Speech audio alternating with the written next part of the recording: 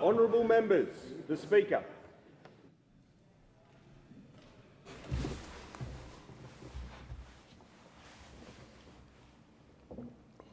I acknowledge the Ngunnawal and Ngambri peoples who are the traditional custodians of the Canberra area and pay respect to the elders past and present of all Australia's Indigenous peoples. Almighty God, we humbly beseech thee to vouchsafe thy blessing upon this Parliament. Direct and prosper our deliberations to the advancement of thy glory and the true welfare of the people of Australia. Our Father, who art in heaven, hallowed be thy name. Thy kingdom come, thy will be done on earth as it is in heaven. Give us this day our daily bread, and forgive us our trespasses, as we forgive them that trespass against us. And lead us not into temptation, but deliver us from evil. For thine is the kingdom, and the power, and the glory, for ever and ever. Amen.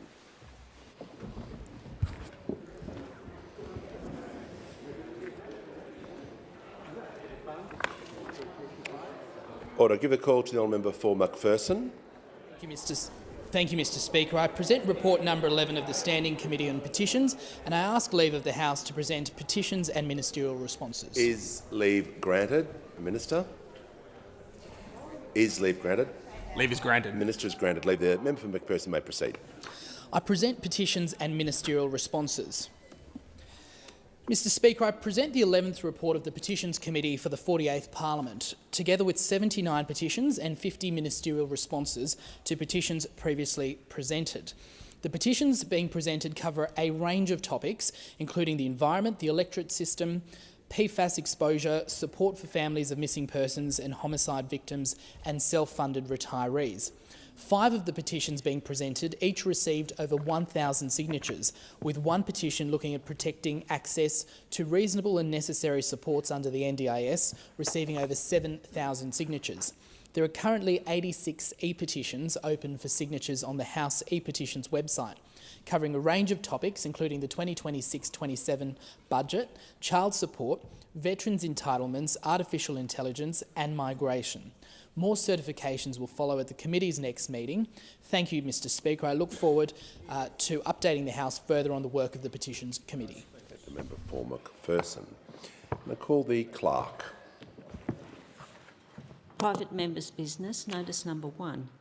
Carbon Credits Carbon Farming Initiative Amendment Bill 2026. Give the call to the honourable member for Lyne. I present the Carbon Credits Carbon Farming Initiative Amendment Bill 2026 and the explanatory memorandum.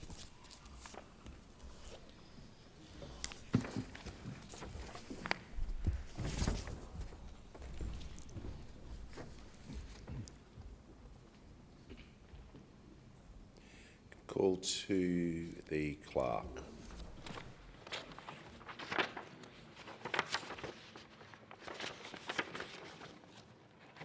First reading, a bill for an Act to amend the Carbon Credits Carbon Farming Initiative Act 2011 and for related purposes. Give the call to the member for Lyne. I move that the bill be now read a second time. The Carbon Credits Carbon Farming Initiative Act 2011 underpins Australian Carbon Credit Unit Scheme, which allows land managers to earn credits for reducing greenhouse gas emissions or storing carbon. I rise today because I seek to protect the integrity of that scheme. The Act provides a framework for the methodology approvals, project eligibility and the issuance of ACCUs. The Emissions Reduction Assurance Committee, or ERAC, assesses proposed methods against the requirements of the Act. Under the ACCU scheme, farmers, landholders, businesses and Indigenous communities undertake projects that reduce emissions or remove and store carbon from the atmosphere. The scheme only works if Australians have confidence that ACCUs represent genuine and additional carbon abatement. That confidence is now being tested. I'm bringing this bill forward because the Labor Minns government has proposed an improved native forest management method, or INFM method, for selected multiple-use public native forests. The proposal is currently being considered by ERAC. This methodology is intended to provide a funding mechanism for the Minns Labor government's proposed Great Koala National Park. That is, the final creation of Labor's flagship environmental commitment is dependent on the successful registration of this methodology. Mr Speaker, There are serious concerns as to whether this proposal satisfies the principles upon which the ACCU scheme was established. The Carbon Market Institute's task force reviewed the draft methodology and concluded, as drafted, the method could present material risks to the integrity of the ACCU scheme, be too narrow in scope to achieve geographically broad impact, and miss important opportunities to deliver broader forest health and community benefit outcomes. We believe the method requires substantial revision to address fundamental gaps in its approach. Likewise, the Australian Forest Products Association has urged the federal government to withdraw support for the proposal. These are organisations with direct expertise in forestry, carbon accounting and environmental markets. Their concerns go directly to the integrity of the ACCU scheme, because at its core, the methodology proposal is built on simply ceasing an existing activity within one land tenure category and seeking to generate carbon credits from that cessation. That was never the purpose of the ACCU scheme. Mr Speaker, there is an even more fundamental concern. It is known as additionality. Additionality is one of the central principles underpinning the ACCU scheme. Carbon credits should only be awarded where the carbon benefit would not otherwise have occurred. The ACCU scheme is not intended to pay governments, businesses or individuals for doing something that they had already decided to do. The carbon benefit must be additional. Without additionality, the scheme ceases to encourage genuine new abatement and instead becomes a funding mechanism for decisions already made. This is where the proposed methodology encounters a serious problem. The Great Koala National Park was a political commitment long before this methodology emerged. It was an election commitment, one the communities are counting on. The policy decision came first. The carbon methodology came later. That sequence matters, because if the government had already decided to create the Great Koala National Park and cease timber harvesting in these forests, then a very obvious question arises. What exactly is the ACCU scheme paying for? If the outcome was always going to occur regardless of the carbon project, where is the additionality? Where is the additional carbon abatement that would not otherwise have occurred? Why should taxpayers and carbon market participants effectively fund a decision that had already been made? The Minns government appears to recognise this problem. That is why it now says the park is contingent upon approval of the carbon project. But that creates a contradiction. If the park is genuinely contingent upon approval of the carbon methodology, then Labor announced one of the largest conservation projects in New South Wales history before securing a credible funding model. If the park was always going to proceed regardless, then the additionality argument becomes extraordinarily difficult to sustain. Either way, serious questions arise. Either the government promised something before it knew how it would pay for it, or it is seeking carbon credits for an outcome that was already intended to occur. Neither proposition should give confidence to those responsible for protecting the integrity of the ACCU scheme. If governments can simply change land use policy and claim carbon credits as a reward, we risk turning the ACCU scheme into a funding mechanism for political decisions rather than genuine carbon outcomes. Mr Speaker, there are many people across the North Coast who genuinely support the creation of the Great Koala National Park. But supporters of the park should also be asking some serious questions of the Minns Labor government. If the environmental case is compelling, why was the funding not secured before the commitment was made? Supporters of the park should not have their aspirations tied to a methodology that leading experts say contains fundamental flaws. Likewise, forestry workers and their families should not have their livelihoods placed in limbo while the Labor government in New South Wales waits to see whether a speculative carbon revenue stream materialises. The Minns Labor government has created uncertainty for everybody: conservationists, forestry workers and regional communities. That is not good environmental or economic policy, and it's certainly not good government. Mr Speaker, forestry remains one of the most important industries across the North Coast and in my electorate of Lyme. The industry directly employs more than 5,500 people and contributes approximately $2.9 billion annually, with a further $1 billion in value-added activity. These are families, apprentices, truck drivers, machine operators, harvest crews, mill workers and small business operators. Yet despite the proposed carbon methodology remaining under assessment, and despite the government admitting the park is contingent upon that methodology, Labor has already acted. An immediate harvesting moratorium was imposed in September last year across approximately 176,000 hectares of state forest earmarked for the park. Labor has already begun shutting down the industry before the park is funded. Workers have already lost jobs and mills are already on their knees. Mr Speaker, the people who work in forestry understand forests better than most. They understand regeneration, biodiversity, habitat protection and fuel management. ABARES reports that only around 0.05% of Australia's native forests are harvested in any given year.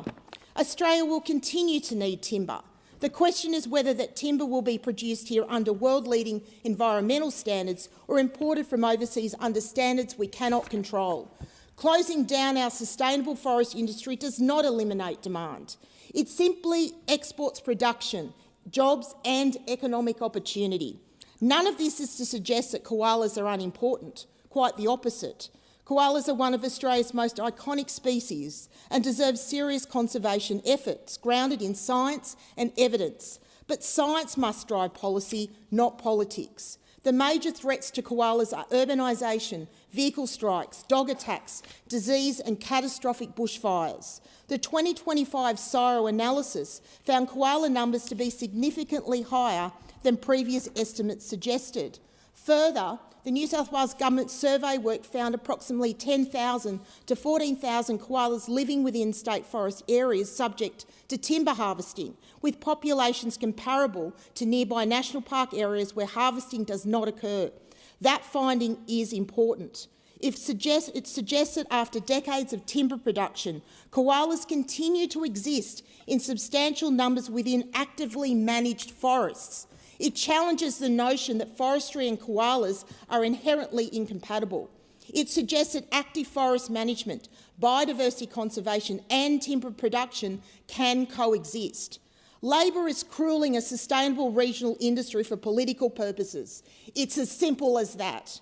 In conclusion, this bill seeks to strengthen the transparency, reinforce integrity and ensure that ACCUs are awarded only where they represent genuine and additional carbon abatement. The park does not meet this threshold and the methodology must not be approved with my bill or not. I dedicate this bill to every forestry worker, timber mill worker, every person who has lost their job and every worker still fighting to keep one. I also dedicate it to the timber mills and supporting businesses in my electorate, those in Karua, Burrell, Bulahdelah, Pampoola, Wingham, Kendall, Herons Creek, and to my friends north from Gum Scrub. You have been treated appallingly by the Minns Labor government. I will always stand with you. I commend this bill to the House. Is the motion second? To give the call to the member for Cowper. Thank you, Mr Speaker. I second the bill and reserve my right to speak. The question is that this bill read a second time and the time allotted for this debate has expired. The debate is adjourned and the resumption of the debate will be made in order of the day for the next sitting. Call the clerk. Private members' business. Notice number 2. Public Governance, Performance and Accountability Amendment supporting small businesses to be paid on time Bill 2026. Call to the honourable member for Wentworth. I present the Public Governance, Performance and Accountability Amendment supporting small businesses to be paid on time Bill 2026 and the explanatory memorandum. Speaker, it has been an incredibly... I'll just wait for the clerk to call the bill before calling the member.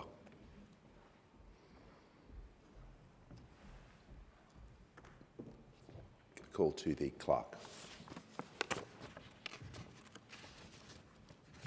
First reading, a bill for an Act to amend the Public Governance, Performance and Accountability Act 2013 and for related purposes.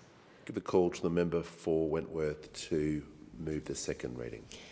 I move that this bill be now read a second time. Member may proceed. Speaker, it has been an incredibly challenging few years for Australia's small business community. We've had the COVID lockdowns, we've had high inflation, we've had high interest rates, we have a fuel crisis and sluggish consumer demands. And we in this place need to be doing everything we can to build and grow and support our small and medium business areas. And so I want to talk about one of the issues most important to small business owners, and that is cash flow. I've run a business. I ran our family business for 10 years, and I know how vitally important cash flow is. It is the lifeblood that keeps a business running, and any blockage is the thing that can send a business to the wall. According to ASIC, cash flow management is the #1 cause of insolvency among Australia's small businesses.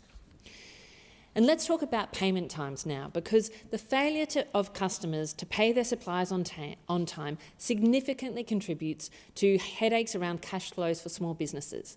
I know I've met small businesses whose business, they've actually sold the work, they can actually run on the basis of the profit that they can make. But because they can't, then they're not being paid on time, at a certain point, they go to the wall because of those cash flow issues. And it's those payment times I want to address in this bill. Because indeed, according to the ASBFEO quarterly report, Q1 2026, around 35% of disputes that came to them in Q1 this year related to payment disputes. Slow payment can sometimes be honest miscommunication, but in some times, the Ombudsman argues it can be an exertion of market power from large participants to manage their own cash flow, effectively using delayed payment as a cheap form of credit.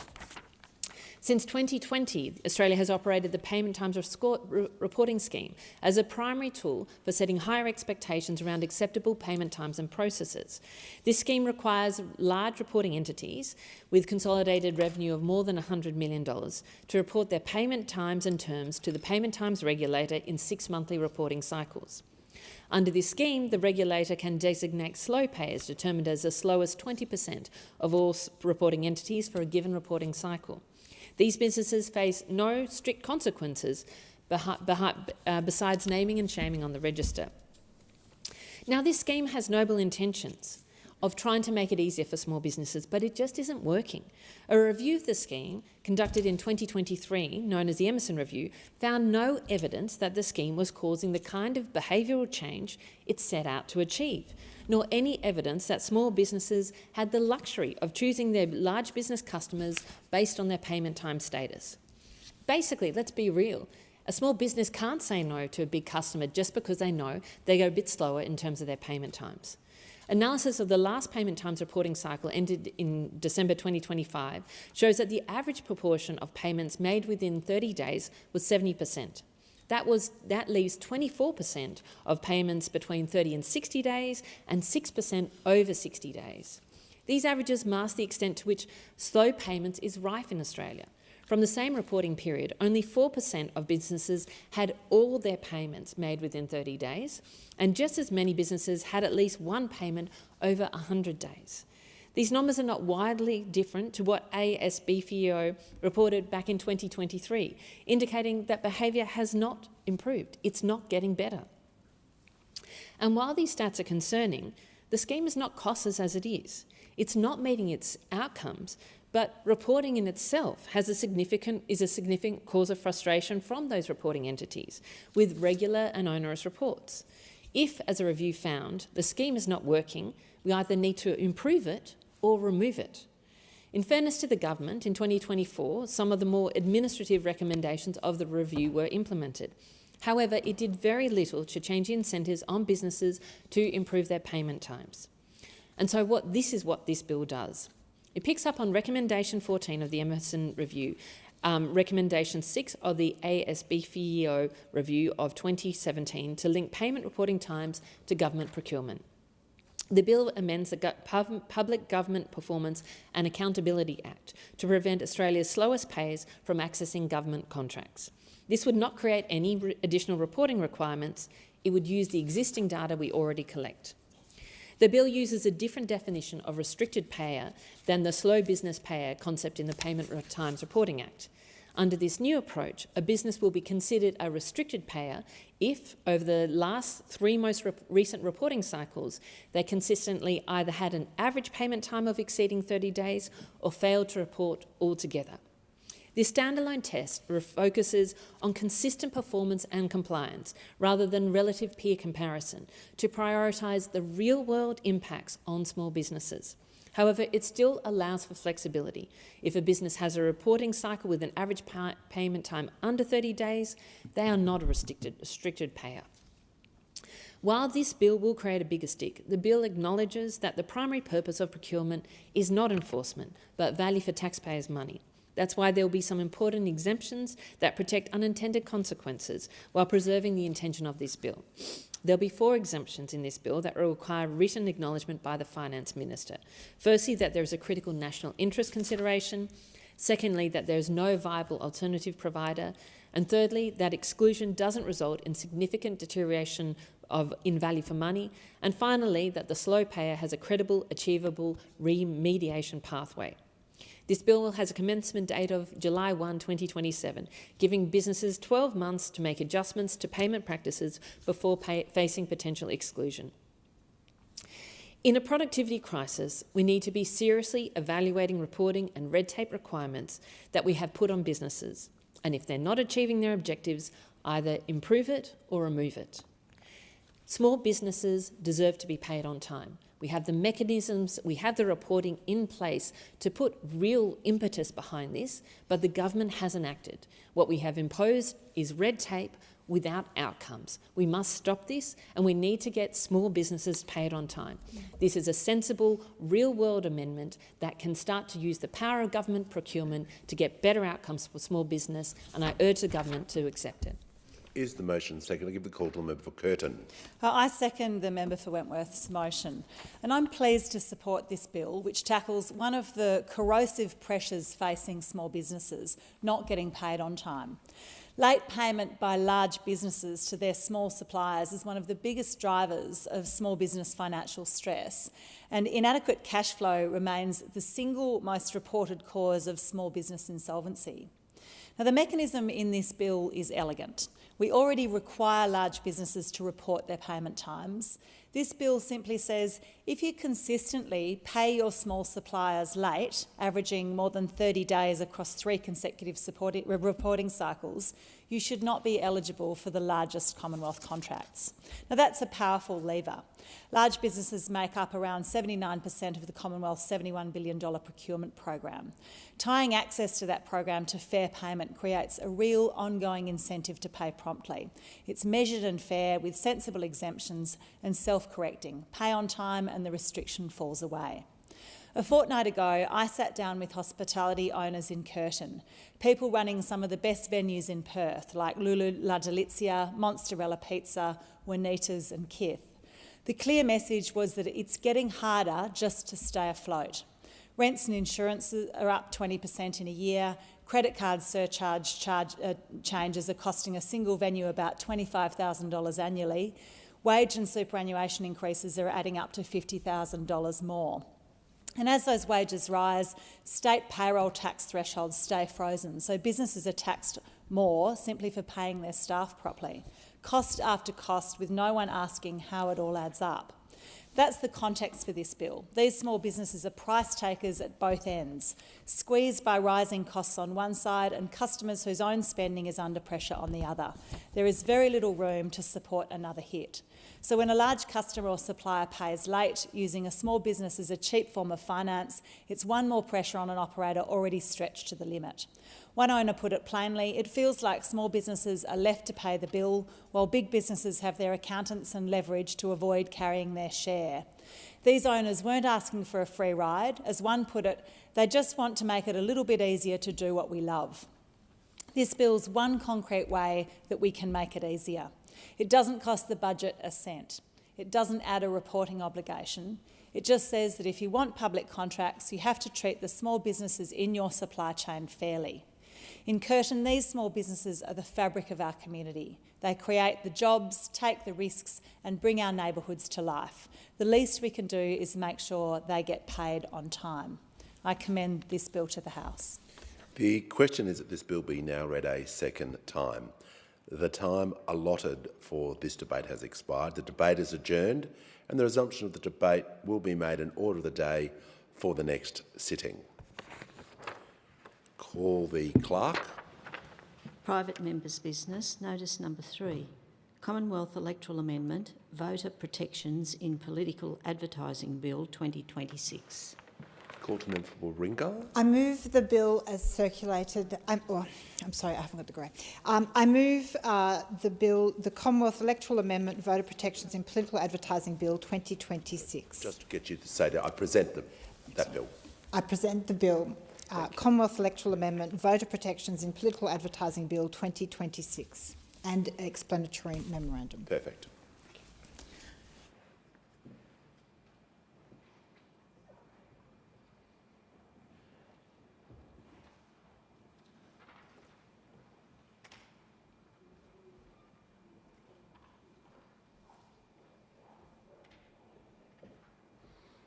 Give the call to the clerk. First reading, a bill for an act to amend the law relating to elections and referendums in respect of electoral communications and for related purposes. Give the call to the honourable member for Warringah. Thank you, Mr Speaker. The major parties refuse to act. For too long, they have used the lack of political advertising regulation to mislead and deceive voters. This bill is about a simple principle: protecting voter rights from scams, the same way we protect consumer rights. The major parties have refused to do this for too long. Now, why? I would say can be obvious. But with the rise of the far-right movement and post-truth politics, supercharged by AI and social media platforms, this is only going to get worse and absolutely must be addressed without any further delay. In 2022 and 2025, fake signage falsely depicted independents as Greens candidates. This was not policy debate, this was an attempt to mislead voters about who candidates were and who they represented. The Voice referendum exposed how misinformation can overwhelm democratic debate with false claims repeatedly circulated to sow confusion, undermine trust and influence voters on the question of national importance. AI is already entering political campaigning. Labor used generative AI to mock Peter Dutton's nuclear policy, while Queensland's LNP used AI-generated content against Stephen Miles. The technology is moving faster than the rules. In the 2025 election, community independents were targeted by third-party campaigns led by ex-Liberal MPs across Wentworth, Warringah, Mackellar, Kooyong and Goldstein. In Goldstein, a mobile billboard depicted the then independent member emerging from a genie's bottle under the headline "All Smoke." It said she had been questioned by the National Anti-Corruption Commission, even though the National Anti-Corruption Commission had already found that there was no corruption issue. In fact, there were strong inferences that the very referral led by ex-Liberal MP Jason Falinski was in fact politically motivated. Yet the NAC backed down from taking any kind of public stand around that concern on such a politically motivated referral and in fact declined to make any public statement to that effect. Now, without requirements for minimum standards in political advertising, candidates and communities will have no protections, and that situation will recur and they will be scammed by bad faith actors. It doesn't take a genie to see that there could be floodgates at the next election of politically motivated referrals to the NAC, the referrals are then just happen to be leaked into the media, and third parties linked to the very opponents will then run advertising without any proper basis, making allegations that are incredibly false and damaging. We have long-standing consumer protections to protect people from being scammed out of their money by misleading and deceptive advertising for goods and services. Yet we continue to allow voters to be scammed by misleading and deceptive political advertising. We allow different rules for politicians than the rest of Australians, and it has to stop. This legislation does 4 clear things. First, it requires AI watermarking. Any content that has been substantially created through AI has to bear a watermark, so the viewer is at the very least on notice that this is AI generated. It also safeguards future elections from the risk of electoral AI agents. Second, political advertising must comply with the Ethical Political Advertising Code. All other consumer advertising has to comply with codes. Political advertising is the only one that is not covered currently. The Political Advertising Code will require political advertising to be truthful and accurate. Claims must not mislead by omission, opinions must be identified as such, and scientific claims should reflect the full body of evidence. Third, this bill creates a Political Advertising Standards Board, separate from the AEC Commissioner, to consider complaints and referrals and to take action. This addresses directly the concerns previously raised by the AEC Commissioner that if the AEC held this power directly, it could undermine confidence in the Commissioner's impartiality. So, I say to the government, we've addressed that excuse. Fourth, it provides that content that is misleading or deceptive will attract criminal consequences and fines. This bill is targeted at false factual claims. It prohibits electoral or referendum material from including an express or implied statement of fact that is material, misleading or deceptive, or likely to mislead or deceive. Now, truth in political advertising is not about stopping robust debate, opinion, satire or criticism. It is about stopping false statements of facts, deceptive impersonation, and advertising that misleads voters while they are forming their choice. The modern information space is abundant with misinformation and disinformation. Still, political advertising remains a free-for-all in this country. We're witnessing a fundamental shift in how political information is created, distributed and consumed. For most of Australia's democratic history, political messages pass through institutions that exercise some degree of editorial judgment and accountability. Today, increasingly, information is selected and amplified by opaque algorithms whose operation is invisible to voters, regulators and governments. They have the power to push particular content to target voter profiles. That shift has profound implications for democratic accountability. This is a standards-free zone and it urgently needs fixing, so that's why I'm reintroducing this bill. Voters have had enough of this status quo. They know this is happening. Voters are ahead of the government. Recent essential research polling from the Australian Democracy Network found 70% of Australians want truth in political advertising laws, while only 7% oppose them. Australians know the difference between a fierce debate and deliberate deception, and they want Parliament and this government to act.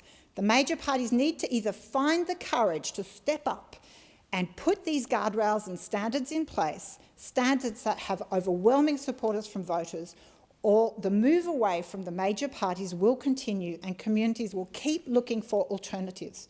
Pre-bunking is currently the only approach available where communities have to be warned of a complete lack of standards and truthful disclosure requirements for any content they receive during election periods or in between. That is appalling. And so I commend this bill to the House, and I thank the member for Bradfield for her support in this legislation.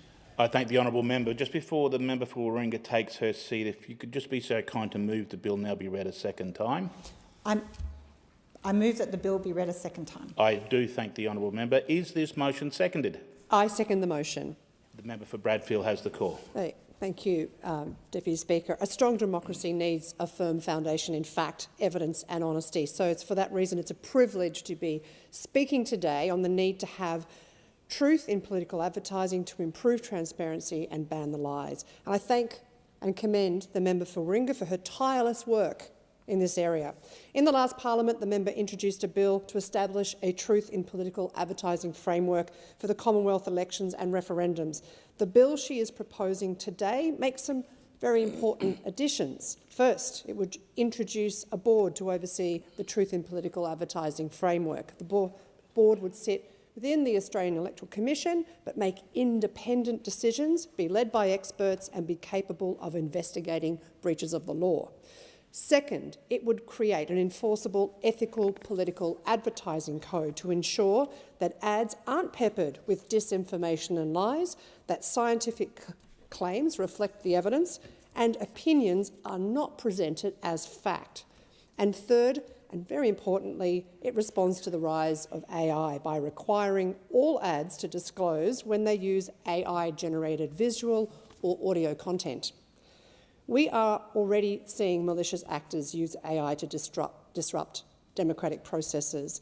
The ABC found 370 fake Australian political messages in just 1 week across 14 foreign-run Facebook accounts. And in the 2024 US election, AI voice agents were used to call citizens and tell them not to vote. We need to inoculate our political process and our democracy from these risks. And it's shocking that as a politician, I could run ads tomorrow that have no bearing to the truth and face next to no consequences. It just doesn't make sense. Most Aussies agree. 70% of voters support laws to require claims in political advertising to be accurate and truthful, according to a poll commissioned by the Australian Democracy Network. And why wouldn't they? Who wants to live in a democracy where our elected leaders, or those running against them, are free to lie and deceive? We don't allow it in our supermarkets, in our super funds or in our gas networks. Why do we tolerate it in our elections? Without truth in political advertising, the quality of public discourse is degraded. I recommend this bill to the House, and I thank the member for Warringah for her work in this area. I thank the member for Bradfield. The question is that this bill now be read a second time. Time allocated for this debate has now expired. The debate is adjourned and the resumption of the debate will be made in order of the day for the next sitting. The clerk. Private members' business. Notice number 4 for a motion relating to employment services. The member for Cornwall seeking the call. Thank you. I move the motion relating to employment services in the terms in which it appears on the notice paper. The member has the call. Okay. Thanks, Speaker. This motion is about the dignity of work, a foundational value for us on this side of the House. Employment is an economic issue and one of social justice. When people are locked out of work for extended periods, opportunity and re-entry become more difficult. They are more likely to experience financial hardship, social isolation and poorer long-term outcomes, while their children are more likely to grow up in households facing economic insecurity. The consequences can become intergenerational. Secure employment remains one of the strongest drivers of social mobility and intergenerational fairness. One of the foundational principles of aspiration is a job, and governments have a responsibility to ensure people have access to effective support to find and keep one. And rather than what seems to be written about me being born to refugees, I'm actually the son of a skilled migrant who came to this country and interacted with an employment services system whose failings I've seen firsthand. The Commonwealth spends around $2 billion each year helping Australians find and maintain work, a substantial investment. But it's also clear that the current system is not delivering the outcomes Australians deserve. Our employment services model was largely designed 3 decades ago. Back then, the labour market looked fundamentally different. The way people find work, the way employers hire, and the skills they seek have all changed dramatically. Technological advances have fundamentally reshaped the pathways into employment and the operation of the modern labour market. Yet much of our employment services framework remains built around assumptions that are nearly 3 decades old. Speaker, around 1 in 6 people who exit Workforce Australia return within a year, while around 1 in 5 remain in employment services for more than 5 years. Too often, the system has become focused on administration, compliance and checkbox exercises rather than sustainable employment outcomes. That is why our government is embarking on the biggest reforms to employment services in 30 years. And at the centre of the reforms will be 3 new services streams. The first, to support people who are job-ready and capable of engaging digitally, with support to reconnect with work quickly.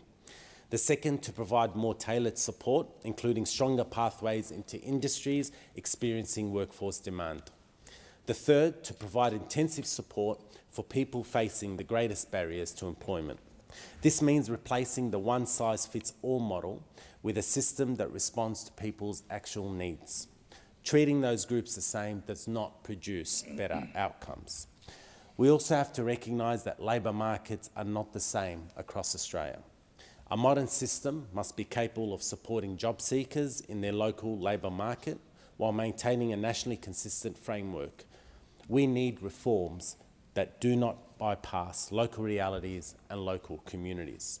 And in a rapidly changing labour market, helping people into work is not simply about the search. It is about helping them acquire the skills, the qualifications and the experience needed to access employment opportunities. That is why these reforms focus on pathways, not just placements. And for too long, mutual obligations have been compliance-driven, disconnected from real jobs, from people and from sustainable employment outcomes. The purpose of the system should be simple: helping people move closer towards and attaining meaningful employment. Under these reforms, obligations will be linked more directly to a person's employment goals and focused on developing skills, improving employability and addressing barriers to work. Speaker, the dignity of work does not end at getting a job. It extends to ensuring that work is fairly rewarded. And that is why our government is championing an economically sustainable real wage increase for minimum wage and award-reliant workers. It was great to welcome Assistant Minister Gorman for a forum in my community to discuss these employment services reforms. The discussions with local providers and community organisations highlighted many of the challenges these reforms seek to address. Our focus must be about building a more dignified, effective and modern employment services system, one that recognises the dignity of work, recognises the value of work, recognises the realities of today's labour market, and one which gives every Australian the best possible opportunity to find a job and keep one. I commend the motion to the House. I thank the honourable member. Is the motion seconded? The motion is... You better. Yeah. Second motion. I thank the honourable member. Given that, you were speaking on this bill? I give the call to the honourable member for McPherson. The question is that the motion now be agreed to. I give the call to the honourable member. Thank you, Deputy Speaker. Deputy Speaker, the contribution of the member opposite, the member for Caldwell, continuously referred to this concept of the dignity of work, and the motion itself talks about the dignity of work being a foundational value for the government. Now, these are words and they sound good, but Australians are sick of just words. They're looking for action and they're looking for a government that is prepared to actually deliver on the words. Because what we're seeing, and what I'm seeing across my community on the southern Gold Coast, is that Australians aren't doing it well. And they're struggling to get into jobs, they're struggling to maintain work that is actually providing them an increase in their real wages. And that's because we've got a government that's not actually focused on the long-term economic picture or the larger economic picture, which is how do we actually support productivity in this country? How do we grow the economy? How do we generate that wealth and that growth? Because that's ultimately going to provide for the long-term opportunities that Australians need.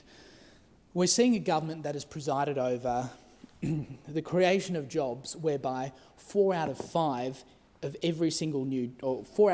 new jobs that are created are reliant on the public purse.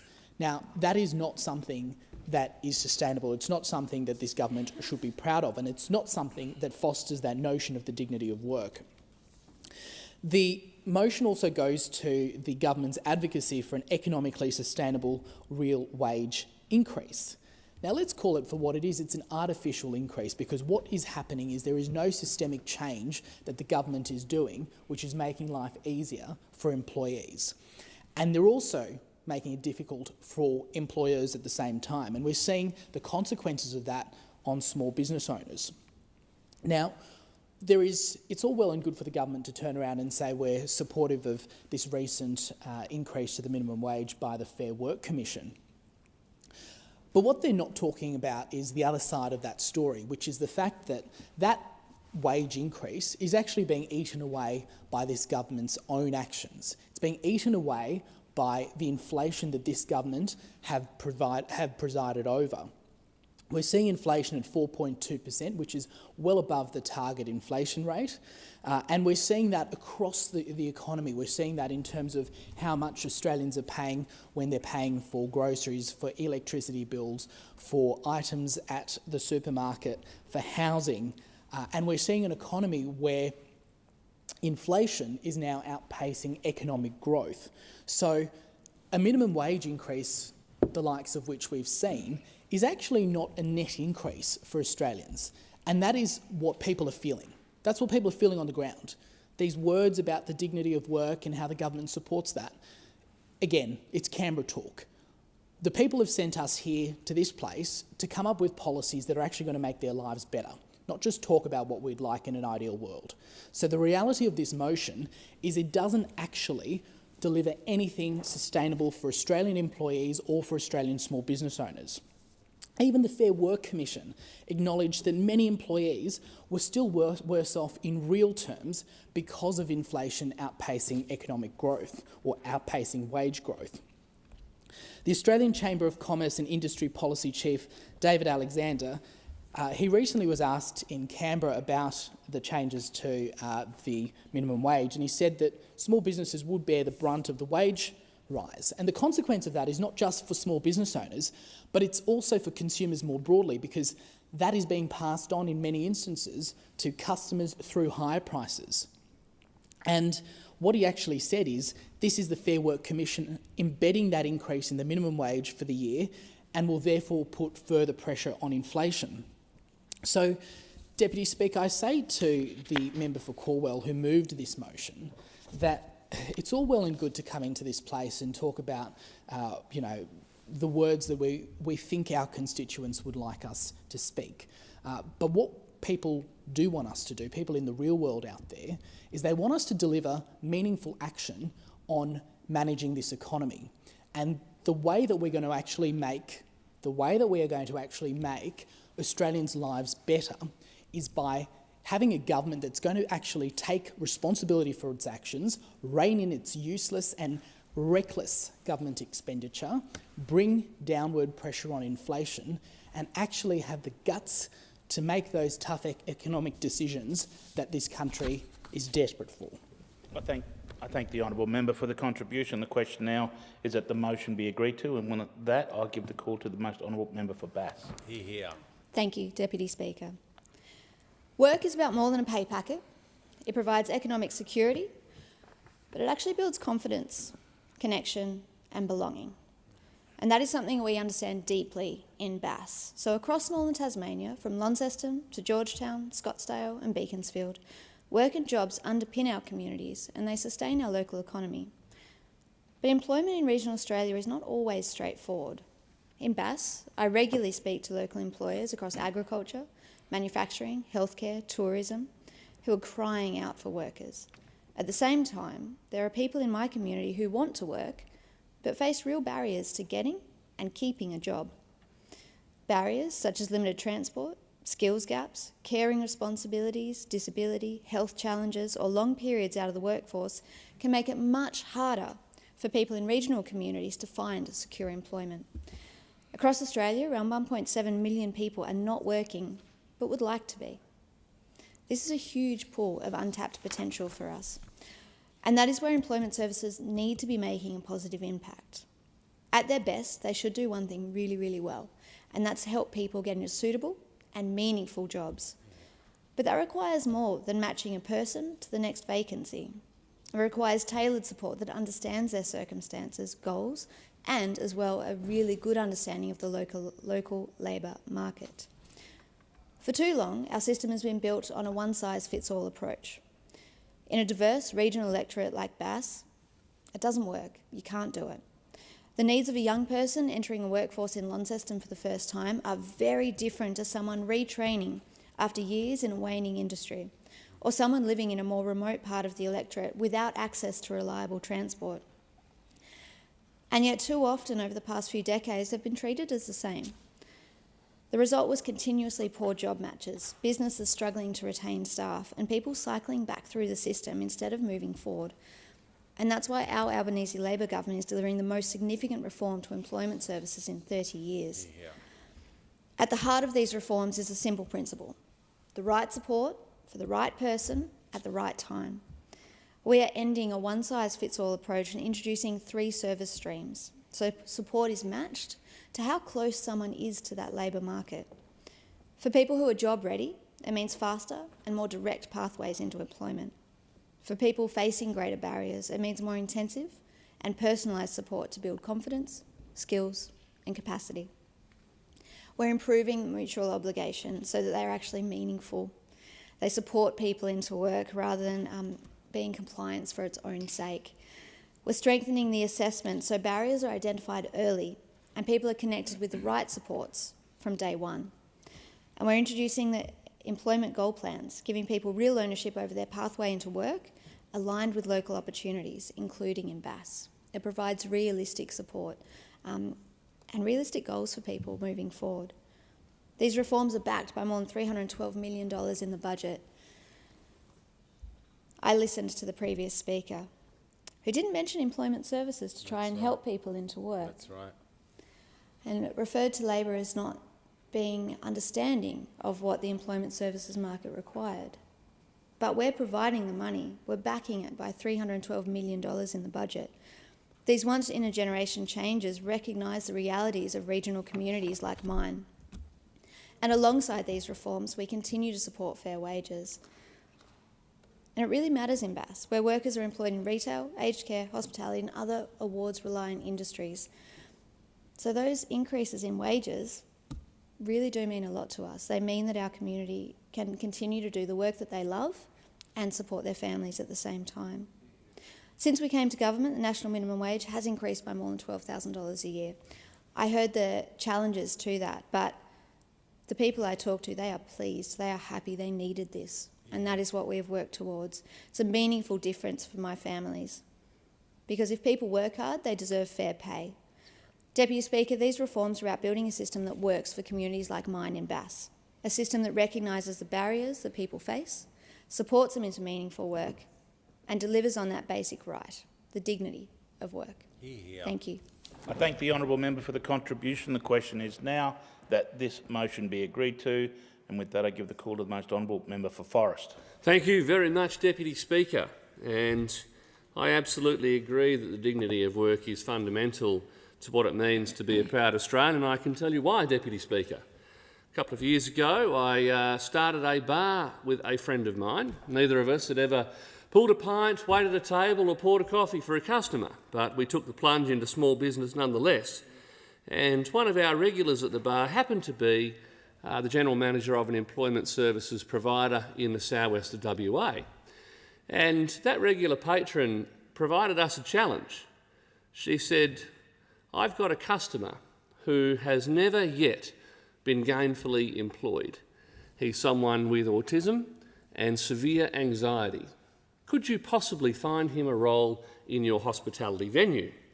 And I talked to my business partner, Deputy Speaker, because someone that's suffering from autism and severe anxiety isn't necessarily the greatest fit for a busy and thriving and noisy and bright sort of venue. But we thought the easy thing would be to say that no, we couldn't find him a spot. So, Deputy Speaker, we sat down with our head chef and we said, "Chef, we've got to find a way to give this guy a go." We did. He started with rolling pizza bases in the kitchen long before opening when there was no one else in the venue. 7 years later, Deputy Speaker, we sold that business and that employee was still there. He was doing day shifts, he was doing night shifts, he was a valued part of the team, and he was fundamentally a different person to the chap that walked in the door those many years ago.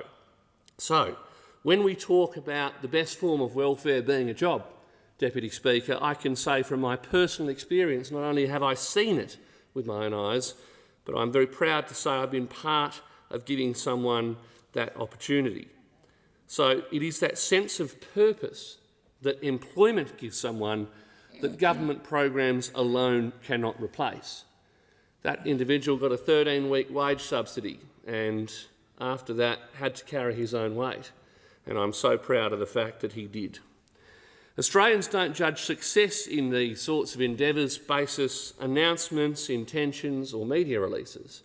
They judge success based on whether more Australians are getting into jobs and staying in them, Deputy Speaker, over the long term.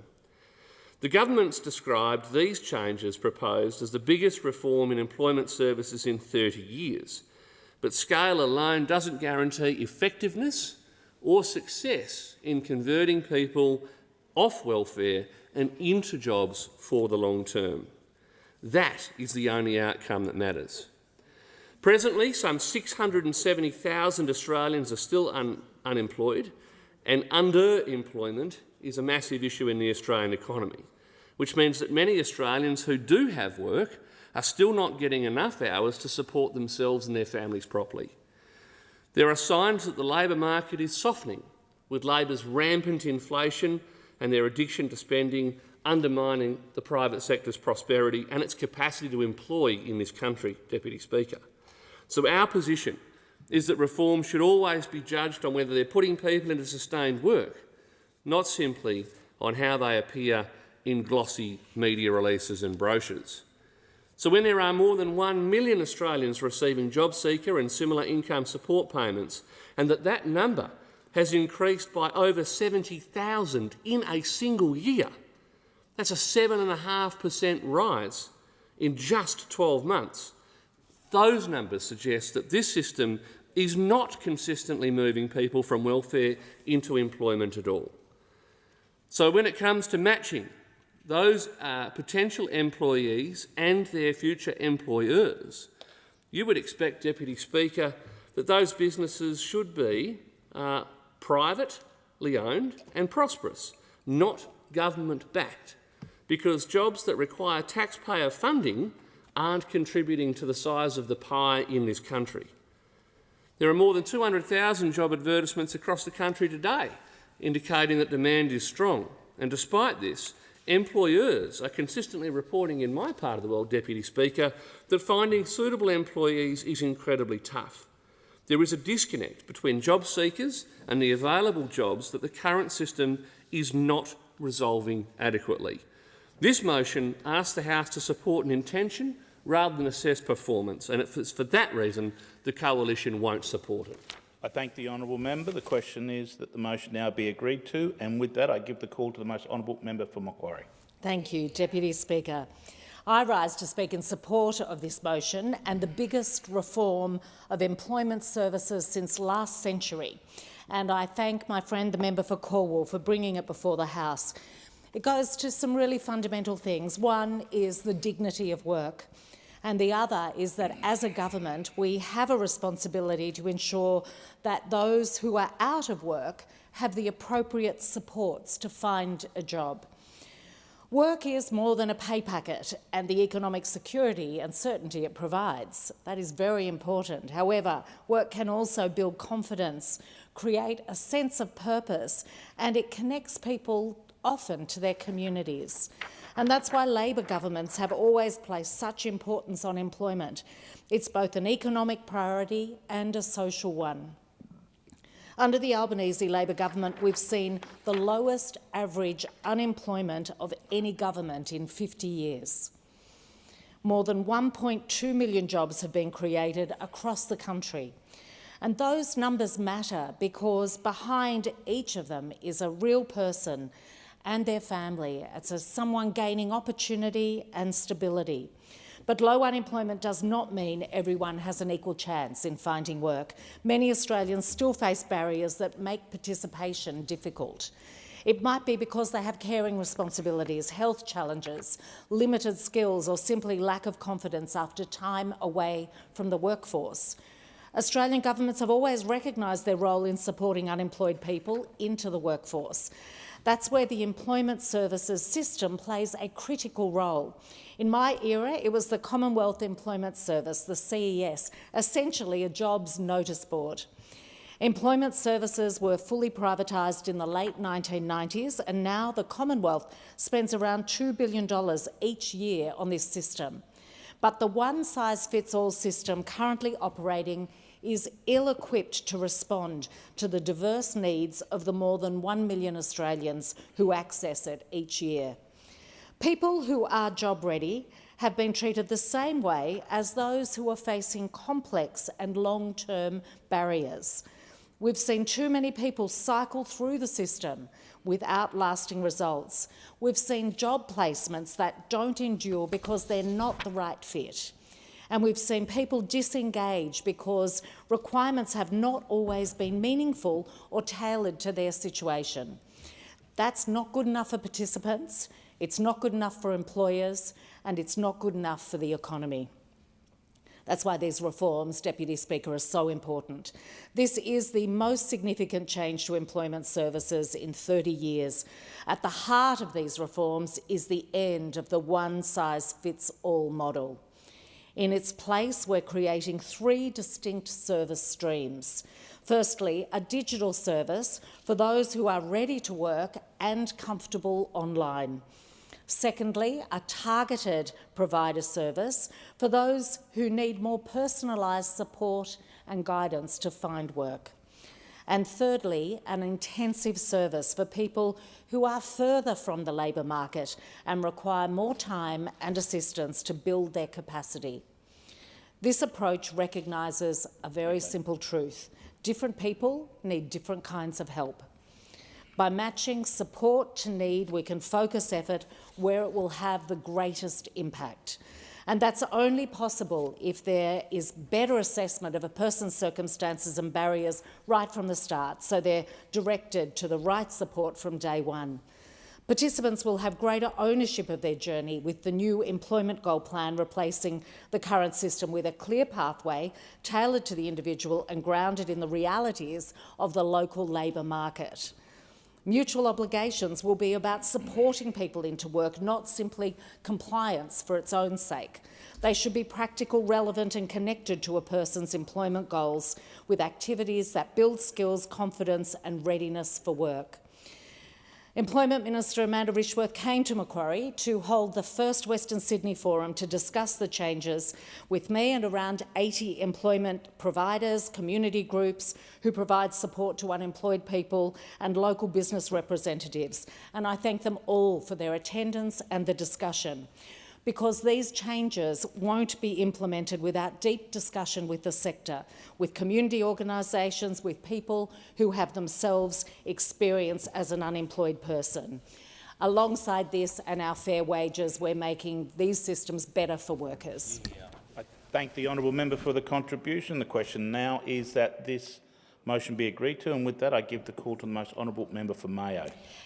Thank you, Deputy Speaker. Well, employment services are the Commonwealth's largest single procurement outside of defence. In 2024, it was estimated that we would spend around $9.5 billion over the 4 years from that time. And in the previous Parliament, I had the great privilege of being part of a select committee that examined in great detail employment service delivery in Australia, with really an aim on what we could do better. It was a first principles approach. The report, Rebuilding Employment Services, made 75 recommendations. It was informed by over 300 submissions, more than 60 hours of witness testimony, and over 50 meetings, site visits, and that was with job seekers and employers and employment service providers, academics, social enterprises, local and state governments, social welfare groups, training providers and other human services. We did that in every state and territory, as well as having direct engagement with the OECD, experts and over 10 other nations. It was comprehensive, Deputy Speaker. I'd like to really acknowledge the work of the member for Bruce and the former member for Monash, a part of that committee work. It was very important work that we did, and one of those times when we really saw members of Parliament come together. In Australia, we have approximately 1 million Australians of working age who are on payments of either job seeker or youth allowance. And of those, 557,000 are long-term unemployed. That is, they've been unemployed for more than 12 months. Now, approximately 200,000 people have been employed for 5 years or longer. Now, to me, that just shows that the system we currently have really is failing. Over 400,000 unemployed people are aged between 45 and 66. This is a vast number of Australians. And to complicate matters, Roy Morgan calculated that in June 2025, Australia's real unemployment rate was more than 1.6 million people, because once you're working over an hour a week, you're no longer technically unemployed.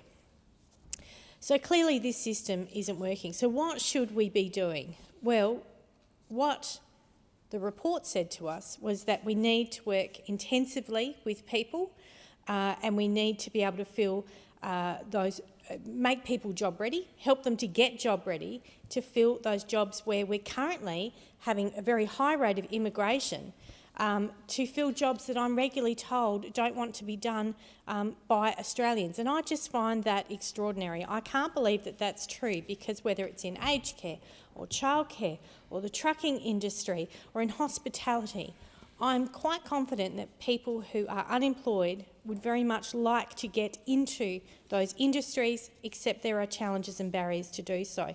And largely that's because a lot of employment providers will only provide a one-day course at best for someone who's on their books.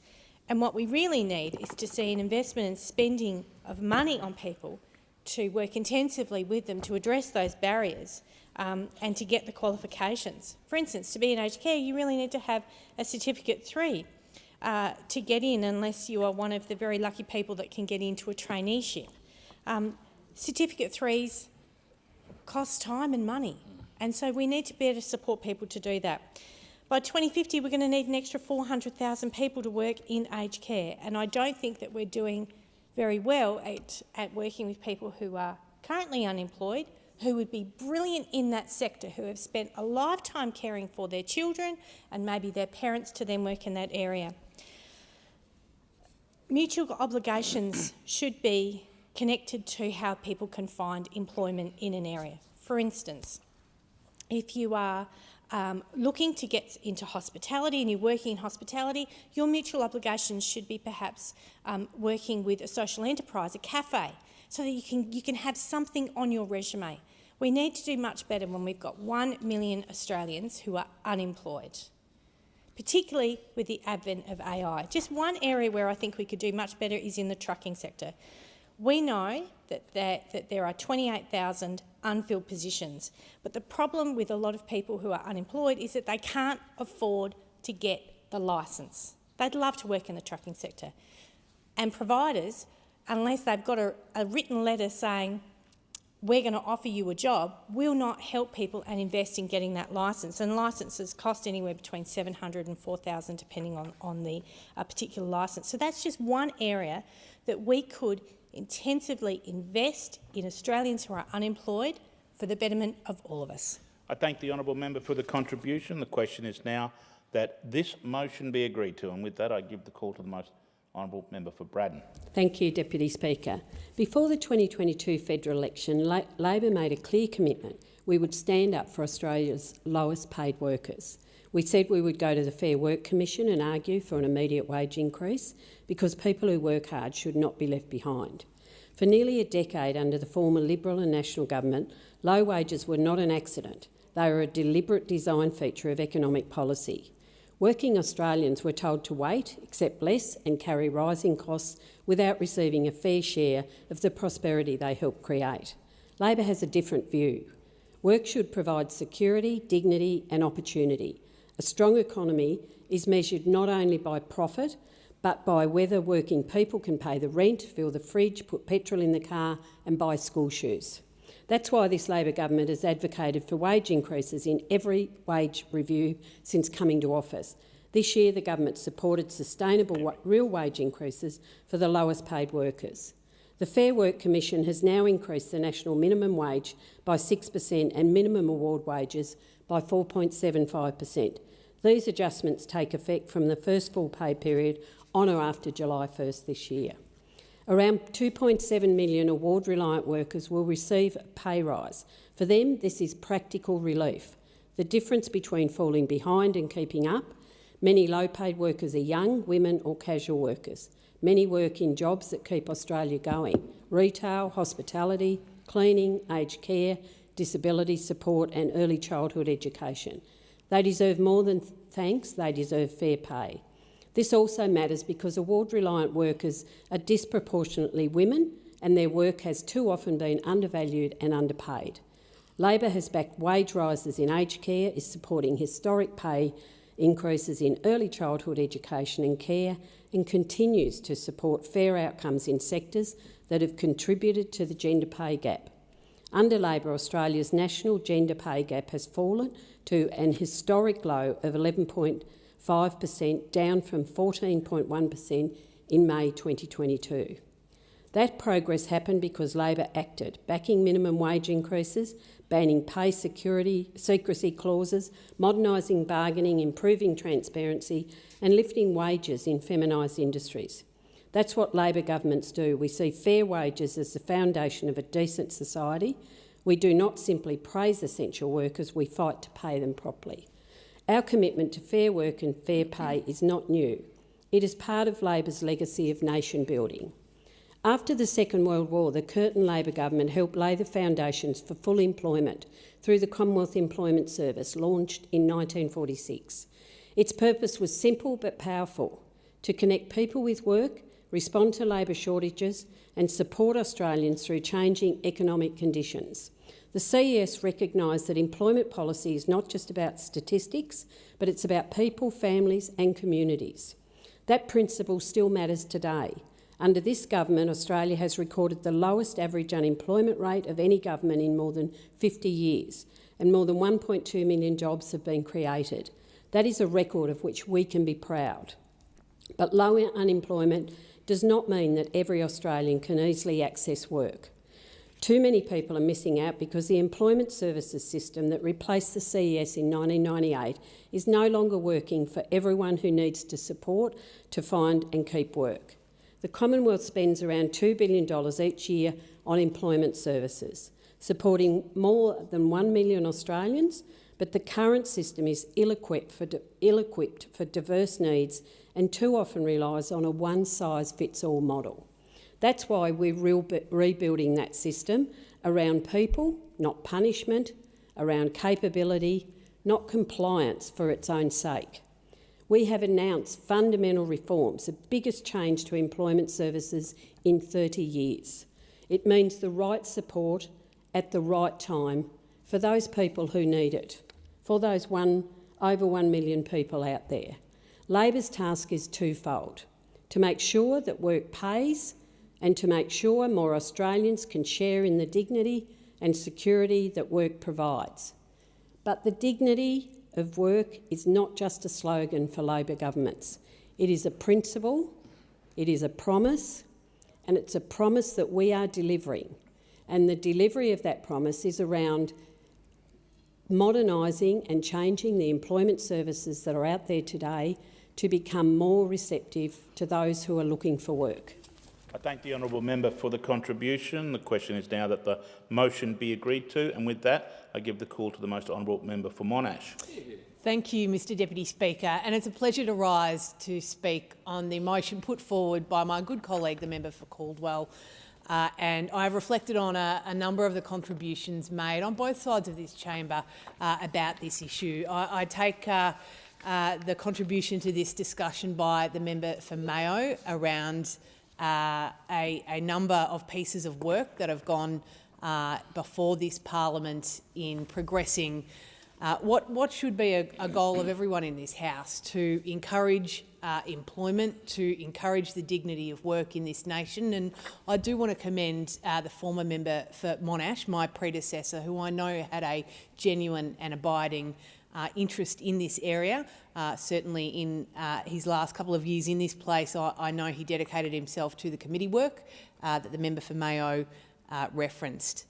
The Coalition agrees that dignity of work is fundamental and that work provides Australians with independence, financial security and a sense of purpose. And that's something that in a number of mobile offices across my electorate of Monash in the last couple of weeks I've reflected on in the conversations that I've had with families, with working people right across my electorate, that they are most concerned at the moment with their sense of employment security, particularly under this government, particularly as real wages fall, particularly in regional areas like mine where we have industries transitioning, and also for that quantum of not just large businesses in those regions, but the ecosystem of small and family enterprises that sit beneath and among and alongside those large employers who provide the lunches, who do the dry cleaning, who deliver the newspapers to those large companies. So this is an issue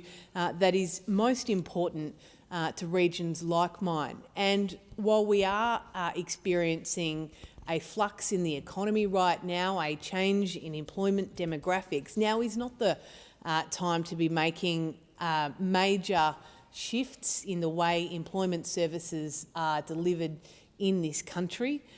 We still have around 670,000 Australians unemployed, and underemployment remains close to 6%, and that is a big issue for regions like mine where there are pockets of disadvantage, there are pockets of lower socio-economic families who are really struggling right now, and underemployment is a key issue for them, where you've got an economy for families that really need to have two incomes. And that is something that many families are most challenged by, and the consequences for that are intergenerational. It is an impact for children going to school, being able to enjoy and participate fully in sporting and other activities that their parents at the moment are really struggling to be able to afford. So the Coalition's position is that reforms should be judged not just on whether they're delivering more people into sustained work. I think that is a key goal, not just on how ambitious or wide-ranging they appear to be on paper. Because a well-functioning employment system, Mr Deputy Speaker, requires a balance between meaningful support for job seekers, but also clear expectations that people actively seeking and wanting to accept suitable work which is available to them in their local communities. State government in Victoria does not have a good record on this issue, and I raise the example of timber towns and timber communities in my region and regions across Australia where, because of terrible decisions taken by the Victorian state government, and I single out the Minister Lily D'Ambrosio for her treatment of timber communities. You take a timber worker out of that town and their partner, who happens to be a nurse at a hospital or a teacher at a school, and suddenly that school's lost a teacher, that hospital's lost a nurse, that town's lost another family that contribute economically but also socially to the vibrancy and sustainability of that town. And I have real worries about timber towns and more broadly regional towns across Australia that have been treated very badly. So yes, Mr Deputy Speaker, I commend the intention of this motion, but the application of it and the lived experience of people in my electorate in regional communities doesn't always live up to the high hopes of this motion. I thank the honourable member for the contribution. The time allocated for this debate has expired. The debate is adjourned and the resumption of the debate will be made in order of the day for the next sitting. The Clerk. Private members' business, order of the day number 1 relating to living standards. Resumption of debate. I thank the Clerk. The question is now that the motion be agreed to, and with that I give the call to the honourable member for McPherson. Thank you, Deputy Speaker. Deputy Speaker, this motion goes to one notion that is really, I guess, really effective in politics at the moment, but also really destructive. It goes to the concept of trust. And it goes to the concept of this government having repeatedly broken promises to Australians on cost of living, on energy prices and on housing affordability, just to name a few. This goes to the heart of the Australian democracy because we're seeing a time where Australians are not trusting their government, and that confidence in our democracy is as a result of the people who sit on the front bench and who make promises that they cannot keep. Deputy Speaker, let's have a look at this the track record of this Australian government, what we're seeing is that families are worse off. They're worse off over the last 3.5 years. And increasingly what we're seeing is it's not because people are doing the wrong thing, it's not because they're not working hard, it's because we've got a government that is not translating their hard work into results and rewards. Australians are working hard. They're working harder than they've ever had to work, but they're going backwards. Now, that is a serious problem and it's a serious economic issue that this country is facing. We're seeing families who are paying more for groceries, more for rent, more for their electricity bills and more for their fuel. And that sounds a bit odd when considering a couple of years ago we had a Prime Minister and a Treasurer who went out to the Australian people and campaigned time and time again that life would be easy and it would be easier under their government. They promised that we would see a reduction in fuel prices, a reduction in energy prices by $275. Now, it's almost laughable, Deputy Speaker, because what we're seeing is the absolute opposite of that. We're seeing CPI still running at 4.2%, wages are growing at 3.3%. But what that actually means is that pay packets aren't keeping up with prices, and Australians are getting a pay rise on paper, but they're actually losing it at the checkout. That's not restoring living standards, that's eroding living standards, and Australians are seeing it for what it is. The $275 cut to household power bills by 2025, which was promised, is something we're still waiting for. But what have we seen? We've seen electricity costs go up 22.5% over the year, and over the course of the last 3.5 years, they've gone up even more than that. It's a broken promise that Australians can see in black and white. Now, families know that the opposite of what the Prime Minister told Australians is happening.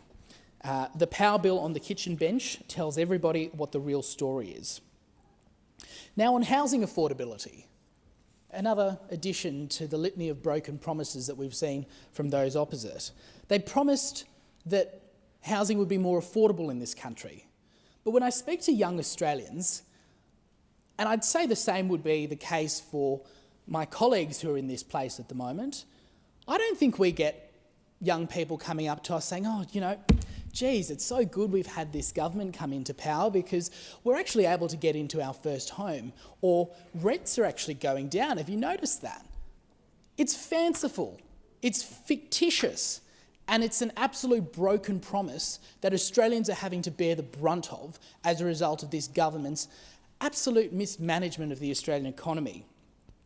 And we're seeing that on paper as well, because housing costs are up 6.3% over the year, rents are up 3.5% over the year, and new dwelling prices are up 4.7% over the year. And I can say to Australians and young Australians who are watching that the genius of this government is that they're going to go up even more, because what they've actually done through this most recent budget is they've now pitting investors against first home buyers, because, Deputy Speaker, as you and I know all too well, state concession schemes when it comes to the incentives that are given to young people to buy their first home are geared towards new properties. And what we've seen in the most recent budget is this government being totally oblivious of that, and that will also result in housing affordability continuing to go backwards, which is another broken promise by this government. So, Deputy Speaker, in closing, this government has failed to manage the economy, and Australians are paying the price. We need a government that is going to be accountable and take responsibility. And the right thing for this government to do would be to put forward policies that are actually going to do what they said, and they should get into this place and they should apologise to the Australian people. I thank the honourable member for the contribution. The question is now that the motion be agreed to, and with that I give the call to the most honourable member for Bonner. Thank you, Deputy Speaker. Deputy Speaker, people in my community of Bonner know that cost of living pressure is real, and at times like this, people expect their government to step up with practical help, and that is exactly what the Albanese Labor government is doing. Deputy Speaker, we are delivering tax relief for workers, we are backing higher wages, and we are making things like medicines cheaper. We are strengthening Medicare, and we are helping more Australians into housing, because our priority is clear: helping Australians with the cost of living while building a fairer economy for the future. And for people in my community of Bonner, one of the clearest things we have delivered is tax relief. Labor has delivered tax cuts for every taxpayer, and we are going further through this budget that has just been handed down with $250 working tax offsets, as well as the $1,000 instant tax deduction to make tax time easier for so many of our local workers. And that, taken together with the tax relief we have already delivered, we have now cut income taxes 5 times in 5 different ways, putting nearly $3,000 a year back into the pockets of a worker on average earnings by 2028. And that matters in Bonner. It matters because nurses are heading home after a long shift. It matters to the tradie filling up at the local petrol station, and it matters to the retail workers, teachers, childhood educators, and the aged care workers trying to keep up with bills while still trying to get ahead. Because Labor believes that if you work hard, you should be able to earn more and keep more of what you earn. That is what Labor stands for. But cost of living relief is not just about tax cuts, it's also about wages. And since coming to government, the Albanese Labor government has backed higher wages for nearly 3 million workers. Many of those are Australia's lowest paid workers. Real wages have been growing, and the national minimum wage has now risen to over $12,000 a year since we came to office. That matters enormously in my community of Bonner, where so many people do work in childcare, aged care, retail, hospitality, and other essential industries. These are the people who care for our children and for those who are most vulnerable in our local community, and they do deserve fair pay, and they deserve a government that backs them every step of the way.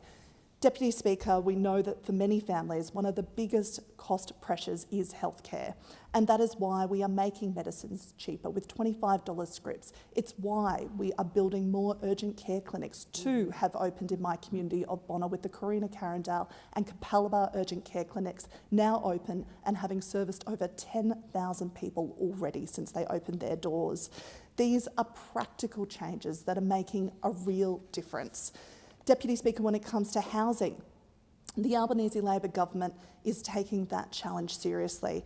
We set a target of building more than 1.2 million new homes. We are helping more Australians buy a home with lower deposits, and we are supporting more housing supply. And we're also reforming the tax settings so that more investment goes into building new homes instead of simply pushing up prices on homes that are already there. Because housing is not an abstract policy in my community. It is about whether young people can move out of home. And in Queensland, we are seeing 20,000 homes that are being built exclusively for first home buyers. Deputy Speaker, while Australians and working families are under pressure at the moment, we have ensured that we are delivering for them. We are investing more in things like aged care. We are funding permanent urgent care clinics. We are supporting community housing for young people at risk of homelessness. And we are making sure that the child support system is safer and fairer, so single parents and their children get the support that they are owed. Deputy Speaker, we know that people are under pressure, and we know that global events are having an impact here at home. And we know that Australians expect more from their government than just commentary from the sidelines. And that is why we are delivering real tax cuts for workers. We are backing higher wages. It's why we are making, as I said, medicines cheaper, urgent care clinics permanent, as well as ensuring that there are more bulk billing GP practices. And it's making sure that if you work hard, if you look after your family, if you contribute to your community, you have the chance to genuinely get ahead. And that is exactly what this Albanese Labor government is committed to today and every day. I thank the honourable member for the contribution. The question is now that the motion be agreed to, and with that, I give the call to the honourable member for Barker. Thank you, Mr Deputy Speaker. Well, Mr Deputy Speaker, since Labor was elected, Australia has faced the largest fall in living standards in the developed world. Families are struggling with costs skyrocketing across the board, and as a result, the dream of home ownership for the average Australian is now sadly out of reach. While Australian families struggle to stay afloat, Labor can't shake their uncontrollable spending addiction. Their budget is now forecast to be in deficit for a decade, and debt is about to pass $1 trillion. Because Labor can't manage their money, Mr Deputy Speaker, they're now coming after yours. Their unrestrained spending doesn't just mean higher taxes, it punishes Australians. It fuels higher inflation. Higher inflation has meant real wages are declining, rents are increasing, taxes are compounding, and people are taking home less in real terms. No wonder people are frustrated, and they're losing faith in government. Adding insult to injury, this government decided to double down their efforts, reaching further into the pockets of working families in their latest budget. Feeling like they hadn't put Australian families under enough pressure, they proposed the largest tax increases in Australian history. How those opposite thought record taxes are conducive to increasing living standards is anyone's guess. Australians, however, know higher taxes are not the answer.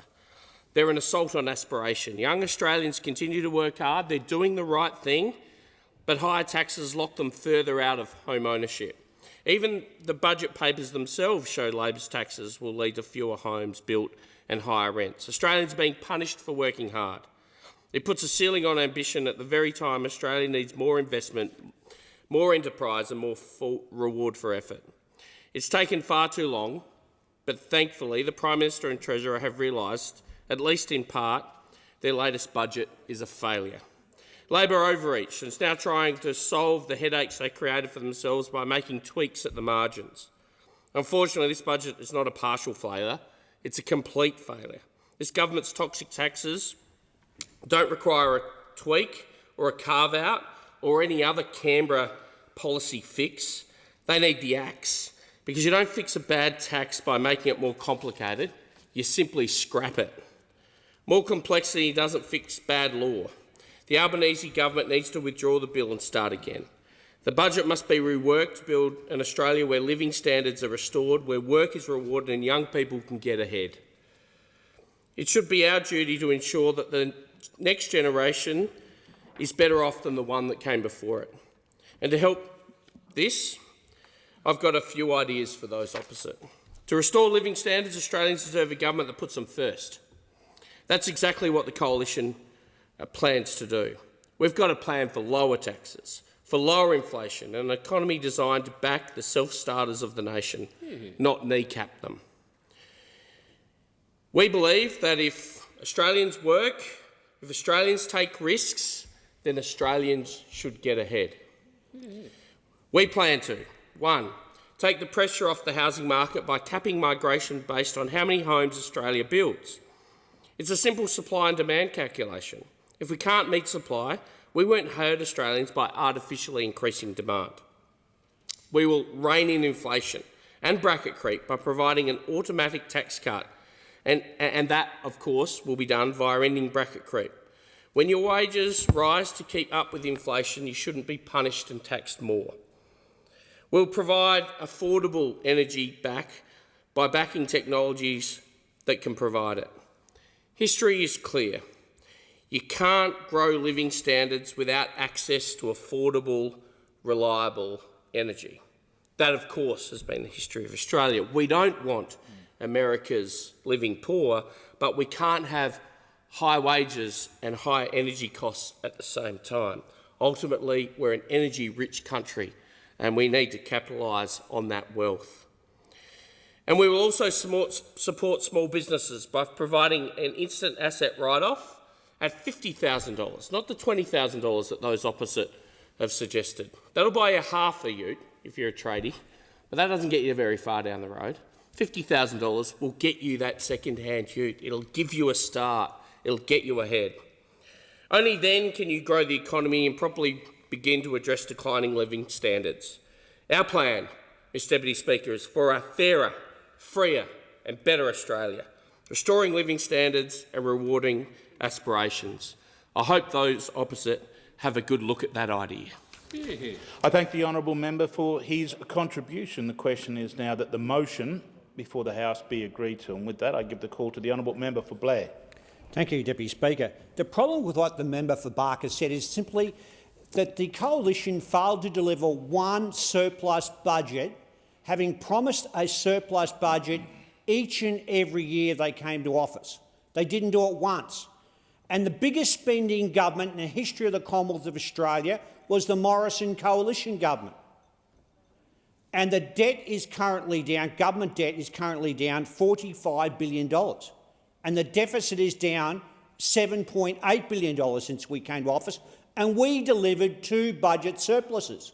So don't listen to what they say. Look at the record of the previous coalition government and look at their failure and look at how they voted in the House of Representatives. Because I'm a bit sick and tired of the faux outrage from those opposite on cost of living relief, when in fact they have opposed almost every single bill that the Albanese Labor government has brought into this House to assist people with cost of living. And of course inflation was 6.1% when we came to power under the previous coalition government and going up. It's now down to 4.2%. So look at the facts, not what they say. Just because a coalition spokesperson at the dispatch box says something, it simply is not always true. They've opposed every minimum wage increase we've supported. They opposed student debt reduction. They opposed free TAFE before the last election. And who can ever forget their former leader, the former member for Farrer, saying, unless you actually pay for things, you don't appreciate them. They opposed every single bill we've ever put into this House to provide energy bill relief for Australian consumers. They voted against every piece of legislation that we brought in to provide tax cuts. They've opposed cheaper childcare. Point of order. Point of order. Deputy Speaker, on relevance, the motion is very clearly about living standards, not the coalition, and I'd ask the member to be directly relevant to the question before the House. I thank the point of order. Thank the member for the point of order. The member for Blair has the call. Thank you, Deputy Speaker. How can energy bill relief, how can tax cuts, how can cheaper childcare and Medicare support, how can that be not germane? And the fact that this intervention was made by a coalition member shows the failure of them to understand, that's a front bencher in the opposition, fail to understand what cost of living relief really is for the Australian public. They have opposed cheaper medicines and 60-day scripts. Remember, the pharmaceutical industry was going to collapse if we provided 60-day scripts. They've opposed the $25 scripts for non-concessional income earners and the $7.70 scripts for concessional income earners. They've opposed every bill on housing we've ever introduced, including the $47 billion Homes for Australia plan, delivering 1.2 million homes for Australians. They've opposed the rent assistance to the poorest people who needed rent assistance. They opposed our Medicare urgent care clinics, and we're going to close them down at the last election if they actually won office. That's free healthcare, primary health care for Australians. They opposed the mental health centres. That was part of our package, which they voted against. They went to the last election with an economic plan for higher taxes, for greater deficits and higher debt. That was their policy at the last election. They actually wanted to ban people from working from home. That goes to show how out of touch they are. Again and again, they've opposed cost of living relief and voted against the kind of support that we've provided in this place for Australians. The fact is, the coalition members have all anger and no answers whatsoever. It's all simplistic nonsense from them and no solutions, because their record in the last 9 years when they were in power was appalling. And since they've been in opposition, they've done nothing to assist Australians. If they had any genuine concern for cost of living relief, they would have voted for us on energy bill relief. They would have voted for us with us on tax cuts. But again and again they failed. The budget we handed last month was about housing affordability. Another round of permanent tax cuts which those opposite opposed. The $250 working Australian tax offset, which those opposed, going to Australian pockets. A $1,000 instant tax deduction. Those opposite opposed that as well. Again and again we provided tax relief to help with cost of living relief for Australians, and those opposite oppose it. Since we've come to office, Those on the minimum wage are $12,000 better off, and the Coalition, if they'd won power in the last two elections, would have opposed both of those. Contribution. The question is that the motion be agreed to, and with that I give the call to the honourable member for Durack. Thank you, Deputy Speaker. I rise today to support the motion moved by the member for Fadden.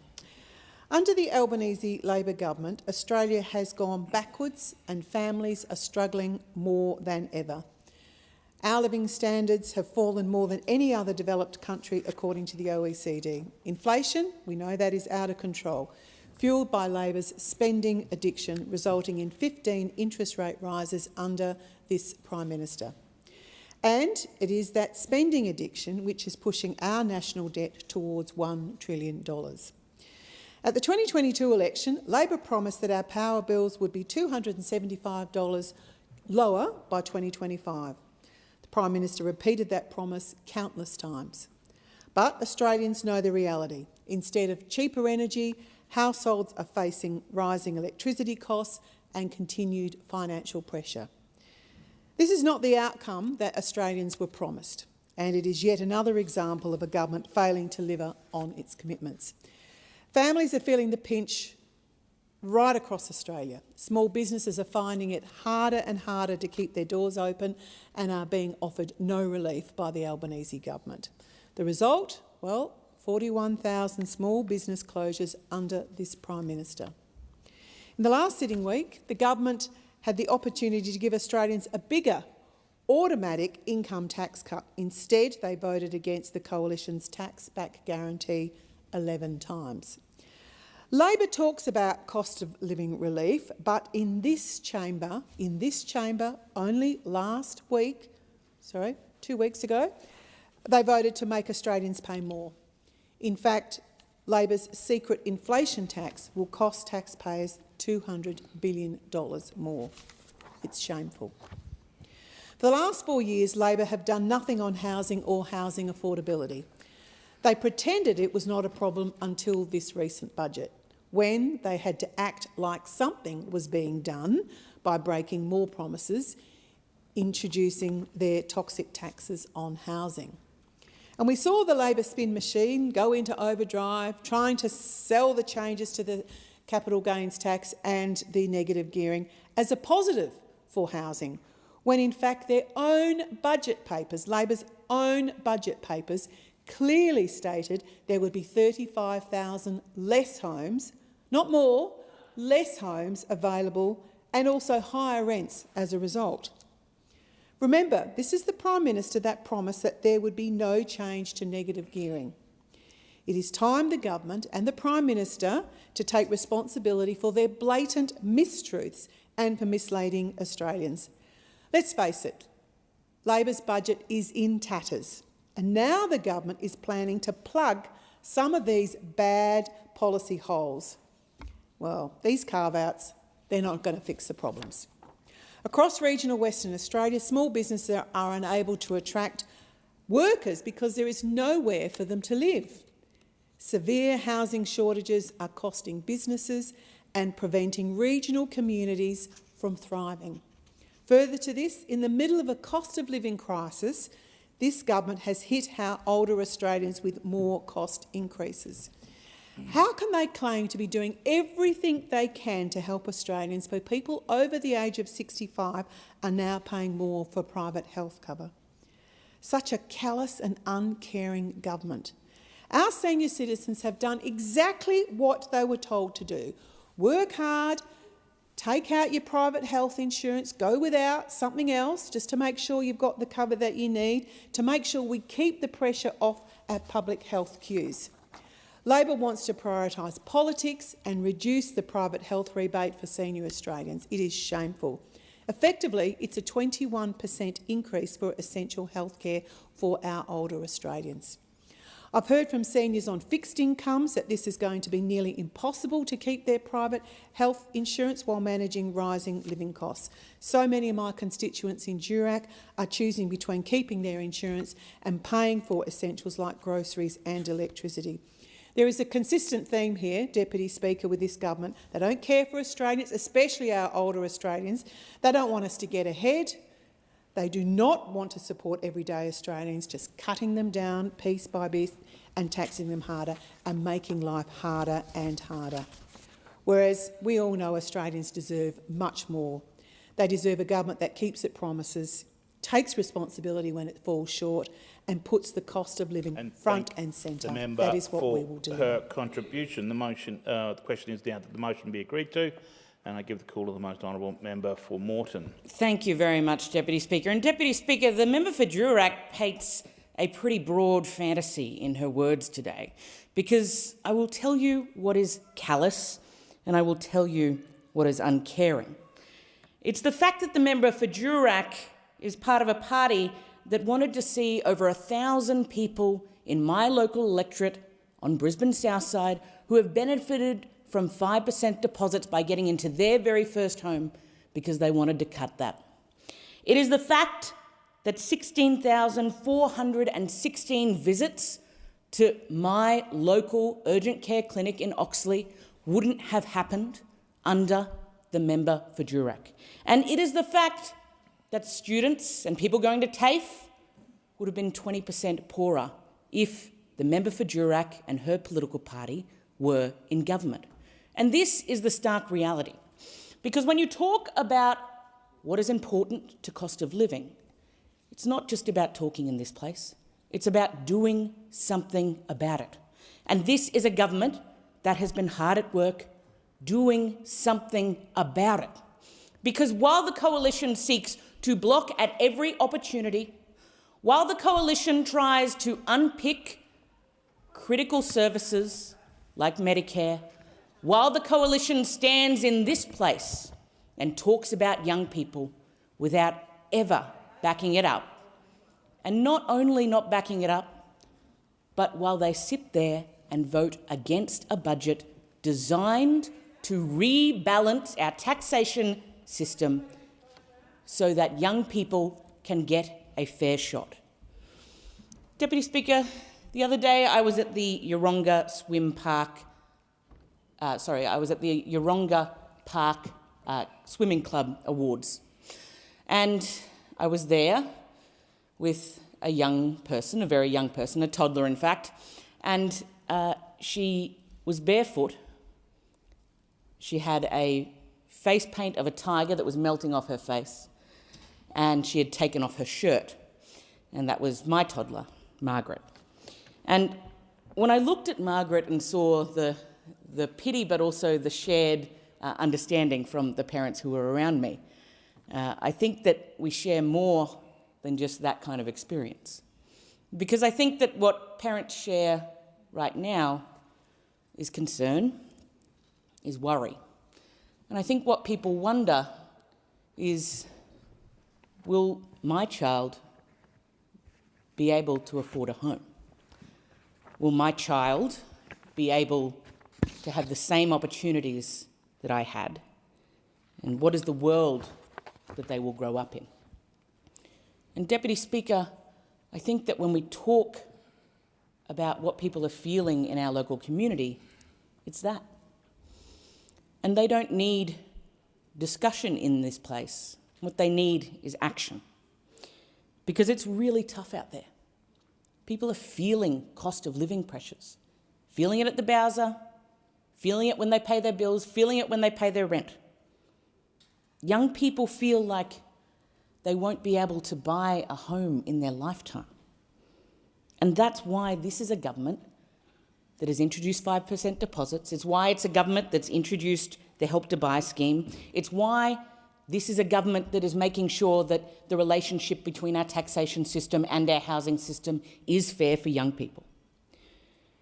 People in my community are worried about the cost when they pick up the pump. And that's why this is a government that has been driving more supply. This is a government that has been underwriting shiploads of fuel being brought in this country so that we have more fuel right here at home. That's why this is a government that has brought our fuel reserves home. People are worried because they want affordable healthcare. And that's why this is a government that has introduced urgent care clinics and have made them permanent in the budget. It's why we have $25 scripts, and I was out at a pharmacy just a couple of days ago in 8 Mile Plains, talking about the impact that that has made to people, particularly those who have chronic illness. And it's why we've increased bulk billing rates. In my electorate, almost doubled the number of places where people can go where there is only bulk billing. Deputy Speaker, it is tough out there, and what the Australian people need is the action of a Labor government. I thank the honourable member for the contribution. The question is now that the motion be agreed to, and with that I give the call to the most honourable member for Grey. Thank you, Speaker. Well, Speaker, this is the first time in Australian history where the next generation of Australians will be worse off than their parents. Absolutely outrageous. Speaker, the overarching theme of this Albanese Labor government is also undeniable regional neglect. Now, consider the New Star smelter in Port Pirie. Finally, we welcome $150 million transitionary package from the federal and state governments. Now, this was a sigh of relief for this resilient community. But why was our proud smelter workers and their families left in a state of limbo for over a month? Furthermore, the previous package expired on May 1st, yet the Minister for Industry only found time to brief my office in early June. These delays are worrying. The hard-working people of Port Pirie must never endure another period of cruel uncertainty. They need forward momentum and growth to plan their long-term futures in this town. Now, these living standards and this regional neglect bleeds into our community sport, where Labor delivered a devastating $182 million blow to grassroots. Ignoring expert advice, the government is slashing ongoing funding to vital programs like sporting schools, local para-champions and local sporting champions. They are gutting the sports grants budget from $331 million down to just $151 million. Local sport is the heartbeat of regional South Australia. It keeps our country towns united. Olympic champions like Carl Chalmers and Dean Lucan from Port Lincoln started their sporting journeys in local clubs. Cutting these grants directly hinders young, aspiring rural athletes. And it is families who will take the hardest hit, right when rising costs are already hurting their hip pockets. Speaker, regional families are also suffering because this government cannot properly manage our economy. That is clear. Inflation data confirms regional South Australia is being left behind. South Australia recorded the highest monthly inflation increase of any mainland state, maintaining an annual inflation rate of 4.6%. Now, the Minister claims renewable energy is driving down power bills, but this is a complete fantasy in my electorate. South Australia has 80% wind and solar penetration in the grid. Yet, depending on how this metric is used, we suffer the most expensive power bills in the developed world. Under Labor, households have endured a 36% increase in energy prices since 2022, and over 18,000 households are on energy hardship programs. This failure to lower power prices directly threatens the very survival of energy-intensive regional employers like the Whyalla Steelworks and the Port Pirie smelter. With the South Australian-based Federal Health Minister, you'd think regional SA would get some support in the health space. Wrong. The decision to divert birthing services from Jamestown and Crystal Brook to Port Pirie until July 2026 has shaken my electorate. Expecting mothers are worried. They are being forced to travel over an hour to give birth, stripping away their long-established relationships with their local midwives and destroying continuity of care. Kapunda lost its services 2 months ago, and my community fears these temporary closures will become permanent. I want to assure my constituents that I have demanded the state Labor government outline its long-term strategy immediately. But this is not just a state failure. I'm putting federal Labor and SA's own Minister for health and ageing Mark Butler on notice today. You must stop burying your heads in the sand. A workforce crisis is crippling our regional healthcare networks, and the silence from Canberra is deafening. Minister Butler needs to step up, intervene and work with the state to deliver genuine solutions for our regional communities. Regional mothers deserve safe, consistent care, not empty promises and closed doors. The hard-working citizens of regional South Australia demand and deserve so much more than this neglect. And that is why I will continue to fight for the best interests of regional South Australian families. Thank the honourable member, and just remind when addressing, using correct titles when addressing health ministers. Question is that the motion be agreed to, and I give the call to the most honourable member for Ashton. Thank you, Deputy Speaker. There is no doubt right now, right across the country, there are many Australians who are doing it tough. Families are feeling the pressure of higher bills, global uncertainty and the ongoing consequences of conflict in the Middle East. Deputy Speaker, in the face of these challenges, the Albanese Labor government has acted decisively and responsibly to ease the burden on households and to lift living standards, not just for today, but for the future. On the 12th of May, the Treasurer handed down a budget that is about practical help now and lasting reform for tomorrow. This budget delivers real cost of living relief through tax cuts, cheaper medicines, stronger wages and targeted support for those who need it most. Our government is helping Australians earn more and keep more of what they earn through another round of permanent tax cuts, including the $250 Working Australians tax offset and a $1,000 instant tax deduction. These tax cuts are putting money directly back into the pockets of working Australians. Combined with previous tax reforms, we are cutting income taxes 5 times in 5 different ways. By 2028, a worker on average earnings will be nearly $3,000 a year better off. This is meaningful relief and demonstrates a government on the side of working Australians. But we know tax relief alone is not enough. That is why we are also tackling everyday costs. Yesterday, our government announced that we will extend fuel excise relief for another month, making petrol and diesel 16 cents per litre cheaper versus normal prices before July, saving Australians around $11 per tank. This is more temporary support that will help take the sting out of petrol prices and help Australians with the cost of living.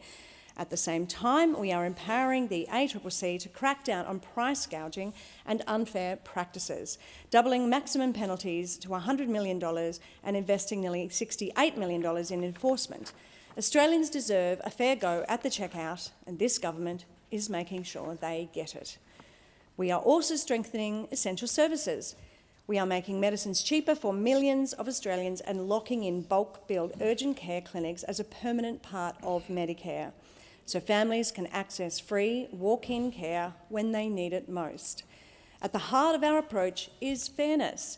Since coming to government, we have backed higher wages for nearly 3 million of Australia's lowest paid workers every single year. As a result, the national minimum wage has risen significantly, helping workers keep up with the cost of living, and we are looking to the future. Our tax reforms are pro-worker, pro-aspiration and pro-investment. They will reduce the tax burden for over 13 million Australians, help 75,000 more people into home ownership and drive productivity through innovation and business investment. We are building a tax system that is fairer, simpler and fit for the future. Deputy Speaker, the contrast could not be clearer. In opposition, 3 right-wing parties, the Liberal, one National Party, if you will, have consistently opposed measures designed to ease pressure on households and working families. Their approach leaves Australians to fend for themselves and without the support they need to get through challenging times. Following the One Nation leader's speech at the National Press Club last week, it is clear that her party offers no credible economic plan. The only thing One Nation offers Australians is cuts, division and wacky concepts dressed up as policies that would leave Australians worse off. Their approach risks undermining wages, weakening essential services and abandoning the very people who need support the most. In contrast, this government is focused on delivering real outcomes. We understand that Australians are under pressure and we are doing something about it. We are providing immediate relief where it is needed, while building a stronger and more resilient economy for the future. This year's budget is about helping Australians get ahead, earn more, keep more, access essential services and achieve the dream of home ownership. It is about fairness, opportunity and security. At a time of global uncertainty, Australians deserve a government that acts to protect their living standards. And that is exactly what the Albanese Labor government is delivering. Thank you, Deputy Speaker. I thank the honourable member for the contribution. The time allocated for this debate has now expired. The debate is adjourned and the resumption of the debate will be made in order of the day for the next sitting. I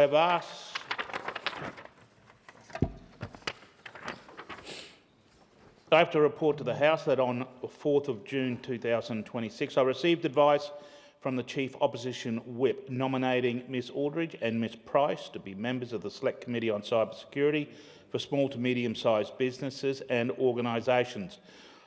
I also have to report to the House that on the 5th of June 26 I received advice from the Chief Government Whip nominating that Ms Gregg to be a member of the Parliamentary Joint Committee on Human Rights in place of Dr Freelander.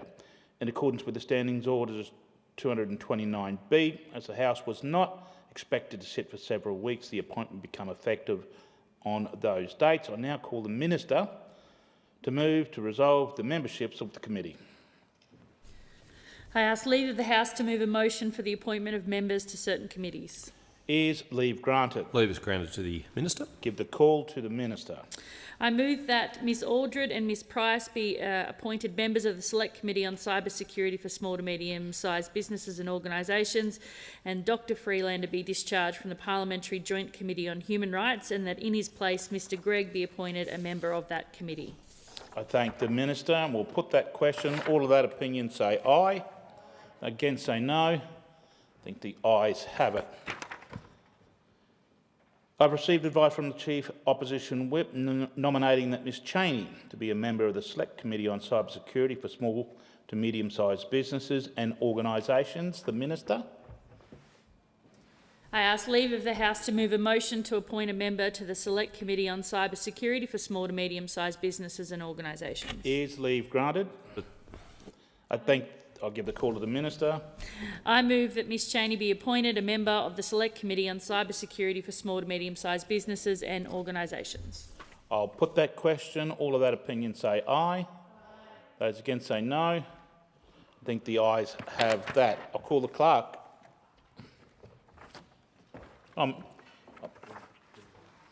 Member Kooyong seeking the call. Yeah, thank you, Deputy Speaker. I seek leave to move the following motion: that this House notes that gambling advertising causes significant health, social and financial harm to more than 3 million Australians every year, that the government's exposure draft of the Interactive Gambling Amendment Gambling Reform Bill 2026 was released for limited consultation only, including broadcasters and sporting codes, but without the public consultation required for the millions of Australians who are directly affected by gambling harm, and with the consultation period too brief to allow meaningful scrutiny. And that open letters from the crossbench, as well as the Liberal Party, including former Prime Minister the Honourable John Howard, OMAC, former Premier of Victoria the Honourable Jeff Kennett, AC, have recognised that the government's proposed reforms to the regulation of gambling do not go far enough, recognises the importance of transparent consultation on significant legislative reforms, and calls on the government to undertake public consultation so that Australians affected by this legislation can engage with a genuine co-design on the bill before its introduction. So that Member Kooyong is seeking leave to suspend standing orders.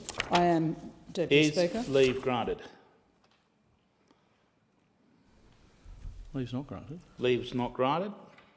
Move that so much the standing and sessional orders be suspended as would prevent the member for Kooyong for moving the following motion: that this House notes that gambling advertising causes significant health and financial harm to more than 3 million Australians every year, that the government's exposure draft of the Interactive Gambling Amendment Gambling Reform Bill 2026 was released for limited consultation only, including broadcasters and sporting codes, with no public consultation process open to the millions of Australians who are directly affected by gambling harm, and with the consultation period too brief to allow meaningful scrutiny.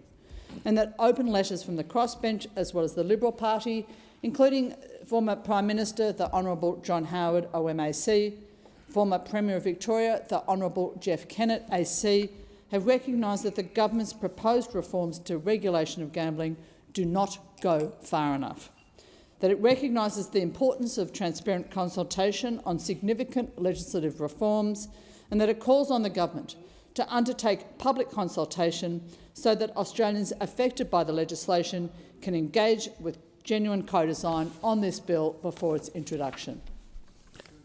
Is there a... Oh, you've completed your speech? Speaker, Member for Kooyong has the call. Speaker, we urgently need to suspend standing orders to debate this motion. We need to do that because while the Australian public has been forced to accept harmful and inexcusable delays to gambling reform, it should not also be expected to accept opaque lawmaking and inadequate public and expert consultation. Consultation is not an obstacle to good lawmaking. It's how good lawmaking happens. If the government is confident in its policy choices on gambling advertising, it should have nothing to fear from consultation with the experts and with the public. If this legislation strikes the right balance, then if it will generally protect Australians from gambling harm, and while providing industry certainty for the gambling industry, for broadcasters and for sporting codes, well then it should be making that case publicly and transparently. But if there are flaws, if there are unintended consequences or missed opportunities, we should work to identify them before the bill is introduced, not after it's passed this parliament.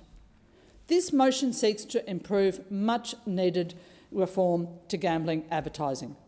It seeks to ensure that Australians who live with gambling harm, that families who have lost loved ones, that community organisations who are working on the front line, that researchers, advocates and ordinary citizens have the same opportunity to engage with this legislation as the broadcasters and the sporting codes have had. Deputy Speaker, 3 years ago, more than 3 years ago, something very rare happened in this place. There was multi-partisan, cross-party, unequivocal consensus. That happened when a federal parliamentary inquiry into online gambling harm reached consensus on all 31 of the recommendations in the You Win Some, You Lose More Murphy report. 31 recommendations agreed to by all members of the committee across party lines. I don't have to remind the House, but I will, that that inquiry was led by the late Peter Murphy, a Labor MP who devoted enormous energy and some of her final months to this important cause. With one vote, the committee told this parliament that the harms caused by gambling were real, that the evidence was clear and that the time to act was now. That was more than 1,000 days ago. 1,000 days of harm, 1,000 days of inaction. After years of campaigning then, from the crossbench and the opposition, the Prime Minister decided to take out the trash on the government's gambling reform, right before the Easter long weekend, as journalists were heading out the door and as the public headed out on a well-earned break. That was a strategic play from the Prime Minister. He wanted to minimise media coverage and he wanted to avoid public scrutiny and accountability. Then, weeks later, while all the journalists and every MP in Canberra was cordoned off in the budget lockup, the Prime Minister tabled his government's formal response to the Murphy Review. He did that after question time, buried in 18 other government responses to overdue reports. That government response is 9 pages long. 9 pages in response to a 197-page review. That's 100 days for every page of the government's inadequate response. I was glad to see an exposure draft of this legislation released before it came to Parliament. Exposure drafts are important. They allow scrutiny. They allow experts and affected communities to identify problems with legislation before a bill gets locked in. But the government didn't open up that exposure draft to public consultation. The government conducted targeted consultations only with affected stakeholders. including broadcasters and sports codes? What about the over 3 million Australians who experience gambling-related harm every year? Was this process open to the parents whose children can still see 3 gambling ads every hour on a single TV channel under this legislation? What about those people who are still receiving inducements under this legislation? Will they get their say? The answer is no.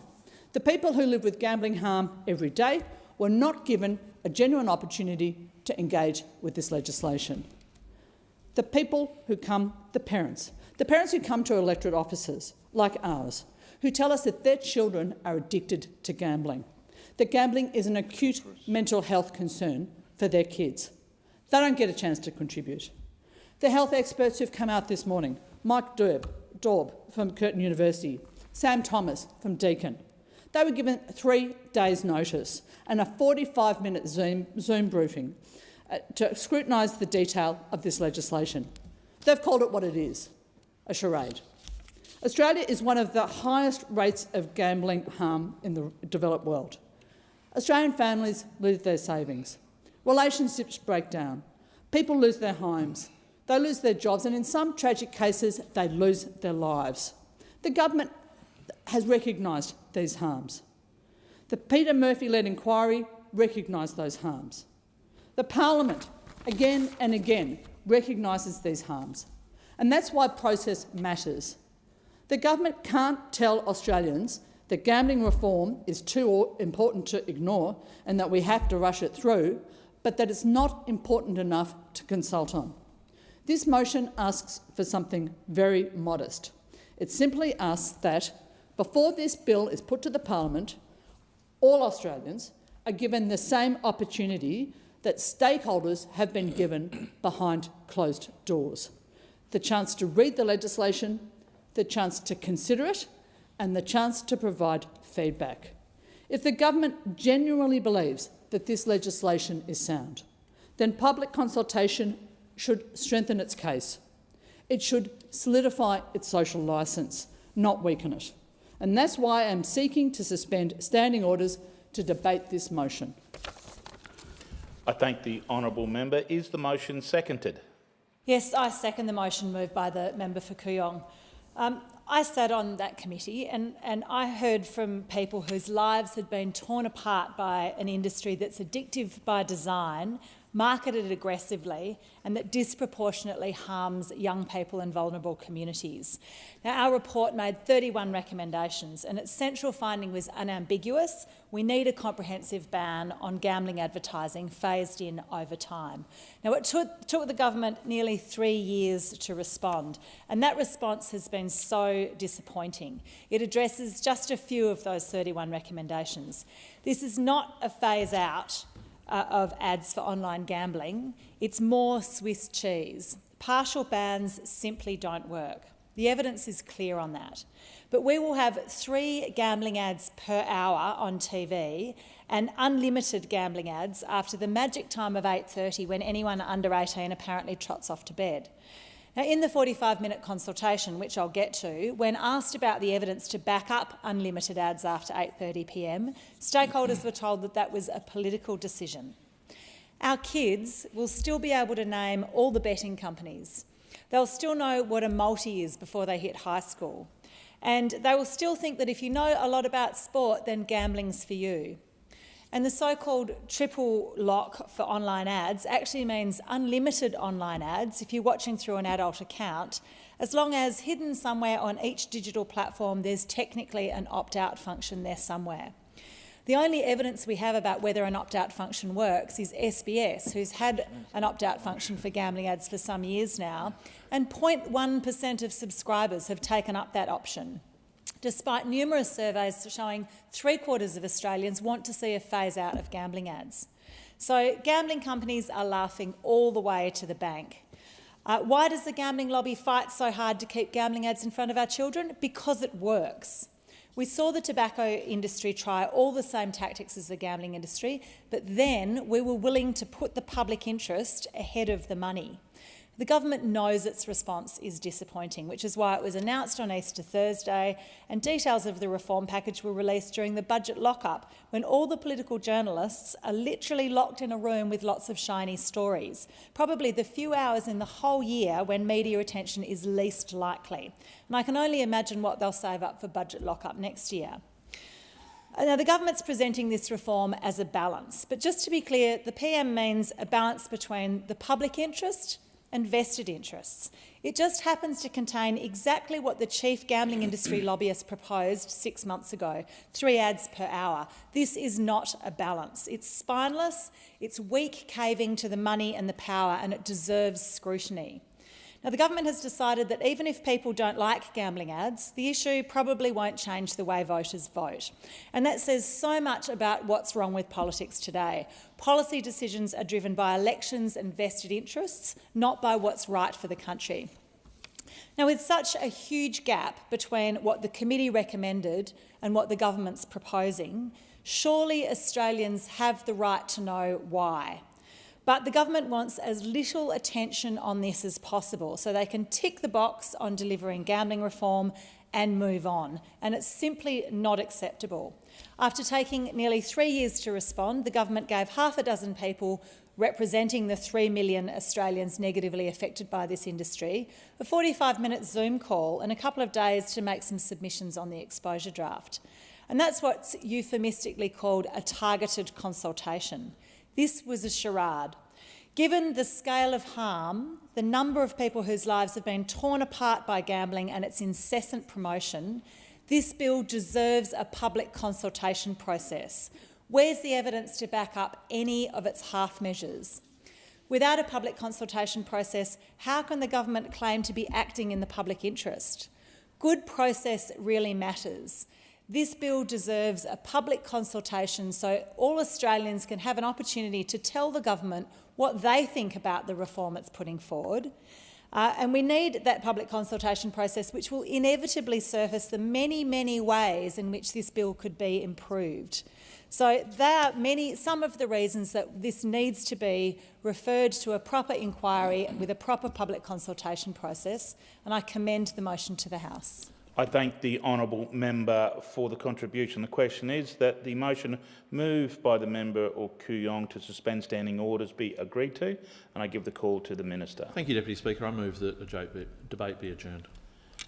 Minister's moving that the debate be adjourned. I'll put that question. All of that opinion say aye. Aye. Sorry, adjourn to the next sitting. Adjourn to the next sitting. All that opinion say aye. They can say no. Ayes have it. Division required. Ring the bells. 4 minutes.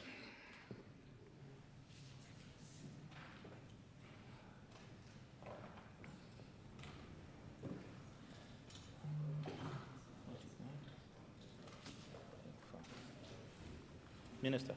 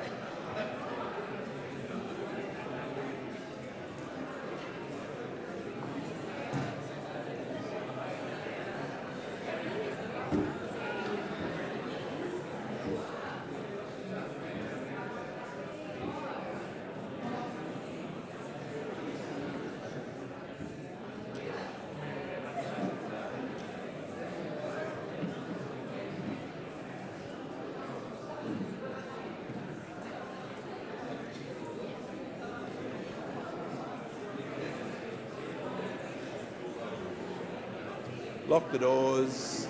The question is the debate be adjourned. The ayes will pass to the right of the chair and the noes to the left. I appoint the honourable members for Werriwa and Bean as tellers for the ayes and the honourable members for Wentworth and Kooyong as tellers for the noes.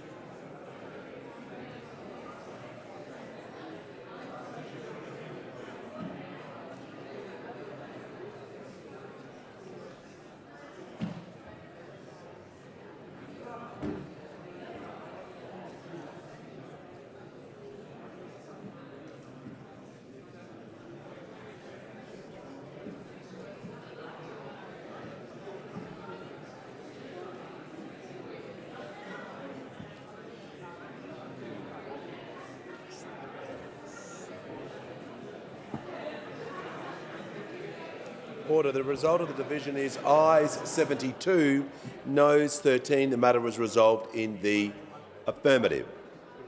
Just ask members to resume their seats or leave the chamber quickly and quietly, and I'll call the clerk. Government business, order of the day number 1, combating illicit tobacco bill 2026, resumption of debate on the second reading and on the amendment moved by the member for Canning.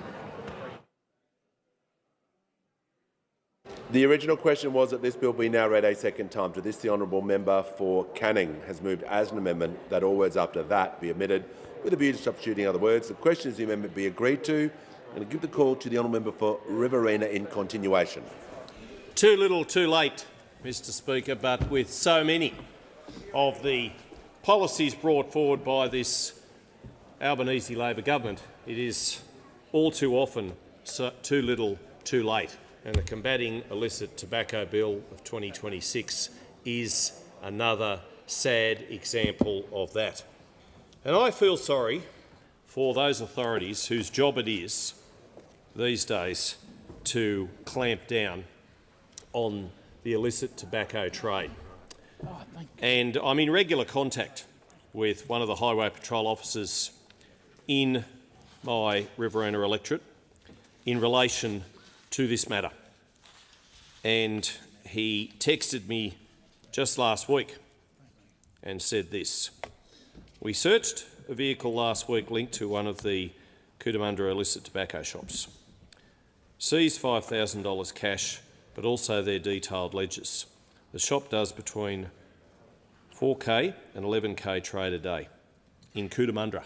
The organised crime groups are laughing all the way to the bank, and sadly, unfortunately, they are. And I do, in one sense, feel for some of the shop owners because they are being heavied by people, very nefarious people, bikie gang, thugs, to sell illicit tobacco. And if they don't, then they are at risk. Their families are at risk. And we've seen all too often in Melbourne Molotov cocktails being thrown not just into the tobacco shops, the vape shops, but indeed the shops either side. So much so, Deputy Speaker, that insurance companies are refusing to insure stores right next door to tobacco shops. Tobacco shops which, to all intents and purposes, are legal entities. Now, I don't smoke, never have, never will. My late father, Lance, did, and probably put him in an early grave, sad to say, and very sad to say. Miss him every day. And I do feel for those people who have an addiction, because there's no worse addiction than tobacco, in as much as people who smoke just crave it, and it's very hard to kick the habit. It's also very expensive. 4 out of 5 cigarettes being smoked in Australia today are illegal cigarettes, and the amount of excise being lost by Labor, which has done nothing, you could argue, they will argue until now, is costing the economy. It's costing money that could be otherwise used on public health campaigns in public hospitals, on just about anything that might be and would be good for society. And on the public New South Wales Police website, Friday 19 June, Traffic and Highway Patrol sees more than $4.5 million in tobacco vapes in 3 separate vehicle stops. That was the headline. This just goes on and on and on, and particularly along the Hume Freeway between Melbourne and Sydney. It is a corridor of commerce. It's also a corridor of illegal activity when it comes to drivers whose vans and vehicles are just full of illegal vapes, illegal tobacco. And we had that bizarre case that went through the courts where we had people pulled up and the case was thrown out because the court found that those who were appearing were racially profiled. Well, I would argue that these two men who were in a truck full of illegal cigarettes, who were pulled up by the police, were not, in fact, racially profiled at all. They were breaking the law. They were just breaking the law. They were both 38-year-old, and just because they weren't of Caucasian appearance, the magistrate, for district court judge, for whatever reason, threw the case out. Now, just listen to this. They were stopped in Gundagai. Officers found 2,135,200 double happiness cigarettes weighing 1,379 kilograms, with an excise worth $2,539,822.54. It's a lot of money. It's a lot of cigarettes. It's a lot of illegality. Not according to New South Wales District Court Judge Jennifer English. She found the decision to search the pair's associates involved racial profiling before ordering no further proceedings. I mean, go figure. I mean, what do you think these New South Wales police, what do you think they think when they read a judgment like that? And they're doing their job. They're pulling up crims.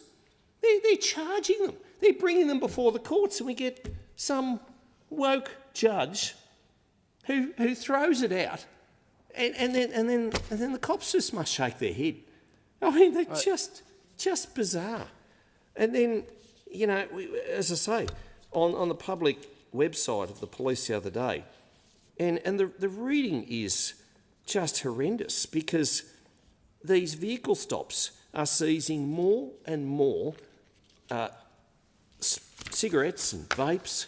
Now, the member for Cowper, and I got a lot of time for him, and he brought before the Parliament and to the notice of the public a better way to deal with this issue, and I respect him greatly, not just because he's somebody who often thinks outside the square, but because he's also a former officer of the law, former New South Wales policeman.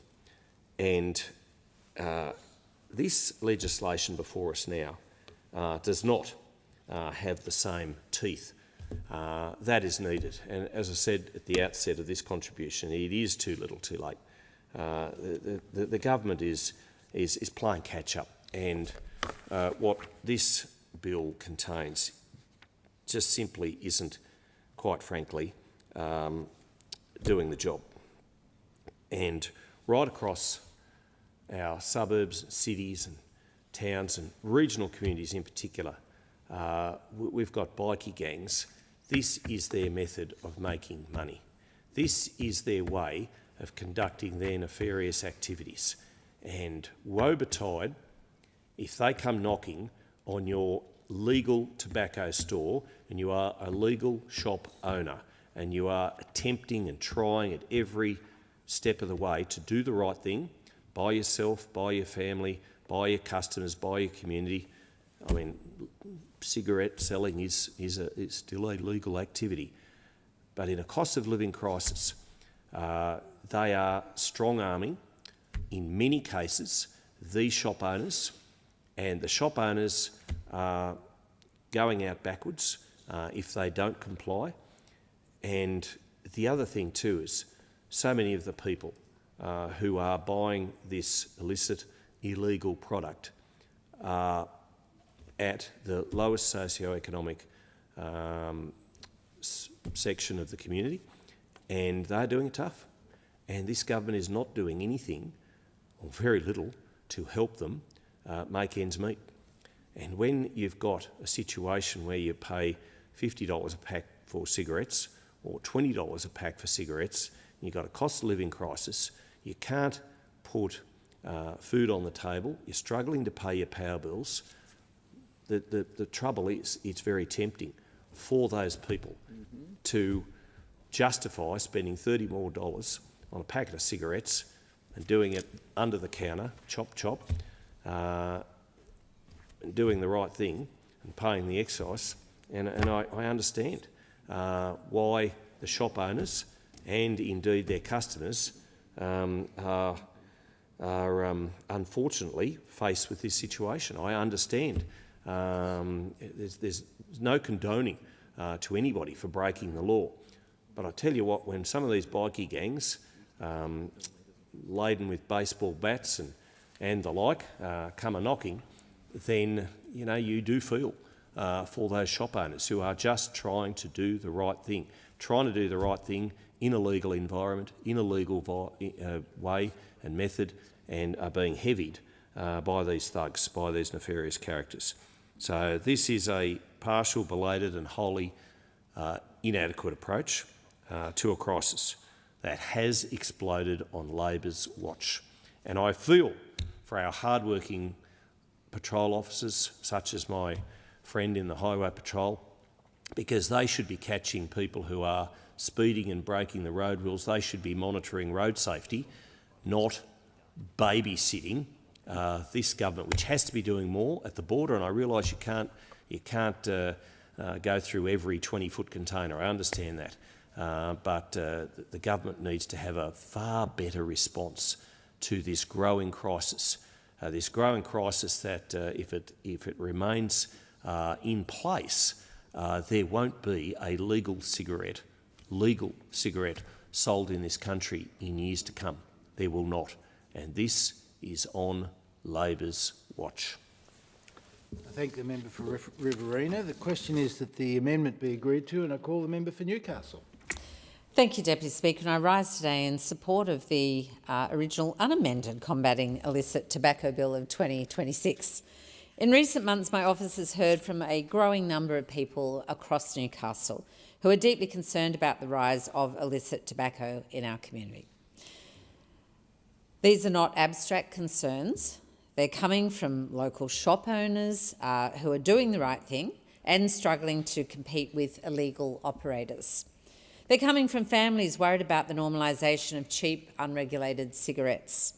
And they're coming from residents concerned about the organised crime that too often sits behind this black market. To those people who have taken the time to write or to call about this issue, I hear you. And this bill responds directly to your concerns. Illicit tobacco is not a victimless issue. It undermines public health. It undercuts honest small business. And it fuels criminal networks that operate outside the law. It erodes the integrity of our tax system, and it makes it harder to deliver the essential services Australians rely on. This bill, it's about restoring fairness, protecting public health, and ensuring that our communities, like mine in Newcastle, are not left to deal with the consequences of illegal activity. At its core, the Combating Illicit Tobacco Bill strengthens Australia's ability to disrupt and dismantle the illicit tobacco trade. It delivers tougher penalties for those who import, manufacture or sell illegal tobacco products. It enhances enforcement powers for our agencies, enabling them to better detect and seize illicit goods at the border and within the domestic market. And it improves coordination between federal, state and territory police authorities so that we are not leaving gaps for criminals to exploit. Importantly, the bill also increases penalties for repeat offenders and targets those who profit most from this trade, organised crime syndicates that treat illegal tobacco as a low-risk, high-reward enterprise. For too long, illicit tobacco has been seen by some as a minor offence, but the reality is far more serious. Illicit tobacco is no longer just a health or revenue problem, it's a serious organised crime crisis. It has become a major source of funding for criminal networks, with profits from this trade often used to bankroll other serious harms and illegal activities. Recent estimates from the Illicit Tobacco and E-Cigarette Commissioner highlight the scale of the problem. The illicit tobacco market in Australia was valued between $4.1 and $6.9 billion in 2024-25. This is enormous shadow economy operating completely outside of the law. Organised crime groups are earning between $4 and $7 billion in profits from this trade. Profits that are not sitting idle. They are being funnelled into other criminal enterprises, including drug trafficking, scams and money laundering. This is not a contained issue. It's part of a broader web of criminal activity that affects communities right across the country. And we are seeing the consequences. This trade fuels violence. It creates risk not only for those directly involved, but for innocent members of the public, people who live, work and run businesses in the same communities where these criminal networks operate. These are not victimless crimes. They harm communities, they hurt the honest retailers who are doing the right thing, they put workers at risk and they undermine public safety. And that is why this bill is so important. By cracking down on illicit tobacco, we are not just addressing one issue, we are striking at the financial background of organised crime. We are making it harder for those groups to profit and in doing so limiting their capacity to engage in other harmful and illegal activities. And this bill sends a clear and unambiguous message. Australia will not tolerate criminal profiteering at the expense of communities, and we will take strong action to protect public safety. From a health perspective, the importance of this legislation cannot be overstated. Australia has been a global leader in tobacco control. Through these measures like plain packaging, strong public education campaigns, excise increases, as well as important health initiatives, we have significantly reduced smoking rates over time. According to the Australian Institute of Health and Welfare, daily smoking rates among Australians aged 14+ has fallen by 2/3 since 1991 due to these measures. These efforts have saved lives. It's that plain and simple. But illicit tobacco threatens to undermine that progress.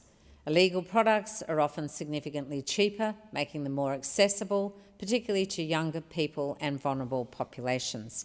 They are unregulated, meaning customers have no assurance about what they contain.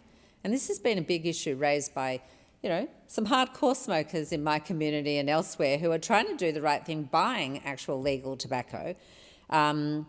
They now feel the market is so unregulated, there is absolutely no idea of what they're purchasing, whether it's genuine or not, whether it's legal or not. And they bypass the safeguards that are designed to reduce smoking uptake and encourage people to quit. And when we can't keep track of smoking rates, this harms our ability to formulate relevant health policy. This bill helps protect the integrity of our public health system by ensuring that tobacco control measures are not undercut by a parallel illegal market. For communities like mine in Newcastle, the impact is very real. Newcastle is proud of its strong sense of community and hardworking small businesses. And like many regional communities, we rely on these businesses to operate on a level playing field. When illegal tobacco operators move into local shopping strips, it is the honest retailers who suffer. Local newsagents, tobacconists and convenience stores who comply with the law, who pay their taxes, who check identification and who follow Australia's strict tobacco regulations simply cannot compete against criminal operators selling unregulated product at cut-rate prices. This is not fair and this is not sustainable. I've heard directly from business owners in Newcastle who feel frustrated that they're doing the right thing while others appear to operate with little regard for the law. And many of these businesses are family-run operations. They employ local people, they support local sporting clubs and community groups, and they deserve a regulatory system that backs them in, not on one that allows criminal enterprises to flourish around them. This bill recognises that reality. It sends a message to honest businesses that they should not be punished for playing by the rules. and it acknowledges that effective regulation must work not only to deter illegal activity but also support those who are complying with the law every single day. That broader point about regulation is an important one. Australia's tobacco control framework has been built carefully over decades with one overriding goal: protecting public health. Successive governments of all persuasions have introduced measures designed to reduce smoking rates and discourage uptake, particularly among young Australians. Those measures have worked. Smoking rates have fallen dramatically over time, and countless lives have been saved as a result. But regulation only works effectively when it is enforced consistently and fairly.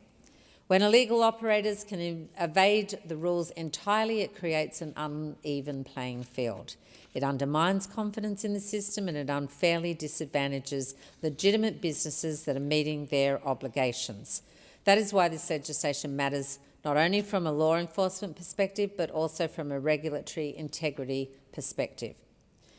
This bill helps reinforce the principle that if businesses are expected to comply with Australia's tobacco laws, then governments must ensure those laws are enforced properly and consistently. Honest retailers should not feel abandoned while criminal syndicates exploit loopholes and profit from non-compliance. They should know that the government is serious about maintaining a fair marketplace. And that is exactly what this legislation helps achieve.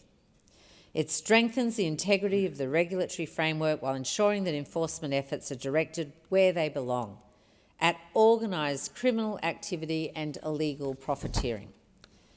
Importantly, it also helps preserve the credibility of Australia's broader tobacco control measures. Because if people see illegal products openly available in communities without consequence, confidence in the system begins to erode. That benefits nobody except organised crime. So this legislation is about balance. It's about maintaining strong public health protections while ensuring that legitimate businesses who follow the rules are not unfairly penalised or undercut. It's about ensuring our regulatory system works for those who do the right thing. And it's about making clear that compliance should never become a competitive disadvantage in Australia.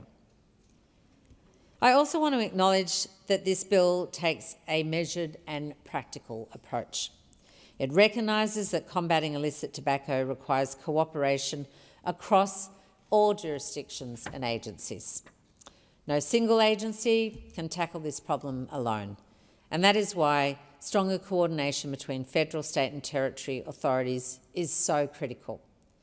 This legislation builds those partnerships and strengthens information sharing so that enforcement efforts are smarter, faster and more effective.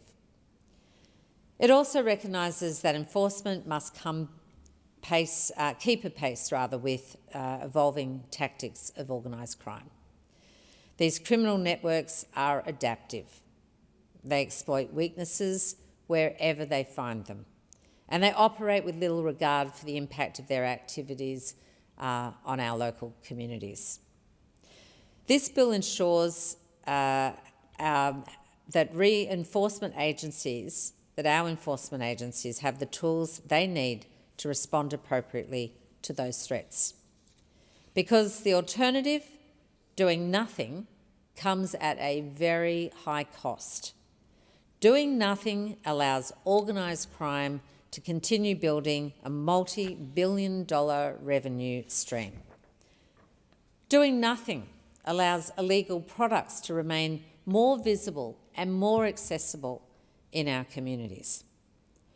Doing nothing places pressure on honest small business already doing it tough. And it means undermining decades of critical progress in public health policy. This is not an option for Australia. We cannot allow criminal syndicates to profit at the expense of community safety, public health and legitimate enterprise. and we cannot allow the normalisation of illicit tobacco to continue unchecked. The rise of illicit tobacco presents serious challenges, but this legislation represents a serious and considered response. It strengthens enforcement, it targets organised crime, it protects legitimate businesses, and it helps restore confidence in the integrity of our regulatory system. I thank the member for Newcastle. The question is that the amendment be agreed to, and I call the member for Maranoa. Well, thank you, Deputy Speaker, and I rise to support the intent of this bill, but unfortunately this bill doesn't have the courage to actually face up to the facts. The facts that our society has changed and is continuing to change, particularly with respect to its market habits. And governments of all persuasions for many years have failed to have the courage to address the real elephant in the room, which is excise. This is entrenching market behaviour that is tearing away at a regulatory model that has protected Australians and has ensured that we have the revenue to be able to pay for the health problems that eminently come from tobacco use and from vapes. The challenge that we now have is that there's only about 20% of the market, in fact it's probably gone under 20% of the market, actually uses a regulated product. They are using the black market product because it's cheaper, because we have priced this commodity out of the reach of many Australians. And so the perverse outcome of that is that we are seeing organised crime benefit from this, but we are seeing the sheer reduction in excise revenue that goes into the Commonwealth and then through funding of our health systems through our states, the ability to be able to future-proof Australia's health challenges from the use of tobacco and vapes. And so this is, while commendable in terms of taking on organised crime with increased penalties, you also need to be able to police it. And if you consider what we did at the last election, particularly around vapes, and this government move to actually have vapes sold only through pharmacies, which is pure madness, because you can't charge excise once it becomes a prescribed product through the health side of the equation, means that we miss out even on the excise of the vapes that are prescribed through a pharmacist who did not even want this anyway. I mean, there's not too many pharmacists that believe in vapes or believe in nicotine, full stop. And it's one of the products they don't necessarily want to have to sell, but this government thrust it upon them without any consultation whatsoever. And yet there is still no excise even out of the vapes that are being sold through our pharmacists. So the excise piece is one that we have missed. And the reality is that even if you had gone down a regulated model like cigarettes, a sensible regulated model through the convenience stores and supermarkets where only those under 18 could continue to get vapes as well as cigarettes. You had a regulatory model around the product that was being sold, and this is one of the challenges we are seeing not just with the chop but with the vapes, is that there is no regulatory control about what the content is. And that adds to the health issues that we're going to have to pay for as a Commonwealth into the future. And so this is the challenge, is that we have opened up this front without the common sense and understanding of the marketplace and understanding what has happened, in that if we had have also regulated vapes the way that we do cigarettes through licensed retailers, what would have happened is we would have collected an extra $3 to $4 billion worth of excise, and of that, $500 million we'd actually prescribe to actually law enforcement to be able to go and to attack organised crime. Because while you can lift penalties and you can get a warm fuzzy feeling in here saying we're going to beat our chests and we're going to bring down this organised crime, it costs money. And unless you're allocating funds to that, I can tell you that our good friends in the state jurisdictions are not as excited about spending their money on chasing down illicit tobacco, because their problems are far greater in terms of tackling many of the social issues that our police forces around the state are facing up to, around domestic violence, street crime, youth crime, and the reality is they do not have the resources, and they will not have the resources unless someone is prepared to pay. And what we have missed in all this is that not only are we losing our revenue stream for the future health problems that we are going to experience, but we are missing the opportunity to fund our law enforcement agents properly. And that's why we should be looking at vapes and illicit tobacco in totality, because those products are, and as many medical professionals would say, they try to interchange and try to get you off the tobacco onto vapes and then off altogether. But if you don't align them in the regulatory framework about how that is achieved on the point of sale through to excise, then you have a marketplace that is out of whack. And you have educated a marketplace to go and to fall apart because you have priced one commodity, a regulated commodity, out of reach of many Australians. And in fact, there's only around 14% of people who use vapes today who actually have a prescription. So prohibition hasn't worked.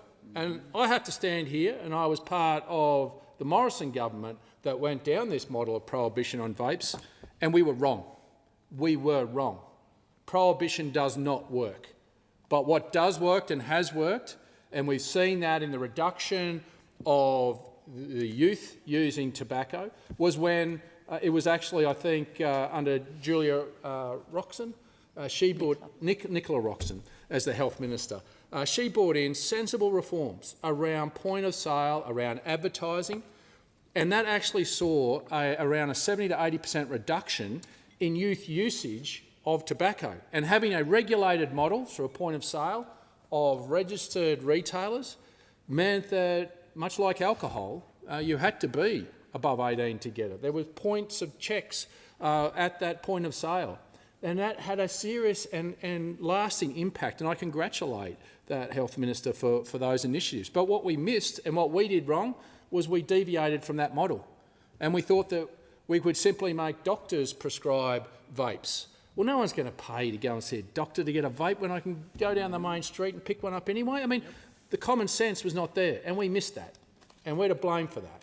But there is opportunity to fix it, but you've got to understand that the market dynamics have changed.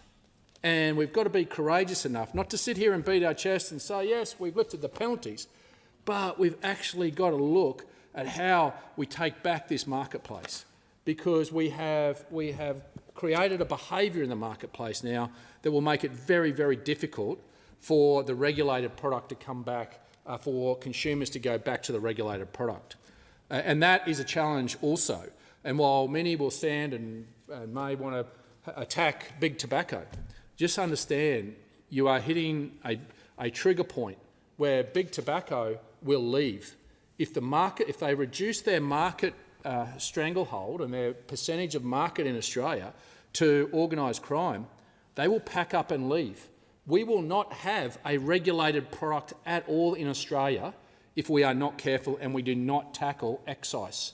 That is the challenge that we will see, is that big tobacco will pack up and go to another international market because Australia is lost. And this is the challenge that I don't think we as legislators can see coming, because you take away that regulated product, you take away the regulated point of sale, and all that happens is you get perverse health outcomes. And so this is where the bill has missed the mark. The intent is commendable, but the practical reality of the lived experience that we've seen for the last 5 or 6 years should be screaming at us that we have to take radical change, radical movement towards addressing illicit tobacco, illicit vapes, and making sure we put a framework that ensures that a regulated product, a regulated point of sale, is what has done and served us well and should be a model that we return back to. Not an ideological one that might seem great in these four walls, but out there in the real world, it's not happening. It's not happening at all. And that's why you're seeing the perverse outcomes of organised crime taking over streets, taking over small businesses, knocking them down, because they see the opportunity that's been vacated by governments that have not had the courage to face up to the practical reality of this problem and where it is taking our nation and where it's taking our finances, our health system into the future. And so while this may sound good as a bill on the surface, I fear that in another 3-4 years we'll be back again. And if we see that the regulated tobacco market reduces even further, well below 20% into the 5-10%, you won't have a regulated tobacco market in this country. And that is a perverse outcome. As funny as that may sound, it will be a perverse outcome because we won't have those regulated products that protect Australians. And when you look at that and work that through with vape. So this addiction that governments have had for many years of all persuasions on excise is now being lost because we have now skewed the market to actually make significant impacts perversely on health, crime. So what I say to this government is, while we support this, it's a very superficial bill, it doesn't have the backing nor the grunt or the intent or the intellectual rigour to be able to shift the dial, as I think we all come to this place with the right intent to, but it ignores the reality of the real world. And so what I would say to the government is, it is great that you are trying, but have more courage. Have more courage to understand the market has changed. We need to change with it. We need to take more radical steps in aligning tobacco, vape, excise, and to reduce that and understand the elasticity of the market, that if you actually reduce that and you try to bring back that illicit market into the regulated market, it does have elasticity in market that will benefit and bring people back to a regulated product and give us the opportunity to regulate that product, to earn the excise and to invest that excise in our health systems into the future, and also for law enforcement. That would be the common sense real solution. This is window dressing at best. And I think we as legislators will fail unless we're prepared to be honest with ourselves, be honest with the Australian people, that this is a problem that's got away from us, and it's going to take the collective wisdom and courage of this building to understand that tinkering at the edges, making ourselves feel good, beat our chests for 5 minutes saying that we're coming down on organised crime, we're going to be back here in 3-4 years debating the same thing. So all I say to those opposite is I'm prepared to admit I was part of a government that got something wrong. I'm asking you not to repeat the mistakes of the past, to actually understand this market has got away from us and that it will take collective courage. And unless we have that, I fear Australians will hurt from that, not financially, but from their health. And we won't have the financial resources to be able to support that and to be able to help them when they need it. So, Deputy Speaker, I thank you for the opportunity to speak on this bill, and while I'll support the bill, I ask the government to please understand that the challenges that we are facing are far more significant than what this bill tries to address. And unless we have the courage to look that in the eye and face up to it and legislate for it, we'll be back here again, unfortunately, with even more perverse outcomes.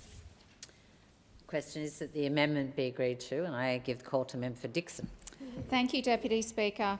I rise in support of this important bill and in support of our efforts to crack down on the illicit tobacco and e-cigarette market.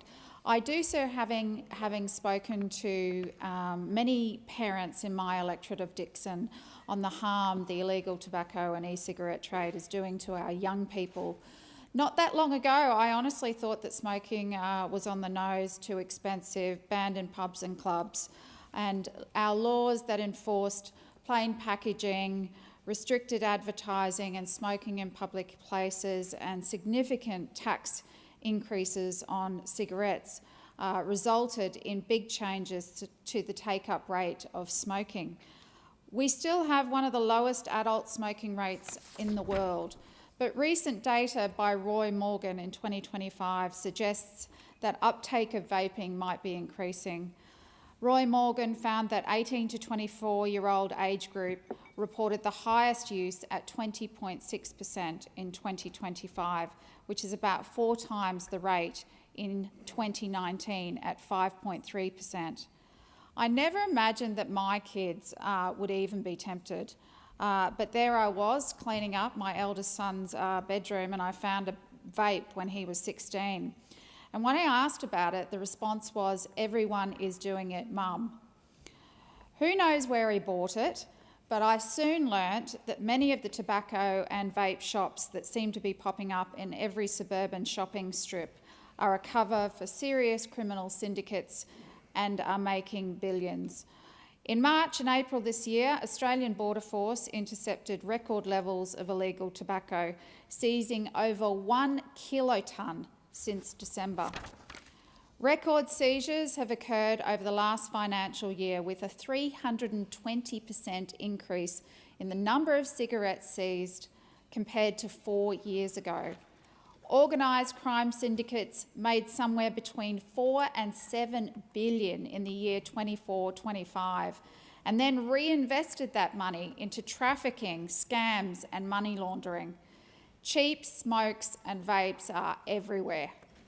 Almost every vape purchased in Australia was illegal in 24-25, 95.7% of vapes.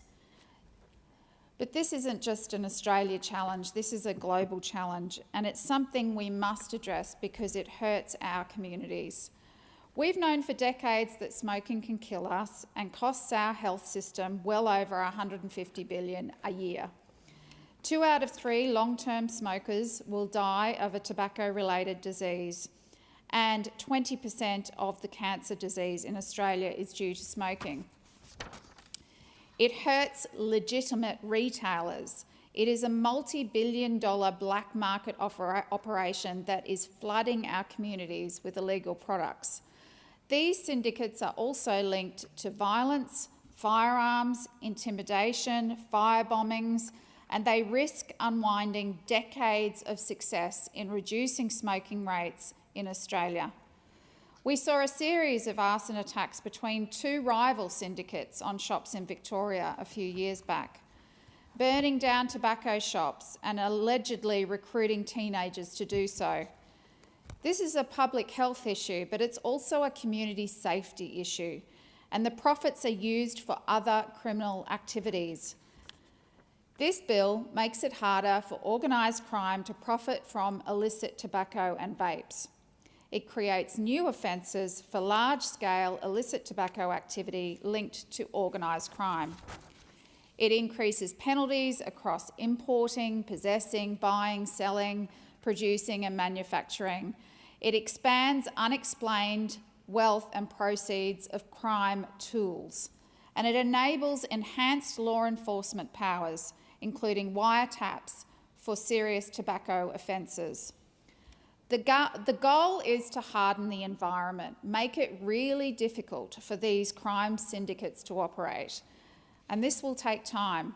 It will take collaboration, coordinating action and sharing of intelligence between federal and state agencies. And I acknowledge the efforts of some states, including my own state of Queensland, who have toughened laws to provide for long-term closure orders, investment in enforcement on the ground, and penalties for landlords who knowingly lease to a criminal operator. Commonwealth funding to the states and territories is now flowing. $84 million over 2 years for training to improve licensing and compliance systems and enable joint operations, putting pressure across the whole supply chain: production, air and maritime routes, freight channels, warehousing, distribution and retail fronts. I've seen some commentary suggesting we should surrender, that we should remove excise tax, make it cheaper and boost health education. That approach ignores the fact that the single most effective lever to encourage people to quit or reduce smoking is price. That's why we've had decades of success in driving down adult smoking rates. It also ignores evidence that demonstrates the illicit tobacco market is driven by a complex mix of issues beyond price. Giving in might appear easier. Reducing excise taxes might reduce the illegal trade, but it would also dramatically increase the take-up of smoking across the country and increase smoking-related health costs and deaths as a result. This bill builds on the substantial work the Albanese Labor government has already undertaken to disrupt and dismantle illicit tobacco networks. Since 2023-24, the government has invested $345 million to bolster the Australian Border Force's ability to detect and seize illicit tobacco and vaping products. We also established Australia's first illicit tobacco and e-cigarettes commissioner, ensuring a coordinated national response. And in the 2025-26 budget, we provided a further $21.3 million to strengthen that role and support whole-of-government coordination. These new laws directly respond to key recommendations of the Illicit Tobacco and E-Cigarette Commissioner report, which made clear that strong consequences are essential if we are to disrupt and deter this serious criminal activity. We're also strengthening existing investigatory powers, expanding the circumstances in which those powers may be applied, including through computer access and surveillance capabilities available under the Surveillance Devices Act. The bill also amends the Telecommunications Act by including a number of illicit tobacco-related offences within the definition of a serious offence. This change will strengthen the ability of law enforcement and intelligence agencies to identify, disrupt and prosecute those involved in illicit tobacco networks. These amendments provide greater consistency and clarity across existing warrant and access frameworks, ensuring that the law keeps pace with the realities of organised criminal activity. Last year, we also cracked down on high-risk financial services, including crypto ATMs, used to launder profits and conceal transactions. AUSTRAC now also has more powers to act and has put banks on notice that they must do better, do more to scrutinise retailers linked to illicit tobacco, tightening the net.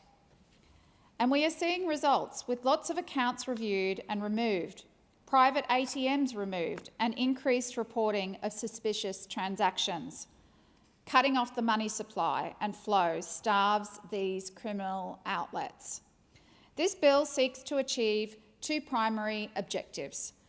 First, it rebalances the risk-to-reward calculation for criminal actors by significantly increasing penalties for illicit tobacco offences. For too long, the penalties simply have not matched the scale or seriousness of the harm. Second, the bill strengthens and modernises the proceeds of crime regime to ensure that the Commonwealth can effectively target and recover the profits made through illicit tobacco. Our national strategy rests on three key focus areas. 1, disrupting and dismantling border threats, stopping illicit tobacco and vapes before they reach our shores. 2, enhancing detection, disruption and destruction at the border and within communities. This includes coordinated operations, targeted compliance activity and increased on-the-ground enforcement. 3, strengthening national coordination across all jurisdictions, because no single agency or level of government can fight this alone. These measures are already producing real results.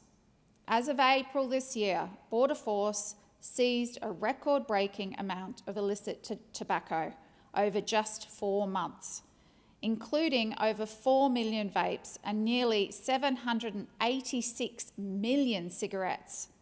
These are extraordinary numbers.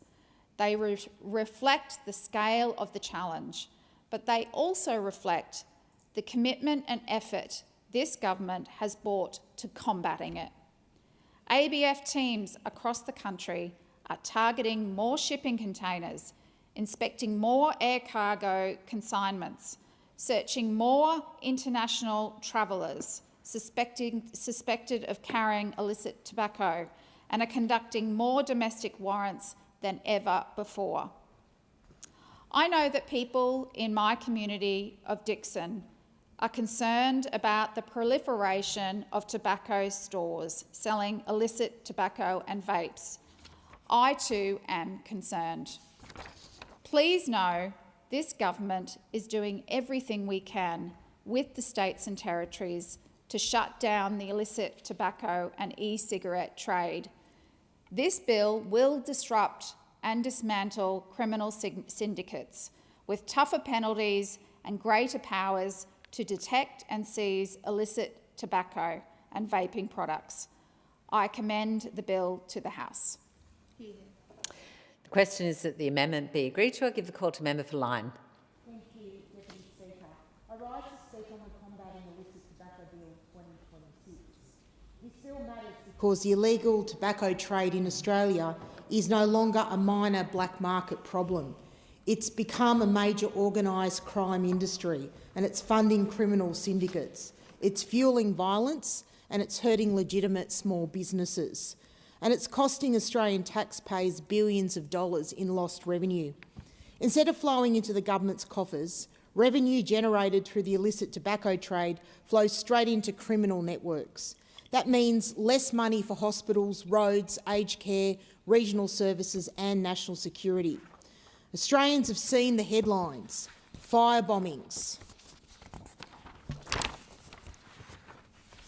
extortion, violence linked to tobacconists, police raids uncovering warehouses packed with illegal cigarettes and vapes. This is organised crime operating openly in our communities. That is why a bill that confronts the issue of the illicit tobacco crisis is so important. Deputy Speaker, whilst I will be supporting this bill, I must say that it is disappointing that given the opportunity to fix the illicit tobacco crisis, I just noted that something like 80% of tobacco and cigarettes coming into this, being consumed in this country are illegal. It's an enormous figure. Labor in typical form has fallen short. The government says this bill will increase penalties, expand investigative powers and target the profits of organised crime. The government says this bill will create new criminal offences for large-scale illicit tobacco activity linked to organised crime. It says it will substantially increase penalties across the entire supply chain: importing, manufacturing, producing, processing, buying and selling illegal tobacco. They say that the bill will strengthen proceeds of crime and unexplained wealth laws so law enforcement agencies can go after the profits and assets generated by illegal tobacco operations. They say it will expand law enforcement powers, including telecommunications interception powers, in plain language wiretap powers, so agencies can better investigate criminal syndicates involved in the trade. On paper, this bill certainly does sound strong, but in reality it is not. Trust Labor's rhetoric to be completely out of step with reality. The bill is heavily focused on increasing maximum penalties and not on actually improving enforcement outcomes, and there lies the problem. Penalties without enforcement are useless, just as enforcement without penalties is meaningless. You cannot have one without the other and expect to make a meaningful dent in the illicit tobacco trade.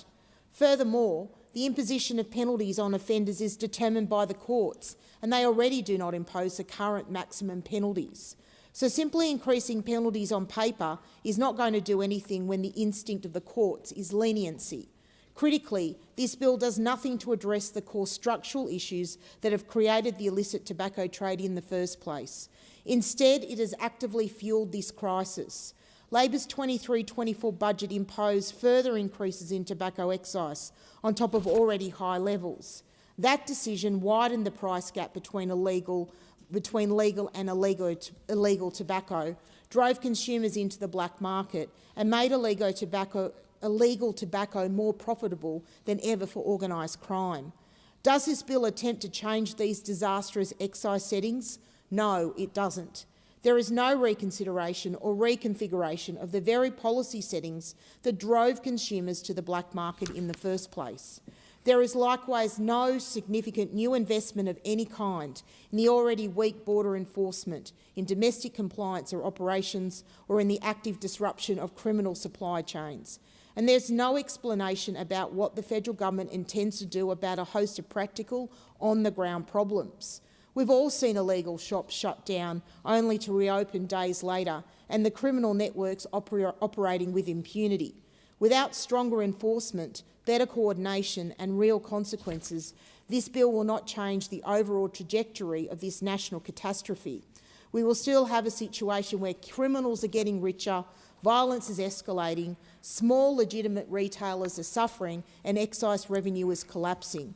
Without stronger action, illegal tobacco will continue to fund organised crime, drive fire bombings, ram raids and extortion, and place small businesses and communities across the country at risk. In my own electorate, there have been break-ins and arson attacks which present economic and safety issues for neighbouring, legitimate small and family business.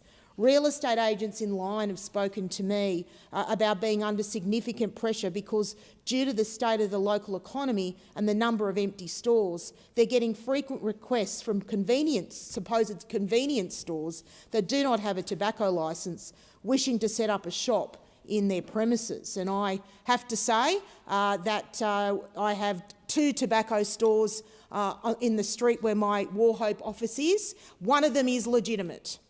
I can only say that one is legitimate, has been there for a long time. The other one has what we see in these shops.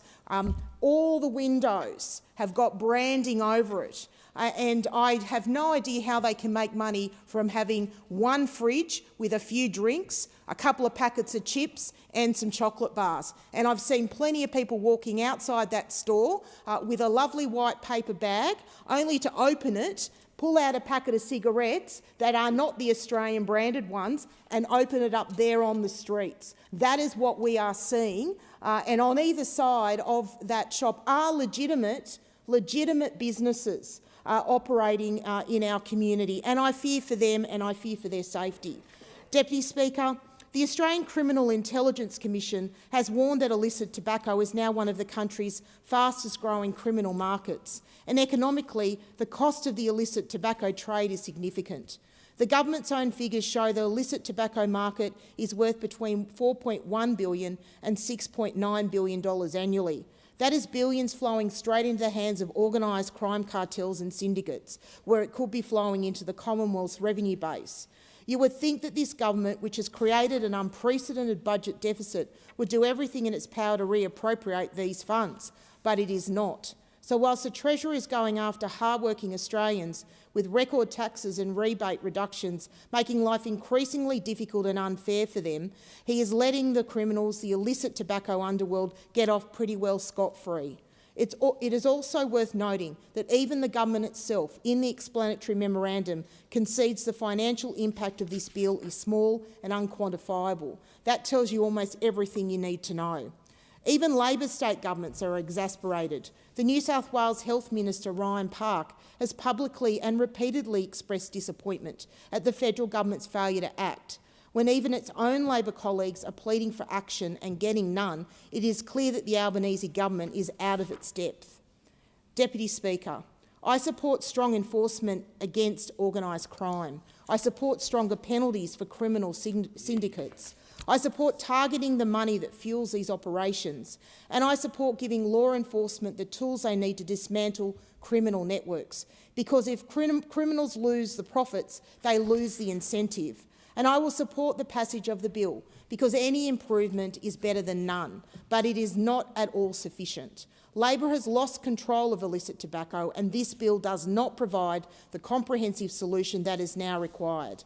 Labor had the chance to implement far stronger action. Instead, they've run scared. So I call on the government to go further, to be tough. Incorporate real enforcement action into this legislation. Actively coordinate responses with state and territory governments to support frontline enforcement efforts. Take action to enforce store closure orders, lease terminations for illegal outlets, and meaningful disruption of criminal supply chains. Actively confiscate and disrupt revenue streams, and confront the issue of the pricing signals, demand-side drivers and the problems that have flowed from their catastrophic changes to tobacco excise. Australia now has some of the highest tobacco taxes in the world. The intention behind those taxes was to reduce smoking rates. And of course, reducing smoking is an important public health objective. But governments also have a responsibility to confront unintended consequences. When the legal price of tobacco becomes extraordinarily high, organised crime sees opportunity. That is exactly what has happened. Illegal products are now being sold for a fraction of the legal retail price, and criminal syndicates have stepped in to exploit that gap. Under Labor, illicit tobacco has proliferated across Australia. Criminal gangs and syndicates have been empowered and communities are at risk. And now, after years of causing that mess, it is scrambling to look like it is doing something. We're being asked to get behind an inadequate bill and pretend that this will fix it. It is a partial, belated and wholly inadequate response to a crisis that has exploded on Labor's watch. Deputy Speaker, Australians expect governments to keep communities safe. They expect organised crime to be confronted, not tolerated. And they expect criminal syndicates not to build billion-dollar black markets while taxpayers lose billions in revenue. The Combating Illicit Tobacco Bill 2026 sends an important message, but it must deliver more than rhetoric. The Australian government cannot allow organised crime to profit on illicit tobacco unchecked. This parliament must stand firmly with law enforcement, with legitimate businesses and with communities affected by organised criminal activity. And we must ensure Australia remains a country where the rule of law prevails over criminal enterprise. I commend the bill to the House. The question is that the amendment be agreed to. I give the call to member for Leichhardt. Thank you, Speaker. I rise to speak on the Combating Illicit Tobacco Bill of 2026. I've met with members of the community, genuine, legal tobacconists. My friend Tim, good guy. His wife ran the coffee shop next to my office in my previous life. Go there in the morning and we'd have a chat, a bit about basketball, a bit about life. He kept bringing it up. These illegal shops, Matty. They're doing us in. These illegal shops, Matty. They're doing us in. So these laws have to be stronger. This is a man who'd built his life legally, had multiple tobacconists, selling his wares, doing his work, and criminals came in to snatch his livelihood. Now, we would all like to see smoking rates reduced. This is a big part of the process, but this is not at the expense of honest, hard-working Australians who are selling legal wares. This is not just a federal government thing.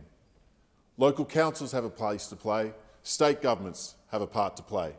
In my own region of Leichhardt, right across the road from my house, an illegal tobacconist sprung up. The Cairns Regional Council acted, shut them down.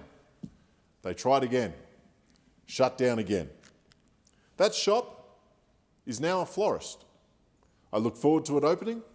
I look forward to buying flowers. A legal response to an illegal problem. That is what happens when all three levels of government take responsibility to deal with what this is.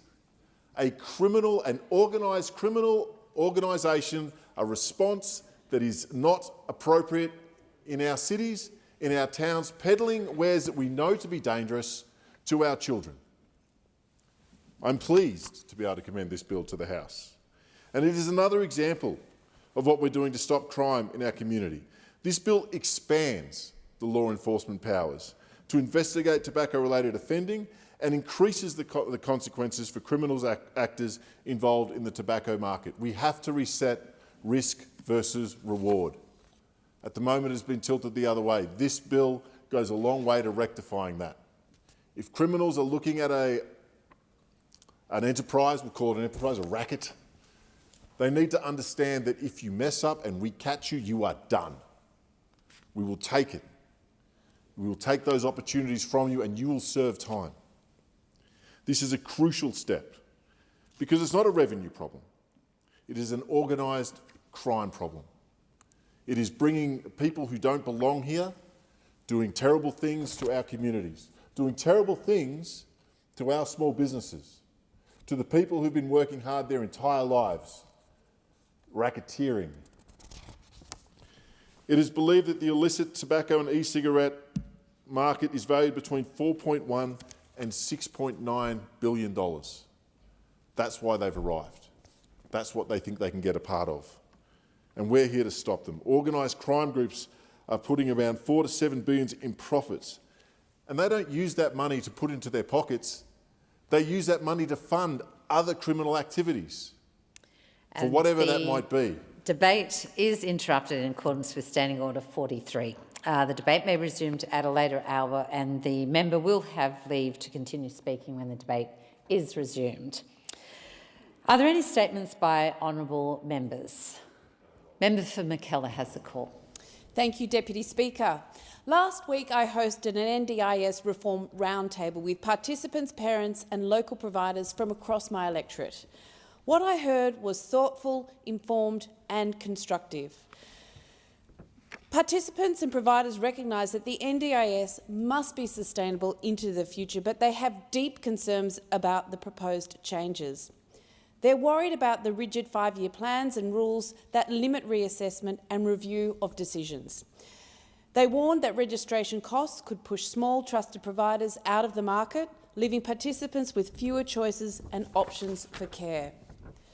I also heard grave concerns about the cuts to social and community participation, funding that helps get people to work, medical appointments, daycare programs and into the community. I want to sincerely thank everyone who took the time to share their lived experience, expertise and insights at this roundtable. Your voices are critical in shaping a system that truly works for the people it was designed to support, and I will continue to advocate for reforms that get this right, build on the principles of choice, control and dignity. Member for Bass. Thank you, Deputy Speaker.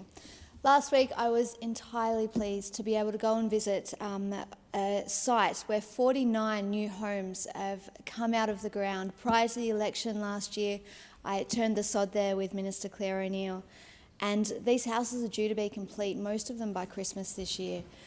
The site itself, it has a wonderful vibe. It's a community feel. We've got 1, 2, 3 and 4 bedroom homes, none of which are the same design. So they're all unique and they're all purposeful. One of the homes has 4 bedrooms and the biggest yard I've ever seen. And I cannot wait for a family to love this home, to be in here with their kids as their kids grow up. They're watching their kids playing in the backyard as they're in that big living space and that beautiful new kitchen. There's another home which actually looks out over a railway. We don't have many of those in Tasmania and not many trains, but each year at Christmas time we have a Christmas train, and it is the highlight for a lot of people. And this house actually looks over that rail yard. Now, potentially by this Christmas, that house might have a family inside, and they may have kids who are waiting for the Christmas train to go past. And that is what Labor is doing. We are building homes for people to love, to live in and to grow in for the future, and we are very proud of that. Thank you. Member for Grey. Taxes do not need a carve-out, they need an axe. Just a month after budget night, their policies are already in tatters.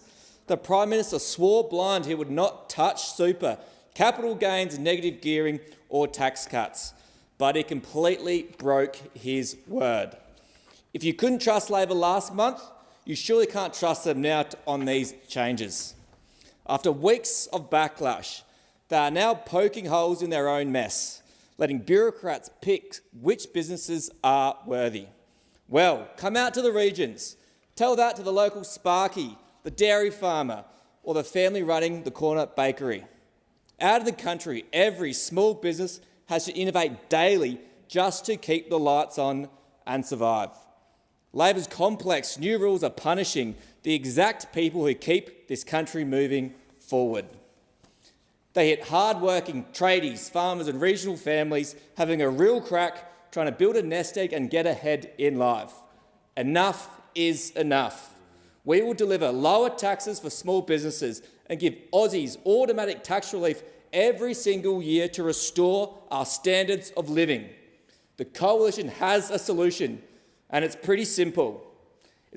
The time has come to axe Labor's taxes and start again. Ben for Solomon. Deputy Speaker, I acknowledge the ongoing work of Charlie King and Rob Cross from Catholic Care NT and their No More campaign, which is helping to build safer communities right across the Northern Territory. For many, many years, Charlie and the No More team have delivered a simple but a powerful message. Preventing violence is everyone's responsibility, and through No More action plans, organisations commit to practical steps that create safer workplaces and safer communities. I'm proud that my own electoral office completed a No More action plan. And over the weekend, I joined members of the Tracy Village Cricket Club, led by the excellent president, Mel Nixon, where players linked arms before their match as a visible commitment to respect and responsibility. Tracy Village Cricket Club was the first club in the Darwin and District League to adopt an action plan, demonstrating the leadership that local sporting clubs can provide. And also in the member for Lingiari's electorate, the Smith Families Community for Children program, which is in Katherine, is helping to bring the No More message to this year's Katherine Rodeo. As the pickup men at the Rodeo remind us, we don't stand back and hope that our riders are safe. We step in, we act early, and that's a lesson for all of us in stamping out domestic violence. Member for Mayo. Thank you, Deputy Speaker. Well, last week I attended at Waverley Park Homestead at Wollonga. Now, this is part of the Wollonga National Trust assets, and they have an art gallery there. And I have been there many times, and it is glorious. If you're coming to South Australia, come to Wollonga, come to Waverley Park Homestead. I'd like to acknowledge Mark Staniforth, who's the director of Waverley Park Homestead, and Paddy O'Toole, who's a prominent historian, researcher and chair of the National Trust Wollonga branch. Now, the art gallery, importantly, is part of the National Gallery of Australia's Sharing the National Collection program. And this is a program that has invited suburban and regional and remote art galleries to host works on long-term loans. Now, Waverley Park is one of these galleries, and its wonderful pieces have been extended until 2030, and that's what we were there to announce last week. Now, one of the paintings by SA artist Kathleen Sauber is an oil painting called Jetty Ramp and Howe's Fishing Outlook from circa 1935. Look, it's an extraordinary exhibition. I'm so pleased that the Minister for Arts has created this Sharing the National Collection, and I urge all Australians to get out to the regions and see a national collection that is right across Australia. And congratulations to Waverley Park on the work that they do. It is a glorious place, and I welcome all to attend. Member for Maribyrnong. Thank you, Deputy Speaker. Last week, I stopped by the Essendon Health Medical Centre, one of the many clinics across Maribyrnong that is now fully bulk billing. In fact, under our government, we have doubled the number of GP clinics across Maribyrnong who've gone to fully bulk billing. And let me tell you what this means. It means a mum can take her sick kid to the doctor without having to think about checking her bank balance. A tradie in Niddry gets the care that they need with just their Medicare card, not their credit card. That's real relief in real clinics for real families. But bulk billing is just one piece of a larger story. A government, we know, that people are watching every dollar that they spend. That's why from 1 July, every worker in Maribyrnong is getting a tax cut. The nurse at the medical centre, the tradie in Keilor East, the hospital worker pulling a late-night shift at Moonee Ponds. Every single one. For the worker on the average wage in my electorate, that is hundreds of dollars back in their pocket. And it doesn't stop there. A $1,000 instant tax deduction, reforms to level the playing field for first home buyers, cheaper early learning and care for young families, to see the doctor for free, pay less tax and keep more of what you earn. Because this is the difference, Deputy Speaker. Some offer outrage, we offer outcomes. Yeah. Member for Fisher. Thanks, Madam Deputy Speaker. Last week, Labor was forced into yet another backflip. After 6 weeks of defending its budget, the government suddenly discovered what Australians already knew. This budget is flawed. It is fundamentally flawed. But let's be clear. Labor's toxic taxes don't need a tweak. They don't need a carve-out. They need an axe. Because you don't fix a bad tax by making it more complicated, Madam Deputy Speaker. You scrap it. You start again. The problem isn't that Labor forgot to exempt one group or another. The problem is that this government sees higher taxes as the answer to every problem. tax retirement savings, tax investment, tax aspiration. They'll probably tax inspiration as well. Just this morning, I received a letter from the Australian Chamber of Commerce and Industry warning that Labor's capital gains tax changes will mean less investment, less innovation and fewer jobs. I've also seen overwhelming support for my campaign in my electorate against Labor's health tax on seniors.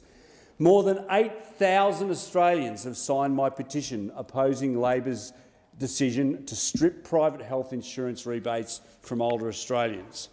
Australians are tired of backflips. They are tired of uncertainty, and they're tired of this government. It is the most socialist government this country has ever seen. There's a group of people in Parliament today raising awareness about early onset bowel cancer. I met with Mika and Andrew, two young people who've each battled early onset bowel cancer. Their message is, you are never too young.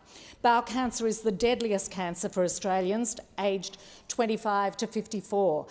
Bowel cancer rates are 2 to 3 times higher among Australians born in the 1990s than those born in the 1950s. Mika travelled to Canberra from Leura in my electorate. She told me she wants to see clinical practice guidelines for GPs regarding age bias. And that's because she had too many people telling her she was too young, and too many people are told you're too young to have bowel cancer. The Bowel Cancer Australia pin that I'm wearing has a light green ribbon with an apple in the centre, which was very fitting for Andrew, whose family had an apple orchard in Bilpin in my electorate of Macquarie when he was growing up. Now, as a busy tradie with a young family, Andrew didn't raise his intermittent symptoms for some time until he told his wife, and fortunately he listened to her when she told him that he needed to see a doctor. Bowel cancer is really treatable if caught early. And so I want to thank Andrew and Mika for their advocacy, and I support them in the things they want to see: more research and more awareness about the fact that young people can get bowel cancer. Member for Dawson. Thank you, Deputy Speaker. If you incinerate the Christmas ham, it does not matter how neatly you try to carve it, you cannot save it. It belongs in the bin. Just like Labor's budget. Broken, unpopular and completely unfit for purpose. This government's tax carve-outs have become messier than Grandpa hacking the Christmas ham with a chainsaw. Instead of making the clean cut to exit, Labor has butchered its toxic tax policies to pieces.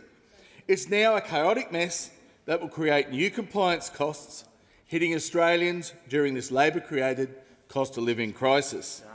Every day, Australians are watching inflation decimate their pay packets. Carve-outs have turned toxic taxes into an administrative nightmare, and finance experts have exposed the truth. This budget punishes the people with ambition who are just trying to have a go. Young Australians trying to build security through modest investments are being heavily punished by Labor. Deputy Speaker, the truth is simple. A confusing policy is a bad policy. The saddest reality facing families is there'll be nothing left to carve because Christmas is already out of reach for many. This government's spending crisis means families are having to choose between keeping the lights on or buying their groceries.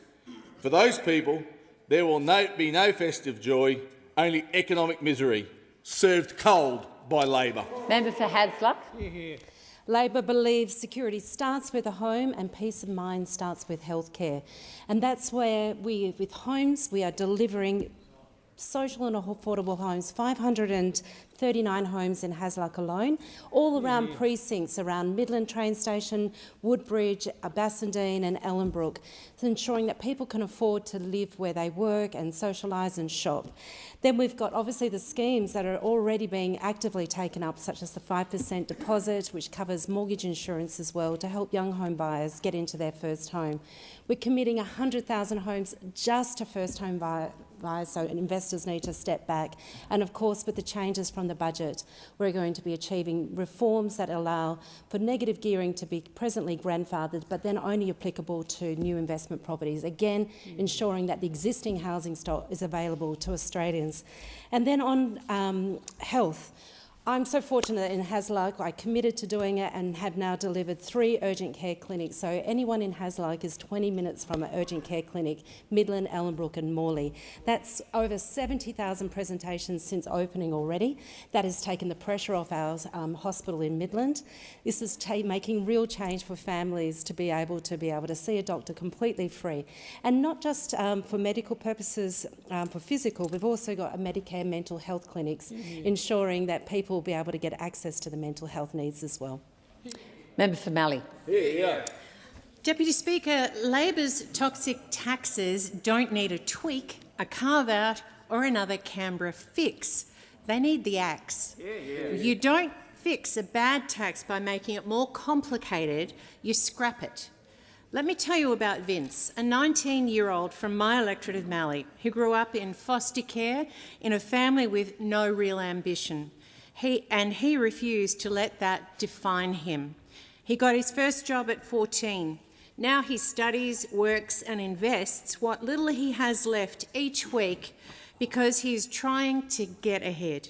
And Labor wants to take nearly half of that away. Vince puts it plainly. What is the point of investing, he said to me. Why take on all the risk and only get half the reward? He has done the numbers. This policy could cost him nearly $40,000 and he says it leaves him feeling hopeless and frustrated. Hopeless. Hopeless. From a young man who did everything right. This is not fairness. This is crushing aspiration at its source. So I say to this government, listen to Vince. Listen to the young Australians asking, why bother? Scrap this tax, stop punishing effort and restore hope. Member for Griffith. Thank you, Deputy Speaker. Across Griffith, people want healthcare they can rely on, close to home and within the family budget. They want cheaper scripts, easier access to a GP and confidence that their Medicare card has their back. That is why the Albanese Labor government is proudly strengthening Medicare and making healthcare more affordable.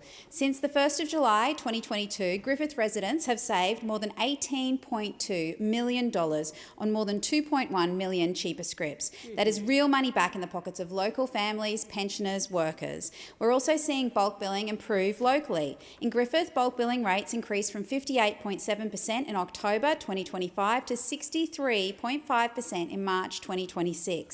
As of the 3rd of June 2026, 8 practices that were previously mixed billing are now fully bulk billing. Our urgent care clinics are also making a real difference, and in the last couple of weeks I visited 2 of them with our Health Minister. Across Griffith, they have seen more than 43,000 presentations, including 3,700 at Coorparoo, 5,400 at Carina and a staggering 34,000 at South Brisbane. These clinics are bulk billed, walk-in and open for people who need urgent care but do not need the emergency department. Ashley from my community recently said she'd visited the clinic at Carina twice this year. She said she was so impressed by the service and she's always happy to pay for a GP, but these after-hour clinics are always so helpful. Member for Nichols. Thank you, Deputy Speaker. You would have heard us talk a lot about Labor's toxic taxes. And the key part of the toxicity of these taxes is the impact that they're having on investment. And this should have been known by Labor because on page 158 of budget paper number 1, there is this comment of the Treasury forecasts. Lower house price growth will have a modest impact on housing supply, with the increase in supply over the next decade expected to be only around 35,000 dwellings fewer compared to no tax policy change. That means less houses. Now, how can you contort yourself to say that if there's less houses, there's going to be more opportunity for people to get into housing, or that people's rents aren't going to skyrocket? I don't know how you can make that argument. And we're not the only ones saying that this is having a negative impact on housing. CEDA has said, in a letter that they've written and co-signed by 26 other industry associations, are saying that the impact of Labor's CGT proposal has not been properly considered.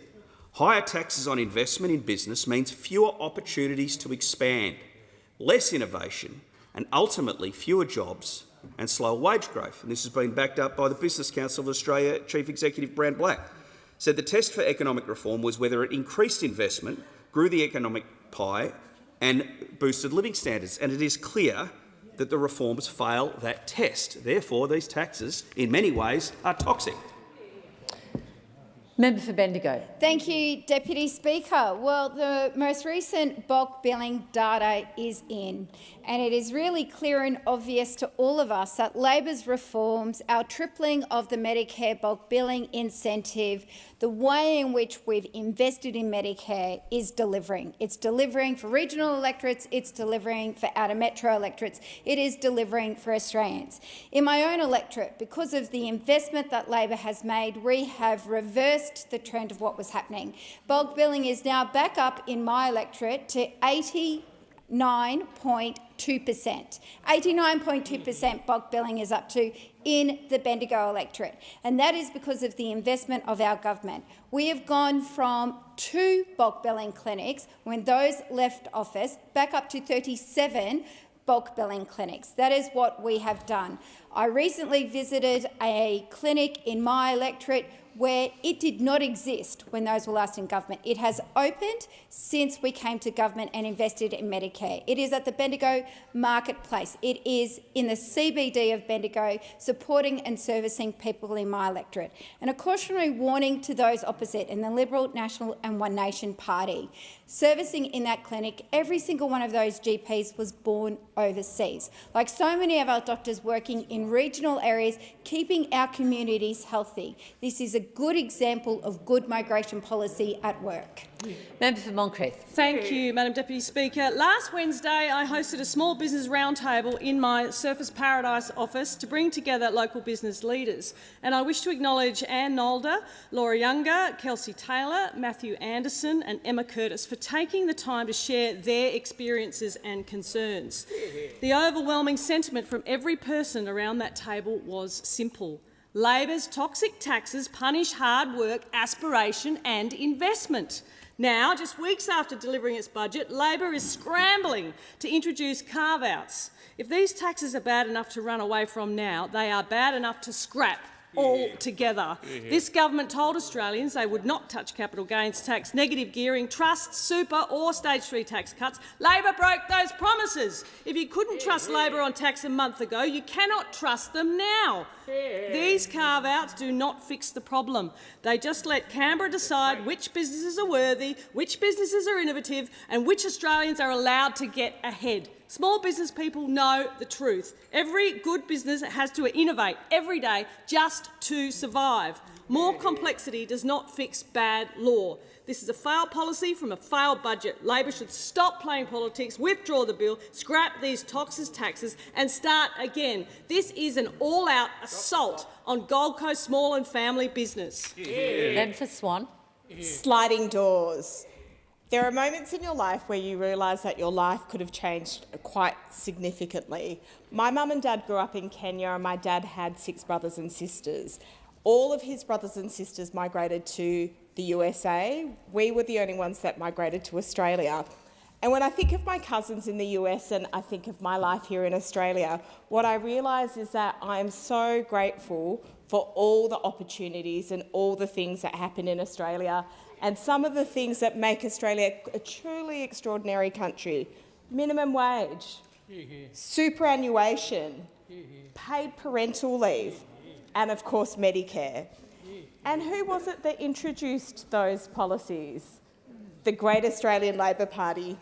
Earlier today in the Federation Chamber, I was listening to the member for Mackellar talking about when he first opened his practice, which was the same day that we introduced the Medicare system that we have today. And what he saw was the way that Medicare transformed health outcomes for Australians.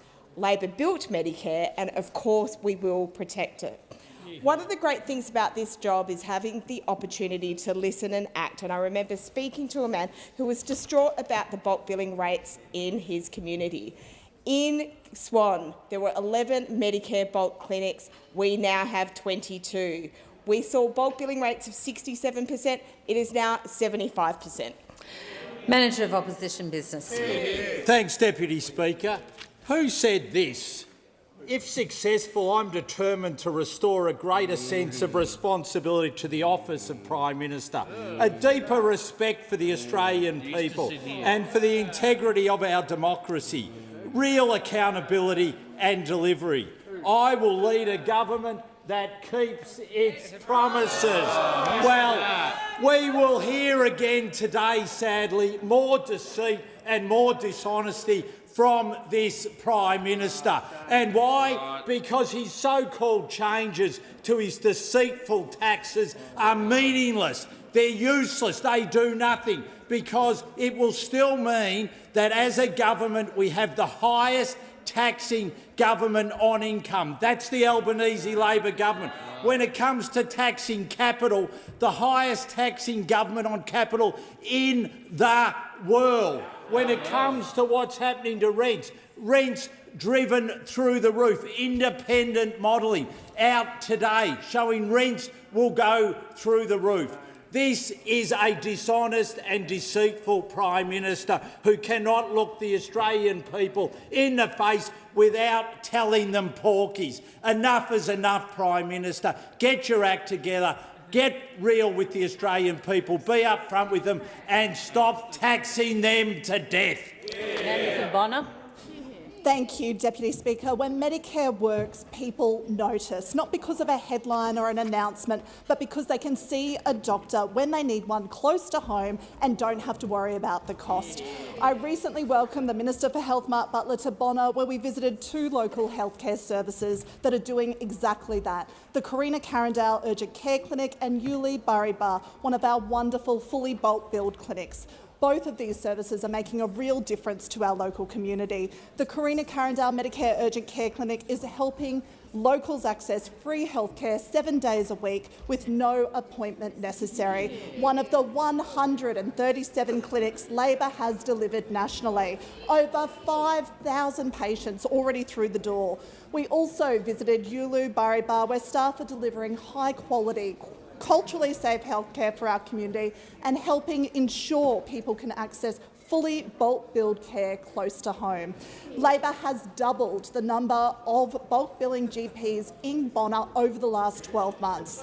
These visits were a reminder that Medicare is not just about policy, it's about people, because when Medicare works, people notice. Member for Goldstone. Well, thank you, Speaker. And Speaker, every day Australia's self-starters wake up to build a better future and a better small business for themselves and their communities. We should want them to get ahead, and we should want a government that backs Australians who back themselves. But the Albanese government has declared war on Australia's small business community. Let's face it, we already have record low consumer confidence. We have record low small business confidence. We also have record small business insolvencies. And the only solution from the Albanese government is to chuck higher taxes on top.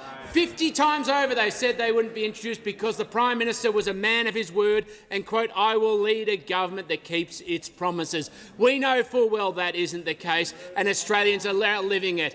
The government is scrambling. Of course, the Health Minister is quietly doing the numbers for his leadership tilt, but the government is caught out being drunk on their denial and drunk on their deceit. Don't worry, Deputy Speaker, there is hope.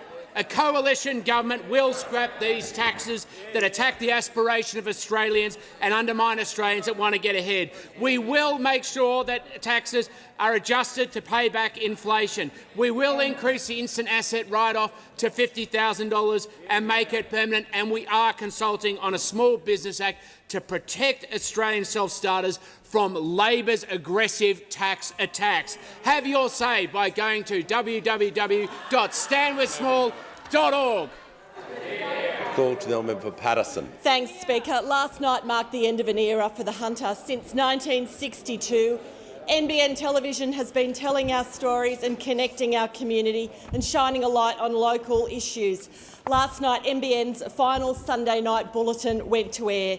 For many people across the Hunter, Port Stephens and Mid-North Coast, NBN isn't just a television station, it's part of the family. It was where we turned to see our local stories, our local faces and the issues that mattered to our community. Big Dog even helped put the kids to bed. This is personal for me. Back in 1990, NBN gave me my first job in the media. It taught me the value of local news, the importance of asking the right questions and the responsibility that comes with telling people's stories. It is still important today. The truth matters. Today, I want to thank the journalists, camera operators, producers, editors, presenters, production teams and all of those who've worked tirelessly over the years to keep us all informed. While the change comes as a result of decisions made by the WIN network, we still need our stories to be told, and we still know that local news matters.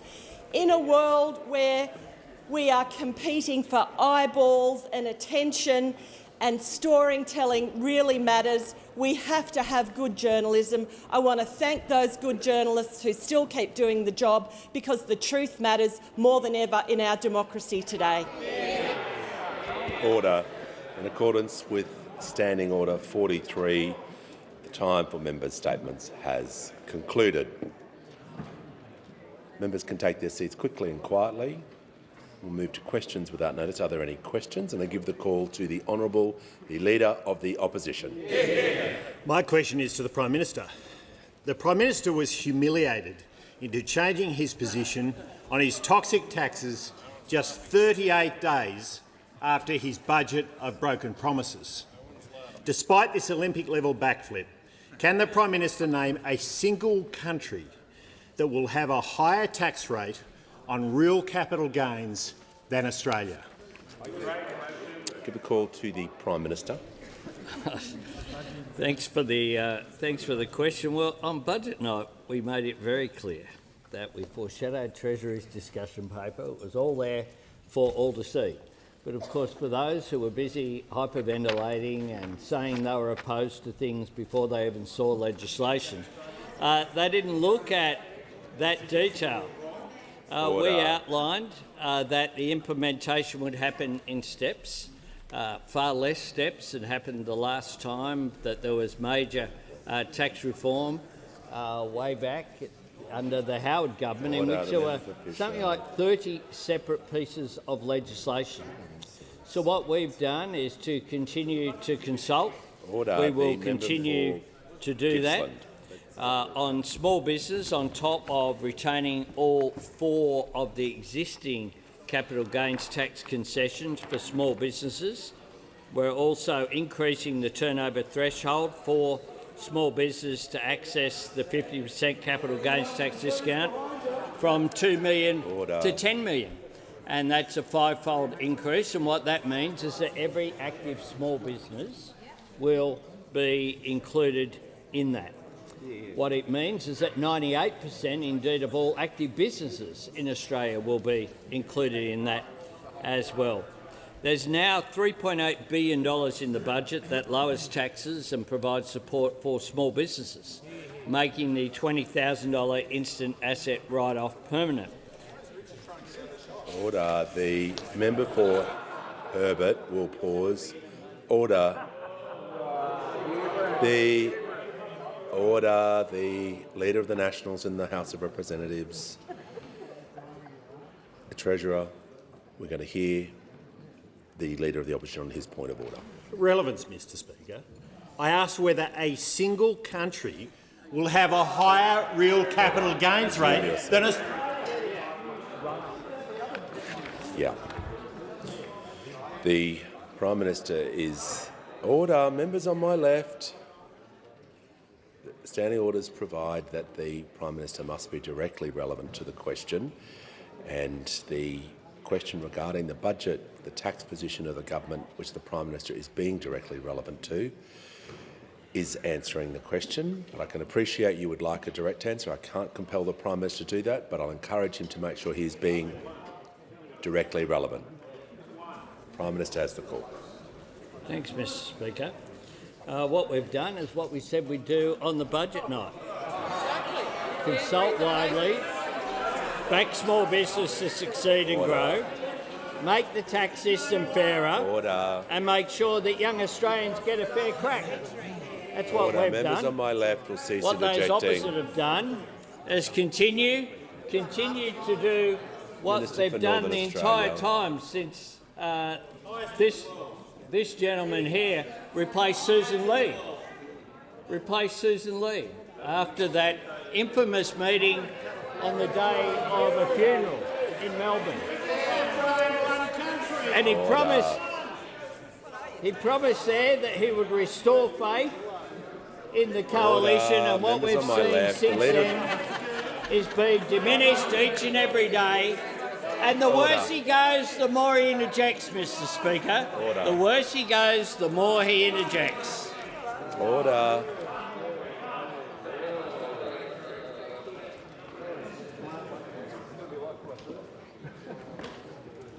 The House comes to order. We'll hear from the honourable member for Corangamine. Thank you, Speaker. My question is to the Prime Minister. How is the Albanese Labor government backing the aspiration of more Australians to get ahead and own a home of their own? How does the government's housing agenda make a positive difference to people's lives, and what alternatives are being offered? The call to the Prime Minister. I thank the member for Corangamite for her question, and each and every day our government's driven by making a real and positive difference in people's lives, delivering real change to make a real difference, doing what's right rather than just doing what is easy, not just pointing issues out, but trying to take action to fix them, delivering real change that Australians can see and they can feel. And what we're doing in housing is an example of that.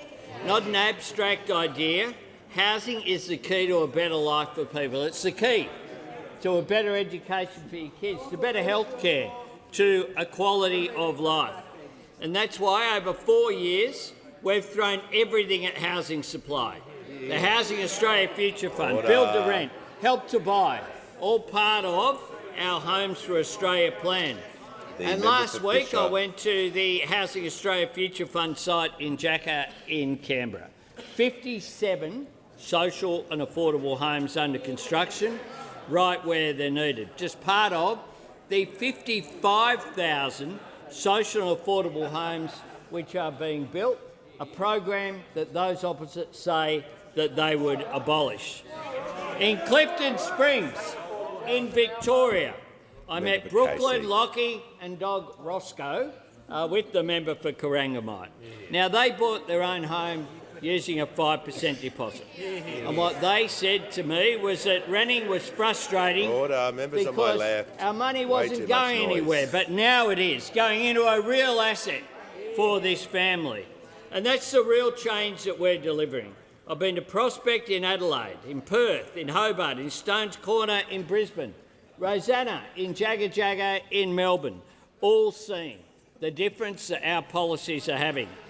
Because for too long the housing system was broken, prioritising investors looking to buy their 10th property and locking out young people looking for their first home. And that's why we're reforming negative gearing and capital gains tax so that hard-working Australians can actually see their hard work pay off, making a real difference. That's how you back aspiration. Aspiration for all, not just for some. Delivering real change to make a real difference.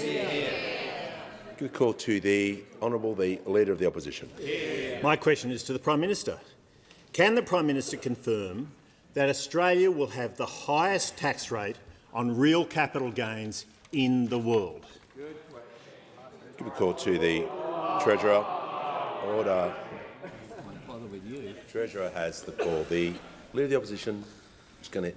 The Treasurer hasn't said a word, so we'll listen to the Treasurer now. Thanks, Mr. Speaker, and thanks to the Opposition Leader for the question.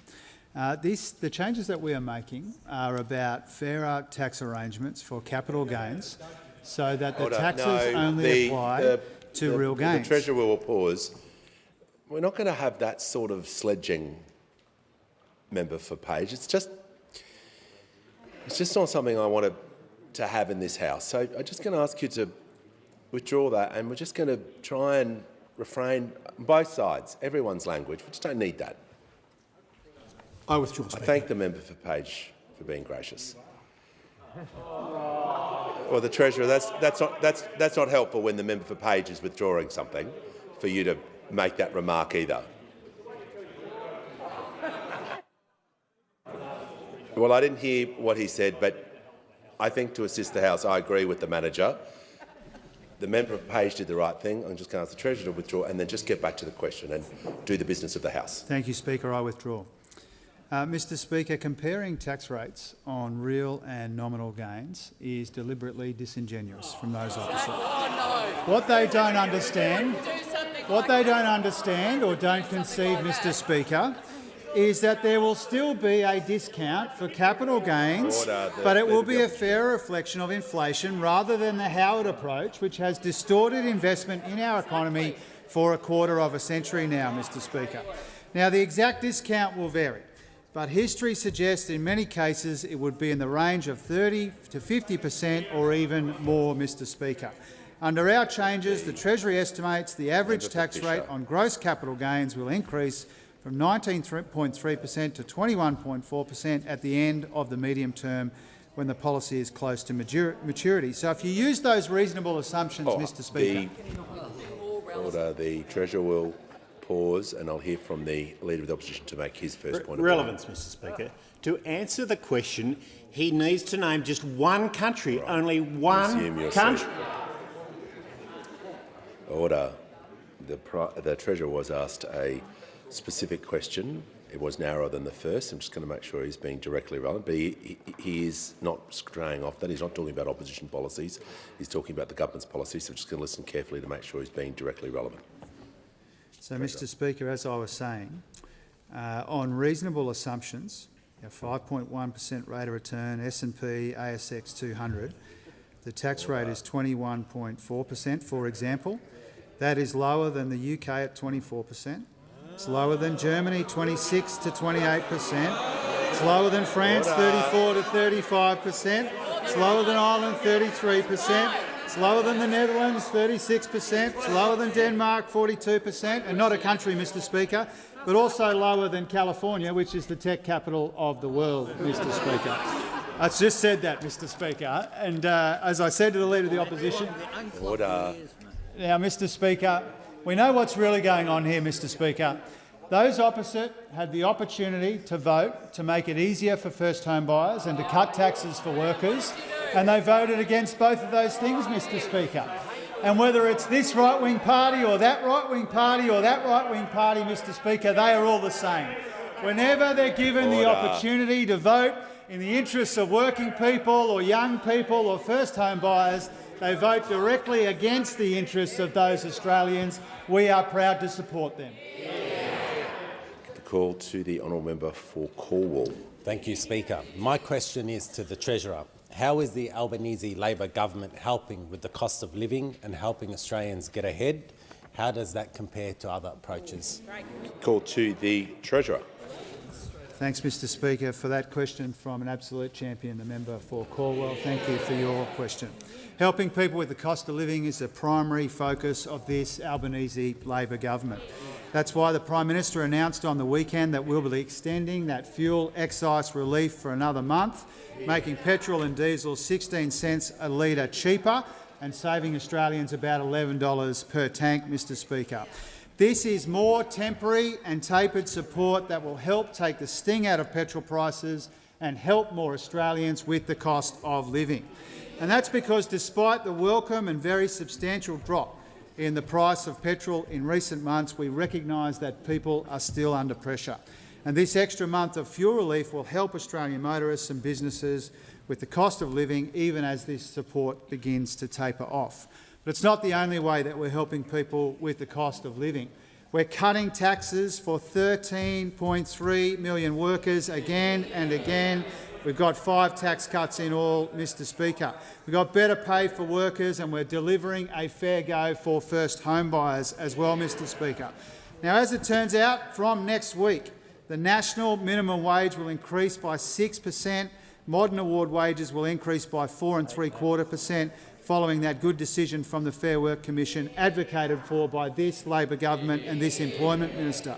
From next week as well, Mr Speaker, our tax cuts for more than 14 million Australians will start to roll out, one of those 5 ways that we're cutting taxes for workers. And the tax reforms we've put before the Parliament will help younger Australians get ahead and get a fair go, particularly for first home buyers.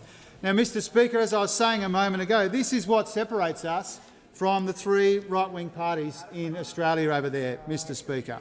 We're delivering tax cuts for every taxpayer better pay for workers and a fair go for first home buyers, and the three-ring circus over there is standing in the way of all three of those things, Mr Speaker. That is the absurd irony of Australia's political system. The One Nation Party talks a lot about helping workers, and the Coalition talk a lot about tax cuts, but they vote against both of those on the floor of the Parliament, Mr Speaker. Every time they have the opportunity to vote for higher wages and lower taxes, the right-wing parties opposite, instead of voting the way that the workers of this country need them to do, they vote the way that Gina Rinehart and Jeff Wilson tells them to do, Mr Speaker. Or whether it's slashing the fuel tax, better pay, tax cuts or a fair go for first home buyers, we are taking action and delivering real change to ease the cost of living and help Australians earn more and keep more of what they earn. The three right-wing parties over there, they're standing in the way of our tax cuts, better pay and a fair go for first home buyers in this country. Before I call the member for Calare, I'll just do some quick acknowledgements and I will give him the call. I'm pleased to inform in the House in the gallery today in their red and white T-shirts are representatives of Bowel Cancer Australia, along with a delegation of patient advocates, reminding everyone that it's never too young to be tested. Her Excellency Mrs. Carla Nula Rensola Gosa, the Ambassador of Portugal to Australia, is with us today. Apologies for my pronunciations. And also, members in the gallery today, we have the Wangaratta High School and Mansfield Secondary School as guests of the member for Indi. On behalf of the House, welcome to Question Time. I give the call to the honourable member for Calare. To the Veterans Affairs Minister. As you know, our veterans deserve the very best care our country can provide. Bathurst RSL sub-branch has submitted a proposal for a Veterans and Families Wellbeing Hub in Bathurst, which would serve as stage 1 of a Central West regional hub. They've got the land, they've got the building, and they're willing to make a financial contribution to it. Will your government support it, and when will you fund it? Call to the Minister for Veterans Affairs and the Minister for Defence Personnel. Thank you, Speaker, and I want to thank the member for his question, and I also thank him for having me out to his electorate to meet with the local RSL to hear what they want to do there in terms of having a hub to support the veterans in his community. And they really did an excellent job of explaining the real-world impact, meeting with the RSL members, the advocates working out there, the support they want to be able to provide on his side of the range. And I thank him for passing on to me their business case as well for how they want to set up that hub and have it running on an ongoing basis. We've been delivering hubs across the country that we committed to at the 2022 and 2025 election. They are an important part of the broader ecosystem and footprint to support our veteran communities, in particular where we've got the highest concentration of those veteran communities around the country. Right now, we're rolling out from the 1st of July the changes to the Veterans Entitlement legislation. That's going to be the biggest change in a century, moving from 3 complex systems that were interacting with each other to a single system going forward to improve the system that supports our veterans, making it quicker and easier for their claims to be processed. But also importantly, in implementing another recommendation of the Royal Commission from 1 July, we stand up the new Veteran and Family Wellbeing Agency. And it is going to coordinate across those Veterans and Families hubs that we already have up and running in terms of providing an on-the-ground footprint, but providing a national service, online, phone, to navigate the systems of support more broadly that exist there in the broader wellbeing areas to support our veterans, which is incredibly important work. As we work through setting that up and the different other services that will be provided through that agency and funded by that agency, it's important we get that right moving forward in the near term. That's an important piece of work both in terms of the agency itself and working with the existing hubs. As we work through that, we are then able to better look at a wide variety of submissions that have been made to government for a further round of hubs and supports to local ex-service organisations, be them RSLs or other organisations, that want to improve how they can deliver better support to veterans and families on the ground. And we really want to support that, and we want to make sure we work through that in a methodical way as we stand up these big changes that are improving support to our veteran community. I've looked at the business case that's been provided by the member. I very much appreciate it and look forward to trying to work through that after we've stood up the Wellbeing Agency from 1 July this year. Thank you. Call to the honourable member for Gilmore. Is to the Minister for Transport. How is the Albanese Labor government acting to keep fuel supplies flowing, and how will the government's extension of fuel relief help keep fuel prices down so we can keep communities connected and our freight moving? Call to the Minister for Infrastructure, Transport, Regional Development and Local Government. Thank you, Mr Speaker. Can I thank the member for Gilmore for her question? She well knows the impact that the Middle East conflict has had on regional communities and the price of fuel in those communities. But can I also start very much by thanking Australians. You've been really magnificent through this. Done an incredible job in working with government to make sure that we can keep fuel and our freight operators moving around the country. We've been working very closely with industry and our international partners to ensure fuel continues to flow and that we keep our communities connected. On Saturday, the Prime Minister announced that the Export Finance Australia had secured with the private sector a further 50 million litres of diesel and that this shipment is now headed for Port Botany. Since February, we've secured additional supplies of nearly 800 million litres of diesel, 155 million litres of jet fuel and 340,000 tonnes of fertiliser. There is now more fuel in the country than there was in February this year before the conflict began. By securing our fuel supply, we are providing certainty. But we do know supply is just part of the story here. The war in the Middle East has caused the biggest spike in fuel prices. That's why we've worked quickly to cut fuel excise to save Australians money at the petrol pump.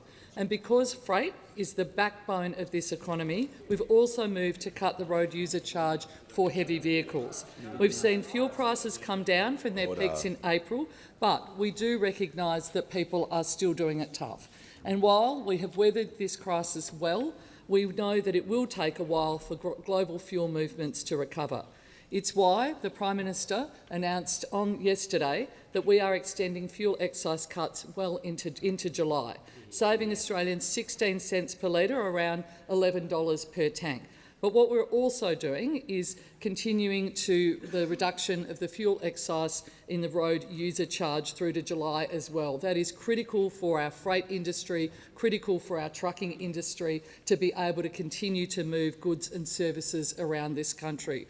The support, of course, has been welcomed by the Australian Trucking Association, and I recognise their strong advocacy on behalf of their members, the Australian Chamber of Commerce and Industry, the Australian Automobile Association and the businesses that have kept our goods moving all the way around our country. This is additional support for Australians as global fuel movements remain constrained, and it builds on the work that we've been doing since the beginning of this crisis to support the transport industry.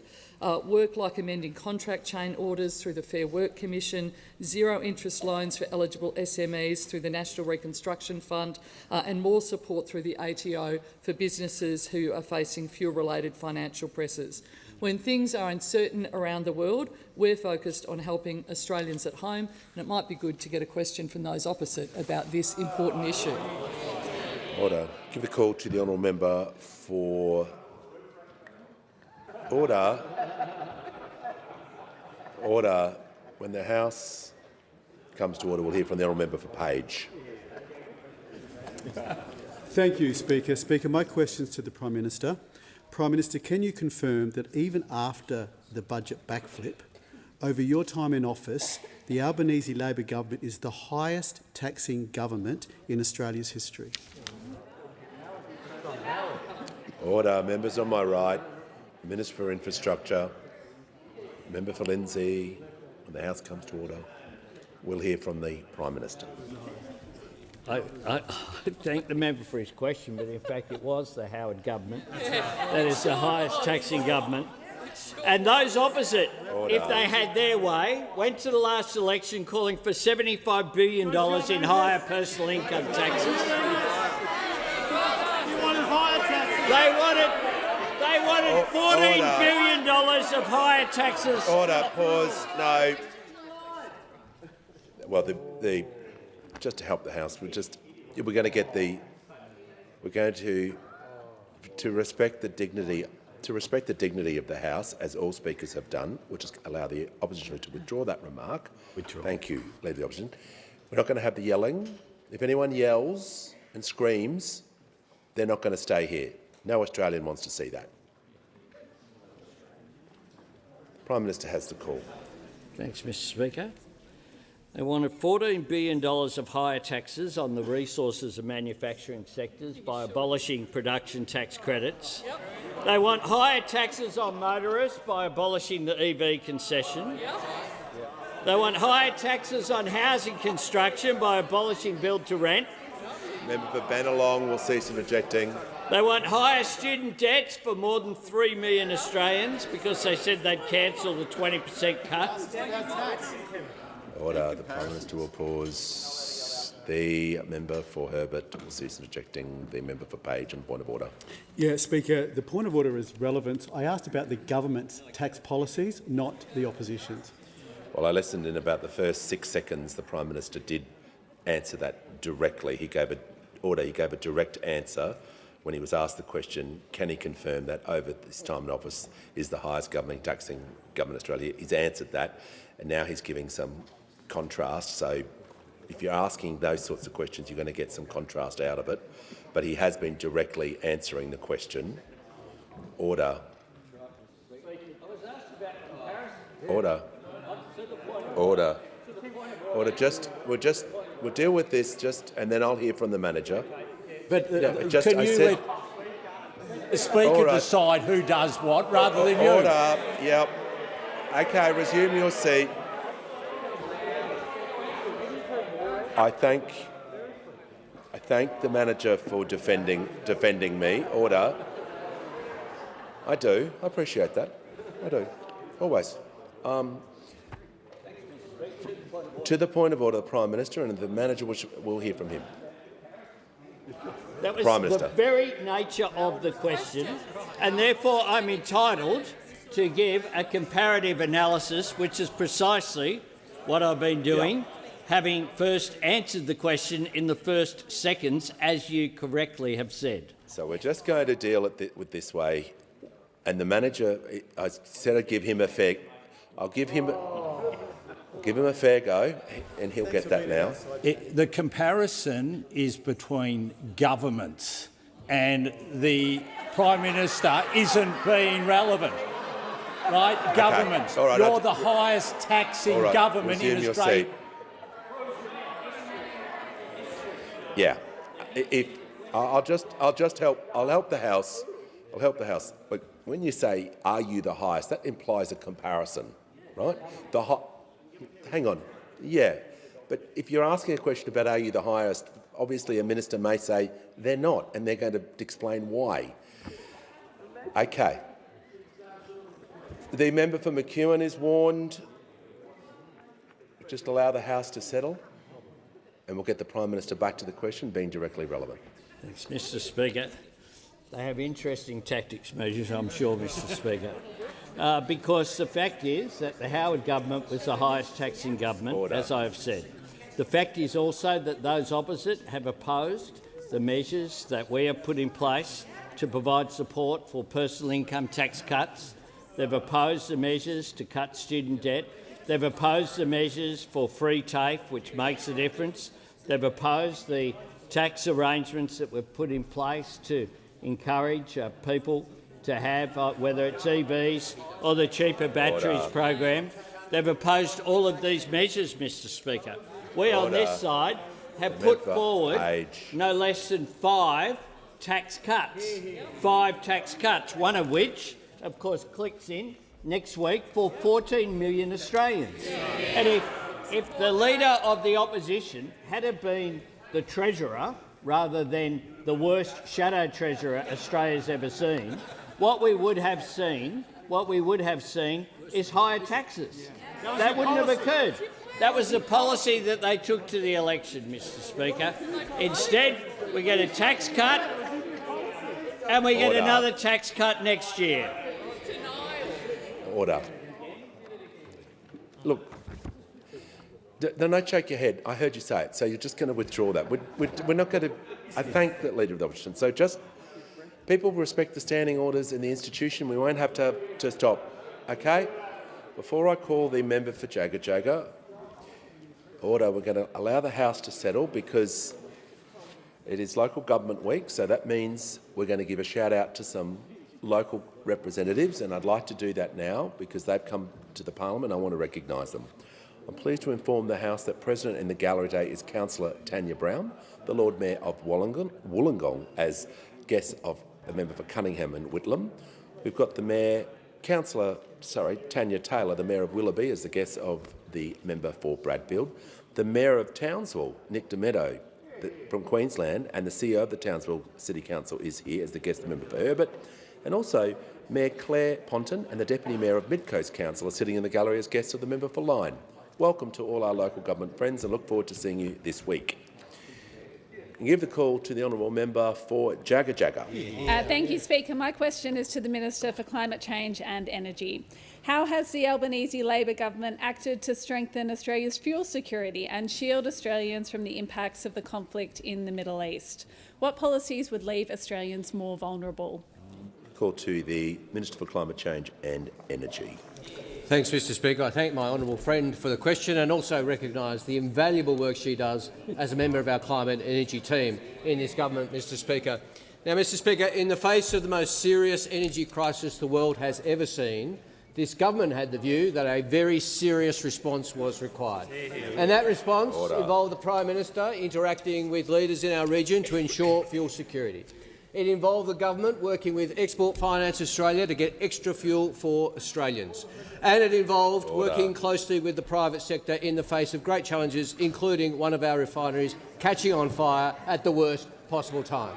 But, Mr Speaker, in the face of all those challenges, I'm pleased to tell the House that Australia has more fuel today than at any time since the minimum stock obligation came into force, and that, Mr Speaker, we have substantially more fuel than we had on the day Iran was bombed. We have 44 days' worth of petrol, which is 8 days more than the day Iran was bombed. We have 39 days' worth of diesel, which is 7 days more, and we have 3 days more worth of jet fuel at 32 days. And there are 51 ships on the water currently, Mr Speaker, on their way to Australia with more fuel and 3.9 billion litres of orders locked in and contracted to be delivered over the next 4 weeks. So Australians can know that just as we have since February 28th been telling them that our fuel supply is secure, that situation remains and remains into the future.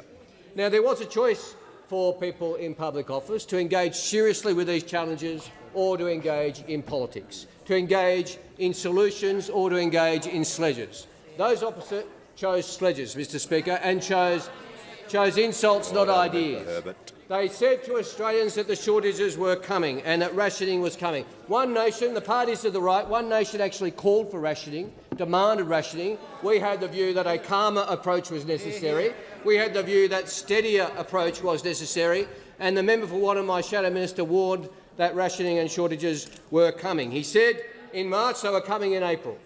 And he said in April they were coming in May. And he said in May they're coming in June, Mr Speaker.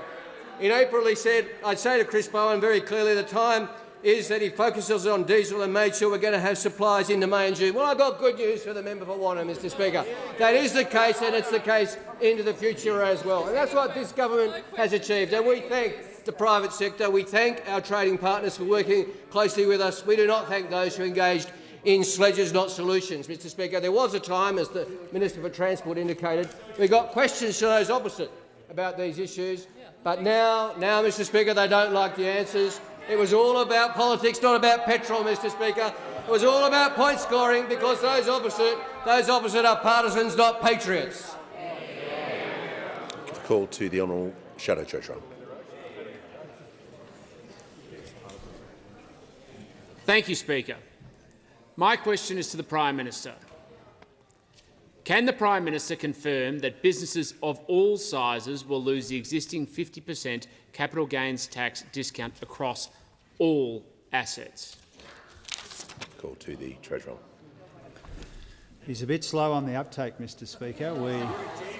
We announced some time ago that there would still be a discount, capital gains. It would move to a discount which reflects the real gains that people make rather than an arbitrary figure.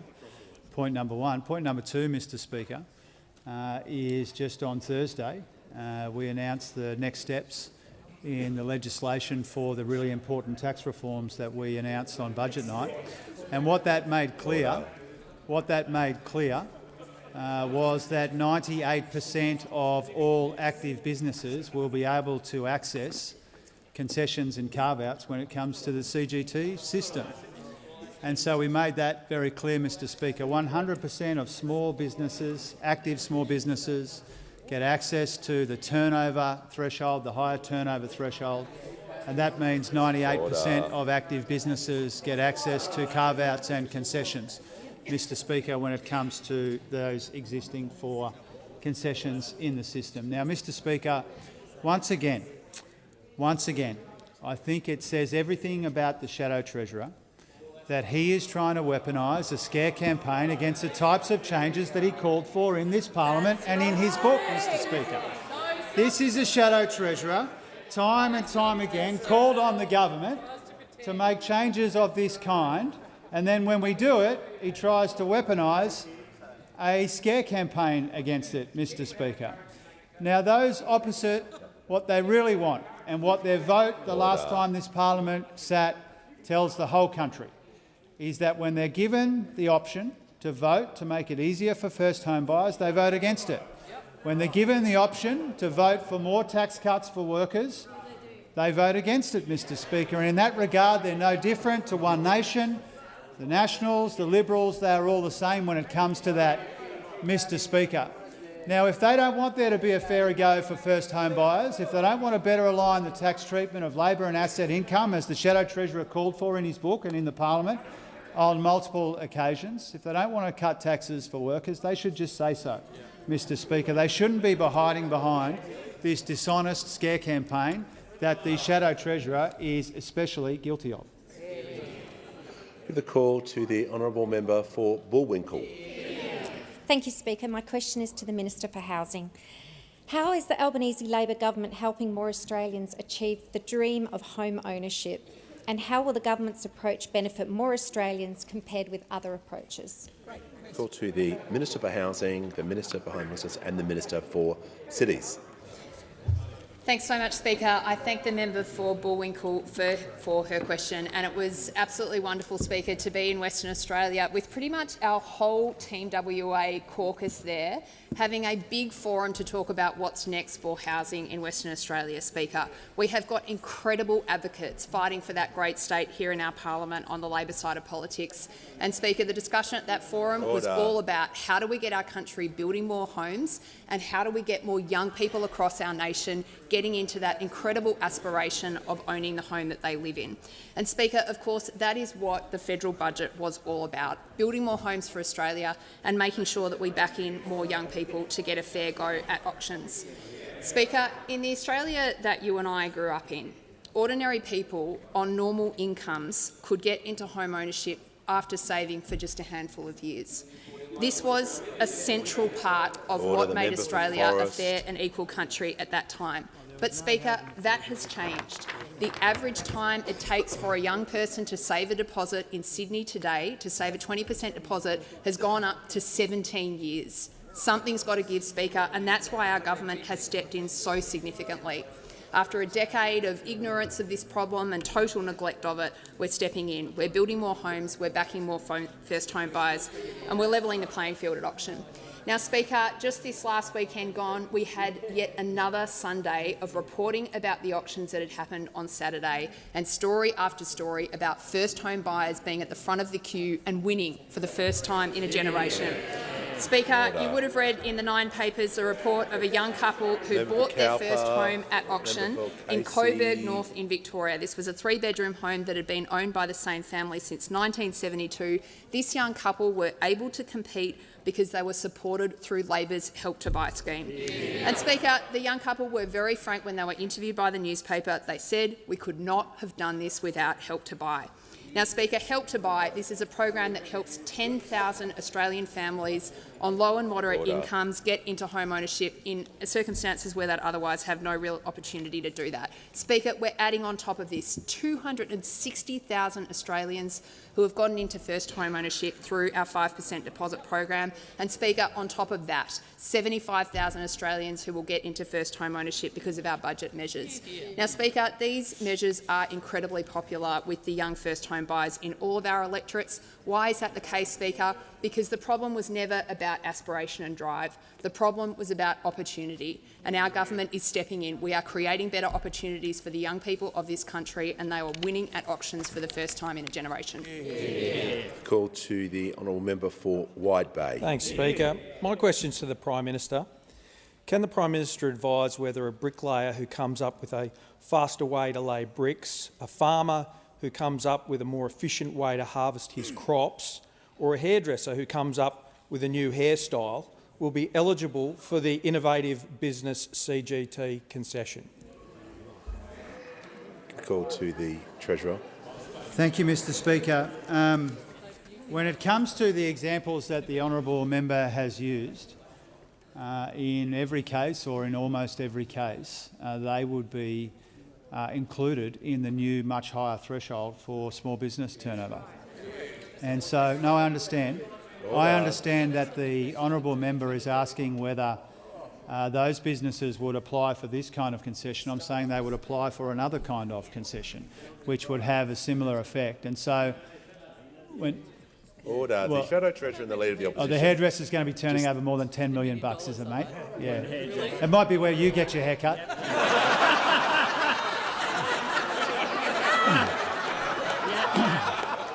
Order. I do. The I'm Treasurer envious. will return to the question.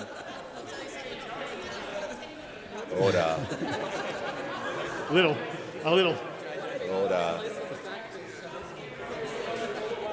Order. Members on my right. Member for Isaacs. It is.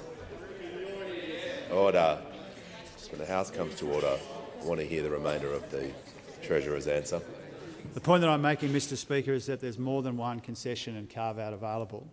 And for every single active small business, they will be able to access the CGT concessions and carve-outs, and 98% of all active businesses, Mr Speaker. Now, when it comes to farms, I was asked particularly about farms, Mr Speaker, and my understanding is... Order.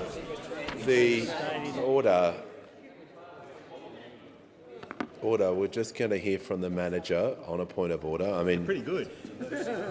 a bit of a difficult time to take a point of order when he was talking about a point of the question, but I'll hear from the manager. Thanks, Speaker. The question was a very specific one around whether they would be eligible for the innovative business capital gains tax concession, not others, whether that one they're eligible for. I thank the manager. The question was about that topic regarding a bricklayer, a farmer and a hairdresser. We've heard from the hairdresser component, and now we're going to hear from the farmer component. And the Treasurer was just about to say, in terms of the farmer that he was asked about by the member Wide Bay. So I don't know what he's going to say, but I'll make sure he's been directly relevant. But he was specific to the member for Wide Bay, and I want to make sure. Order. Well, I thank the manager for raising the point of order. The Treasurer. Me too, Mr Speaker.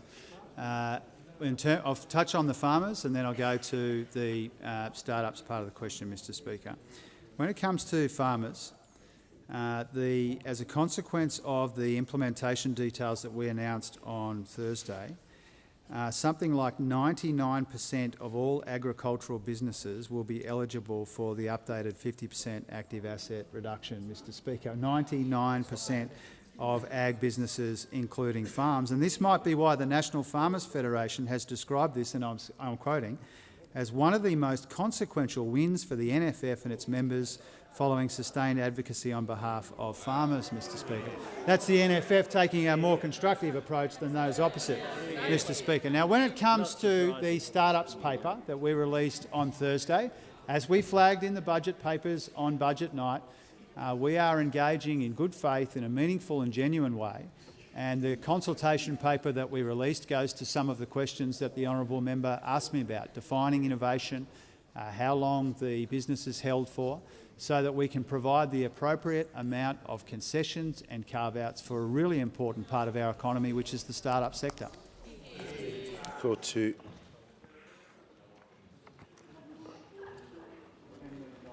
order. When the House comes to order, we'll hear the Treasurer. When the House comes to order, we'll hear from the honourable member for more. Thank you, Speaker. My question is to the Minister for Agriculture. What updates are there on the detection of H5 bird flu in Western Australia? How has the Albanese Labor government been preparing and working with states and territories, industry and the community to respond to this disease? We call to the Minister for Agriculture, the Minister for Fisheries and the Minister for Forestry. Thanks, Mr Speaker, and I do want to thank our great member for that great question. And I know that he and many other members in this place, but particularly our members from Western Australia, are really concerned over the reporting on the weekend where I announced that CSIRO's Australian Centre for Disease Preparedness has confirmed that brown skua in Western Australia tested positive to the H5 bird flu. Just a few short moments ago before question time, myself together with the Premier of Western Australia, Roger Cook, and Minister Watt announced that further testing has confirmed H5 bird flu in a northern giant petrel found in the same region. I'd reiterate that these are two migratory birds. Whilst these two confirmed results are not unexpected given the spread of the H5 globally, they are of course very concerning. I also want to be very clear at this time that there's no evidence of any mass mortalities, nor is there any evidence of the bird flu in our poultry or agricultural systems, and also that there's a generally low risk of human infection associated with this strain of the virus. Mr Speaker, I do want to reassure all Australians that we are well prepared for the arrival of the H5 bird flu, and we have been planning for this. Our national biosecurity response arrangements have been enacted, with Western Australia managing the on-ground response. They have responded very quickly to the detection with enhanced surveillance. They're working closely with industry, veterinarians, wildlife carers and local communities. My department, of course the Department of Agriculture, Fisheries and Forestry, is leading the national coordination, and along with our experts, we've been meeting round the clock over the weekend with industry and with jurisdictions, the states and territories, to manage the response to this detection. The head start that we've been given before the arrival of the H5 bird flu has not been wasted by our government, particularly given some of the devastation in wildlife that we have seen overseas. We've invested over $113 million to strengthen our preparedness for H5 bird flu, and this of course is part of the more than $2 billion in additional biosecurity resourcing that we have provided since coming to government. It also includes funding delivered directly to the Western Australian Government to support the delivery of rapid, critical diagnostic and decontamination equipment. Our preparedness funding has also made a great difference on the ground, with improved biosecurity measures, particularly for endangered species. We've also been conducting national preparedness exercises right across portfolios with states, territories and the industries. We, of course, have been working really hard in terms of the detection with the public. Can I thank the public for this detection? And I also want to say that this is the system working. I reiterate to the public, if you see sick, multiple dead birds or other animals, please do not touch them, avoid contact and record what you see, and go to birdflu.gov.au. And on indulgence, I'll call the Leader of the Nationals in the House of Representatives to support the Minister. Well, thank you, Speaker. And on indulgence, I do thank the Minister for her update, and the Coalition does stand ready to support the government as it deals with this impact of the confirmed detection of the H5 aviation influenza in wild birds in Western Australia. It is a serious development, and I do thank the Minister for her willingness to contact me over the weekend and her office's preparedness to provide updates to the Coalition on a regular basis. And we need to be very clear that this is a threat for which the Australian biosecurity system has been preparing for many years. And while we do need to prepare for the worst, we are hoping for the best, and we stand ready as a coalition to support the government, particularly with the potential risk for our poultry sector. Though I do emphasise the Minister's point that these are wild birds that have been detected with the virus. But we do need to do everything we possibly can to ensure that our $8 billion poultry industry and the 60,000 people who work in that supply chain are kept well informed in the coming days and weeks. But I do thank the Minister for her update to the House. Give a call to the honourable member for Indi. Thank you, Speaker. My question is to the Treasurer. Treasurer, regional communities are often the last to get and the first to lose. The bank closures in Regional Australia report was tabled in May 2024. 596 regional towns that once had one or more bank now have no form of bank at all. The report recommended that access to financial services should be recognised as an essential service. Treasurer, it's been more than 2 years. Will you commit to tabling your response before there are any more branch closures? Call to the Treasurer. Thank you, Mr Speaker, and thank you to the honourable member for her question. And if they're still around, I acknowledge their school from your local community in the parliament as well. We have taken very substantial action since that committee report was handed down. I appreciate that the honourable member is asking me about a process response to the committee inquiry, but we haven't waited for that. We've actually been taking some quite significant steps. I acknowledge the former Assistant Treasurer and the current Assistant Treasurer for all the work that we do in this regard, because we know that local banks can be the lifeblood of country towns, including your beautiful part of Australia. And that's why we worked really hard to keep essential banking services in regional Australia, recognising how important that they are. And if you look at the number of bank closures, between 2017 and 2022, the number of bank branches in regional Australia fell by 29%. About 700 regional bank branches closed under our predecessors. Since we came to office, we've negotiated a moratorium on branch closures for 2.5 years to ensure no regional branch closures by the major banks before July 27. We've secured increased investments in Bank at Post. I acknowledge the Communications Ministers for that. We've delivered the cash acceptance mandate, released draft legislation on the cash distribution regulatory framework, and our support for regional banking is having a real impact in communities across Australia. The rate of closures under our watch has actually plummeted. Now, having said all of that, Mr Speaker, we do acknowledge that there is more work to do. Actually, a large part of the work that the Assistant Treasurer and I do with the ABA and directly, bilaterally with the banks is about the next steps when it comes to regional banking. We do have more work to do there. We've been upfront about that. I acknowledge Simon Birmingham and others who have been working very closely on that, and we hope to make some more progress before long. We've also been working with the regulators and with communities to try and find sustainable solutions here. So we do recognise how important regional banks are to regional communities like the honourable members. That's why we've taken very significant steps, and that's why there'll be more to come. Call to the honourable member for Spence. Thank you, Mr Speaker. My question is to the Deputy Prime Minister. How will today's historic signing of Australia's largest ever defence export to Canada deliver high-paid, secure jobs in defence industry? Call to the Deputy Prime Minister and Minister for Defence. Well, can I thank the member for his question and acknowledge his service in wearing our nation's uniform. This morning I did sign an agreement with Canada's State Secretary for Defence Procurement, Stephen Furr, to enable Canada's acquisition of Australia's over-the-horizon radar.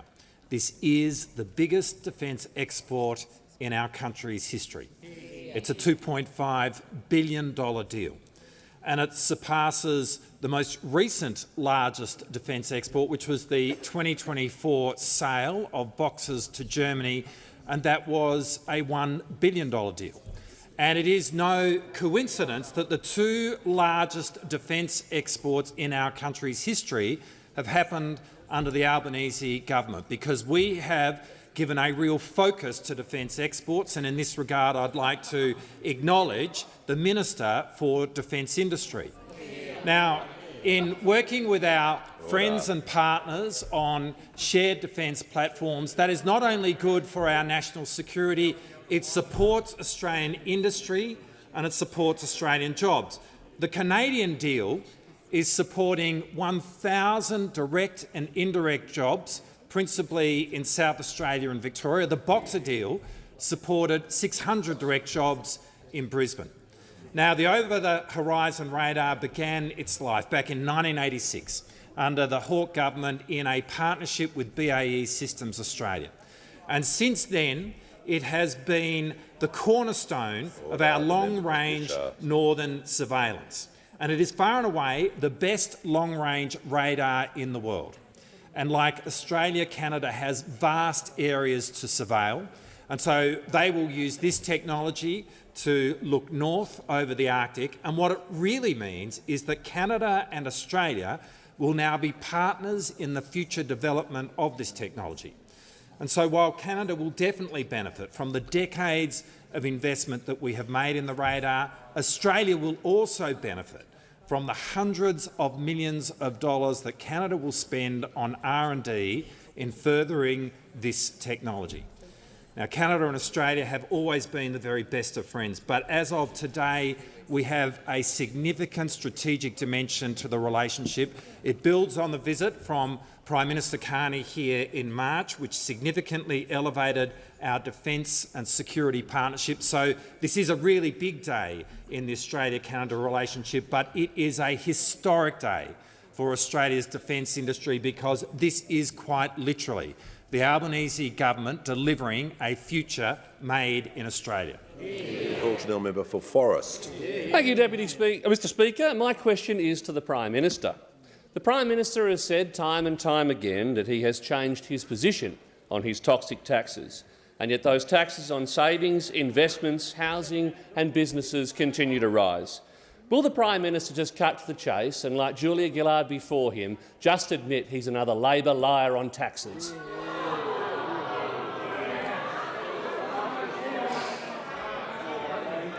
Order. No, I'll deal with this. The Leader of the House. Speaker, you've put every member on notice for a long time on that issue. Yeah, and the Leader of the Opposition has upheld the standards of the House twice today, so I'm going to ask the member for Forrest to do the same. To withdraw. I withdraw.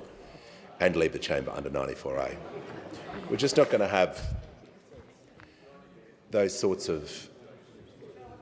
And we're moving to the next question. We're not having that disruption for question time. Give a call to the member for Ford. My question is to the Minister for Employment and Workplace Relations. How is the Albanese Labor government supporting Australians to earn more, and what are the risks to Australians' wages? Call to the Minister for Employment and Workplace Relations. Well, thank you, Speaker, and I'd like to thank the member for Ford for his question, but also for his advocacy in ensuring that Australians earn more. Of course, the Albanese Labor government is absolutely committed to supporting Australian workers get ahead. Of course, our reforms have reinvigorated enterprise bargaining, seeing millions of workers receive higher pay increases. Our government has legislated to protect penalty and overtime rates in the modern award safety net, ensuring that these workers' pay packets won't go backwards. And of course, it's been this government that's advocated for a wage increase to the minimum award wages each and every year since we've been in government. And of course, the Fair Work Commission has handed down its most recent decision to deliver a real wage increase for our lowest paid workers.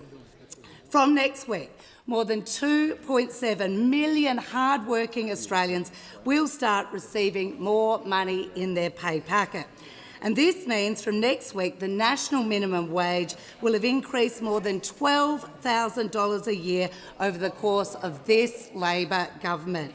Now, this increase will benefit many hard-working Australians. Some of those hard-working Australians I met this morning, and they're up in the gallery today, and I thank them for their visit. Workers like Pratchie, who is a supermarket worker. Pratchie told me this morning that for her and her workmates, this wage increase means that they are being seen, it means that they count. This increase will also benefit workers like Braden, who works in fast food. He said this increase will make a difference to him and his family. And for Riley, who works in retail, he said that this pay rise is incredibly important and the extra money per hour will really help him. Now, of course, Speaker, I'm asked about what the biggest risk is to Australians' pay packets. Well, the biggest risk is to higher wages is the three-ring circus over there, the three-ring right-wing parties. Order. Of course, because when the coalition was last in government, they never once advocated for a pay increase for our lowest workers. Of course, just a few weeks ago, the Liberal Party, the National Party, the One Nation Party refused time and time again to back in a working... Well, you know, we hear the Shadow Treasurer chirping away. He needs to understand not all publicity is good publicity. Now, it's clear, it is really clear that there is only one political party in this country that stands up for working Australians, and that is the Australian Labor Party. Good call to the member for Fowler. Thank you, Speaker. My question is to the Prime Minister. Prime Minister, the capital gains tax and negative gearing changes announced in the May budget were significant and market-sensitive measures. So significant, your government has already walked past of them back in recent days. Can the Prime Minister give the House a strong assurance that no government MP or their close relations used prior knowledge of those changes for private financial benefit before they were made public?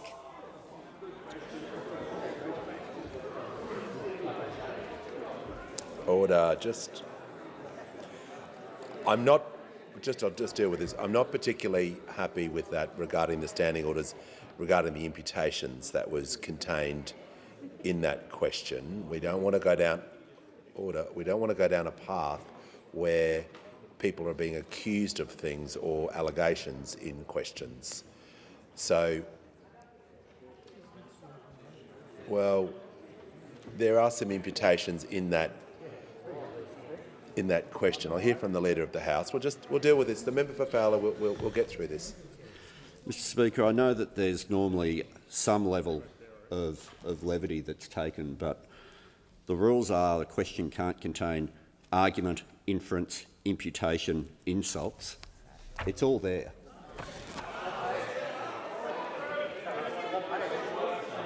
Order. Order.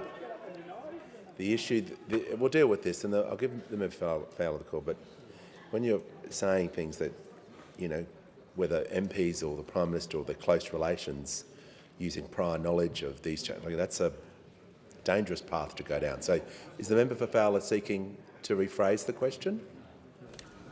Speaker, I'm happy to rephrase the question.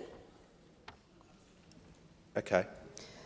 Can the Prime Minister give the House assurance that this information was properly safeguarded before the budget and were held so that no one connected to or in government was able to act on it for private financial benefit? Yeah. I'll just ask the Prime Minister to ignore the last part of the question because that is not within the standing orders. The Prime Minister has the call. So the member for Fowler, if she's got a suggestion or an allegation about anyone in the chamber, she should actually say it, what it is, and preferably say it outside. Order. This isn't a council. This is a serious parliament. And one of the things that we do...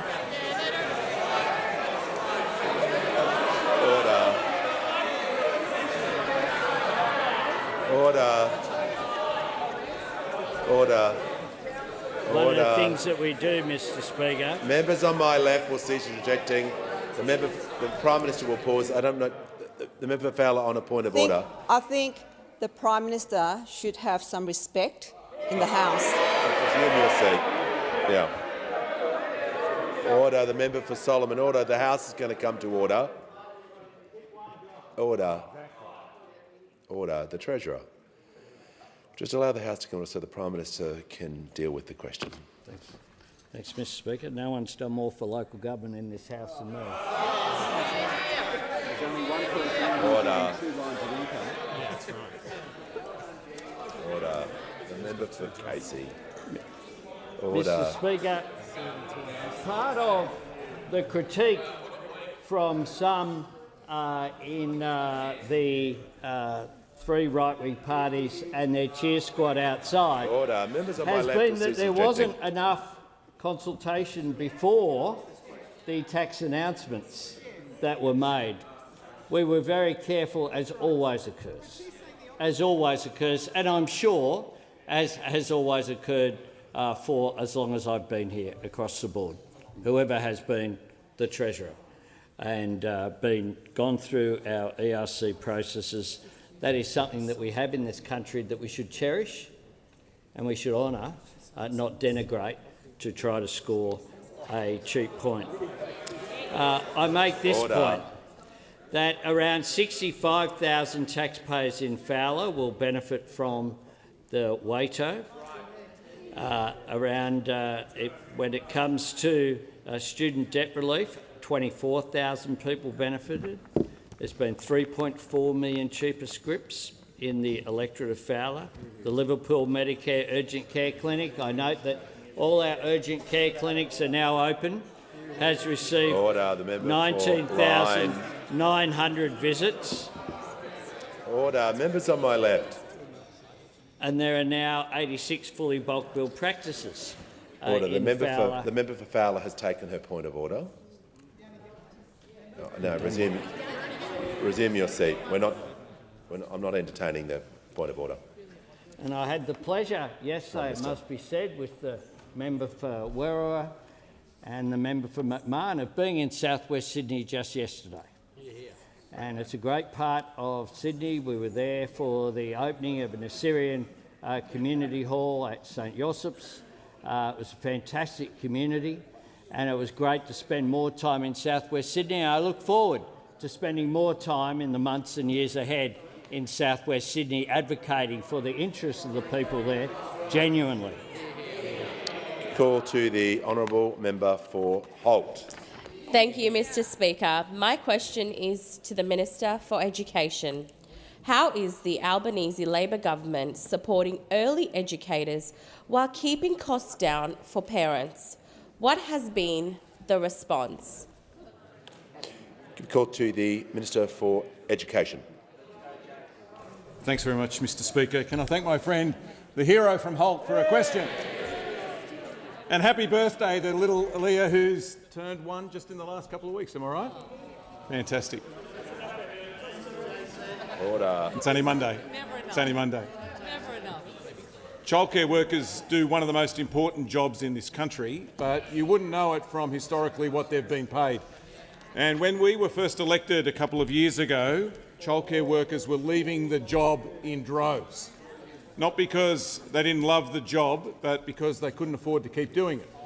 Because you could get paid more stacking shelves than you could educating the most precious things in our lives, our kids. If you want proof of that, look at the data. In some centres, the attrition rate was 40%. 40%. It's 40% of the workforce leaving the job they love in any given year. And that's a crisis, but it's now changed. And it's changed for a reason, because of the 15% pay rise that we've now delivered. And if you want proof of that, job vacancies are now down 31%. Job applications in some places are up 30%, and there are now 20,000 more childcare workers doing that sort of life-changing work right across the country. In other words, it's worked. Turns out if you pay people more people want to do the job. And that's why what we announced last week is so important. And it's the sort of thing that only a Labor government would do. It's good for workers, but it's also good for parents, because as part of the deal, for childcare centres to get this extra funding, they've also got to cap their fees.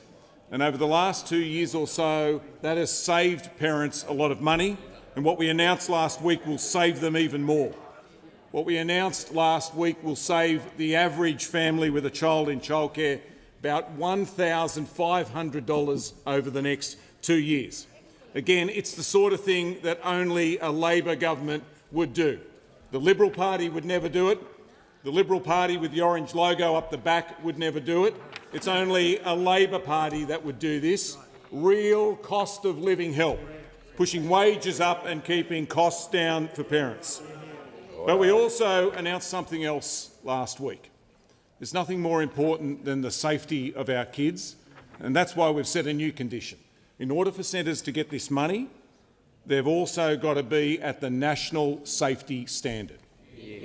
95% of centres are at the national safety standard now. I want it to be at 100%. I think parents expect it to be at 100%. And that's why we're doing this. It builds on the safety reforms that we're already rolling out. It's what every parent in this country would expect, and it's what every child in this country deserves. To the Prime Minister. I ask for further questions to be placed on the notice paper. The member for Groom has indicated he is seeking the call regarding questions. Speaker, in accordance with Standing Order 105B, I wish to draw your attention to multiple overdue questions in writing, questions 140, 146 and 161. Mr Speaker, can I ask that you write to the Treasurer and the Minister for Climate Change and Energy and seek explanations as to why they've chosen not to answer my excellent questions in writing within 60 days. I shall do so as the Standing Order provides. I present the Auditor General's Audit Reports number 37 to 40 for 2025-26. Details of the reports will be recorded in the votes and proceedings, and the Leader of the House with papers. Speaker, these documents are tabled in accordance with the list circulated to honourable members earlier today. Full details of the documents will be recorded in the votes and proceedings.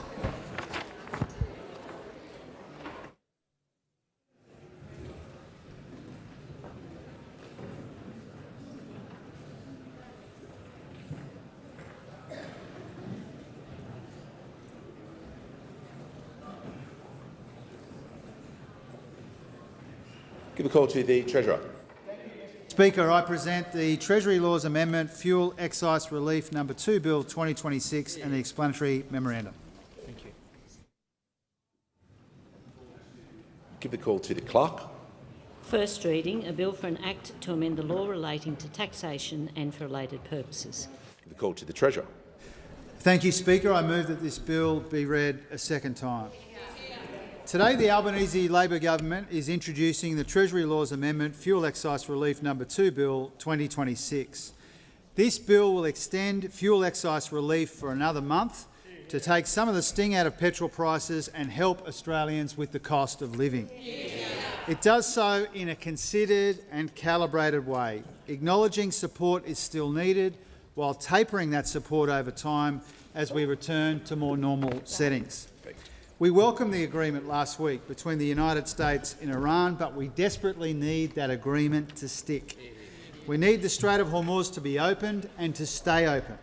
We cannot afford another false dawn or another false start. From an economic point of view, the end of the war in the Middle East cannot come soon enough. But even after the signing of that deal, even after the proper opening of the Strait of Hormuz, we'll still be paying a hefty price for these hostilities long after they end. Despite the welcome and substantial drop in fuel prices, we know that people are still under pressure. And that's why we're taking action to provide a bit more help to Australian motorists and small businesses. The bill extends fuel excise relief for another month, making petrol and diesel 16 cents per litre cheaper compared with normal prices, saving Australians around $11 per tank. It follows our 3-month cut to the fuel excise of 32 cents per litre that we announced in March. Now, this additional support will commence on the 1st of July and run to the 2nd of August, in line with the scheduled fuel excise indexation date. Now, following discussions at National Cabinet, the states and territories have also indicated that they are willing to contribute to this discount. I thank the Prime Minister and the state and territory leaders for the outcome of those discussions today with the Energy Minister. In addition to this bill, Mr Speaker, we are also reducing the heavy vehicle road user charge by 16 cents per litre, which will save truckies $64 on a 400-litre tank of fuel. And here I pay tribute to the Transport Minister for her work. This bill to extend fuel excise relief is both responsible and responsive. It's responsive to changing global circumstances and the pressures that people are under. Since the war in the Middle East broke out almost 4 months ago, we have seen higher fuel prices around the world. We welcome that prices have moderated significantly from these peaks in Australia, providing our motorists some much-needed relief. Since the end of March, petrol prices in most capital cities are around 90 cents a litre lower, and diesel prices in most capital cities are more than $1 per litre lower since the end of March.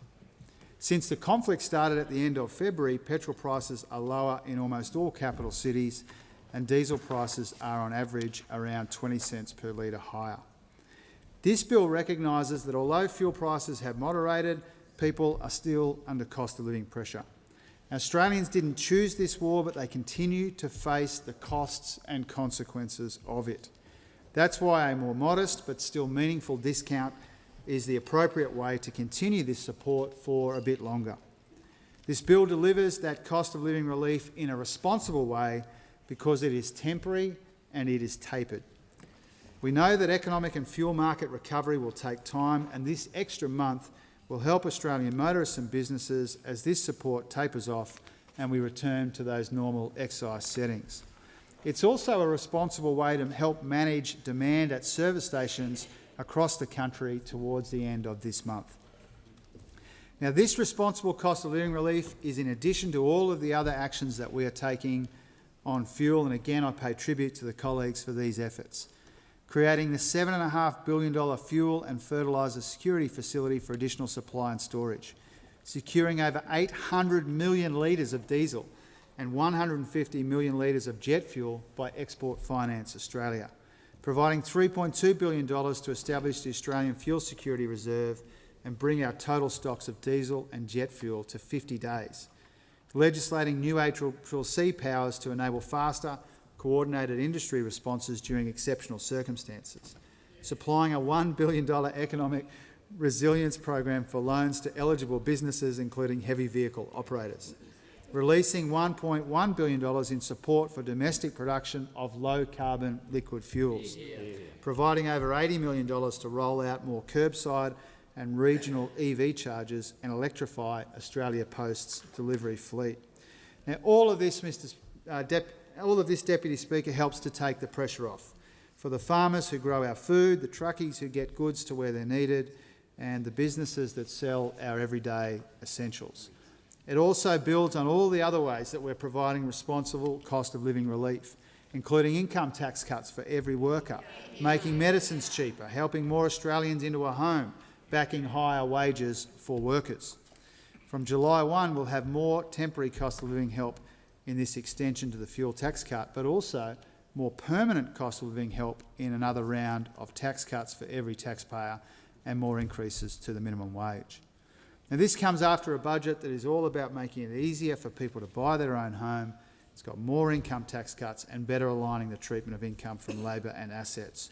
Now, all of these measures are about helping Australians with the cost of living and responding to the very real pressures that they are facing while we shore up our critical supply chains and navigate all of this global uncertainty. This extra fuel excise relief is just the latest but still a very important way that we are continuing to help Australian families and small businesses, and that's why we commend this bill to the House. The debate must now be adjourned. Deputy Speaker, I move that the debate be adjourned. The question is that the resumption of the debate be made an order of the day for the next sitting. I will now put that question. All the opinions say aye. Contrary, no. I believe the ayes have it. Clerk.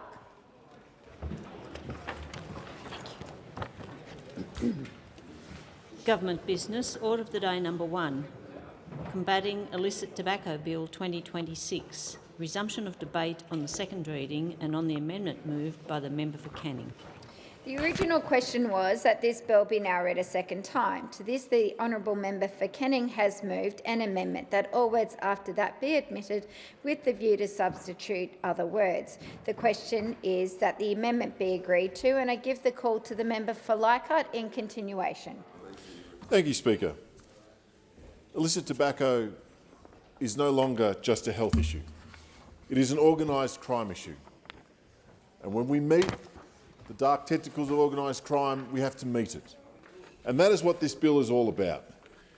This is about helping the tobacconists, the legal tobacconists. I've met with many of them and they are furious, as they should be. Honest people doing the right thing. People doing the right thing should not be worse off. And people doing the wrong thing should be absolutely stopped. You would be angry too if your business was tracking along and another business doing exactly the same thing illegally opened up next to you. These changes that we're making are going to make it easier for the federal government to respond and take it all away. We need to look at the two key objectives. The first is, of course, risk versus reward. The calculation for criminal actors is, what is this going to cost me if I get caught? Is it worth more than what it will cost me if I keep going? So this is going to raise offence penalties to rebalance that, to match the harm and the severity that these criminal organisations are inflicting upon our small business owners and our communities. The other is making proceeds of crimes more effective to get a hold of. Because let's face it, this is generated by their need for profit. Take that away, take the profits away, and you take away the incentive. As such, this bill amends a list of other legislation to help expand law enforcement powers to investigate illegal tobacco-related offending, raise the penalties and make sure that we can stamp this out. The laws being amended include the Customs Act of 1901, the Excise Act of 1901, the Proceeds of Crime Act of 2002 and the Taxation Administration Act of 1953 and the Telecommunications Act of 1979. By updating all of these laws, we can make this fight more effective. This is an important step to make sure that illicit tobacco has no place in this country and that legal shop owners can continue to peddle their wares. Since 2023-24, the Anthony Albanese Labor government has provided $346 million in funding to Australian Border Force to crack down the illicit tobacco and vaping products. I spend a bit of time with Border Force. They are very active in my part of the world. There's some of the finest men and women in the country working hard to protect our borders, and I know that they put this funding to good use. I know that they are taking out vapes and e-cigarettes when they're coming in. So an additional $21.3 million was allocated in 2025-26 budget to help coordinate these efforts. By disrupting the flow of illegal cigarettes and e-cigarettes before they get into the country, we make it harder for them to be sold on the streets. We have enhanced detection, better disruption, and we will destroy that what we find. And we are having better connectivity between state, federal and local governments in making sure that we can identify and punish these people who break the law. I have reported several illegal tobacconists in my area in the last couple of weeks. And the work is having results. Since January 2024, more than 14 million vaping products and accessories have been seized and destroyed by Border Force, and over 1 billion illegal cigarettes. These are vapes and cigarettes that didn't get into the hands of our children. These are vapes and cigarettes that didn't put profits back into the pockets of criminals. I'm pleased by the Queensland LNP state government, the work that they have put in supporting these laws. We have seen when there is a proper crackdown, 100% of illegal tobacco disappears. This requires all governments of all persuasions, of all levels, to respond. And the coordination that I have seen firsthand in Cairns with the Cairns Regional Council, with the Queensland LNP state government and with this ALP Labor federal government has delivered results for my community. When they pop up, they get shut down. The one across from road of me, shut down in a florist. The ones that I have recently reported, I one day soon hope to be able to buy flowers or some other legal thing from there as well. These are important steps. This is about keeping our children safe. This is about making sure that profits don't go into the wrong hands. This is about protecting small business. Illegal tobacco has no place in our community, and I am pleased to commend this to the House. The question is that the amendment be agreed to. And I'm looking for a speaker, and I give the call to the member for Kooyong. Thank you very much, Deputy Speaker. Australia's illicit tobacco trade has exploded into one of the country's fastest growing criminal markets, costing $4 billion in the 2023-2024 financial year. The Australian Criminal Intelligence Commission has linked criminal syndicates to more than 200 fire bombings and at least 3 homicides since 2023. That violence is affecting suburban shopping strips, neighbourhoods and communities across the country. This issue is raised with me every week in the electorate that I have the honour to represent. This Combating Illicit Tobacco Bill creates new offences for large-scale illicit tobacco activity linked to organised crime. It increases penalties across importing, possessing, buying, selling, producing and manufacturing. It expands proceeds of crime tools and it enables enhanced law enforcement powers for serious tobacco offences. These are sensible reforms, but I fear that the horse has bolted on the illicit tobacco market. More than half of all tobacco, cigarettes and most vapes in Australia are now purchased from an illicit market, which exceeds the combined size of those for cannabis, cocaine, heroin and ecstasy. Through poor policy settings and public health measures, we have created one of the largest black markets that the country has ever seen. Tobacco excise collection peaked at $16.3 billion in financial year 2020. The government is going to collect only $7.8 billion this financial year, even though close to 2 million Australians still smoke daily. We have turned a regulated and effectively taxed market into an unregulated criminal one. This predatory and illegal industry is specifically targeting young Australians. The most recent child health poll from the Royal Children's Hospital Melbourne found that 26% of young people aged 12 to 17 have used a nicotine product, mostly vapes, with 12% currently using them and 3/4 of them showing dependence. That means that 1 in 10 teenagers in this country are dependent on vapes. As a paediatrician, I find those numbers deeply alarming. Addiction can happen quickly. Nicotine rewires the developing brain in ways that can create lifelong dependence. Young Australians who vape are 3 times more likely to take up tobacco smoking. And let's face it, the vaping prohibition has not protected young people. It's handed the youth nicotine market to criminal networks, which are selling unregulated products without ID checks, in flavours deliberately designed to attract children. That is a legislative and a policing failure.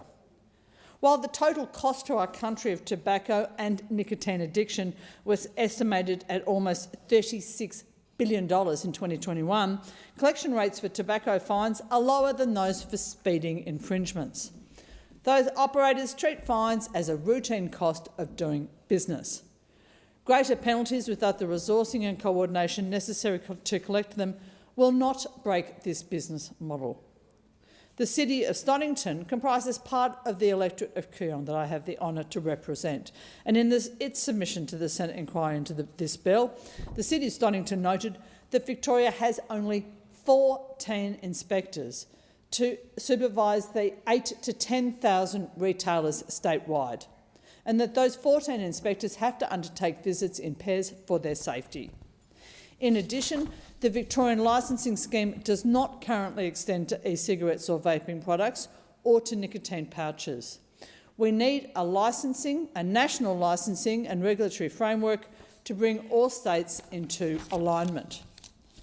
Deputy Speaker, I also want to address the active and ongoing contribution to this policy mess from the tobacco industry. Representatives from Philip Morris recently appeared before a Senate committee examining the illicit tobacco trade in a closed in-camera session not listed on the inquiry's published program. This was permitted despite Australia's obligations under the WHO Framework Convention on Tobacco Control, Article 5.3, which requires governments to protect health policy from interference by the tobacco industry. The Department of Health's own guidelines are very clear. Interactions with tobacco executives should occur only when they are strictly necessary, and they should respect the Australian government's commitments on tobacco control. Those guidelines expressly state that such consultation should be public. A secret session in front of a Senate committee is not public.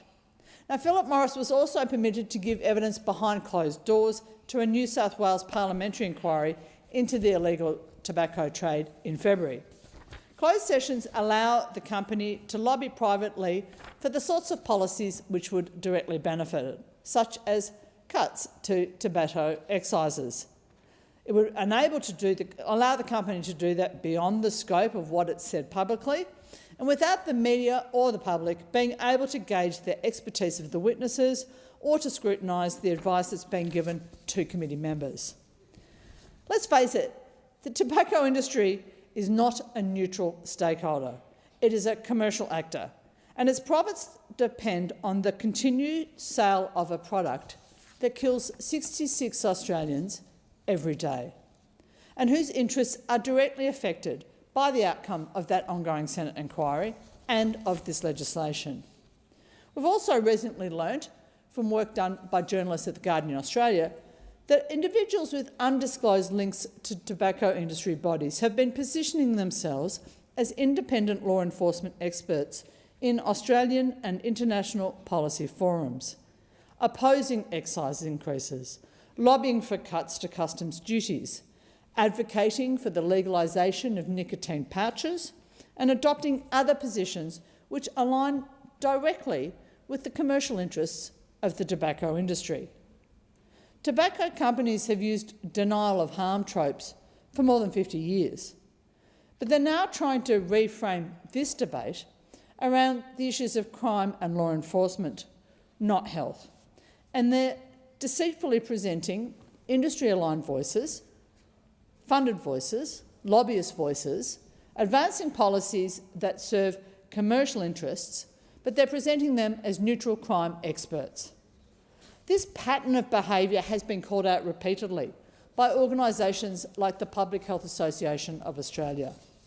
The tobacco industry funds economic reports based on flawed surveys and flawed analysis, and then it feeds them into public debate. It channels money to business think tanks and to lobby groups like the Australasian Association of Convenience Stores, which purport to speak on behalf of small business owners, but which are funded by the tobacco industry. Research published this year found that 48% of internal tobacco company lobbyists and 55% of third-party lobbyists working on behalf of tobacco companies previously held positions in the Australian government. Many of those have moved into lobbying positions for the tobacco industry within 12 months of having left public office. This is despite the cooling-off periods prescribed in the government's milquetoast lobbying code of conduct. I have consistently pushed for a stronger lobbying code of conduct and for proper cooling-off periods, but we don't have them and we won't get them in the ineffectual legislation that the government is about to put before this House. The ongoing and active influence of the tobacco industry in our politics demonstrates why those things are actively necessary. Deputy Speaker, the current drive for a major cut in tobacco importer customs duties is an industry-influence campaign. The recent budget reported that tobacco excise and customs duty collection will amount to over $4 billion in 2025-26. A 50% cut in the customs duty rate would deliver a tax windfall to the multinational tobacco companies of about $2.1 billion every year. British American Tobacco Australia would receive about $900 million. Imperial Brands, $550 million. Philip Morris, a sweet $540 million. No wonder the tobacco industry is lobbying for a cut in tobacco excises. This House should be clear-eyed about that strategy from this industry. It doesn't mean that every concern raised about enforcement or about settings around the excise is wrong. Some of those concerns are legitimate. But it does mean that when we hear these confident claims about what's driving the illicit market and what will fix it, we should be asking who is making those claims and in whose best interest. There is no simple fix to the question of the tobacco excise. There's little correlation between tax levels and illegal tobacco trade.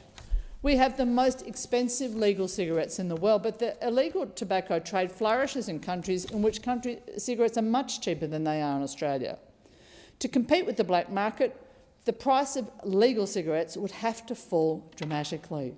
Such a reduction in price would be regressive, and it would harm public health.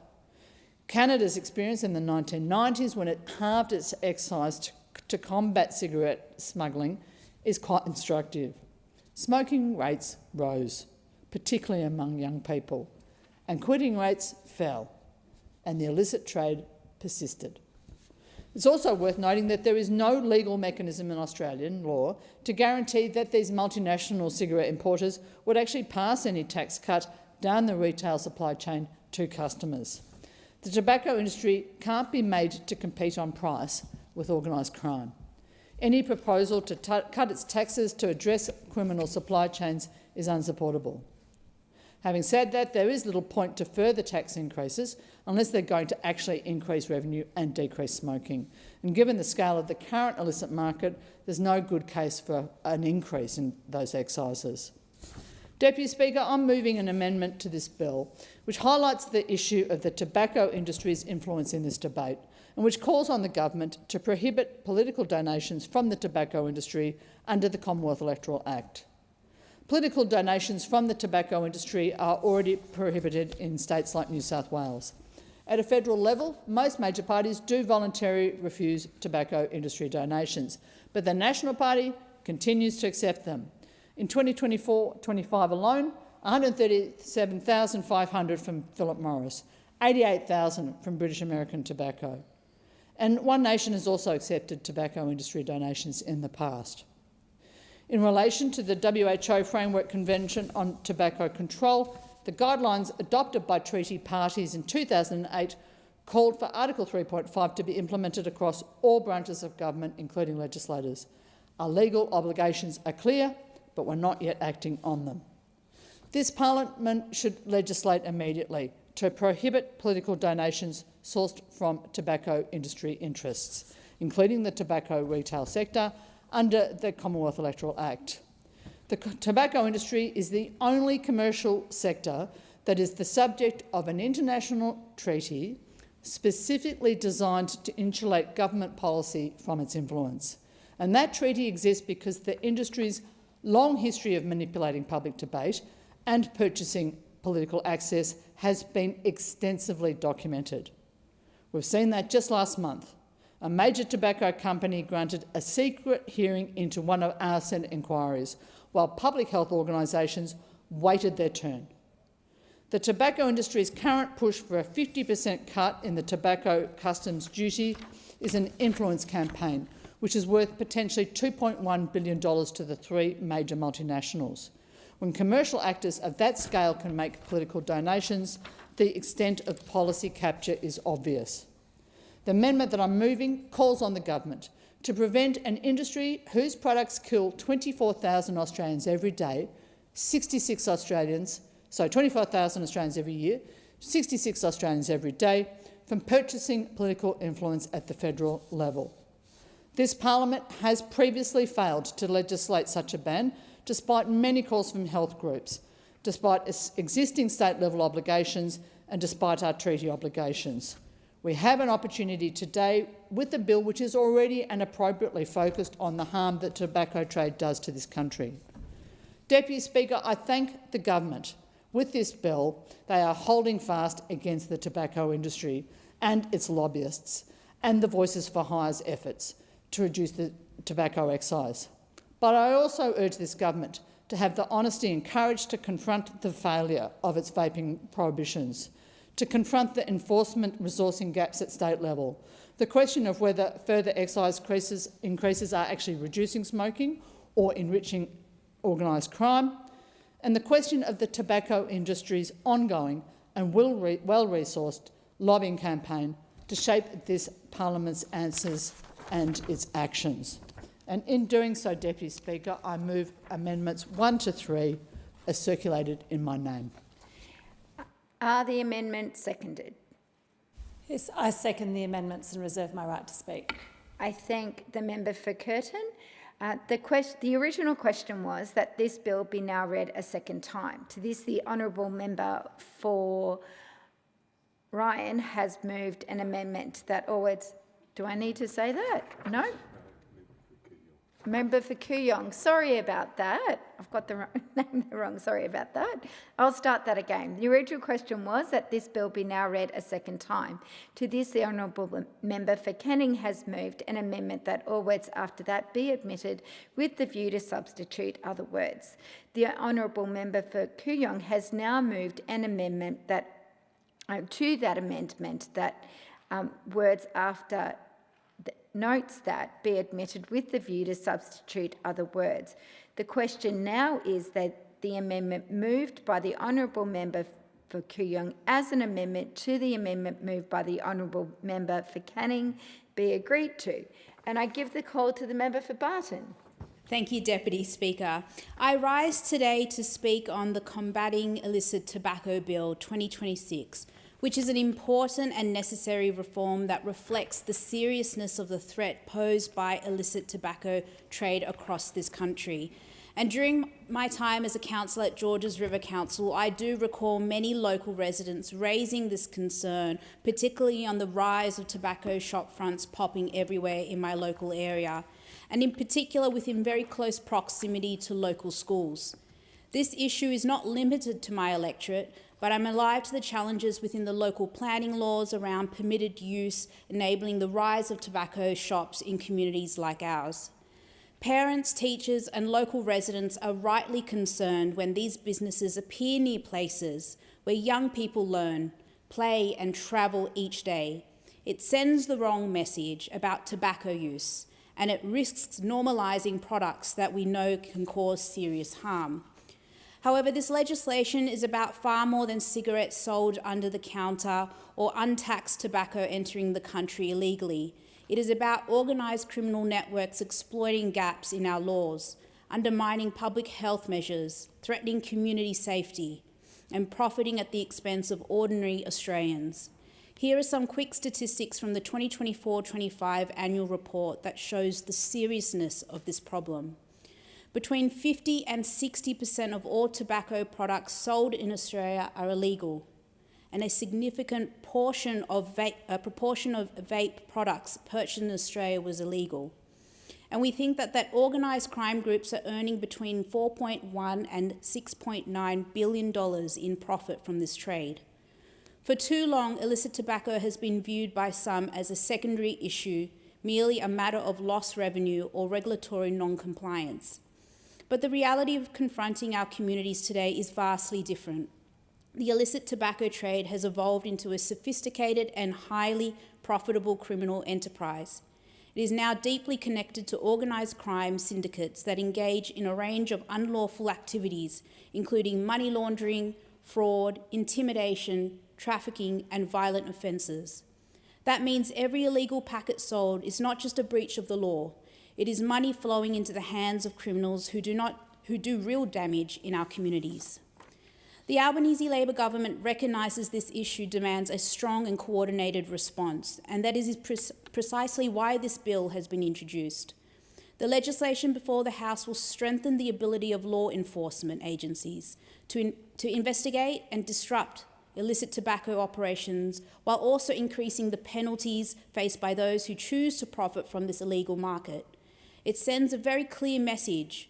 Organised crime should not view illicit tobacco as a low-risk, high-reward activity. The bill amends a number of Commonwealth laws, including the Customs Act, the Excise Act, the Proceeds of Crime Act and the Taxation Administration Act, and the Telecommunication Interception and Access Act. Together, these amendments modernise and strengthen the legal frameworks available to authorities in combating the illegal tobacco trade. At the core of this legislation are two objectives. Firstly, the bill seeks to rebalance the risk and reward equation for criminal actors involved in illicit tobacco. Criminal syndicates are currently generating enormous profits while facing penalties that are no longer proportionate to the seriousness of the conduct involved. Those breaking the law would rather cop the fine because it does not actually affect their significant products. Existing laws have simply failed to keep pace with the scale and the sophistication of this market. Secondly, the bill aims to strengthen Australia's proceeds of crime framework so authorities are better equipped to seize and confiscate the profits generated through illicit tobacco activity. These criminal organisations are motivated by profit. If we are serious about dismantling these networks, we must target the financial incentives that drive them. The scale of the problem cannot be understated. It is worth repeating that the Illicit Tobacco and E-Cigarette Commissioner report estimated that illicit tobacco market in Australia was worth between $4.1 billion and $6.9 billion in the 24-25 period alone. That is billions of dollars flowing into the hands of criminal groups rather than being invested into hospitals, schools, infrastructure and essential services for Australians. These profits are not sitting idle. They are being used to bankroll wider criminal activity. The same organised syndicates involved in illicit tobacco frequently linked to other forms of serious offending, including drug trafficking, scams, extortion and financial crime. And we have also witnessed disturbing incidents associated with illicit tobacco trade, including violent intimidation, firebombings of tobacco retailers, threats against business owners, and criminal disputes spilling into local communities. And these are serious threats to public safety and social cohesion. It is important to recognise that illicit tobacco offences are not victimless crimes. Legitimate small businesses suffer when illegal operators undercut lawful retailers who comply with Australian taxation and public health laws. Workers and local communities are placed at risk when organised crime embeds itself within local economies. Consumers exposed to unregulated products that may contain harmful or unsafe substances. And our local high streets are taken over by multiple tobacconists rather than the law-abiding, community-building small businesses. Perhaps most concerningly, the growth of illicit tobacco threatens decades of progress in reducing smoking rates in this country. Australia has been long recognised globally as a leader in tobacco control and public health policy. Through education campaigns, regulation and taxation measures, smoking rates have steadily declined over time, saving countless lives. However, the expansion of cheap, illegal tobacco products risks undermining these hard-fought gains. Criminal groups are exploiting price differences and weakened enforcement settings to distribute the unregulated tobacco products more broadly throughout the community, including potentially to younger Australians. That is why stronger action is required. The bill introduces increased maximum penalties for a range of illicit tobacco-related offences. These enhanced penalties reflect the serious harm caused by this activity and align with the recommendations made by the Illicit Tobacco and E-Cigarette Commissioner. Importantly, the stronger penalties will also enable law enforcement agencies to utilise a broader range of investigative tools when targeting illicit tobacco networks.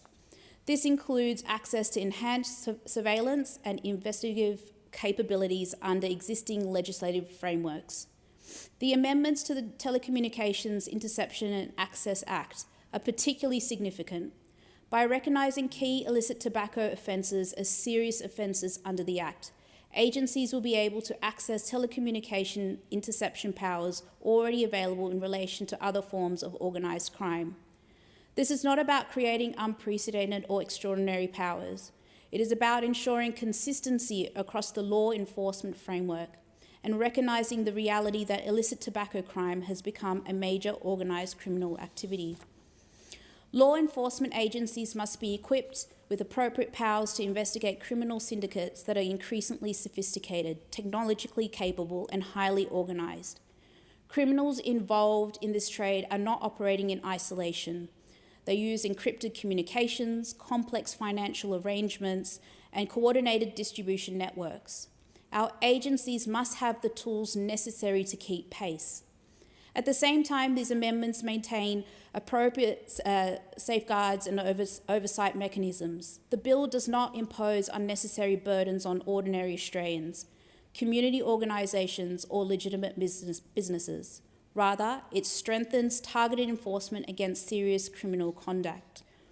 And this legislation forms part of the Albanese Labor government's broader and ongoing efforts to combat illicit tobacco and vaping products across the country.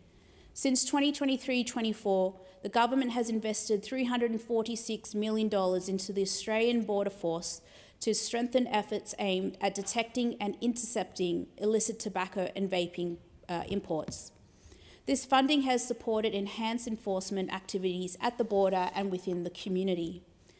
And the government has also established the nation's first illicit tobacco and e-cigarette commissioner, backed by $21.3 million in funding allocated in the 25-26 budget. And this role is critical in coordinating national efforts and ensuring stronger cooperation with Commonwealth, state and territory agencies. The government's approach is built around three central pillars, or priorities, I should say. The first is disrupting and dismantling threats at the border to prevent illicit tobacco and vaping products from entering Australia in the first place. The second is improving the detection, disruption and destruction of illegal tobacco and vape products, both at the border and within local communities. And the third is enhancing coordination and intelligence sharing across jurisdictions through initiatives such as the National Disruption Group and the National Illicit Tobacco and E-Cigarette Coordination Forum. And these efforts are already producing results. And since January 2024, the Australian Border Force has seized more than 14 million vaping products and related accessories. In the final 6 months of last year alone, authorities also seized more than 1 billion illicit cigarettes. These figures demonstrate both the scale of the challenge and the importance of sustained enforcement activity. However, no single level of government can address this issue alone. Strong cooperation between Commonwealth, state and territories is absolutely essential. Over recent months, we have seen encouraging progress in interjurisdictional collaboration.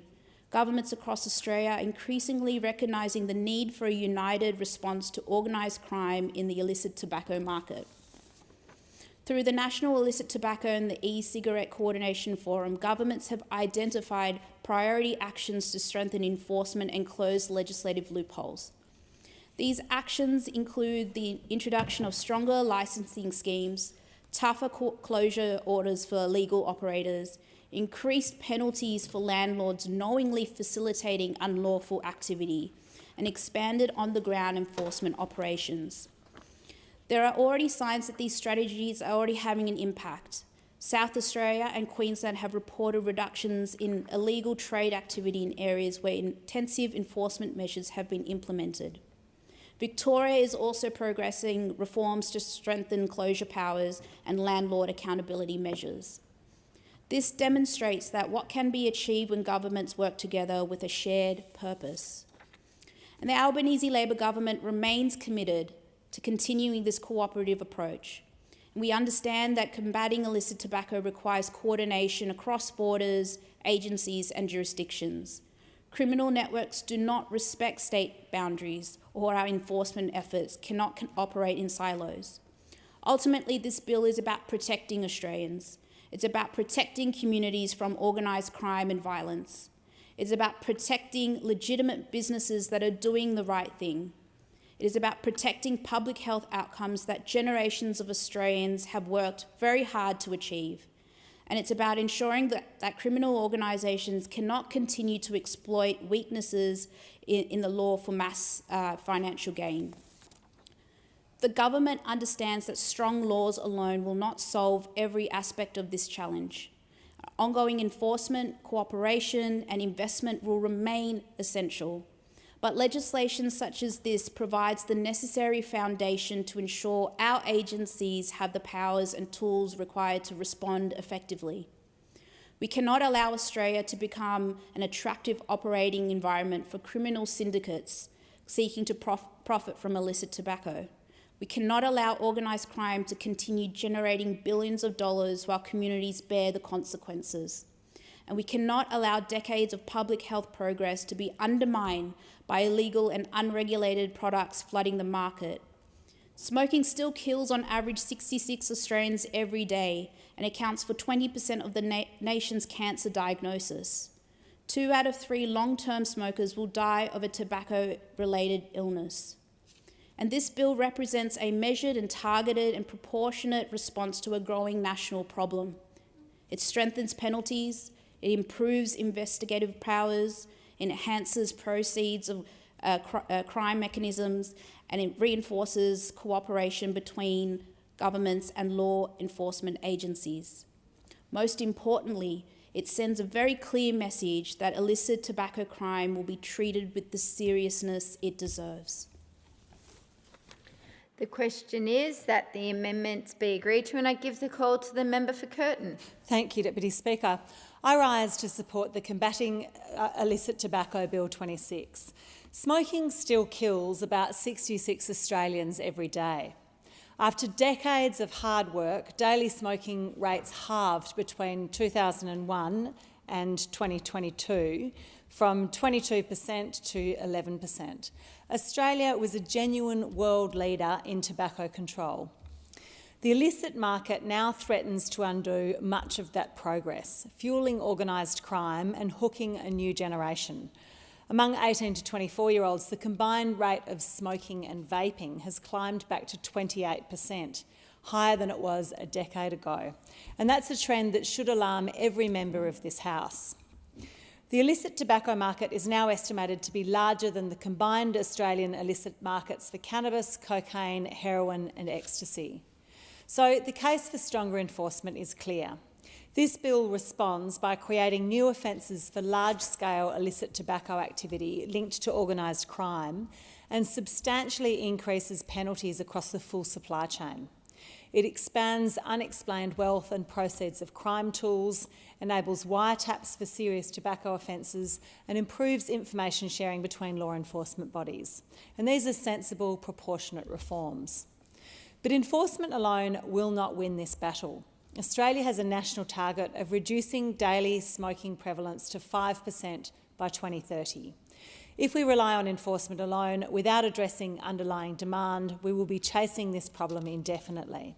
That means maintaining our public health infrastructure, funding quitting support, holding the line on plain packaging, advertising restrictions and excise. And it means being alert to who is shaping these settings and how. Tobacco companies have a well-documented history of seeking to influence public health policy in ways that serve their commercial interests rather than the public's health. And that history is why Australia, as a party to the WHO Framework Convention on Tobacco Control, has clear obligations to protect public health policy from industry influence and to ensure full transparency in any interactions that do occur. And that's also why I seconded the member for Kooyong's amendment to ban political donations from tobacco companies. The long and troubling history of hidden influence by tobacco companies brings me to the Senate inquiry into the illicit tobacco crisis, and specifically to the hearing on the 4th of May, where the committee allowed tobacco industry representatives to give evidence in a closed session. I wrote to the committee chair to express my deep concerns. I asked why private briefings from tobacco companies were considered appropriate, when the transcript of the Philip Morris session would be released, and how the committee would ensure the remainder of the inquiry remained consistent with our international public health obligations. And I have now received a response. The committee advises that it may call any witnesses it deems relevant, that transparency is its first preference, and that the Philip Morris transcript was published on the 7th of May. And I welcome the publication of that transcript. But the committee's response does not fully address my concerns. It doesn't explain why a closed session was the initial preference, nor does it address how the inquiry will remain consistent with our obligations under the WHO Framework Convention on Tobacco Control, which requires governments to protect health policy from commercial and vested interests of the tobacco industry. This matters. Parliamentary inquiries play a vital role in building public trust in decision-making, particularly on matters of public health. Where that process appears opaque, where some witnesses get public scrutiny and others get a closed room, it invites entirely reasonable questions about whose voices are being heard and whose interests are being served. We cannot allow the legitimate concern about illicit tobacco to become a Trojan horse for the tobacco industry to rehabilitate itself as a policy partner, to insert itself into regulatory processes or to subtly water down the public health settings that have made Australia a world leader.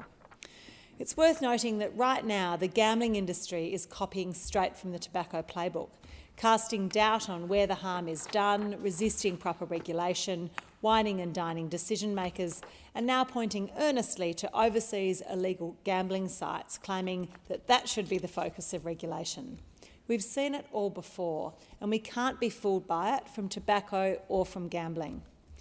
If this bill is to achieve what it promises, the enforcement framework it creates must be matched by an unwavering commitment to public health policy that's developed transparently and free from industry capture.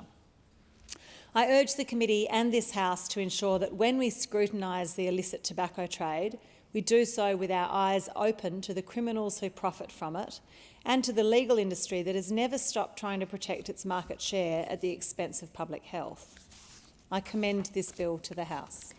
The question is that the amendments be agreed to, and I give the call to the member for the member for Hughes. Thank you, Deputy Speaker. Illicit tobacco has become one of the most pressing organised crime challenges facing Australia, including my community in southern Sydney.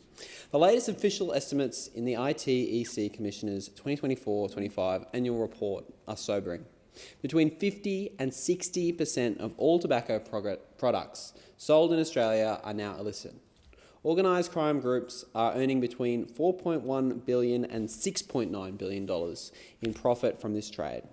Almost every vape purchased in Australia was illegal, about 95% of all e-cigarettes products sold, with a market value of about $1.6 billion. What used to be seen as a health issue has morphed into a serious and organised crime problem. A massive global surplus of cheap tobacco has been weaponised by transnational, serious organised crime groups across the Middle East, Southeast Asia and the Pacific. They operate like multinational businesses, investing capital in what they perceive as a high-profit, low-risk situation. That business model must be disrupted. Combating illicit tobacco is legislation that represents a necessary and proportionate response.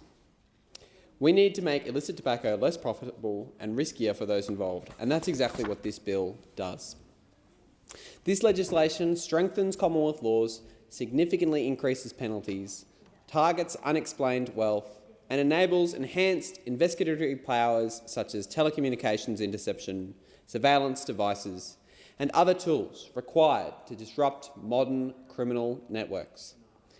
This fight matters because the consequences are real and tangible.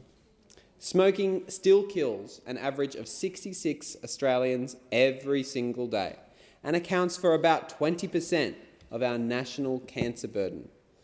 2 out of every 3 long-term smokers will die from a tobacco-related illness. If we fail to turn the tide on illicit tobacco, we risk a new generation of Australians being drawn into smoking through cheaper, unregulated products. That would be a profound public health failure with enormous long-term costs to our health system. Australians are rightly sick of illegal tobacco shops operating openly in shopping strips and high streets across the country, including in my community in places like Engadine and Heathcote. These are not victimless crimes. They bring violence, intimidation and criminality into local communities. The government is working closely with states and territories to shut down illegal outlets and disrupt the trade wherever it operates. The Albanese Labor government has already committed substantial resources. Since 2023-24, $346 million has been provided to the Australian Border Force to crack down on illicit tobacco and vaping products. Australia's first illicit tobacco and e-cigarettes commissioner was appointed, backed by $21.3 million in the 2025-26 budget. Since 2024, in January, more than 14 million vaping products and accessories have been seized. And in the last 6 months of last year alone, over 1.1 billion illicit cigarettes were intercepted. Those figures demonstrate commitment. They also demonstrate the scale and sophistication of the problem. Such volumes do not exist without deep, organised and well-financed criminal supply chains. Despite these efforts, the illicit tobacco market continues to grow. Border enforcement remains essential, but it is no longer enough on its own.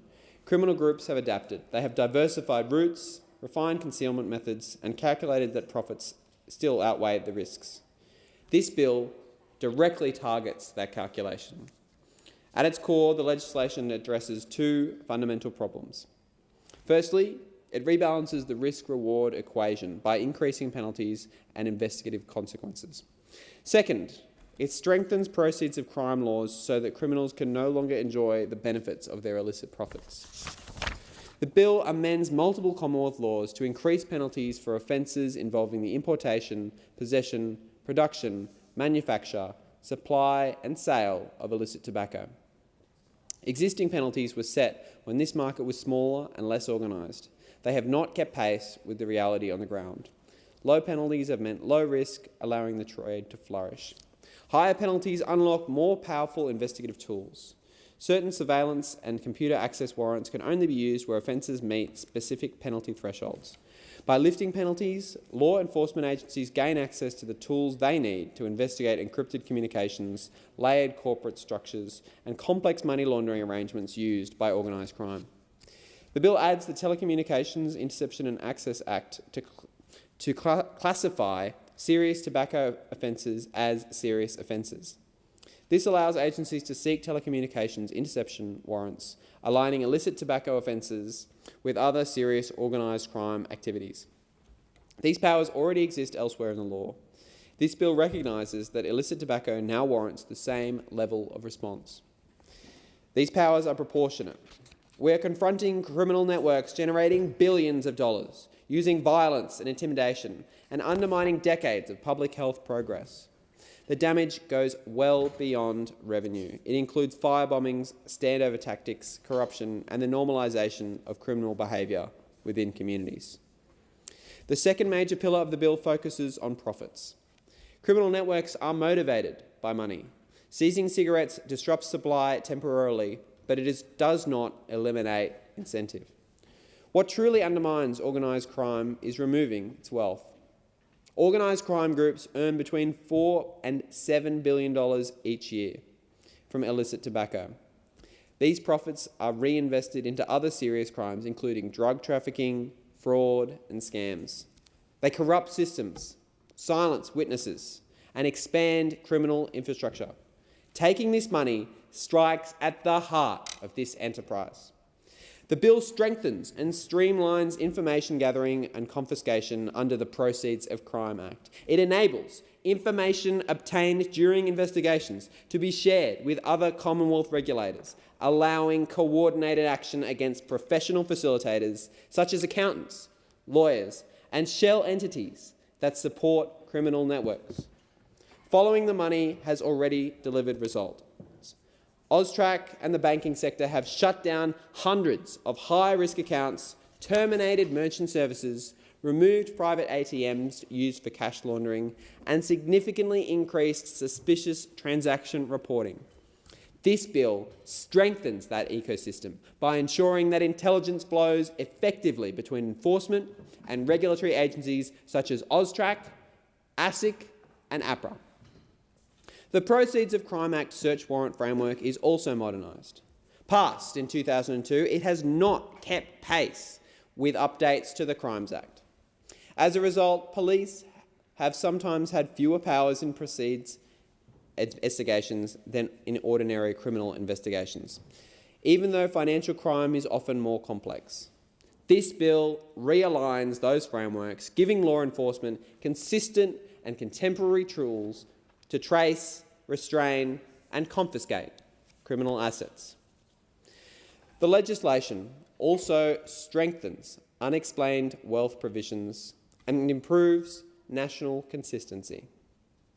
Organised crime does not respect jurisdictional boundaries.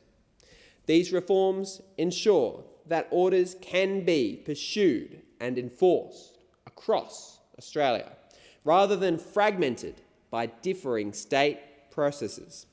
New non-publication provisions protect the integrity of investigations and ensure proceedings are not undermined.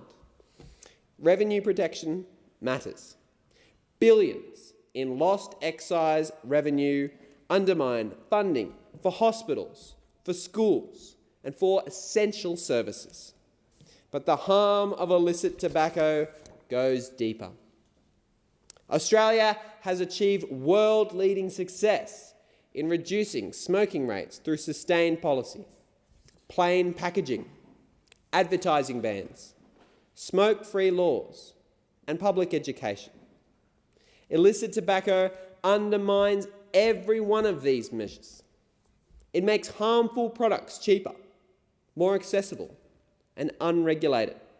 It strips away health warnings and safety standards and normalises smoking, particularly among young people and price-sensitive consumers. The government's approach rests on 3 pillars: stopping illicit tobacco at the border, disrupting supply and sales within the community, and strengthening coordination between the Commonwealth and the states and territories. That 3rd pillar is critical. States and territories hold key powers over licensing and premises closures, landlord accountability and local enforcement. Through the National Illicit Tobacco and E-Cigarette Coordination Forum, jurisdictions have agreed on priority actions, including stronger retailer licensing, long-term closure orders, penalties for non-compliant landlords, and increased on-the-ground enforcement. Evidence shows this works. Jurisdictions that apply comprehensive enforcement see significant drops in illegal trade. Others are strengthening closure and landlord laws to permanently shut down illegal operations. Deputy Speaker, this bill arrives at a critical moment. It will not dismantle an entrenched criminal economy overnight. Criminal networks adapt. But this legislation equips law enforcement with the tools required to match the scale of the challenge. Every seizure, every restraining order, and every dollar confiscated increases pressure on the illicit market. This bill sends a clear message. The risks are rising and the rewards are shrinking. It protects honest retailers competing fairly. It protects workers from intimidation and violence. It protects communities like mine from organised crime. The government's objective is clear: shut down illegal shops, choke off criminal money, and make illicit tobacco unprofitable. This bill advances that objective through higher penalties, through stronger proceeds of crime powers, and through enhanced investigative capabilities. Together, these measures rebalance the risk-reward equation that fuels the trade in illicit tobacco. I commend this bill to the House. The question is that the amendments be agreed to, and I give the call to the member for Casey. Thank you, Deputy Speaker. Well, this is an important bill to speak on. As a Victorian, I know firsthand, and every Victorian knows the challenges that we face with the crime crisis in Victoria, and many states are dealing with illicit tobacco. But what cannot be denied is that a lot of the crime crisis is being fuelled by the profits gained by organised crime with illicit tobacco. And as Victorians, we are now seeing this move into illicit alcohol, as well as organised crime is pushing into the hospitality industry, and we are seeing venues be firebombed. And let's not beat around the bush, these things are linked. The illicit tobacco crisis, the illicit alcohol crisis, and the crime that it is fuelling are linked, and it is bankrolling organised crime. And there is such a disparity now in the price of illicit tobacco and illicit alcohol versus legal tobacco and legal alcohol because of the excise that it is fuelling this crime crisis, combined with a complete lack of consequence for those that break the law.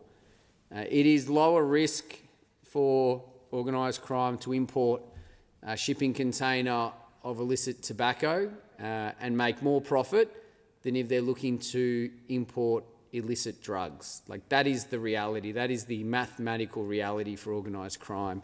And so we need to do more, because it's not just criminals that are impacted. It's every community, it's innocent shop owners, it's those looking to do the right thing. And let me share a story about the impact for my community from the crime wave linked to illicit tobacco.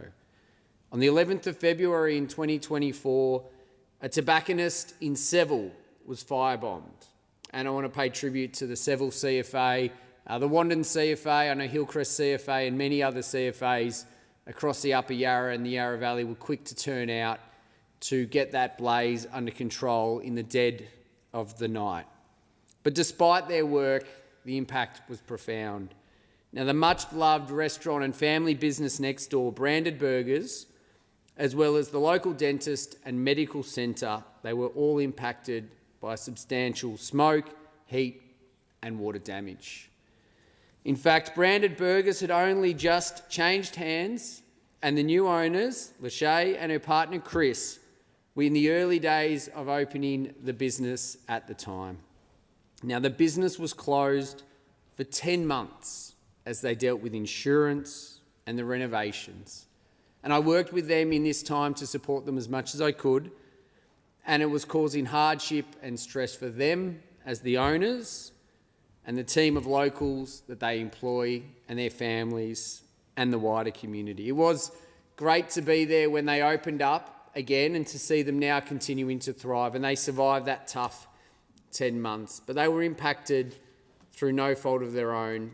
Their business copped the damage of the criminality. And this is just one story I share, but we know there are hundreds and hundreds, if not thousands, of stories across the community of small businesses and people impacted by these firebombings, by this crime. There is no doubt that the impact is profound, and that's why it is so important that more is done to stamp this out. And like so many government bills, it has an impressive sounding name, Combating Illicit Tobacco Bill. Of course we want to combat illicit tobacco, and the Coalition are supporting this bill because something is better than nothing. But let's be upfront here. This is partial, it's an inadequate, it is not going to make a significant difference to the illicit tobacco crime crisis that we face. And in fact, astonishingly, in the explanatory memorandum, the government's own words confirm that this is a wet lettuce. And I quote, "The bill does not introduce substantial new powers, rather seeks to clarify, streamline or strengthen existing information gathering and confiscation mechanisms to increase the effectiveness of law enforcement outcomes." So at a time when crime is out of control in Victoria and it is being fuelled by the profits from illicit tobacco and the current system is not working, the government, in their own words, bring in a bill that is not going to make a difference. There is no substantial new powers for any enforcement agency to hold these criminals to account. This is legislation at its worst. This is this government at its worst. Member after member and the minister will stand up and say, "We've made a difference, we're combating illicit tobacco, it's a scourge, we've got to do something." Because they've got a headline and they will pretend that they're doing something. But in their own words, it's not going to make a difference. And my community, all Victorians and every Australian is sick of this government talking a big game and failing to deliver. If there is one hallmark standout from this Prime Minister, the legacy of this Prime Minister will be a Prime Minister that misleads the Australian people and a Prime Minister that grandstands and thinks that introducing a bill and making a statement in the House of Parliament is job done. Well, it's not, because the criminals in Victoria and the criminals across the country do not care about the political games of this Prime Minister. They are not worried about the consequences unless they are profound. And this government has shown, in their own words, that this is not going to make a difference. And we are seeing this play out in so many ways. We are seeing the gap widen as illicit tobacco increases and more people are going to illicit tobacco stores and retailers are shutting down. Many are not even offering cigarettes anymore. And I don't smoke. I never have. I never will. It's not for me. I'm not going to judge those that do. It's up to them. I think it's a dangerous habit that health professionals have shown shouldn't be there, but people are free to live their life. But no wonder people are turning to illicit tobacco when they can get a packet for $20 and they work into a retail store and it's $80. Like, that's human nature, and I don't judge those for doing that. But there are unintended consequences of these decisions for hard-working business people. Retailers and their staff are getting abused by consumers in their stores because a consumer is walking in and going, "Why are you charging me $80 for my cigarettes when I've been paying $20? You're ripping me off." Most consumers that walk into a tobacconist don't actually comprehend or understand that they're technically breaking the law. They just walk in to buy those products because that's their shop and they think that's the price, and they walk into a larger retailer that's doing the right thing and they think they're ripping them off and they abuse them. And the other perverse impact of the illicit tobacco crisis is that particularly smaller retailers, corner stores, milk bars, convenience store service stations, are being faced with a choice. Sometimes they don't get given a choice. Sometimes, and there are lots of reports about this, organised crime are walking into their stores and telling them, "You will sell illicit tobacco or we'll be back." Some have gone to the police and they've faced the consequences of those criminals coming back. Others have had to accept them for their own safety. But if they refuse to stock illicit tobacco, they'll go broke. So if you've poured your life savings and you've put everything into your business, you then have a choice. Do I shut down my business, fail to feed my family, or do I start stocking this illicit tobacco like everyone else so I can put food on the table? And that is the choice across the country many small business owners are having to make. And that's heartbreaking for them. That's how big this issue is. And what do we get from this government? In their own words, no consequential changes, no substantial new powers. Essentially, a wet lettuce that is not going to change something that is out of control. And it's even worse in Victoria. It's worse in Victoria because we've got a Premier, Jacinta Allen, and a state Labor government that refuse to be tough on crime. They refuse to hold to account those that commit the crimes. We hear time and time again about these criminal organisations paying young people as little as $1,000 to firebomb a hospitality venue or a tobacconist. And then when the police catch those kids, in many cases, they're back out on bail and they do it again. So we have this amplification in Victoria of failures at the federal level to address illicit tobacco and now illicit alcohol, and failures in Victoria at the state level for Jacinta Allen and this weak Labor government to actually hold these criminals to account.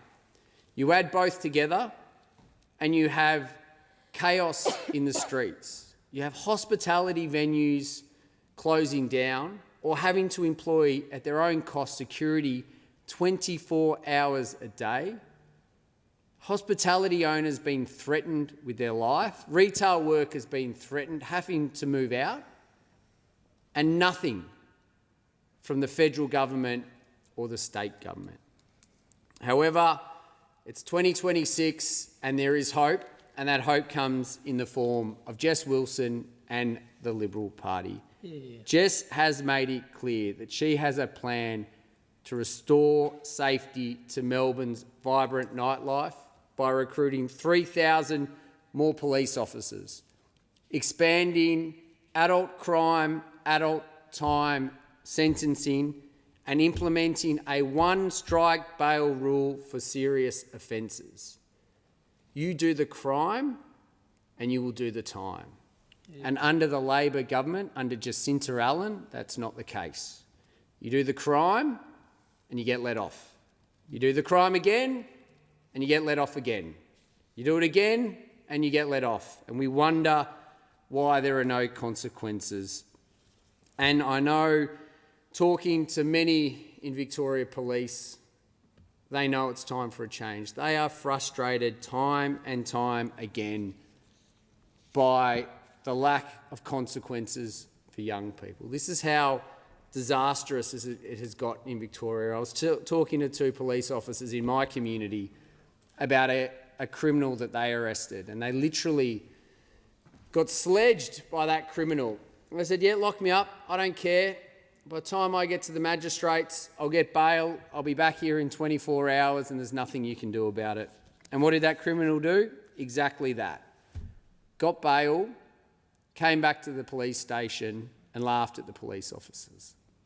That's the real-world consequences of Victorian crime under this Labor government. And we go back to this point, that this bill will not make a difference to what we are seeing. Because very rarely, if ever, a tobacconist's been shut down. And if they are being shut down, they're opening up again within 24 or 48 hours because the profit margins are so huge that it is nothing. It is a blip for their stock to be taken away from them. It is a blip to have even one shipping container intercepted because of the profit they make on everything else. And every year it gets worse under this government. It gets worse because the excise continues to go up. It provides a differentiation. There are now reports that there will not be legal tobacco sold in this country in the next 4 to 5 years. Different reports have it between 60 to 80% of all tobacco in Australia is now sold illegally. So let's not kid ourselves that the smoking rates are going down. And as I said, I wish we lived in a world where no one smoked. It's not a habit I support at all, but we live in the real world where more people are smoking because it is so easy and accessible. And that's before we even talk about the impact on young children, because let's be honest, these illicit tobacconists don't care if they're selling it to a 10-year-old, a 12-year-old, a 15-year-old. They're criminals, and it's every Australian that pays the price. The member's time has expired, and I give the call to the Assistant Minister. I ask leave of the House to present the following paper, A Fair and Just Future for First Peoples, Social Justice Report 2025, Australian Human Rights Commission. Is leave granted? Leave is granted. Great. I thank the member for Fairfax, and I give the call to the Assistant Minister. I present A Fair and Just Future for First Peoples, Social Justice Report 2025, Australian Human Rights Commission.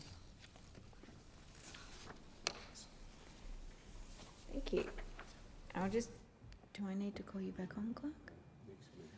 Okay, right. Okay, we'll now move back to the bill, and I give the call to the member for Melbourne. Thank you, Speaker. I rise to speak in support of the Combating Illicit Tobacco Bill 2026.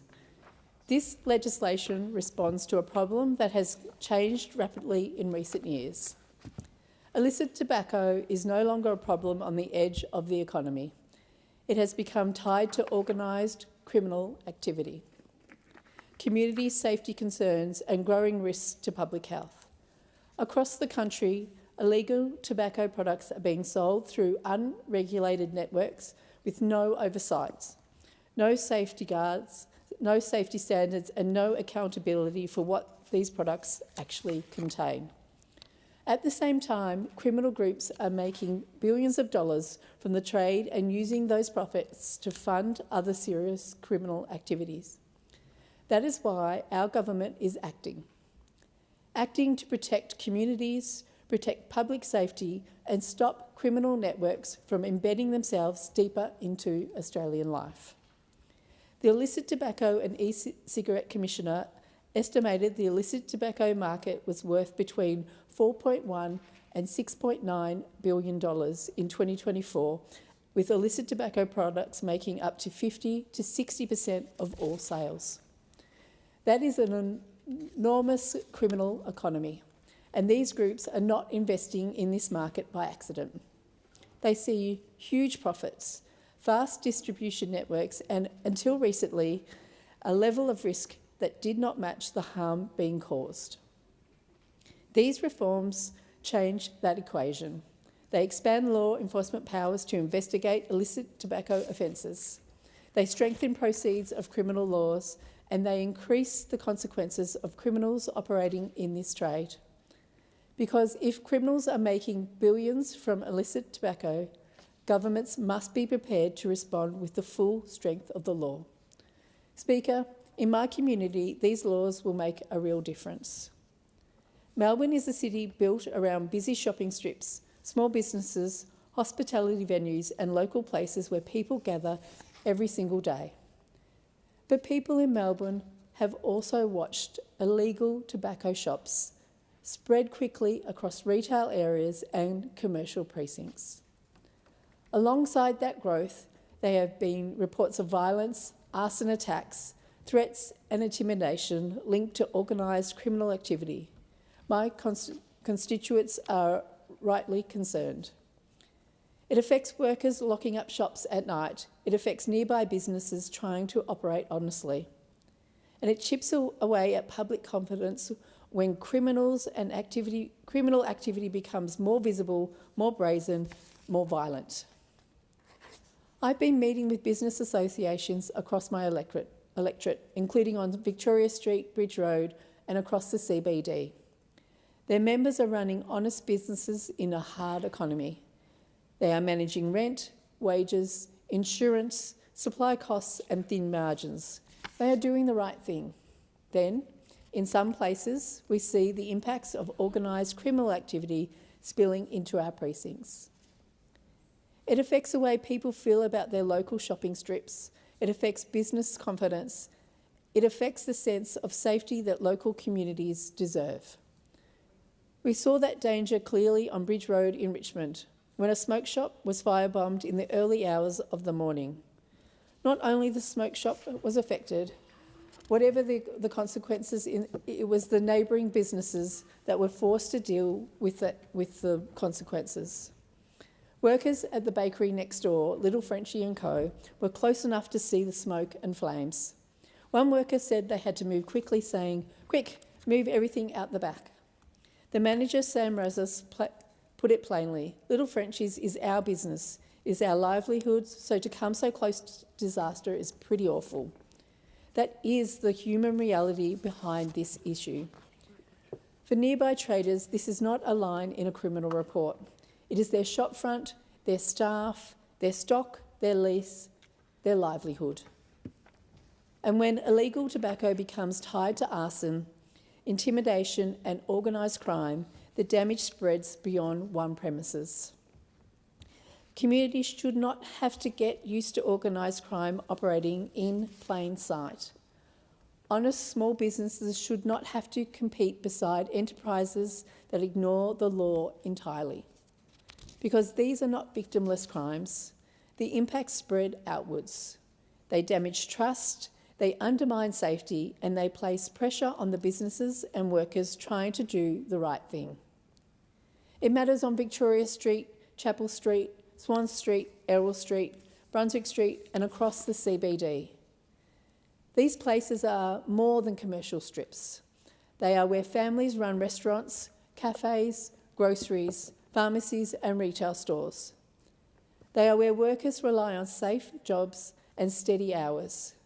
They are where community life happens. That is why this bill matters to the community of Melbourne.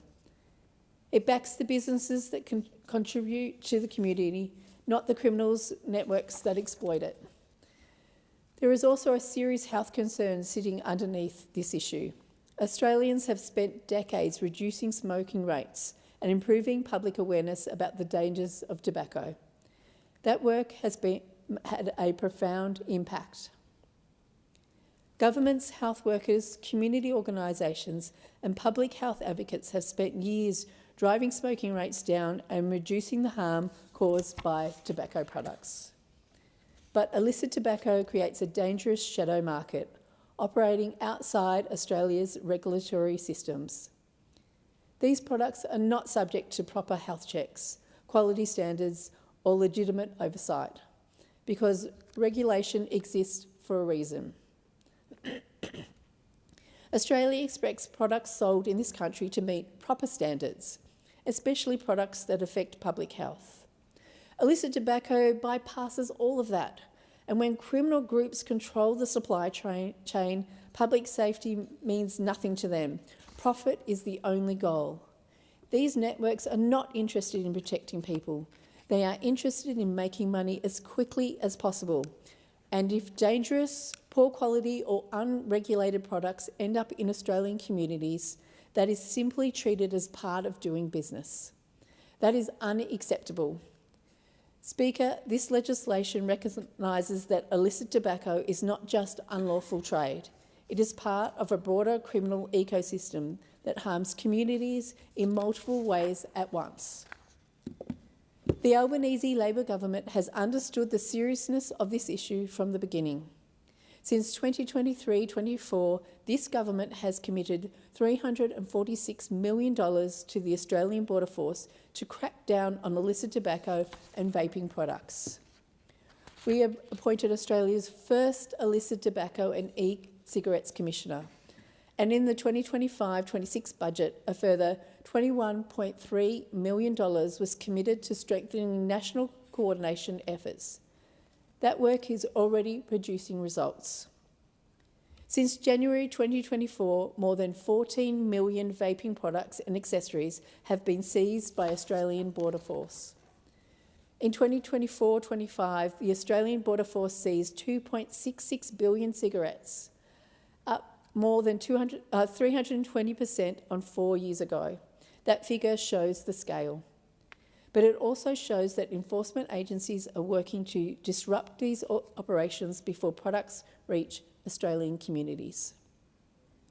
This response has not relied on one agency acting alone. Criminal networks move quickly, they operate across borders, and they exploit gaps between systems wherever they can. That is why coordination matters. The Commonwealth cannot solve this issue alone. States and territories cannot solve it alone either. The response only works when governments share intelligence, coordinate enforcement and target these operations from multiple directions at once. Through the National Illicit Tobacco and E-Cigarette Coordination Forum, governments are working more closely together to strengthen enforcement, improve licensing systems, introduce tougher closure powers and target the structures that allow illegal operators to keep functioning. Victoria is part of the national effort.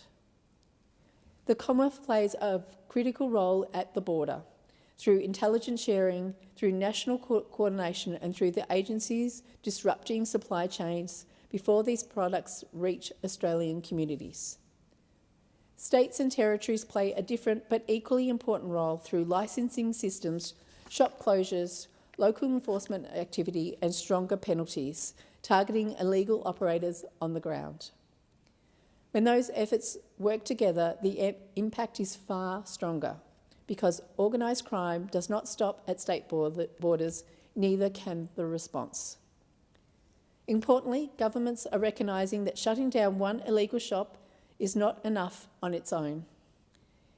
If the Financial networks, supply chains and criminal profits remain untouched. These operations simply reappear somewhere else. That is why one of the strongest parts of these reforms is a focus on criminal profits. Organised criminal activity survives through money. If these groups continue making enough profits from illicit tobacco, they will continue investing in this trade. These changes directly target that business model. They strengthen proceeds of criminal laws, they improve information sharing between agencies, and they give law enforcement stronger tools to investigate unexplained wealth and confiscate criminal assets. Dismantling these networks means more than shutting down one storefront. It means disrupting the financial structures underneath the trade itself. It means going after the profits that allow these organisations to expand. Speaker, these groups treat their operations like businesses. They invest in supply chains, distribution, storage, cash movement, property and systems designed to high profits. These reforms strengthen the ability of law enforcement agencies to follow that money and disrupt those structures. Because when government starts taking away criminal profits, property, vehicles and assets, the pressure on these illegal operations increases. The reform also helps agencies dealing with serious illicit tobacco offending. That includes stronger surveillance, communication, disruptive powers. These powers are significant, and they should be, because the groups involved in this trade are sophisticated and highly coordinated. Law enforcement agencies need modern tools that match the scale and complexity of the networks they are dealing with. These changes help ensure they have those tools. Some people argue the answer to cut tobacco excise, but Australia should not surrender its health policy to organised crime. There is no realistic excise cut that would dismantle criminal supply chains already operating across borders, warehouses and illegal shopfronts. The answer is not to make smoking cheaper. The answer is to make illicit tobacco more risky, less profitable for criminals. And importantly, Speaker, this legislation recognises something my community already understands instinctively. If governments do not act early, these problems become harder to contain. People want to feel safe in their shopping strips, their neighbourhoods and their local communities. My community wants confidence that organised criminal activity is being confronted directly, not ignored until it becomes even more entrenched. They want a government prepared to step in early, and that is why the Albanese Labor government is coordinating a national response and strengthening the laws needed to deal with organised crime. Because allowing illicit tobacco networks to continue growing unchecked would carry enormous consequences over time, for public health, for community safety and for trust in the rule of law itself. Australians expect laws to mean something. They expect governments to enforce standards fairly and consistently. And when people see illegal operators functioning openly, selling unregulated products while criminal groups make billions in profits, confidence in the system starts to weaken. That is why visible enforcement matters. That is why strong penalty matters. That is why these reforms matter. Because they say clearly that organised networks will not be allowed to treat Australian communities as easy targets for profits. Melbourne is a city that thrives on community life. People gather in cafes, support small businesses and build connections through space. Those places should feel vibrant and welcoming. These reforms help protect the sense of community confidence, and they support the honest businesses who operate legally, employ workers properly and contribute positively to city life. Because every time illegal tobacco products enter Australia through illegal supply chains, the risk grows longer and larger, the risk to public health and the risk to public safety. I commend this bill to the House. Thank you, Member for Nelson. Member for Melbourne. Sorry, the question is that the amendment be agreed to, and I call the member for Cowper. Well, thank you very much, Deputy Speaker. I'm pleased to rise to speak on the Combating Illicit Tobacco Bill. Deputy Speaker, sometimes we stand in this place and make speeches on topics that we have little understanding of because it's out of our remit. I'm confident in speaking on this particular bill, and I speak quite often about my time as a detective in the New South Wales Police, in particular my time 2.5 years as an undercover operative in the Drug Enforcement Agency. During those days, we'd infiltrate organised crime. So I'm confident in saying I know exactly what organised crime gangs and groups are thinking right now about this bill. And they would be thinking, we love the Labor government. We love the Labor government who has sat there and done nothing for the past 4 years and let us earn billions of dollars through the illicit tobacco and vaping trade. And thank you, Labor government, they would say, for the factories of cash, the cars, the lifestyle in Dubai, in Thailand, in Australia, and all that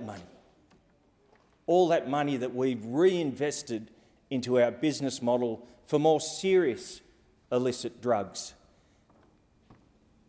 and for human trafficking and for all the horrible other things that organised crime do, they would be saying, thank you, Labor, because you've let us make this money. And they would now say, thank you for this weak, limp, combating illicit tobacco bill, because it will do nothing to our business model. It'll continue to allow us to make money. It'll continue to allow us to live like kings around the world. And it will continue to contribute to the demise of legitimate businesses in Australia. Now, for those of you who may be listening, I'll give you a little bit of an education in history over the past 4 or 5 years. Back in 2022, the illicit tobacco market sat around 20%. Now, that would fluctuate somewhere between 13% and 20% in the preceding years. It is now, after 4 years, at 80%. 80% of the tobacco market is illicit. And I can't blame the punters out there, and I should put on the record I don't like smoking and I don't like vaping, but they are a legal product. Well, tobacco's legal, vaping's not, but hey, you see everybody standing on every single corner looking like they're on fire every time they breathe out. But I can't blame the average punter who wants to spend $20 on a packet of cigarettes instead of up to $80. But what we've actually seen since we've hit the 80% mark, and this is the business model of the cartels, mind you, we've seen those $20 packets double because the cartels know that they've got the market.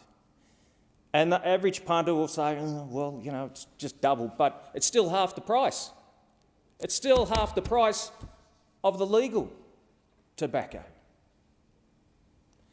So they'll go ahead and purchase that.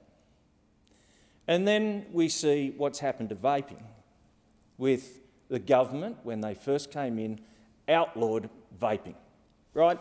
It's illegal, nobody's going to use it. Nobody's going to go down to the corner shop anymore and buy a vape. Well, we all know the proliferation of those pop-up shops selling illegal vapes to kids. Every speaker said it, they don't care who they sell it to, these are criminals. Teachers and principals around Australia, it is the bane of their existence with teenagers in toilet blocks. I actually heard of a teacher who would take the kids out to vape at morning tea so they didn't have the problem. Now, it's unique. I don't know what the parents thought of it, but that was a practice that they would do. So they outlawed it.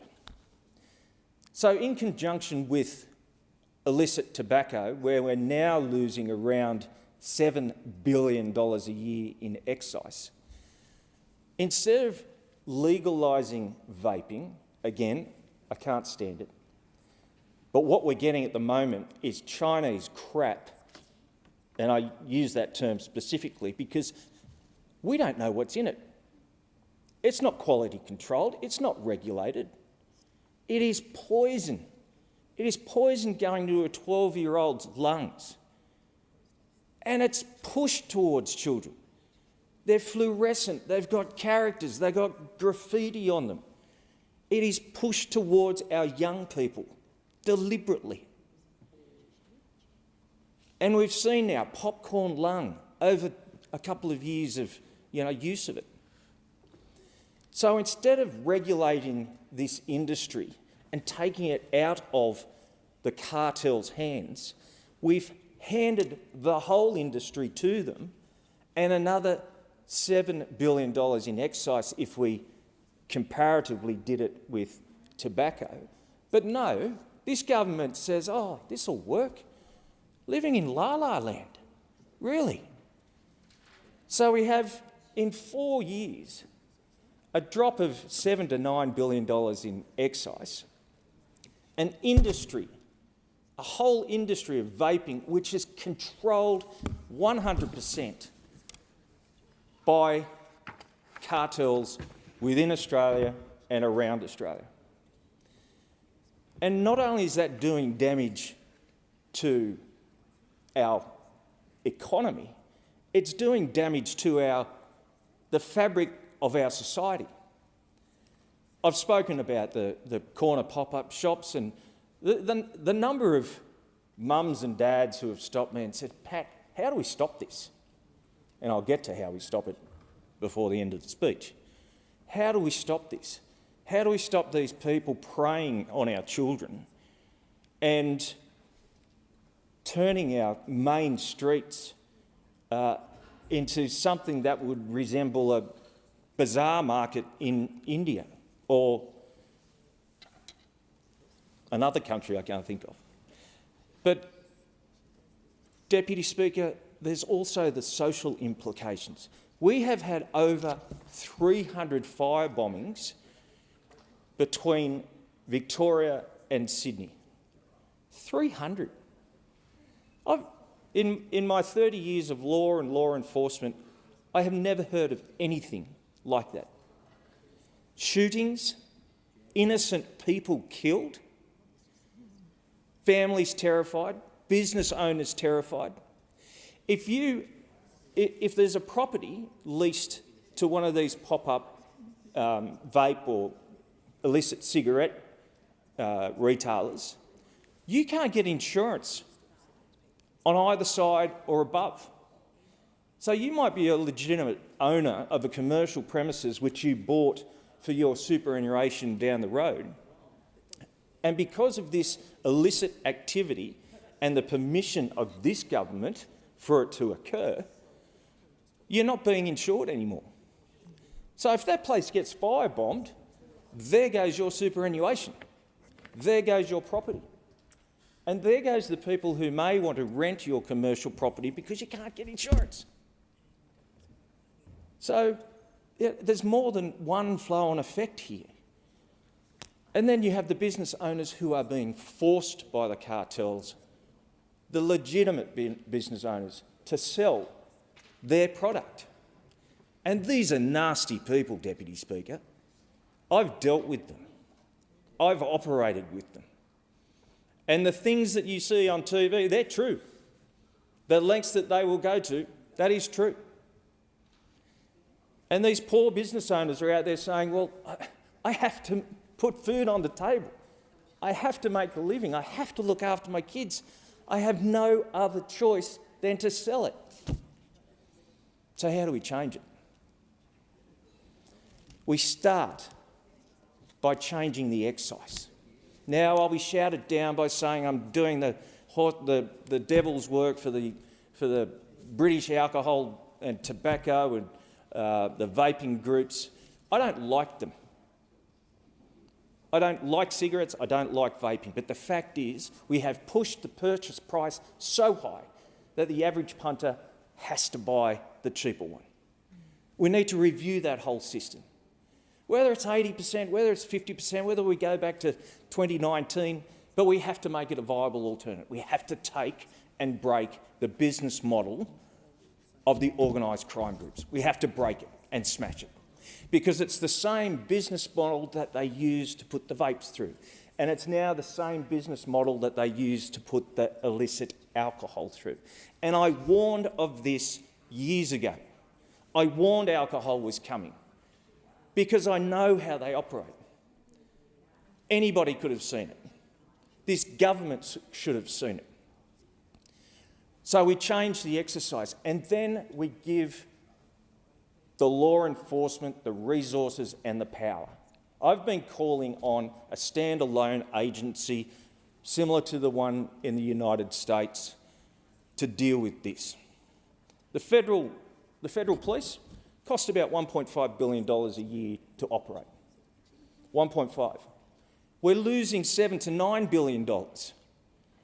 A standalone agency would make us money, would bring back the excise, and it would break the cartels that are operating here.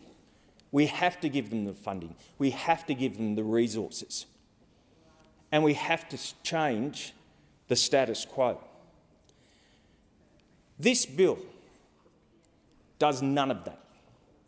It tinkers around the edge of enforcement, prosecution and penalties. There's no purpose, there's no reason to increase the penalties when nobody's being prosecuted. I'm not against increasing the penalties, mind you, but it's not addressing the real issues. Emma. It's not addressing the business model or how to smash that business model. It's not addressing the lack of enforcement. When you have the New South Wales Premier and the New South Wales Health Minister, Labor Premier, Labor Health Minister, criticising this government on their policies on tobacco and vaping, you know there is something seriously wrong with the system. So instead of tinkering around the edges with penalties and enforcement, do something real. Take this back to the drawing board. Use the things that I have said and other members have said and make it a real combating illicit tobacco bill. Combat the bad guys. That's the idea about this bill. Not let them operate the way they've been operating for the last 4 years. Don't let them get to 100% of the illicit tobacco market, because what will happen, once they get to 100%, then they will increase the price again. They will make a peak price. They will work it out. They're smarter than government. They will work out what the pain price is that the average punter will pay, and that is what they'll charge them. And that is what they'll continue to do until we break its back. This bill does not break an egg. It does not do anything to address those real issues. So take it for read. If this bill passes with no changes, you will see no changes outside of this bubble in the real world. Thank you, Deputy Speaker. I call the Assistant Minister for Defence. Thank you, Deputy Speaker. The Albanese Labor government is cracking down on illicit tobacco in Australia, and this bill is really about restoring the rule of law in a market increasingly dominated by organised criminal activity. Illicit tobacco is not a victimless crime. It funds criminal networks, undermines legitimate businesses and places unregulated products into the hands of Australians. Effective regulation depends not only on strong laws, but on the public's confidence that these laws are enforced fairly and consistently. The rapid growth of illicit tobacco threatens public health, undermines confidence in our regulatory system and funds other illegal criminal activities. So this bill will address a regulatory gap, allowing our law enforcement agencies greater enforcement powers, because no Australian should have to live in fear of the next firebombing of the illicit tobacco gang war. And that's exactly what people have been fearful of. We've seen this across the news, for the last period of time, where the firebombings have occurred, the threats. This is so serious in the sense that illicit tobacco also directly funds the commission of other crimes like murder, kidnapping, arson and assault. And organised criminals have turned to importing illicit tobacco because they believe it is less risky than smuggling drugs. But this government, the Albanese government, is going to change that calculus. Our focus is to shut down illegal shops and make this trade unprofitable so the crime is not worth the risk. Organised criminals need to know that importing illicit tobacco carries serious penalties, including jail time. Under our government, we are going to crack down on these criminals because there is no place for this illegal criminal activity in our community. Now, Deputy Speaker, selling cigarettes is not against the law. These laws are aimed at organised criminals and the front companies they use. This government is doing everything to balance the need to combat criminal activity without undue burden on legitimate and legal business. So the bill will seek to amend the Customs Act 1901, the Excise Act 1901 and other relevant Commonwealth legislation to expand law enforcement powers to investigate illicit tobacco-related offending and to raise the penalties for such offences.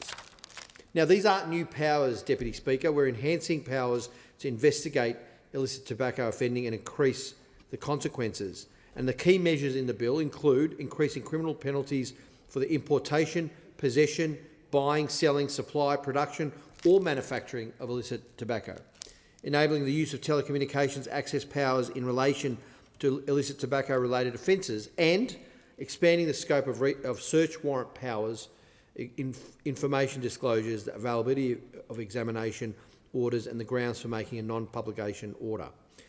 These amendments do not introduce unprecedented investigative powers, but instead they aim to provide greater consistency and clarity across existing search warrant frameworks. They're also not expected to impose additional legislative burdens on business or community organisations in Australia. Previously, there's been legislative amendments introduced to address the risks associated with the illicit tobacco market, including on its profitability. However, the market has continued to have exponential growth and profitability for criminal actors. So, it is quite obvious to all that more work is needed to deter, disrupt and prevent further growth in the market. And that's exactly what we are debating today. Tougher penalties for those who profit from illicit tobacco. Because without these amendments, penalties and law enforcement powers will remain inadequate. I would hope that all across the aisle here would understand that. Without these amendments, law enforcement will not have the powers they need to combat these criminal groups. Without these amendments, things will only get worse. Taken in conjunction, the reforms in this bill seek to rebalance the risk-to-reward calculation by criminal actors. This bill will raise offence penalties to match the severity of the harms being caused by the illicit tobacco trade, and it will enhance Australia's proceeds of crime regime to better target criminal profits from illicit tobacco. This illicit tobacco problem is really a wicked problem for Australia.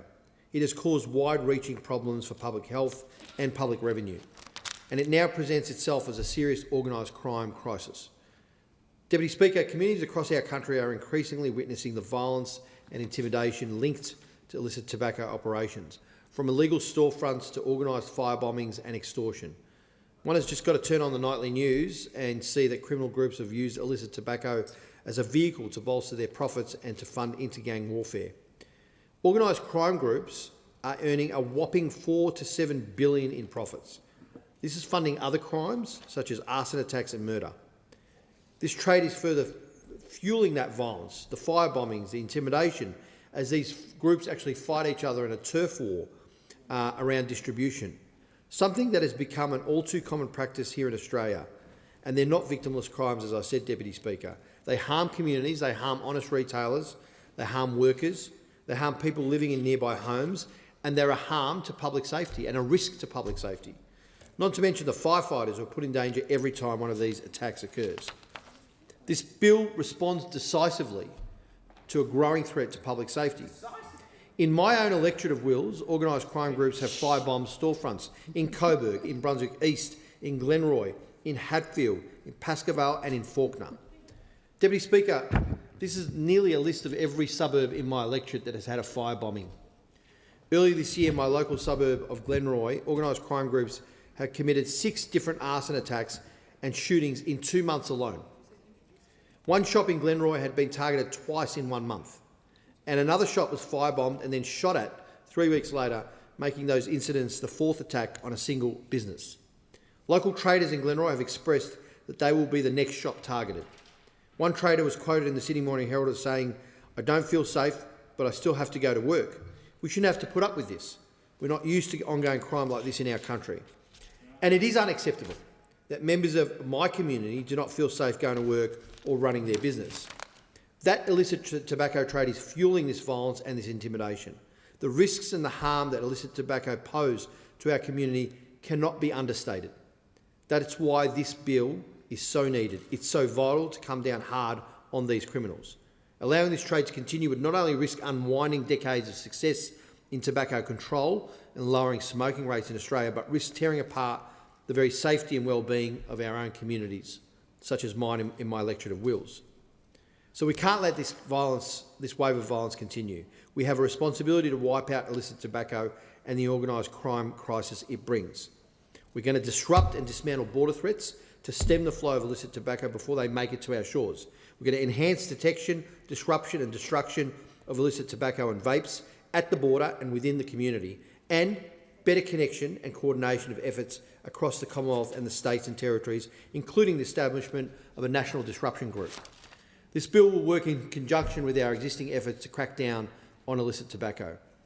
Deputy Speaker, since 2023, the Albanese government has provided $346 million in funding to the Australian Border Force to crack down on illicit tobacco and vaping products.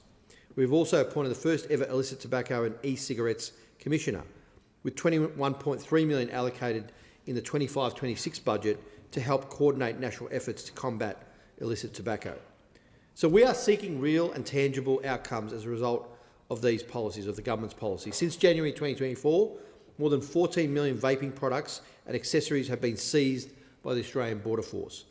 In just the last 6 months of 2025, more than 1 billion illicit cigarettes were also seized, and interjurisdictional relationships have also improved with the coordination that is crucial between the Commonwealth, the states and the territories working together on these efforts. That includes new cooperation through the National Illicit Tobacco and E-Cigarette Coordination Forum. So, Deputy Speaker, by increasing the consequences for those dealing in the marketplace of illicit tobacco, we are further strengthening our ability to thwart the harms placed on our citizens, our shop owners, our businesses and our communities. Together, Deputy Speaker, the reforms in this bill are aimed and will protect public health, support legitimate businesses and disrupt the organised crime networks that profit from the illicit tobacco trade. Our coordinated national response further ensures Australia remains safer, healthier and fairer for future generations to come. I commend this bill to the House. Thank you. The question is that the amendment be agreed to, and I call the member for Goldstein. Well, thank you, Deputy Speaker. And Deputy Speaker, I want to start by saying, of course, that we support this legislation in the spirit of which it's achieved, but I also want to reflect on just how inadequate it truly is. Let's look at the reality, Deputy Speaker, is under this government there has been a thriving illicit tobacco market that has fed organised crime across Australia. And nowhere has it been more acute than in my home state in Victoria. And frankly, it's an absolute national disgrace that this crisis has allowed itself to get to this point. We have seen Australian small businesses firebombed by criminal gangs as part of a turf war over an illicit product. And this didn't come out of nowhere. Australians were consistently warned about the consequences of a reckless approach to tobacco regulation by so many people, including academics, including myself, that fell on deaf ears inside this Labor government and earlier Labor governments. None of this is a surprise. None of this is a shock. It is direct and deliberate consequence of the policy design of the Albanese government and the Gillard government and the Rudd government. I mean, think about it, Deputy Speaker. You have a situation where you take a lawful product, you put it into plain packaging akin to other illegal products which already thrive within organised criminal gangs, and then you increase the tax rates to the point where, of course, it becomes an attractive proposition for organised crime gangs to enter into the market and to be able to enjoy outrageous proceeds off the back of otherwise lawful citizens. We've seen this, Deputy Speaker, in human history. One of my great political heroes is a woman by the name of Pauline Sabin, and I suspect nobody else in this chamber has heard about her. But Pauline Sabin was a woman who was part of the saloon movement that tried to introduce prohibition in the United States. And in doing so, and supporting it because she wanted to stop the issues of domestic violence, which were particularly targeted towards women at the time from drunken men coming home from saloons. Watch then how the prohibition movement not just led to a flurry of illegal product, but how it turned lawful citizens into unlawful actors, where people actively engage in subversion of the law at every level just to be able to go about their daily lives and consume a product that at the time, what were called the progressives, by the way, we need to be clear, thought that they knew how to live people's lives better. And that is exactly what has happened here. Thank you, Nicola Roxon. Thank you to the ministers who have decided to firebomb small businesses across this country under poor policy framing. And what we have had is a replication of the problems of prohibition in Australia at every level, from the problems where the federal government introduces legislation, and then, of course, the states can't be bothered or fail to enforce it, creating premiums for illegal activity, which, of course, have been harvested then by organised crime and profiteering. We have had consistent failure of enforcement at every level, from state and federal levels, thinking that they can somehow decide what goes on in the hearts of men. So what we've now seen, of course, then is turf wars, as exactly the same thing occurred in Prohibition, where people died, and now we're seeing with firebombing of small businesses across the country. And we're seeing it in the Goldstone electorate too. There have been firebombings, I understand, in Moorabbin. There have been lawful businesses that have not been involved in the illegal tobacco trade that have also been targeted in Sandringham, and all because we have seen a profiteering motive that government has actively stoked. And as a consequence, the profits have been so great that it has led to the attraction of organised crime gangs from overseas and in our own country to profiteer. And even worse than that, Deputy Speaker, we've gone from a problem of just illegal tobacco, which has occurred, to now shifting towards illicit alcohol. And again, this is one of these things that's emerging very strongly in the state of Victoria, where we have the distribution networks available to those who are engaged in unlawful tobacco, and now they're shifting over to unlawful or illicit alcohol on the same basis. The excise is providing such a premium that they can displace lawful products. And what a shock, Deputy Speaker, when you actually have an expansion in the volume of illegal products, they don't report the data to the ATO. So what we have is a government that's still indulging in the idea that somehow they're seeing cigarette rates and consumption rates decline, and the Australian community is going to be healthier as a consequence. The sort of drunken denial that we continue to see from this government, not just on their broken promises in the budget, but drunken denial and deceit in their response to illicit tobacco, is one that is now costing the taxpayer billions, not just in the foregone revenue, because, of course, they pointed out illegal gangs tend not to pay tax and tend not to report their data to the Australian Tax Office, Deputy Speaker. But, of course, we're continuing then to live with the consequences of the downstream consequences of the health impacts associated with actually what is likely to be a rising level of illicit tobacco consumption. So I do appreciate the government has finally woken up after fueling this crisis, fueling a situation where businesses are being firebombed, fueling the very environment that has led to an otherwise consumed lawful product to becoming illicit, to be benefited by the organised criminal gangs. And I acknowledge the fact that they've finally woken up, that even they can't go on pretending that there's nothing wrong here. And now they're taking, frankly, pretty modest measures to say, maybe we better stamp this stuff out. While Australian small businesses who they've targeted with a firebombing in their budget are now have experienced it with firebombing in the literal sense through the organised crime gangs that profit off illicit tobacco. There's a pretty basic proposition around respect for the law that has occurred, that has declined as a consequence of this trade. And again, I go back to the Prohibition movement, Deputy Speaker, and we saw exactly the same thing then. Back in the 1920s and 1930s in the United States, where honest citizens were engaged in dishonest activity or illegal activity, and the law actually propagated a disrespect for the law.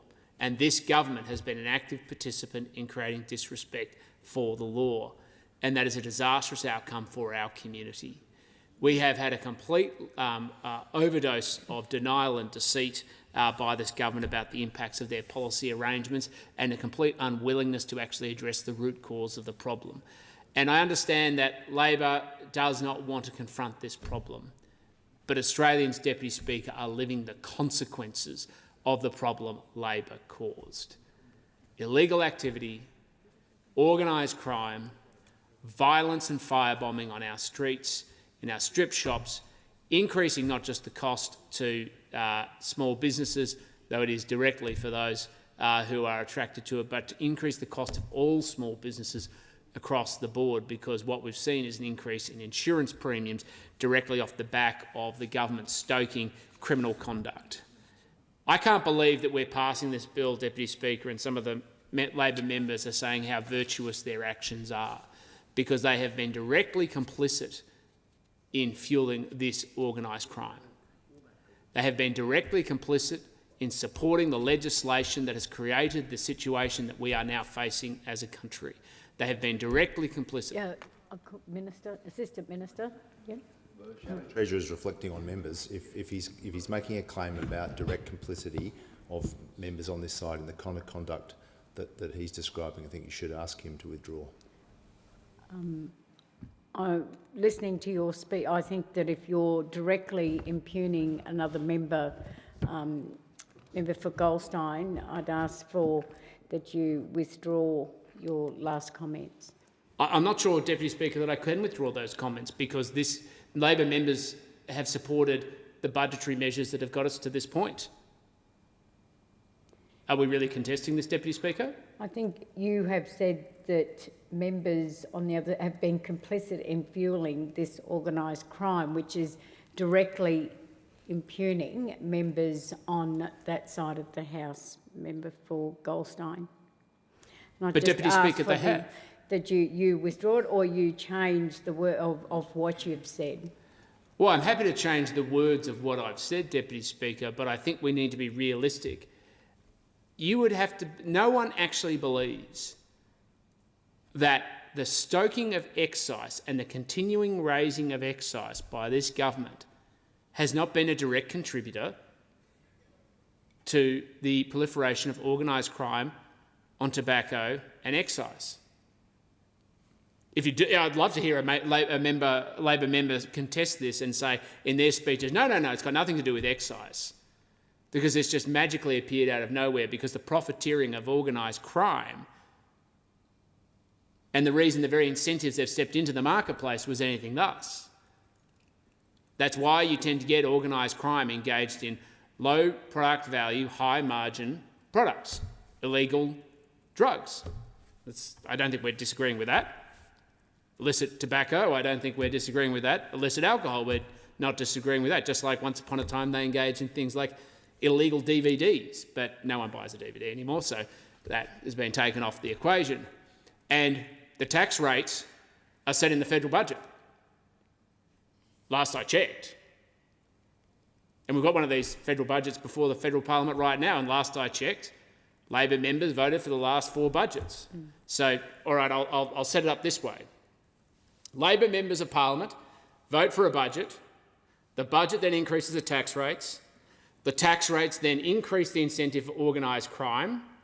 The organised crime then profiteers, but there is no connection between any of that brings any of the Labor members complicit in that activity. I need to be clear about that.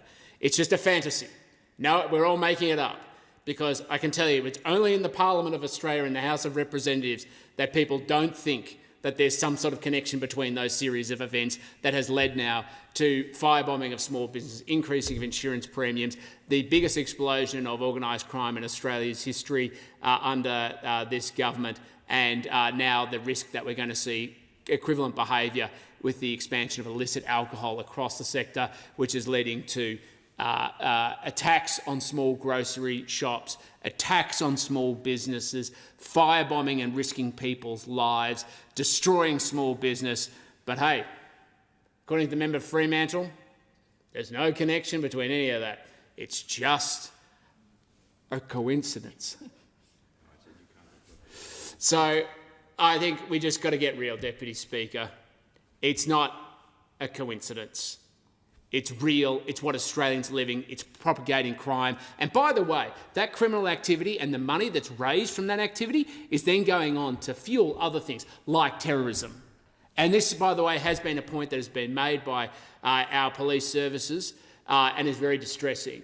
So I know that the Labor members don't like drawing the connection between their budget, their tax regime and organised crime and terrorism, but I'm afraid it's real, Deputy Speaker. Australians are living with this, but we've seen this constant attitude of drunken on deceit, drunken on denial from this government about the reality of what it is they're doing, but Australians are living it. I have no issue calling this out, because there has to be a point in which we wake up in this parliament and people actually start to realise the consequences of this of their actions. Because as I outlined, it was the progressive movement in the early part of the 20th century that was responsible for prohibition, that went on then to leading to the propagation of organised crime, the proliferation of organised cartels, the profiteering, as I said, of organised crime, but more importantly led to violence on streets and death on United States streets. And once again, we are seeing a repetition of the behaviour where we have progressives who think that their grand intentions are greater than the actual lived outcomes of Australians, because if only they were left in charge and they had every lever they could pull at their discretion, that all of a sudden they would build a better society. Well, in fact, that's wrong. They're handing our streets over to organised gangs that then use that money to proliferate criminal activity which harms every Australian, either financially or in their safety, and has gone as far as financing terrorism. And can I tell you what, Deputy Speaker? Some of us are sick of it. Some of us are sick of not just the drunken denial from the government about the consequences of this, but they're even sick of the fact that there seems to be this complete disregard of what they're doing to Australian streets. We know that crime is a massive issue in our country. We know who's paying the price for Labor government's denial on these issues and the consequences of their decisions. We know because we're living it in our communities, on our streets. And while there might be Labor members who like to turn a blind eye, the Australian people are not turning a blind eye. And so this measure, of course, is a step in the right direction, but it is a long way from how far we need to go. And until the Labor member for Fremantle or the member for McNamara or any other members on the other side of this chamber are prepared to be honest with the Australian people, to stand up, and we know honesty, by the way, is not exactly something that comes naturally before the last election. We know full well. But if they were going to do it, we need a sense of honesty about what the consequences of Labor's policy is going to be, because I can tell you the small businesses of the country are desperate for a sense of leadership from this parliament, and it certainly isn't being provided by this Labor government. Thank you, Member for Goldstein. I now call the member for Macquarie. Thank you, Deputy Speaker. It's pretty disgraceful hearing a member opposite talk about lack of action. You know, these are not newly emerged issues. These are issues that when the member for Goldstein was last in government were issues that we supported that government in trying to take action on. Did they go far enough? No way. But we supported those steps. And I'm going to read you from September 2018. The then Minister, the Honourable Stuart Robert MP, put out a media release talking about cracking down on the illicit tobacco black market. This is not something new that's just happened since we came to government. This has been something that has built up, and governments prior to us have failed to be able to stop it. Mr Robert then at that time said that the actions, the changes they were making about duty liabilities being paid when tobacco is imported into Australia. That, together with the newly established Australian Border Force-led Illicit Tobacco Task Force and proposed import permit requirement for tobacco announced in the 2018-19 budget, the government is ensuring the Australian border is even more resilient to organised criminal groups that facilitate tobacco smuggling. And he said tackling duty evasion and black economy activities in the tobacco warehouse environment will disrupt illicit tobacco supply chains and deny organised crime syndicates access to the illicit profits that fund their other criminal and black market and black economy activities. This will reduce criminal activity, protect law-abiding local businesses and provide an estimated $3 billion in revenue to the Commonwealth, and that was Assistant Treasurer Robert. Now, that was obviously very well-intentioned, but clearly from September 2018 to now, we have not seen that those measures made a significant difference. So we are taking further steps, as we have done all through our time in government, to tackle an issue that both sides agree is a problem. And I look to the support of those opposite for the efforts that we're making in the way that we were supportive when we were in opposition. Now, Deputy Speaker, across Macquarie, we're seeing those bright yellow stickers on the front of windows of tobacconist shops suspected of selling illicit tobacco products or selling tobacco without a licence. And what goes along with those stickers is a 3-month closure for that tobacconist. And I've seen these stickers in Windsor, at Riverview Shopping Centre, just up the road from my electorate office, in Richmond, inside the Richmond Marketplace, on the main streets of some of our towns, including Springwood, next door to Double Ristretto, a very popular coffee shop. And they are a welcome indicator that right in front of our eyes, as we go to our local shops, that you can see actions being taken at the state level to combat the availability of illicit cigarettes, vapes and loose-leaf tobacco in our communities.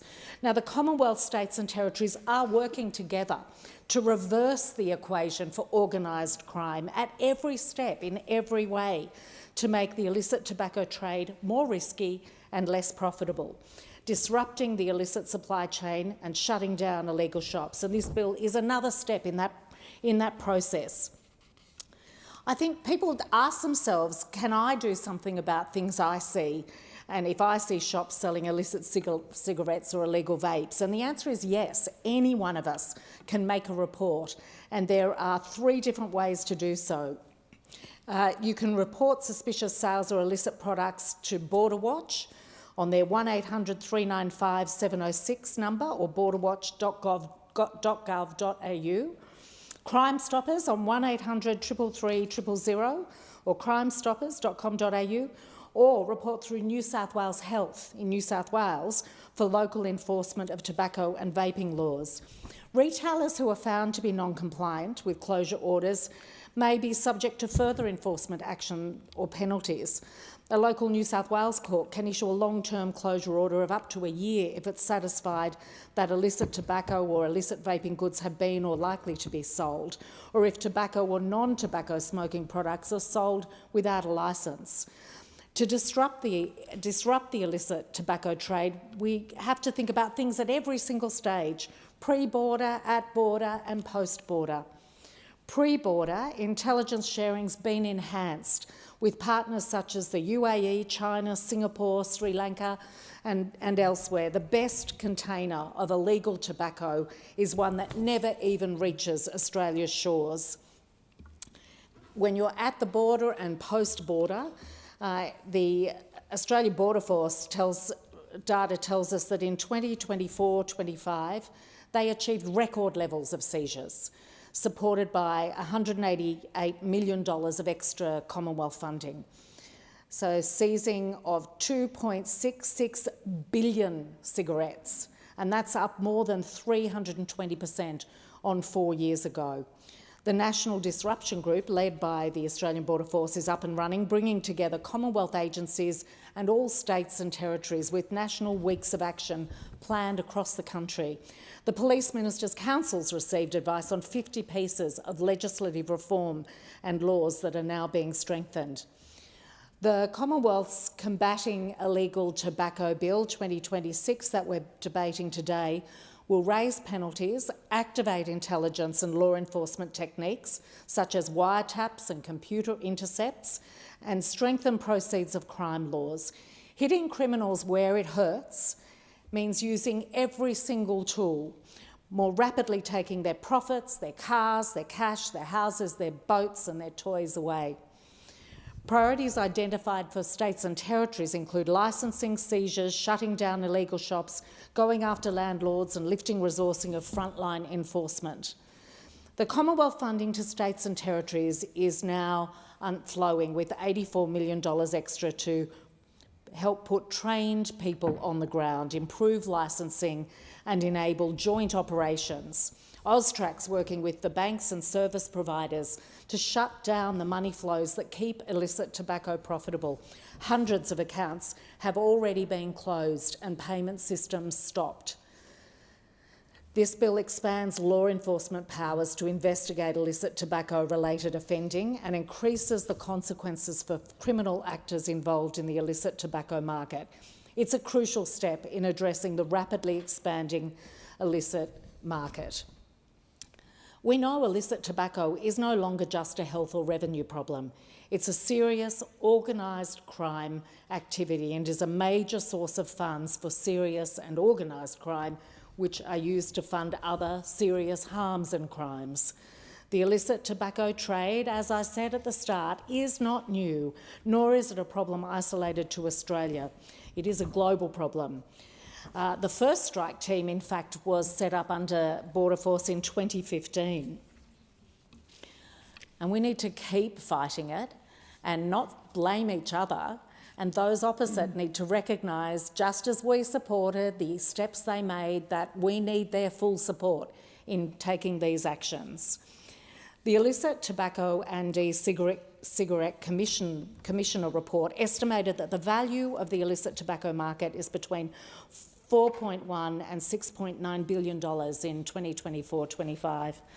Organised crime groups are earning between $4 and $7 billion in profits funding other crimes like trafficking, scams and money laundering. We know this trade fuels violence, firebombings, intimidation and risks the unwinding of decades of success in tobacco control policy and lowering smoking rates in Australia. These are not victimless crimes. They harm communities, honest retailers, workers, and they make the public less safe. In that context, this bill seeks to achieve two objectives. One is to rebalance the risk-to-reward calculation for criminal actors by raising offence penalties to match the severity of the harms being caused by the illicit tobacco trade. And secondly, making the proceeds of crime regime more effective to go after the profits generated from illicit tobacco, which is of course the main motivation. Since 2023-24, the Albanese Labor government's provided $346 million in funding to the Australian Border Force to crack down on illicit tobacco and vaping products.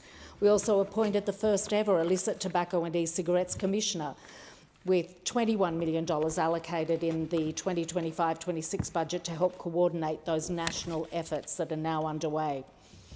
The three key focus of the government's action are to disrupt and dismantle border threats to stem the flow of illicit tobacco and vapes to Australia before they make it to our shores. Secondly, to enhance detection, disruption and destruction of illicit tobacco and vapes at the border and within the community. And thirdly, to have better connection and coordination of efforts across the Commonwealth and states and territories, including through the establishment of the National Disruption Group. Since January 2024, more than 14 million vaping products and accessories have been seized by the Australia Border Force.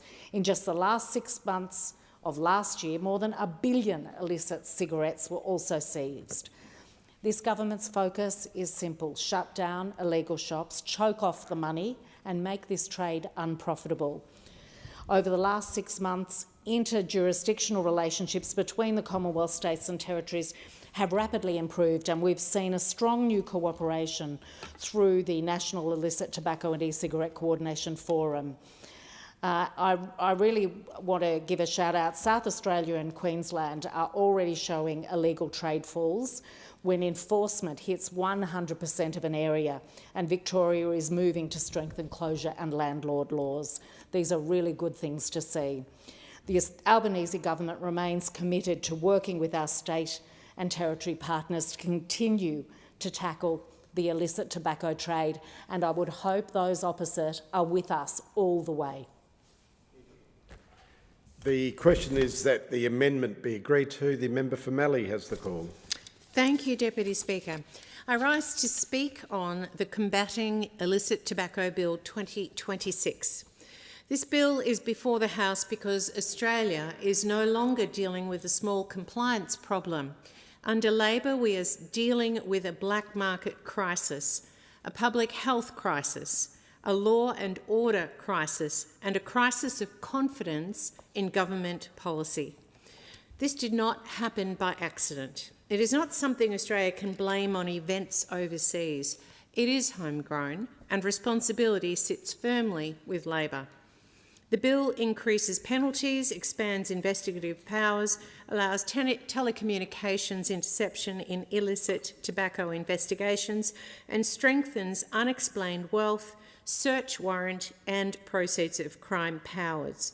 Those are serious tools and they are needed, but let us be honest about why we are here.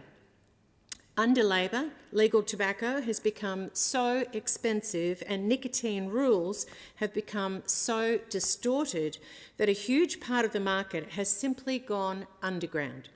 People have not stopped using nicotine. They have moved outside the legal system Labor was supposed to protect. The Australian Bureau of Statistics says nicotine consumption in Australia increased by almost 40% from 2017 to 2025. It also says illicit sources rose from 12% of total tobacco consumed in 2017 to 80% in 2025. 80%. That is not a rounding error. That is not bad luck. That is Labor's policy failure in plain sight. That is Labor's legacy. That is the Health Minister's legacy. They have allowed illegal tobacco to become normalised in the minds of too many Australians. The ABS says household spending on legally purchased cigarettes and tobacco has almost halved since 2020, but please don't get excited. Labor cannot pretend Australians have suddenly stopped smoking. The evidence shows more people are buying illegal tobacco instead. An article in The Australian on the 3rd of June showed the explosion of illicit tobacco in stark terms, with the problem taking off after the June 2022 quarter. Believe it or not, Labor's first quarter in office. In fact, someone in the House today said to me that their pouch of tobacco used to cost them $120, but now costs them $20. How is that possible? Before Labor came to office, daily smoking was continuing to fall under the coalition government. The Australian Institute of Health and Welfare says daily smoking among Australians aged 14 and over fell from 19% in 2001 to just 8.3% in 2022-23. Labor points to legal sales as though the problem is shrinking, but legal sales alone no longer tell the full story. Actual nicotine consumption is rising. That is what happens when government policy drives people out of the regulated market and into the hands of criminals. Labor's failure carries an enormous public health cost.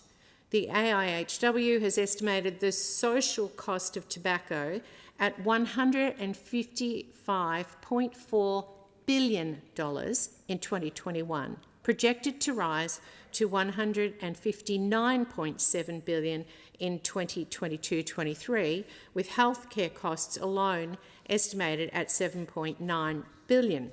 Tobacco remains the second leading risk factor driving Australians' burden of disease, accounting for 7.6% of total disease burden in 2024.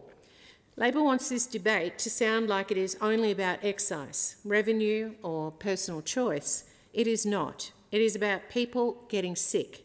It is about the pressure smoking-related disease puts on families, hospitals and taxpayers, and communities who are living with increased crime. And it is about a government that has let the burden fall hardest on those with the least access to care. In 2022-23, the AIHW reported that 20% of people in remote and very remote areas smoked daily, compared with 7% in major cities. Women in very remote areas were 5.5 times more likely to smoke during pregnancy than women in major cities. For Aboriginal and Torres Strait Islander people living in very remote areas, smoking rates were 46.7% compared with 20% in major cities. As Shadow Minister for Regional Health, I say this plainly.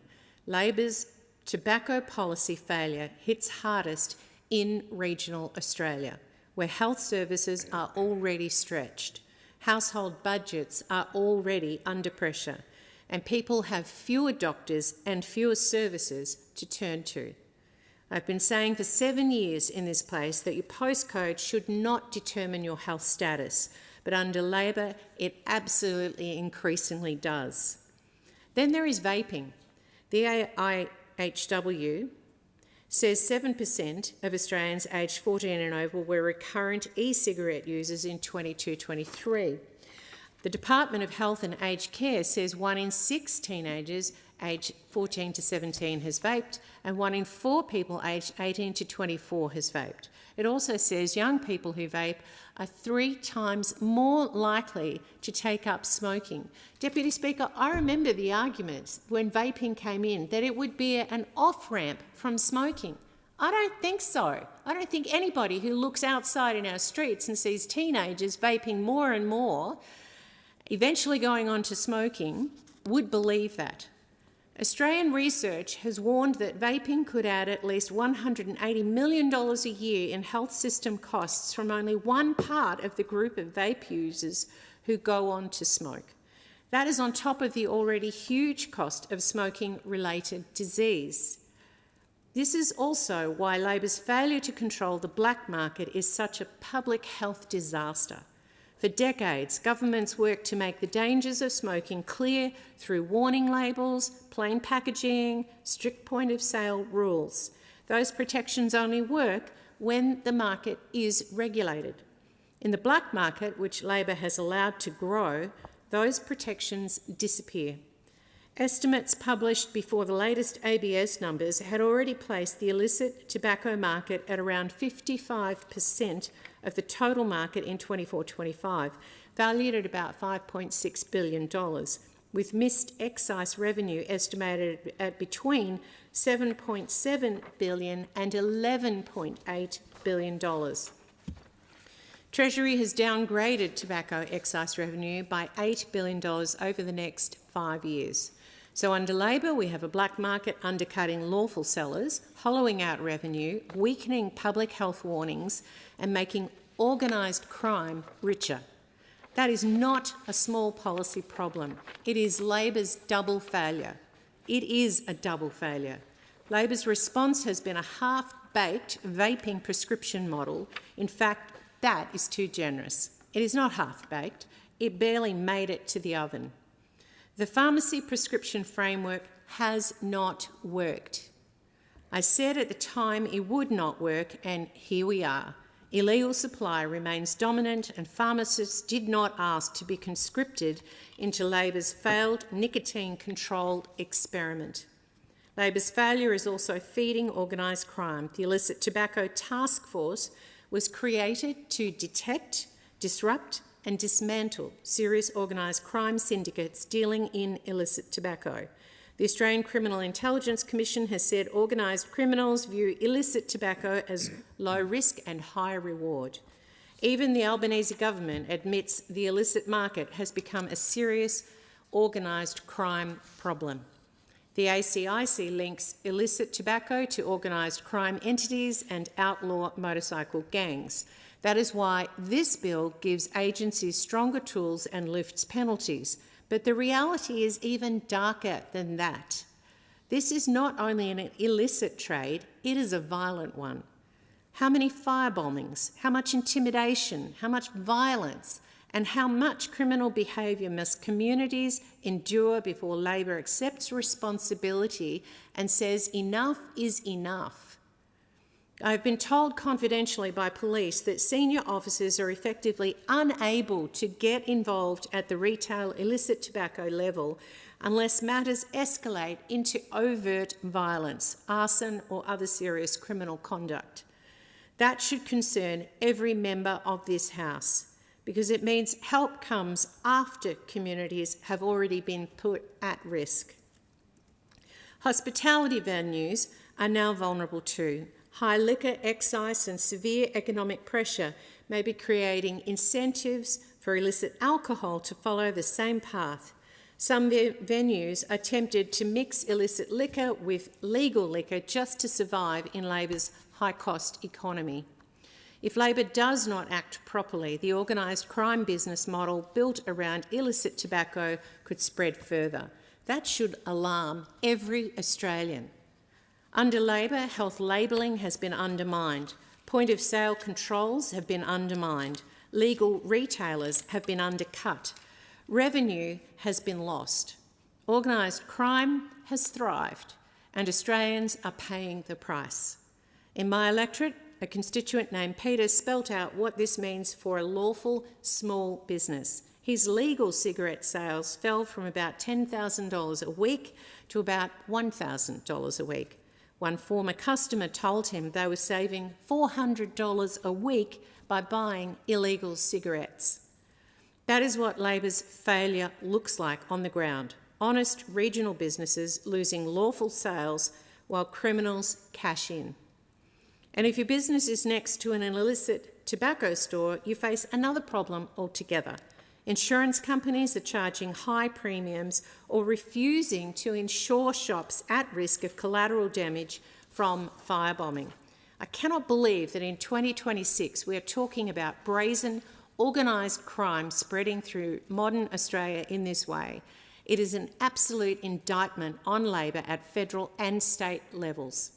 Enforcement matters, but enforcement alone cannot fix a market that Labor's own policy settings helped drive underground. If Labor wants to restore public health outcomes on tobacco and vaping, it must confront the criminals, but it must also confront the excise and regulatory settings that helped create this opportunity in the first place. The tobacco excise is simply too high. I'm told that cigarette price settings in 2019-20, when the Coalition was in government, were still broadly within consumers' willingness to stay in the regulated market. Under Labor, the tobacco market is broken. Public health warnings are not getting through. Lawful small businesses are being punished. Criminals are being rewarded. And decades of work to reduce smoking are going quite literally up in smoke. This bill may give agencies stronger tools, but it is far too little and far too late. Minister Butler, the Health Minister, will be judged for this failure. Labor will be judged by this failure, and communities like mine will keep paying the price until Labor has the courage to fix the mess Labor helped to create. The question is that the amendment be agreed to. The member for Deakin has the call. Thank you, Deputy Speaker. I rise to support the Combating Illicit Tobacco Bill 2026. I think every member of this chamber has seen evidence of the rapidly increasing illicit tobacco market in our communities. Dodgy-looking candy stores. There's one in my area where half the shelves are filled up with aluminium barbecue trays, as if that's the centre of the business. We all know where they are. We all know what they do. And it's created a sense of lawlessness and undermining respect for the law that cannot be tolerated any longer. It's been a problem that's been rising for a long time, and while some will try and counter it in partisan terms, it's worth remembering that the Illicit Tobacco Task Force, which was set up back in 2018, was during the Coalition government, and then there was a Senate report, I think, in around 2020. And that's not to say it's the Coalition's fault or Labor's fault. This has been something that's been coming for a while. But as other colleagues in this House have spoken about, the risk-reward ratio for selling illicit tobacco has made it all too tempting for criminal enterprises, which deal this substance much like they do other illicit substances, creating supply chains, exploiting vulnerabilities in our system and chasing the money where it lies. So the important thing with this legislation is it helps to change that risk-reward ratio. It makes very clear that this is a serious offence. Its connection to serious crime itself means that the gravity of this offence takes it into the serious aspect and does need to be treated as such. We know the industries that are driving this, that serious organised crime is involved, and that it is having real harm in our communities. We've seen businesses completely uninvolved in tobacco face far higher costs because their strata fees have been increased by insurance costs, driven by risks associated with having nearby tobacco retailers, both legal and unlawful, in their vicinity. So this is having a real impact on our communities. It's having a real impact on our local economies, and it's something that all of us in the community see is this shameless, open lawlessness that needs to be dealt with in a clear and decisive way. And we've seen in jurisdictions like South Australia and Queensland that where we actually have clear laws and we go ahead and enforce them, it is incredibly effective in combating the many mischiefs associated with this market. So this is a further investment, a further step to ensure that we have got clear and strong laws that will enable us to enforce, that can be enforced by our officials across the country to ensure that there is a consistent approach and that the severity of the impact of this illicit trade is reflected in the seriousness of the crimes as recorded in legislation. While it is around excise and revenue raising, to me that's incidental. It is about the safety of our communities, it's about the rule of law, and it's about combating serious crime in a real and serious way, and ensuring that ill-gotten gains are recovered and treated for what they are, and to ensure that there is nothing to be gained from selling illicit tobacco at any level. We have to be clear, strong and decisive. And I, as much as anyone, gets frustrated when I see polite consumer affairs or council employees politely knocking on the doors of these retailers. I also want to see police kicking down those doors simultaneously with other venues, because we all know they text each other and know what's going on. We need strong law enforcement around this. And that will be able to be supported by having strong laws made in this parliament that will apply across Australia to ensure that those tools are available to our law enforcement agencies. And as part of that, the tools include surveillance provisions and enabling us to detect, to disrupt, and then respond to acts involved in this supply chain, to ensure that we're actually disrupting this illicit trade and ensuring that there is no profit to be gained from engaging in this industry. It's hurting people, including our most vulnerable, in areas that are people who haven't got a lot of spare money, whose access to supports is minimal, and because we're not dealing with honest actors here. We are dealing with crooks. We are dealing with bikie gangs. We are dealing with some of the most serious criminals in the country who have found a very attractive trade for themselves. And generally, it's not the only stuff they're selling. They're involved in all sorts of illicit trades, and this is one that they've found to be rather profitable because it's a highly addictive substance, it's cheap to purchase, and they've found various ways to get it into the market, and there is demand. Now, excise has been a policy that's existed for a long time. It's been one of the great successes.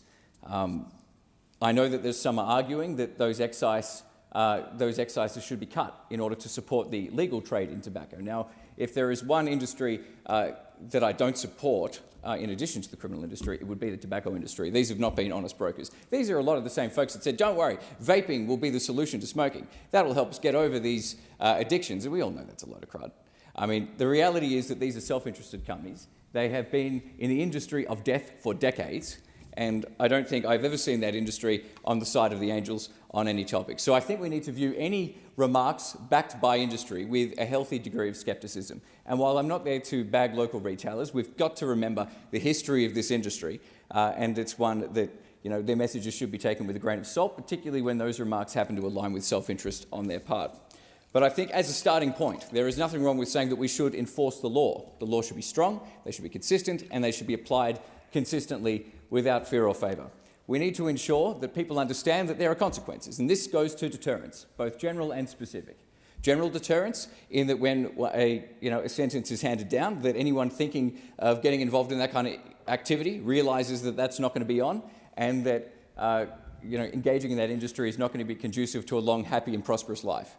It's also dealing with individuals to make clear that this is simply not acceptable to society, because this industry has got to a point where we can no longer afford to tolerate it. The harm that it is causing is real. It's beyond economic, it's beyond budgetary. It goes to the rule of law, it goes to the safety of members of our community, It goes to the affordability of conducting legitimate retail business and making sure that our communities remain safe spaces as much as possible. And it's particularly exploitative. It's targeting our most vulnerable, those who have got financial constraints, and rather than having the supports out there to help them deal with their addiction, or the disincentives that have historically for years and years and years driven reductions in smoking rates, they've been undermined by the creation of this industry. And we cannot let it continue to foster, to fester, and go through our communities without any response. Now, we've seen what's possible in multiple states, that when we go ahead and we take a hardline approach to these things, it is successful. And we've got to make sure that our authorities are supported with strong laws so they're not looking for other breaches and things like that. The laws around the possession and the transporting of these substances are in themselves treated as serious offences and managed as such, and that is an incredibly important development. We've seen the value of this trade estimated between 4.1 and 6.9 billion between 2024 and 5, or in that financial year. Organised crime groups are making profits of $4 to $7 billion in a year. You can see why the temptation's there. So we know what the drivers of it are. What are the restraints? Well, that has to be strong laws, it has to be strong enforcement, and ensuring that those disincentives are there, because we as a community cannot afford to tolerate. So we're going to rebalance that risk-reward calculation by ensuring that strong penalties are on the books, but also that they are known and that they are enforced in a clear and public way. So there will be a role for the media, there'll be a role for state governments, there'll be a role for ourselves to play in ensuring that this works. Because there's no point having strong laws and court decisions that no one hears about. We've got to ensure that the strength of these laws is promoted, that it's understood, and that we have a very clear and hopefully united message to the illicit trade that their conduct cannot and will not be tolerated by this Parliament or by the authorities in Australia. Now, we've provided around, since 2023-24, around $346 million in funding for Border Force to crack down on illicit tobacco and vaping products. We know that they're catching a lot of them on the border, but we also know that that in and of itself will not work. It happens through post, it happens through a variety of means, and not every shipping container can be checked. So we've also got to ensure that there are systems on the ground disrupting every aspect of the supply chain, the warehousing, the transport, and if it gets into a shop, getting in on the ground and taking care of that quickly as well. And it is going to have to be complemented by reforms at states levels, reflecting those in South Australia and Queensland that deal with leases and things on the ground. This is part of the solution, but not the entire solution. So I think it is important that we all acknowledge this isn't a package that will get the job done by itself, but it is an important piece of the puzzle. So it would be a great shame if anyone in this chamber were to vote against it simply because it is not a package that gets the whole job done itself. This is going to be a partnership with state government. There's even going to be some roles from local council and local government and communities in making sure that we are holding these crooks to account, because they are exploitative, they are criminal, and they are undermining not only the safety and well-being of our community, but also the lives of many of our most vulnerable citizens. These are not healthy products, they're not regulated. There's been lots of reports of dodgy packaging allowing to bacteria and mould, so these cigarettes can be more deadly even than the ones sold at the corner store. So we cannot show any tolerance for this stuff. But at the same time, the solution is not to go back to the old days and say, well, let's just go back to legal cigarettes. Actually, smoking itself is a huge public health problem. It needs to be resolved. And let's at least try enforcing the law strongly, rather than just kowtowing to industry calls for bringing back legal cigarettes by making them cheaper again. I think that would be a huge drive backwards and would send completely the wrong message to our communities. So let's, as a first step, make sure we've got a clear and comprehensive regime to deal with the illegal behaviour and show that strong zero-tolerance approach to it.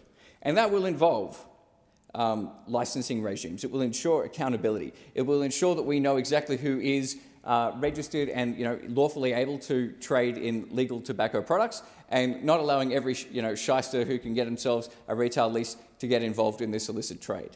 I receive emails from people in my community quite a lot, and it's happened since I was first elected. People genuinely concerned about the presence of unlawful tobacco businesses in our area. They know that it has a huge impact on the amenity of the neighbourhood. They know it has an impact on the businesses that are just going about their day-to-day, the local butcher, the local pharmacist, the local bakery, because all of them are going to face higher strata fees through insurance premiums, which makes the cost of business higher and makes them even less sustainable, particularly when times are already tough and then they've got rapidly increased insurance costs on top of that. So this is driving legitimate businesses way out of this industry on towards the brink, because the increase in insurance premiums can be quite dramatic in some of these strata organisations, because often it is a collective insurance policy that covers multiple businesses.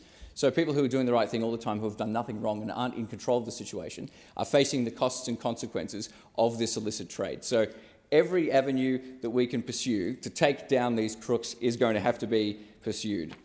And I commend the South Australian and Queensland governments for showing that it can be done, that a strong, firm hand when it comes to dealing with these crooks actually does work. But we have to have the commitment, and the supports obviously need to be offered at all levels to ensure that that is possible. But we as a government remain committed to working with our state and territory partners to tackle this illicit trade. So I commend this bill to the House. The question is that the amendment be agreed to. The member for Forrest has the call. Thank you, Deputy Speaker. And in a debate like this, I think we should start with some pretty basic human behaviour, because a brief study of human history would tell us that whenever you seek to limit human behaviour with enforcement in the face of punitive taxes, human behaviour and indeed human ingenuity always wins. So let's go back, Deputy Speaker, to England and Wales in 1696, when a tax was levied on a window. People respond to this by bricking up their windows, and that's why you can still see Georgian buildings today with their window openings bricked up, which was known at the time, Deputy Speaker, as a tax on light and air, and is sometimes credited as the source of the phrase daylight robbery, which, when it comes to the tax levied on each cigarette in Australia today, Deputy Speaker, some local constituents tell me resembles daylight robbery indeed. In about the same time in England, actually, England 1662, the fireplaces were taxed, so that people then responded by blocking up their chimneys, occasionally with fatal results from poor ventilation. In 1784, also in Britain, we could learn a thing or two from all these new tax ideas, bricks were taxed by the number of bricks taken to build a dwelling. So manufacturers simply made bricks bigger. And that's why you see Georgian buildings featuring unusually large bricks, Deputy Speaker. This is not a new phenomenon. We've seen wallpaper taxes, glass taxes, clock and watch taxes, beard taxes, salt taxes in France, driving mass salt smuggling, which was a genuine grievance feeding into the revolution. And indeed, a salt tax in India was part of the social disruption that led to Gandhi's 1930 Salt March.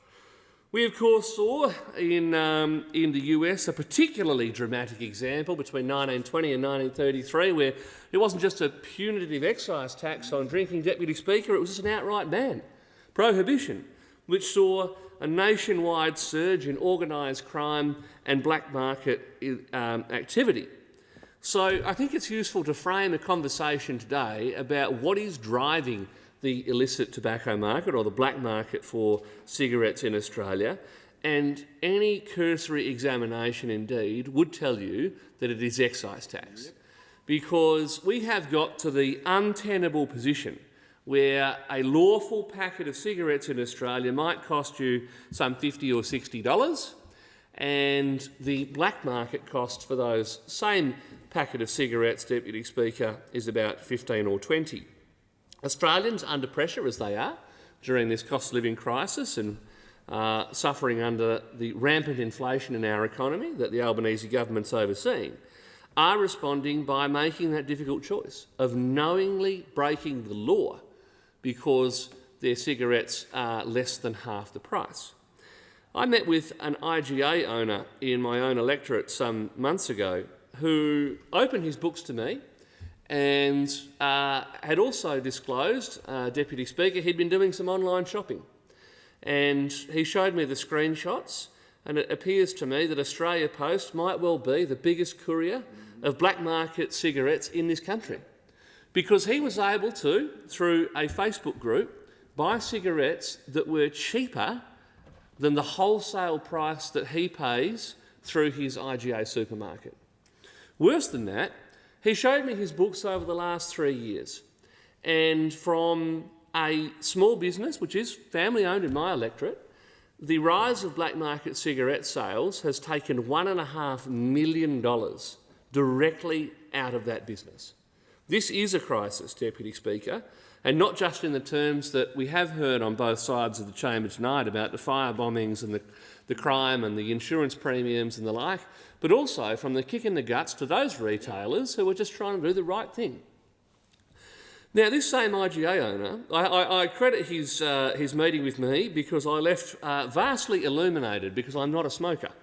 And he made the point that these cigarettes he was able to buy very cheaply through Facebook, and obviously, therefore, via organised crime, were branded cigarettes. They were beautiful, this lovely packet with gold embossing of Benson and Hedges in all its glory and blah, blah, blah. There was nothing about the health risks of cigarette smoking on that packet of illegal cigarettes.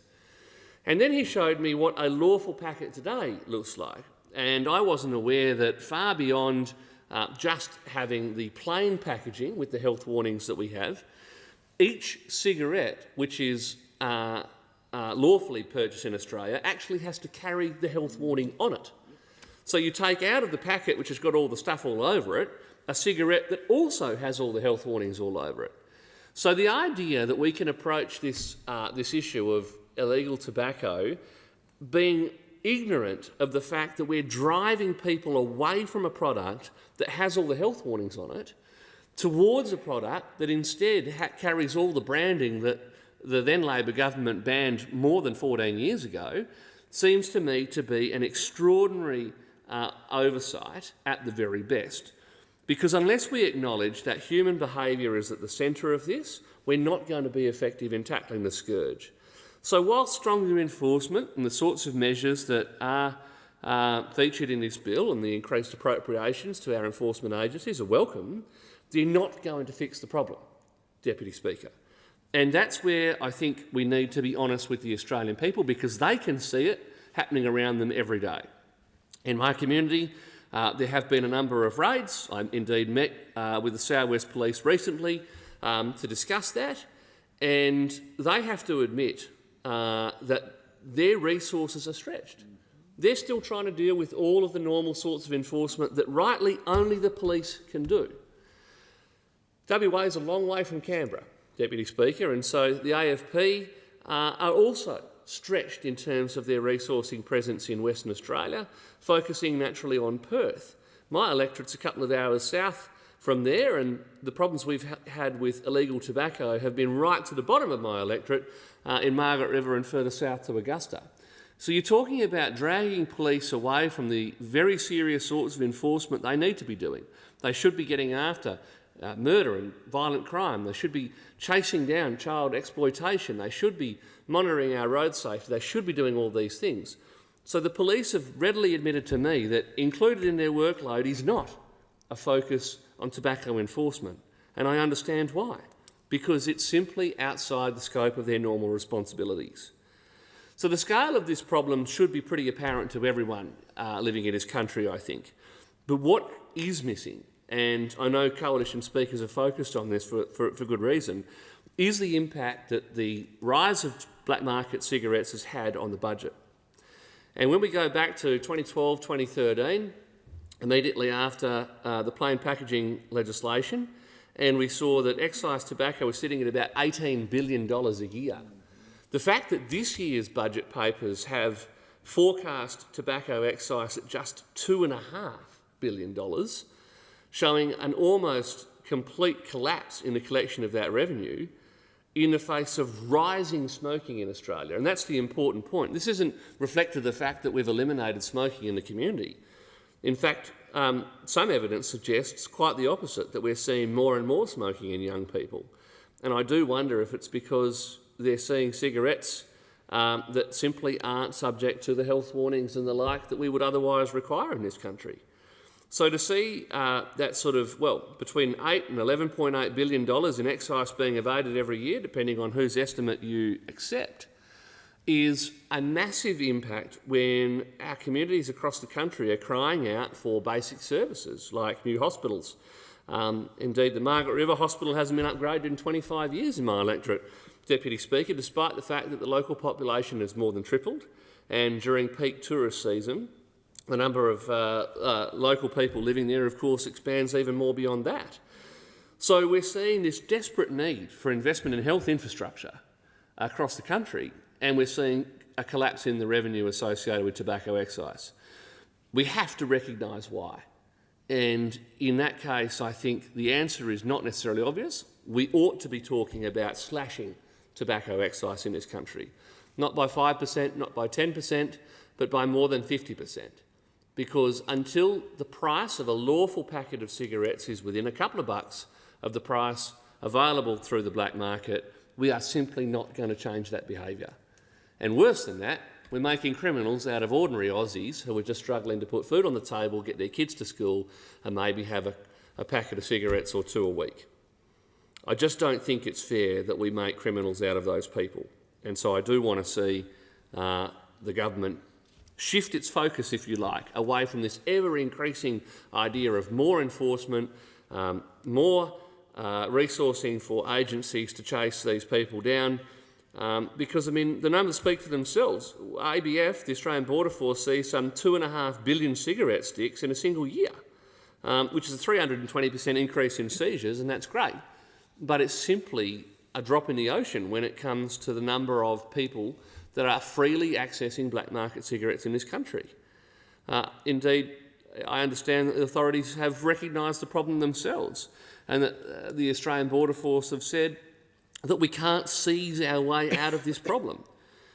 Indeed, I've seen some estimates that provided more than 15% of the product that's being illegally imported into the country makes it through our Customs and Border Force checks, these organised crime gangs are profitable. And when you consider the risk-reward context, as my local police have put to me, running a black market tobacco operation where you might find a shutdown notice issued for 30 days and a small civil penalty applied to a person convicted of an offence versus, these are organisations making billions of dollars a year, Deputy Speaker, versus the risks that they take when they participate in the illicit drug trade, where people that are caught end up in jail for 10, 20 or more years. It's no wonder that even the criminals are turning their minds to the black market of cigarettes and going, this is where we're going to be playing.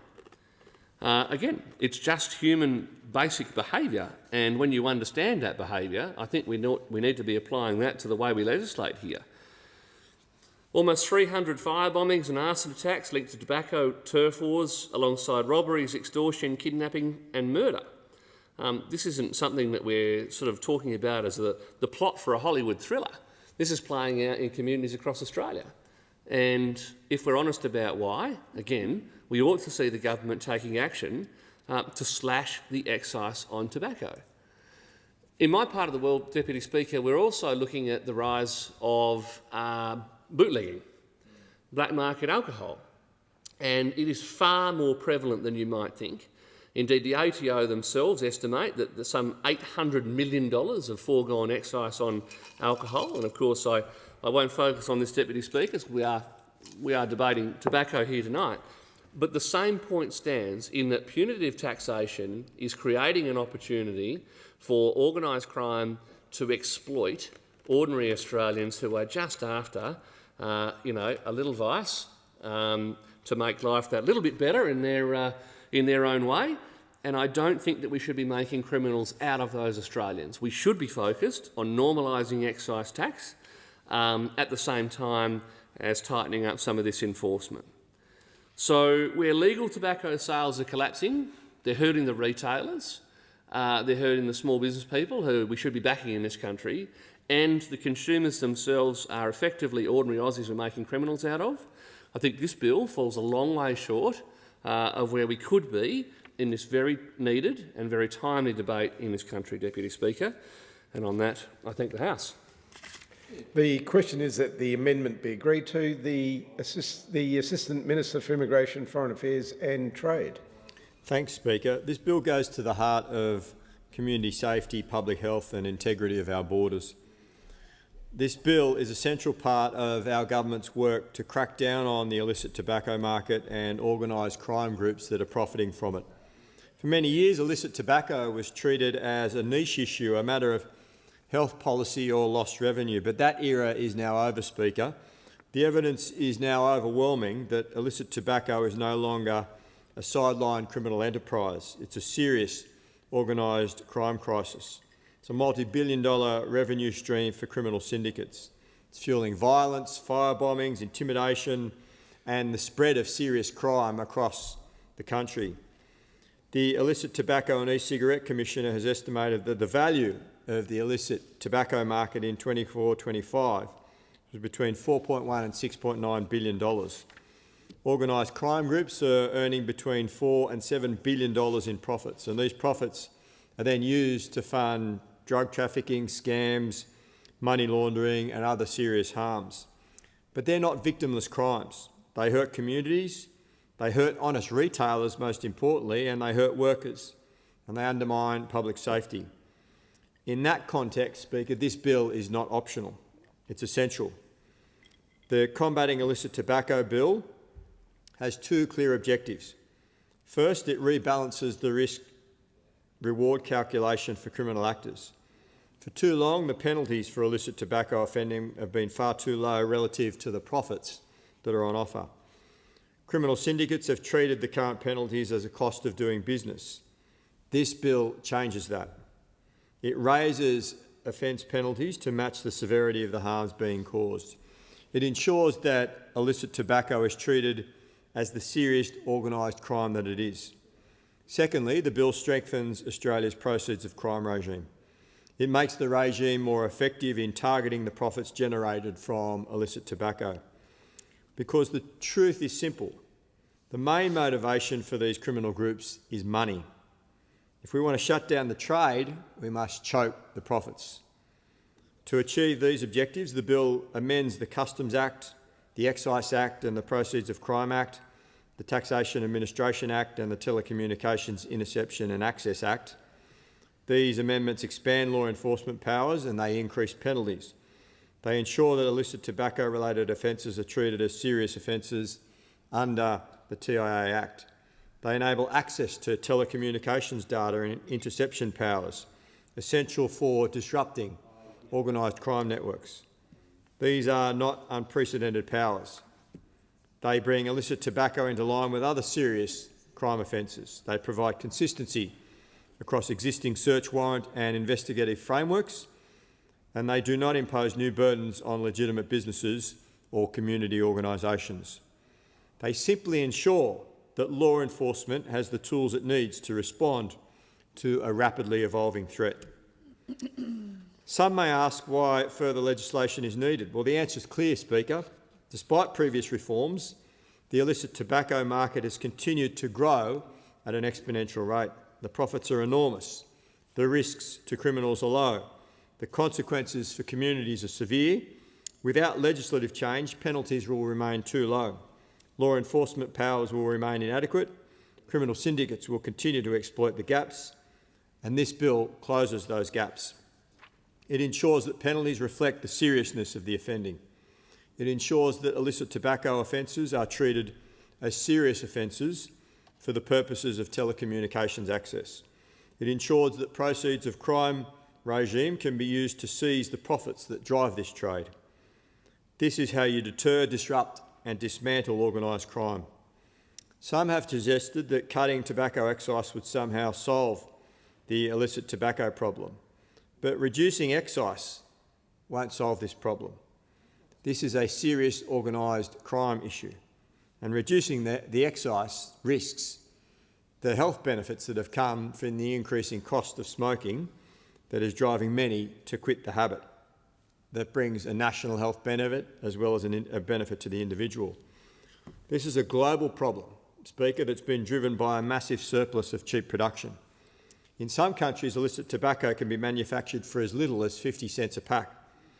Organised crime syndicates operating like multinational corporations have weaponised this surplus and flooded national borders with illegal product. These groups don't care what they sell. One day it's counterfeit luxury goods, the next day it's tobacco, the next day it's drugs or human trafficking. Their business model is simple: maximise profits, minimise risk. And because illegal tobacco is so cheap to produce, even if excise were wiped out completely, illicit tobacco would still be cheaper. That's right. States, territories and Commonwealth would be left chasing the same criminals and the same syndicates. They would be shutting down the same sleazy shop fronts that have sprung up in strip shopping centres across the country. And it's unfortunate that many of them are springing up around schools. This has been a bipartisan policy for decades. The tobacco excise rose by around 121% under the previous Liberal National Government. It's risen by about 32% under our government. So that cost increase associated with increases in the excise, much of that was driven under the previous Liberal coalition government. The purpose was never to raise revenue, it was to reduce consumption, and it worked. Adult smoking rates have fallen dramatically. The challenge now, Speaker, is to hold on to those gains.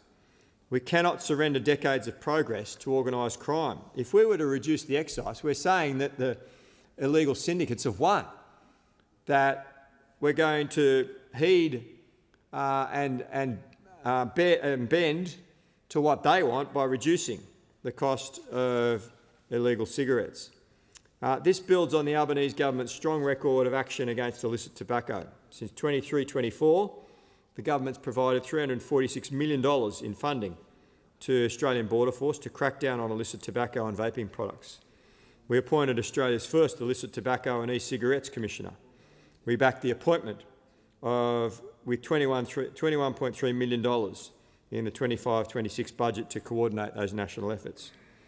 Our strategy has three key pillars, Speaker. First, disrupting and dismantling border threats. Second, enhancing detection, disruption and destruction of illicit products. Thirdly, better coordination across jurisdictions through the National Disruption Group and the National Illicit Tobacco and E-Cigarette Coordination Forum. And the results are significant. Since January 2024, Australian Border Force has seized more than 14 million vaping products and accessories. In the last 6 months of the year, more than 1 billion illicit cigarettes were seized. And I've been down to Port Botany in my electorate to the Australian Border Force container X-raying facility, Speaker, and I've seen firsthand the hauls of illegal cigarettes that they're picking up through that technology for shipping containers that are taken randomly off Australia's largest and busiest container port and X-rayed through that facility. And this scale of the response is required. To understand the challenge, we need to recognise that no country can win this fight at the border alone. Even Singapore, one of the most orderly jurisdictions in the world, has an illicit tobacco problem. They don't have shop fronts, they have motorcycle couriers and encrypted messaging apps. The method changes, but the threat is the same. And that's why our government is throwing everything at this problem. Border Force has recorded multiple record seizure weeks, a record week in March and another in April. But the reality is simple. Border enforcement alone cannot defeat a globalised, highly profitable criminal enterprise. That's why this bill is so important. It strengthens penalties, it expands investigative powers, it targets the profits that drive the trade, and the government's focus is simple. Shut down illegal shops, choke off the money, and make this trade unprofitable. But we can't do it alone. The only way to dismantle illegal tobacco markets is through seamless cooperation between the states and territories and the Commonwealth. And over the past 6 months, interjurisdictional cooperation has strengthened dramatically.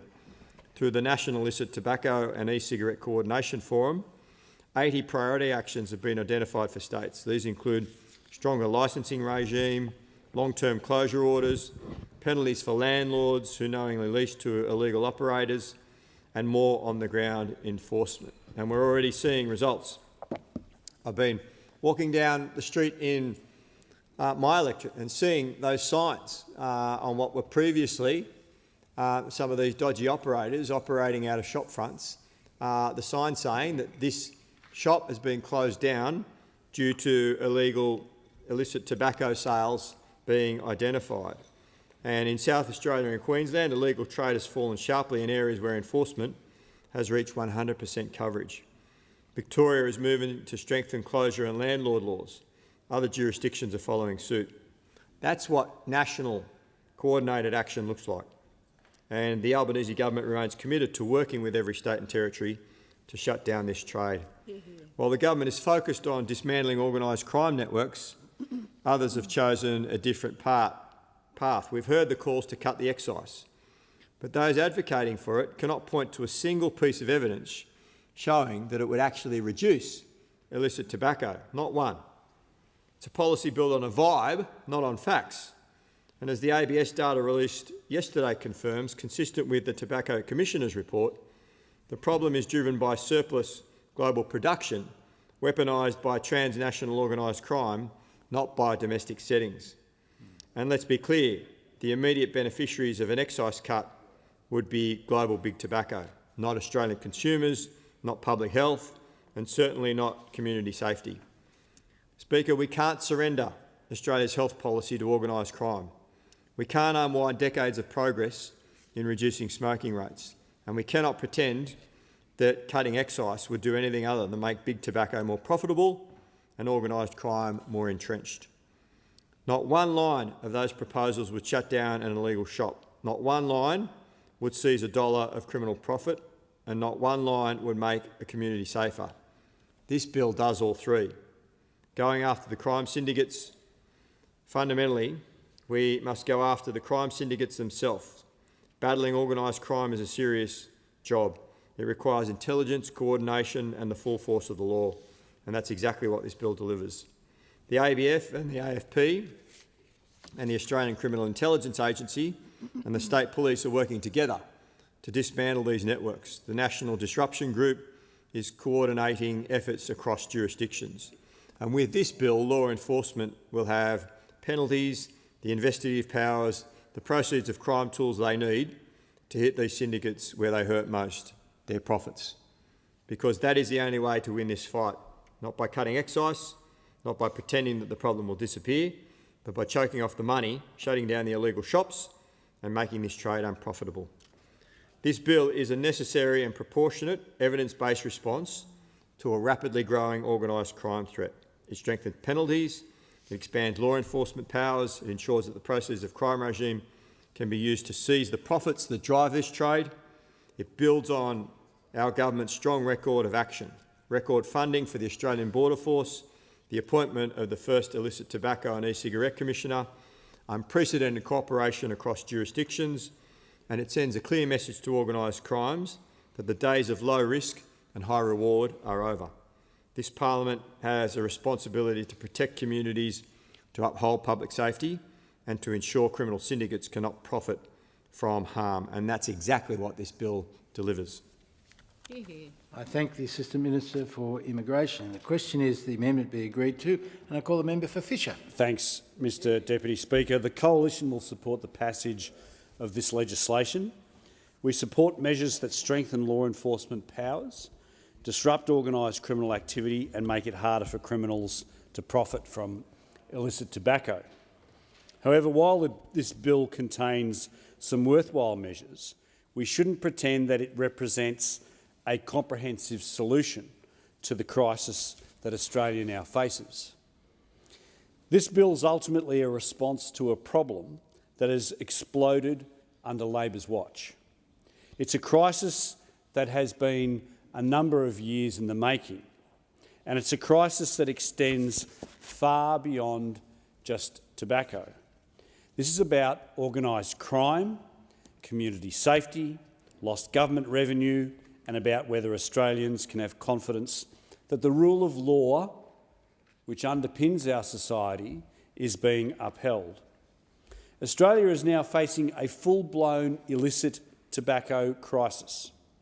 The government's own illicit tobacco and e-cigarette commissioner estimates that the illicit tobacco market is worth somewhere between $4.1 and $6.9 billion annually.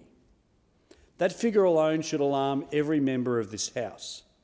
This is not some small black market operating on the fringes of society. This is a sophisticated, highly profitable criminal enterprise generating billions of dollars every year. Those profits are not flowing into the legitimate economy.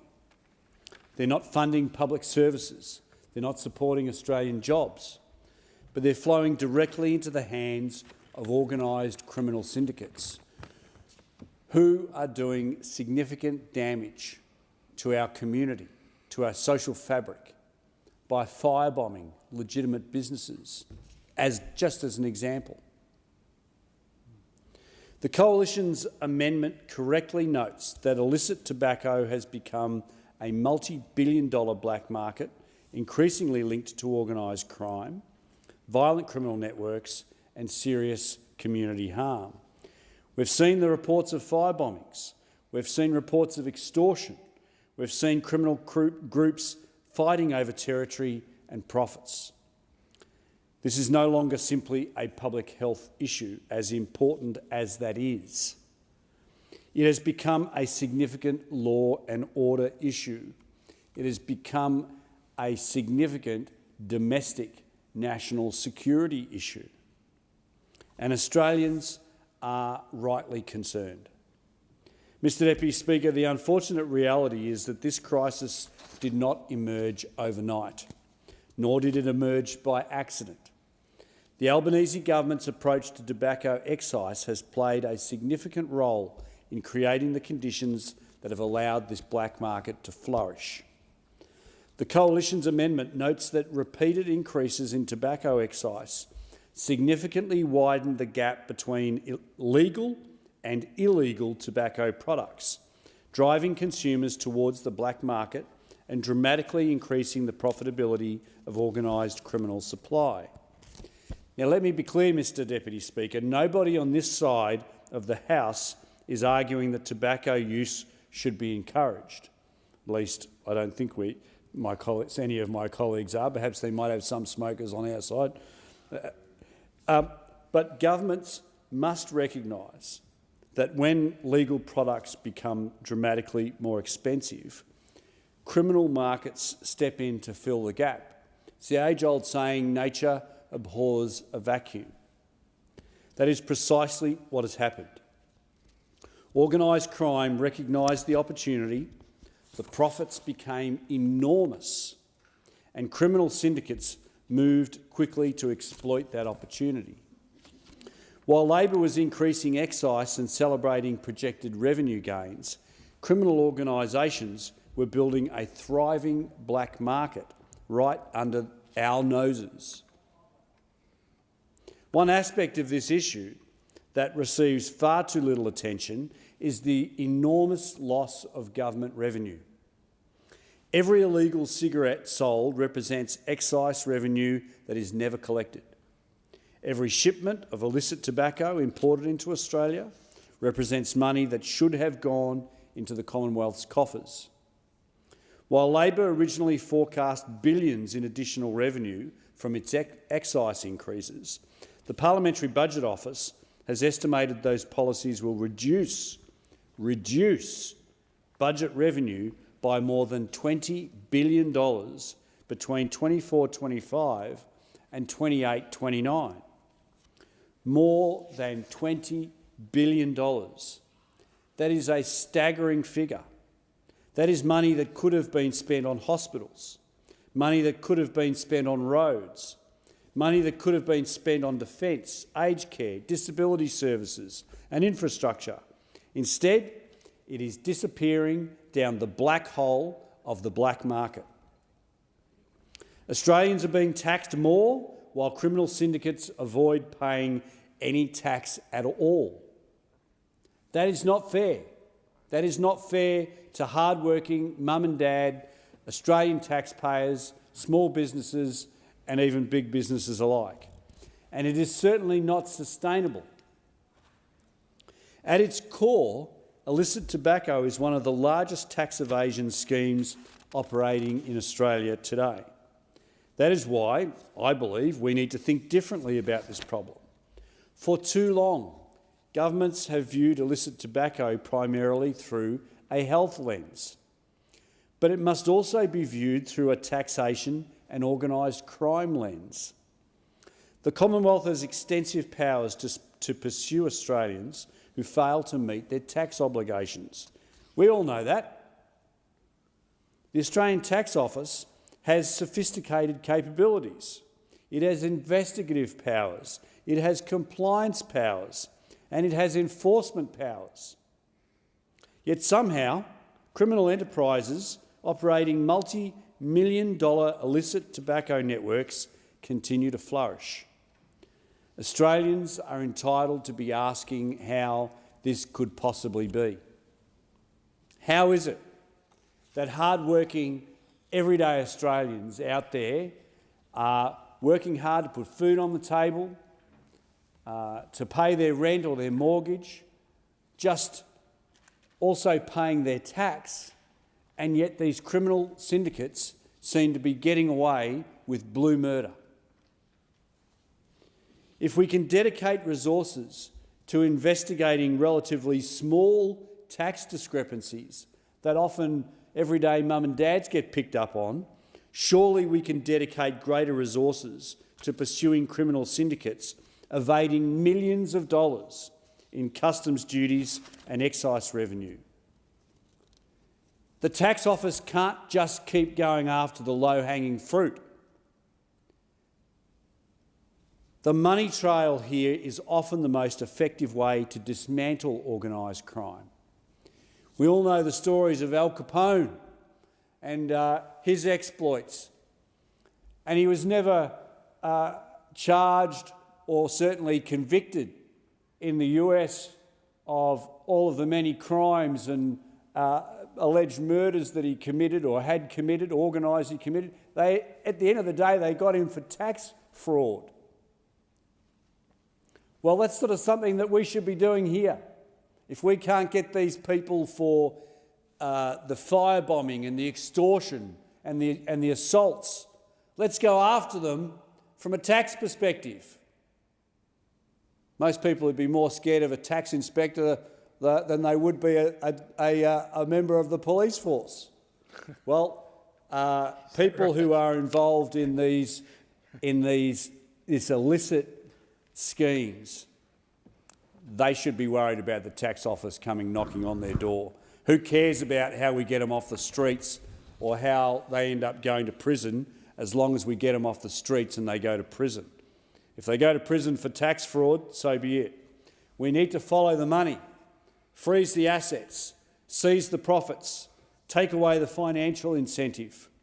Because if organised criminals continue to make enormous profits, they will continue to find new ways to operate.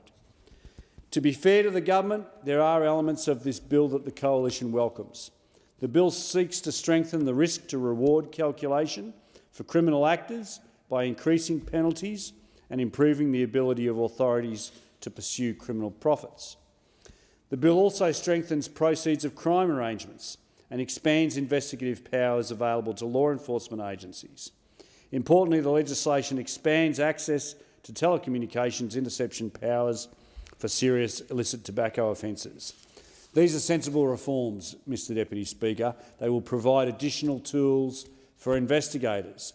They'll assist police and enforcement agencies, and they should help make it harder for criminal organisations to operate. For these reasons, the Coalition will support the bill. Supporting the bill, however, does not mean ignoring its shortcomings. The reality is that much of this legislation focuses on increasing penalties on paper. The government talks big about stronger penalties. It talks big about longer prison terms. It talks big about larger fines. But penalties only matter if criminals believe that they will actually be caught. The central challenge is not simply the size of the penalty. The central challenge is enforcement. The central challenge is enforcement. Courts already have significant penalties available to them, yet criminal organisations continue to operate because they do not fear being caught. That is why stronger enforcement must sit alongside stronger penalties. Without meaningful disruption, criminal organisations will simply adapt and they will continue to operate. Mr Deputy Speaker, perhaps the greatest weakness of this bill is that it does not form part of a broader national strategy. The Coalition calls on the government to finally develop and implement a comprehensive national strategy to combat illicit tobacco and organised criminal activity. That is exactly what is required. We need stronger border enforcement. We need greater intelligence sharing. We need stronger cooperation between Commonwealth agencies and state police. We need greater financial investigation capability. We need more aggressive use of proceeds of crime laws.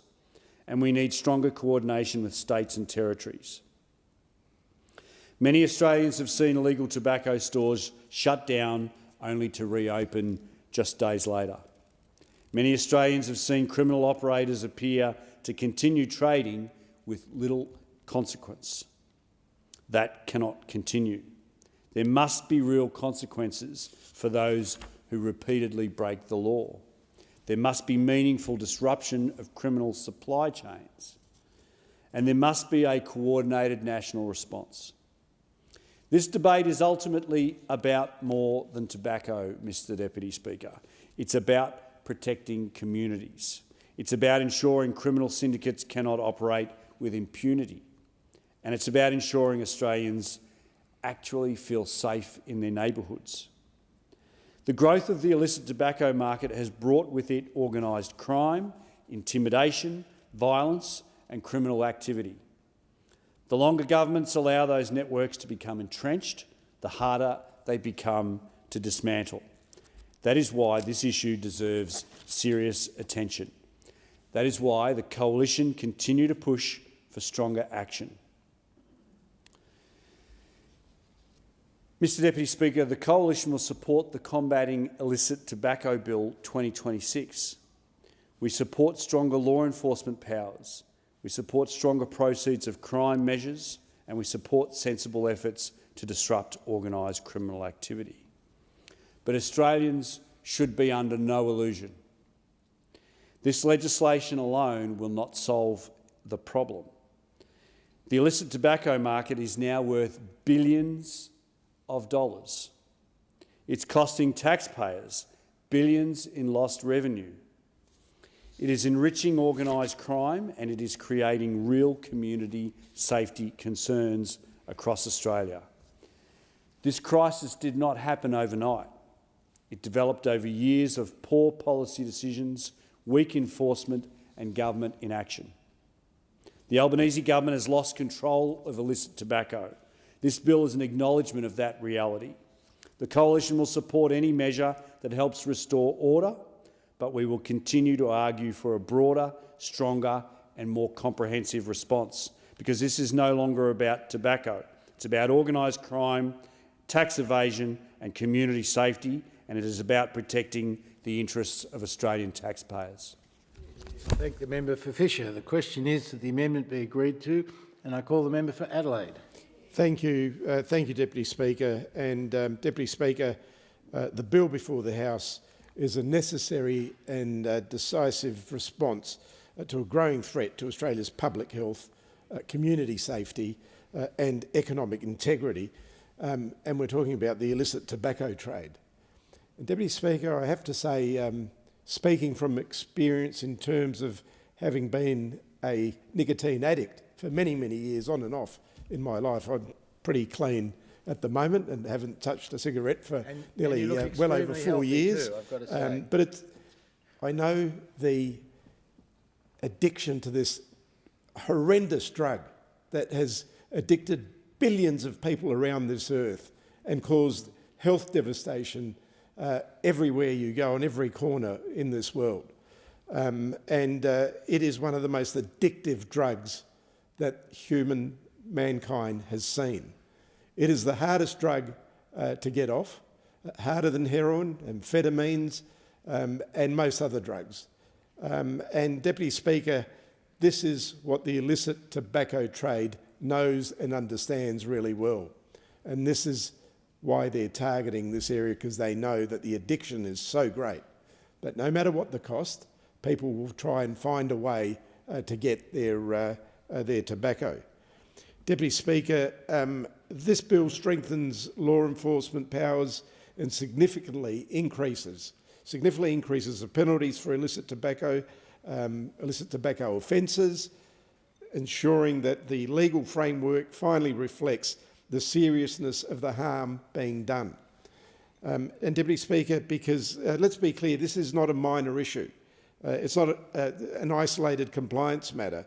It's a multi-billion-dollar criminal enterprise, and governments, regardless of what persuasion, whether we're from the Coalition or the Labor side or the Calathumpian side, we should be doing everything possible to wipe it out and to keep it at bay as much as possible, because recent reporting has estimated the value of illicit tobacco market to be between $4.1 and $6.9 billion.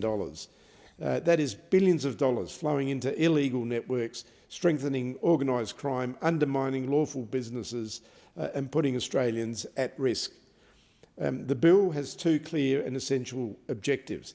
First, to rebalance the risk to reward equation for those engaging in illegal activities, ensuring that penalties truly reflect the scale of the harm caused and that crime in this space is no longer seen as a low-risk, high-reward opportunity. And second is to strengthen Australia's proceeds of crimes regime so that those profiting from illicit tobacco can no longer hide behind complex financial structures and their unlawful gains can be properly targeted and removed. Deputy Speaker, illicit tobacco, as I said, is not just about lost revenue. It undermines directly decades of the progress that's been made here in Australia in reducing smoking rates. We have been leaders in the world when it comes to tobacco reduction, whether it be through the banning of advertising on TVs, the banning of sporting at our cricket matches, football matches, or the plain packaging tobacco laws that we brought in. And I remember very well, I chaired the Health Committee at the time who conducted the inquiry. And we had a conga line of tobacco companies that came in to give evidence with their lawyers, their consultants, their million-dollar CEOs, all trying to tell us that what we were doing was illegal or wasn't quite right. But what we saw as a direct result of the plain packaging tobacco was a direct result in the years in front of it was that the amount of people taking up smoking, in other words, teenagers, was dropping at a remarkable rate because the fancy advertising packaging and the advertising just wasn't working. So, Deputy Speaker, we've done some great things in this country when it comes to reducing the numbers, and we don't want to see it now going upwards, and that's really important to keep in mind. Deputy Speaker, what's taking place now is exposing Australians to unregulated and potentially dangerous products. Tobacco is dangerous as it is, even legal tobacco. It creates health problems, it causes cancer, there's a whole asthma, a whole range of things. But unregulated is even more dangerous.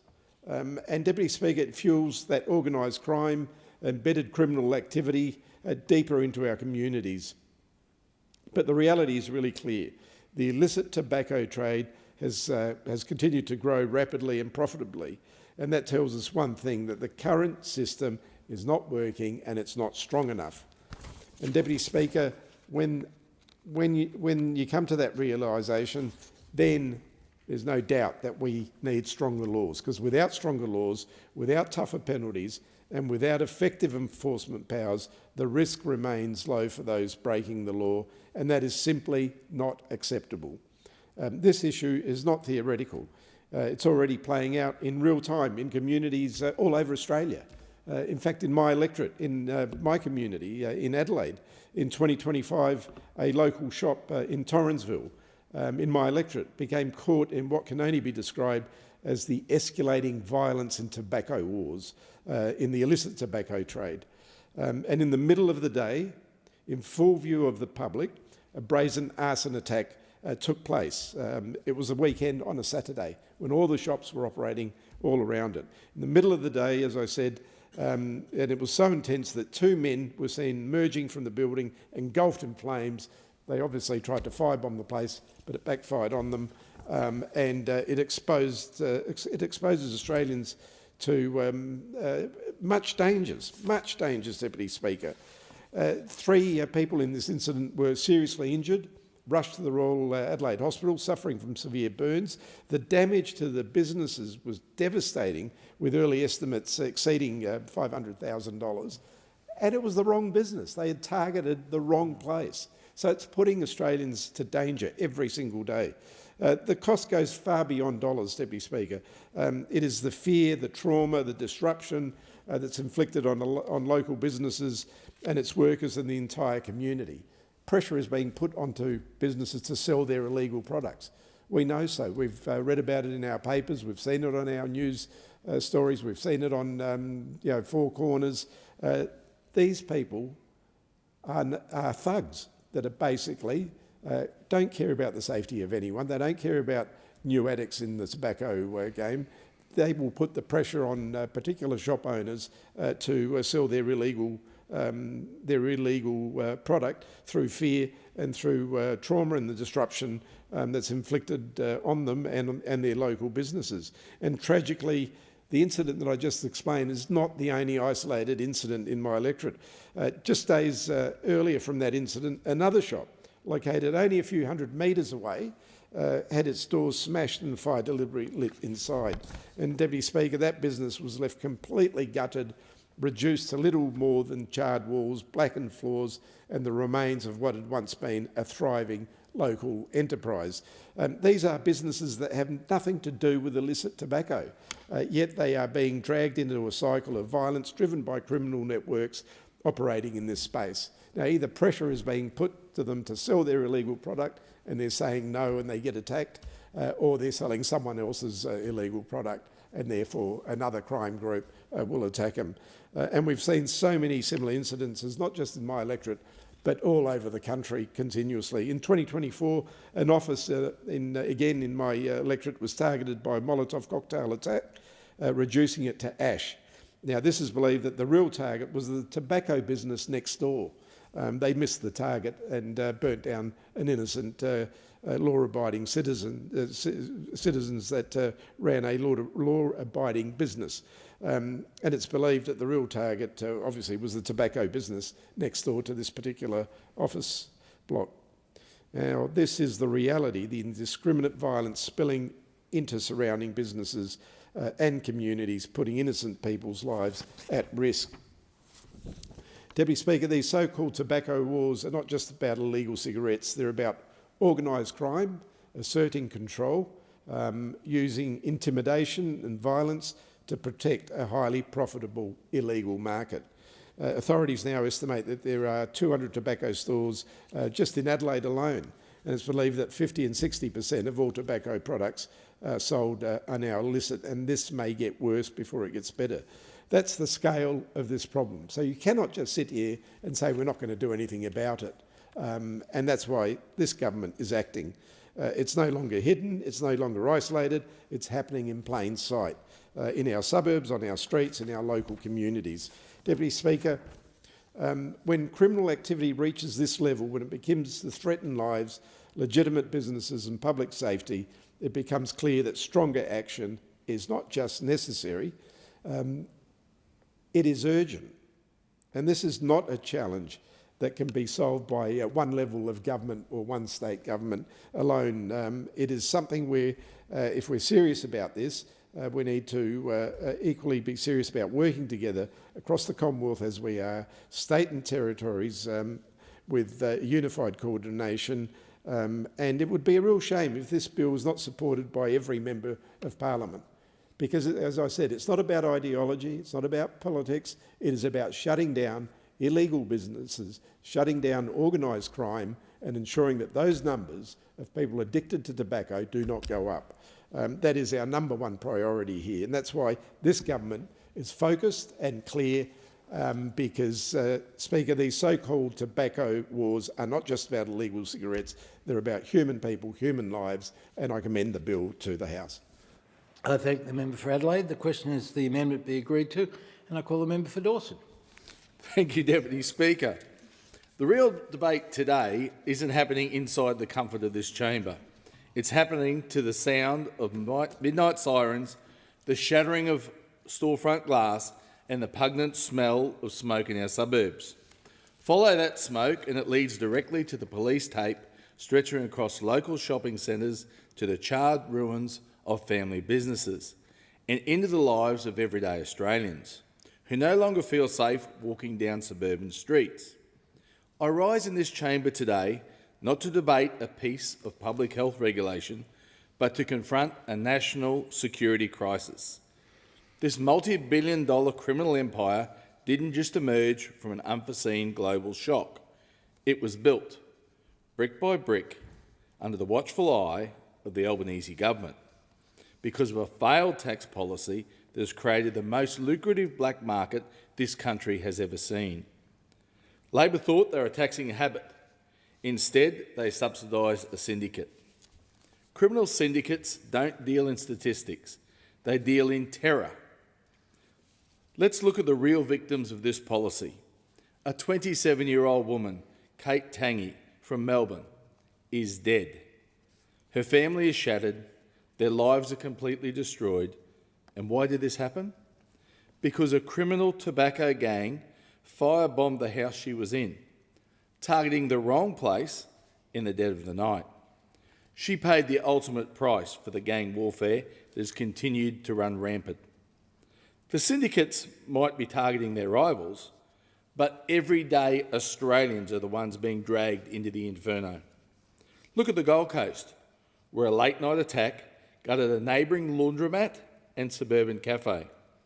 And look right here in Canberra, where fires have forced families out of their beds as nearby apartment blocks have to be evacuated. The underworld is fighting for market share, but the public is carrying the terrifying risk. Deputy Speaker, if anyone in this chamber thinks this black market warfare is a crisis confined to the big cities, they are wrong. You only have to look at the suburb of Andergrove, in Mackay, in my electorate of Dawson. Just after midnight, on the 28th of February, the Andergrove Village shopping complex became a war zone. For the fourth time in 2 months, a local tobacco shop was targeted by arsonists. But the fire didn't stop there. It ripped through the walls and completely gutted Bower Mackay, a brilliant family-run electrical business next door, destroying over $160,000 worth of their equipment. The hard-working owners of the electrical business, they did absolutely nothing wrong. They didn't deal in tobacco, they didn't deal in contraband, but their livelihood was reduced to ashes anyway, because the out-of-touch government has allowed an illegal criminal empire to run rampant on our doorstep. The assailants, caught on CCTV, were 2 adults in balaclavas, wielding flaming Molotov cocktails, a targeted and deliberate attack. This is not a regulatory issue. This is gang warfare playing out next to our schools, next to our cafes and inside our communities. Unbelievably, there have now been more than 285 firebombings across this country linked directly to this illicit trade. Now, the syndicates might be aiming at their rivals, but the collateral damage falls entirely on the innocent. It falls on the family-run bakery next door. It falls on the first responders rushing into a burning building at midnight. And it falls on local residents forced to flee their beds. The Coalition will support the passage of this bill because any weapon, no matter how blunt, is better than leaving our police empty-handed. But let's be completely honest, this bill is a little too late. It is a desperate attempt by a government that has lost control of our borders and lost control of our streets. The profits from this black market are funding bikie gangs, international syndicates and cartels. The government's own figures admit the illicit market is worth up to $6.9 billion annually. That's nearly $7 billion in cold, hard untaxed cash, flowing straight to the worst elements of society, and that's how they get so rich. Because Labor serves the business model on a plate. When the Albanese Labor government handed down its 23-24 budget, they ran through massive compounding increases to tobacco excise. They did so ignoring the warnings from law enforcement and retailers. They genuinely believed that if you keep raising price of legal packet of cigarettes, demand will magically vanish. But they forgot the actual first rule of market economics. If you tax a legal product into orbit, you do not stop people smoking. You simply hand the entire market over to organised crime. When a legal packet of cigarettes costs over $40 and a criminal syndicate can sell an illegal imported packet under the counter for $15, you create an absolute gold rush for thugs. You make illicit tobacco more profitable than trafficking cocaine, with a fraction of the legal risk. Labor did not fix smoking. They accidentally became the chief marketing managers for the black market cartels. And what has been the result of the budget? The Parliamentary Budget Office has revealed that these failed tax settings have blown a massive $20 billion hole in the Commonwealth revenue base. At the exact moment, local families are staring at electricity bills stuck to their fridges, wondering how they're going to buy groceries. Billions of dollars in tax revenue are being diverted from our healthcare, our education, our roads, straight into the pockets of underground syndicates. It is a spectacular double failure, a law and order catastrophe and a fiscal disaster all rolled into one.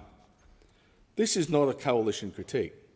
The anger and frustration has reached boiling point inside the Labor Party itself. Labor state governments are completely frustrated by the incompetence in Canberra. A New South Wales Health Minister, Ryan Park, has publicly and repeatedly slammed the Albanese Labor government's failure to act. He has rightly pointed out that the state authorities are being left to play an endless, futile game of whack-a-mole, trying to shut down illicit shops while the federal government's high excise continues to pour high-octane fuel on the fire. The New South Wales Labor Premier, Chris Minns, has shown the type of leadership that the Prime Minister lacks. He has called for a total rethink of the excise strategy, acknowledging that current settings are completely unsustainable and actively counterproductive. When their own state colleagues are publicly begging this government to fix a mess, it is a definite proof that they have completely lost control of the nation. The government tells us that this bill will solve everything by increasing maximum penalties, expanding investigative powers and targeting criminal profits. But when we actually read the text, this bill is all show and no substance.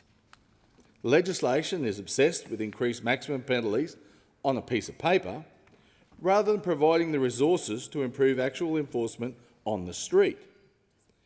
Anyone who understands the courts knows that doubling a maximum penalty means absolutely nothing if the judiciary system isn't imposing the current limits, and if financial penalties are rarely enforced against underground networks.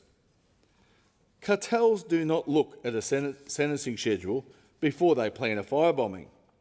They look at the likelihood of getting caught, and under this administration, that likelihood is remarkably low.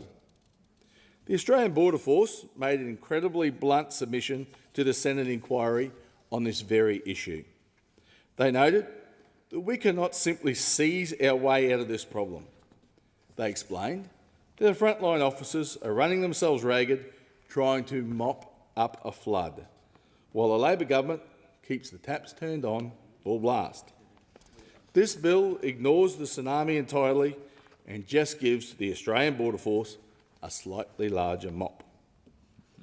What is missing from this bill tells us everything you need to know. This legislation does absolutely nothing to address the core structural drivers of the crisis. There is no reconfiguration of the disastrous excise settings. The government refuses to even look at the pricing signals they are sending to the economy. They are so wedded to their policy pride that they would rather see suburban shops boarded up with police tape than admit their tax experiment has backfired. There is no significant new investment for our frontline enforcement agencies. No major funding boost for our Australian Border Force at our container terminals. No new support for domestic compliance operations to help local police raid illicit warehouses. And there is zero explanation of how government intends to solve the practical, street-level hurdles facing our communities.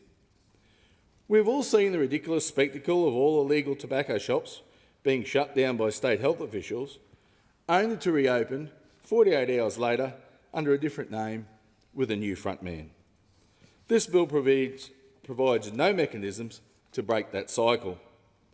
Even the government itself admits the legislation is a lightweight response.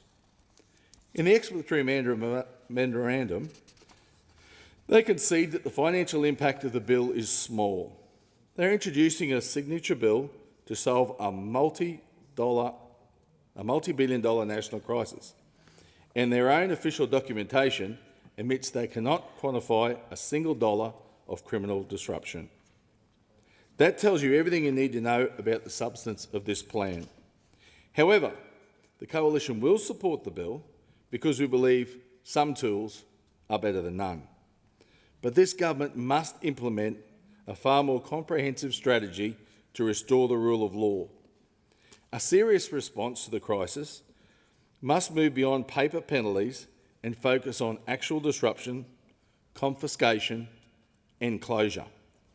This government should coordinate with the states to introduce immediate, nationwide store closures and lease termination provisions. If a business is caught selling illicit tobacco, authorities must have the power to padlock the doors, cut the utilities and cancel a commercial lease immediately. This government must make it physically and financially impossible for these illicit shopfronts to operate. This government must also shift its focus from penalties to the complete confiscation of revenue streams. Our law enforcement needs tobacco-specific asset forfeiture laws that allows police to seize the cash, the luxury vehicles and the properties of anyone involved in this trade, hitting the syndicates where it hurts the most, their wallets. Third, the government must finally swallow its pride and look at the pricing signals driving this crisis.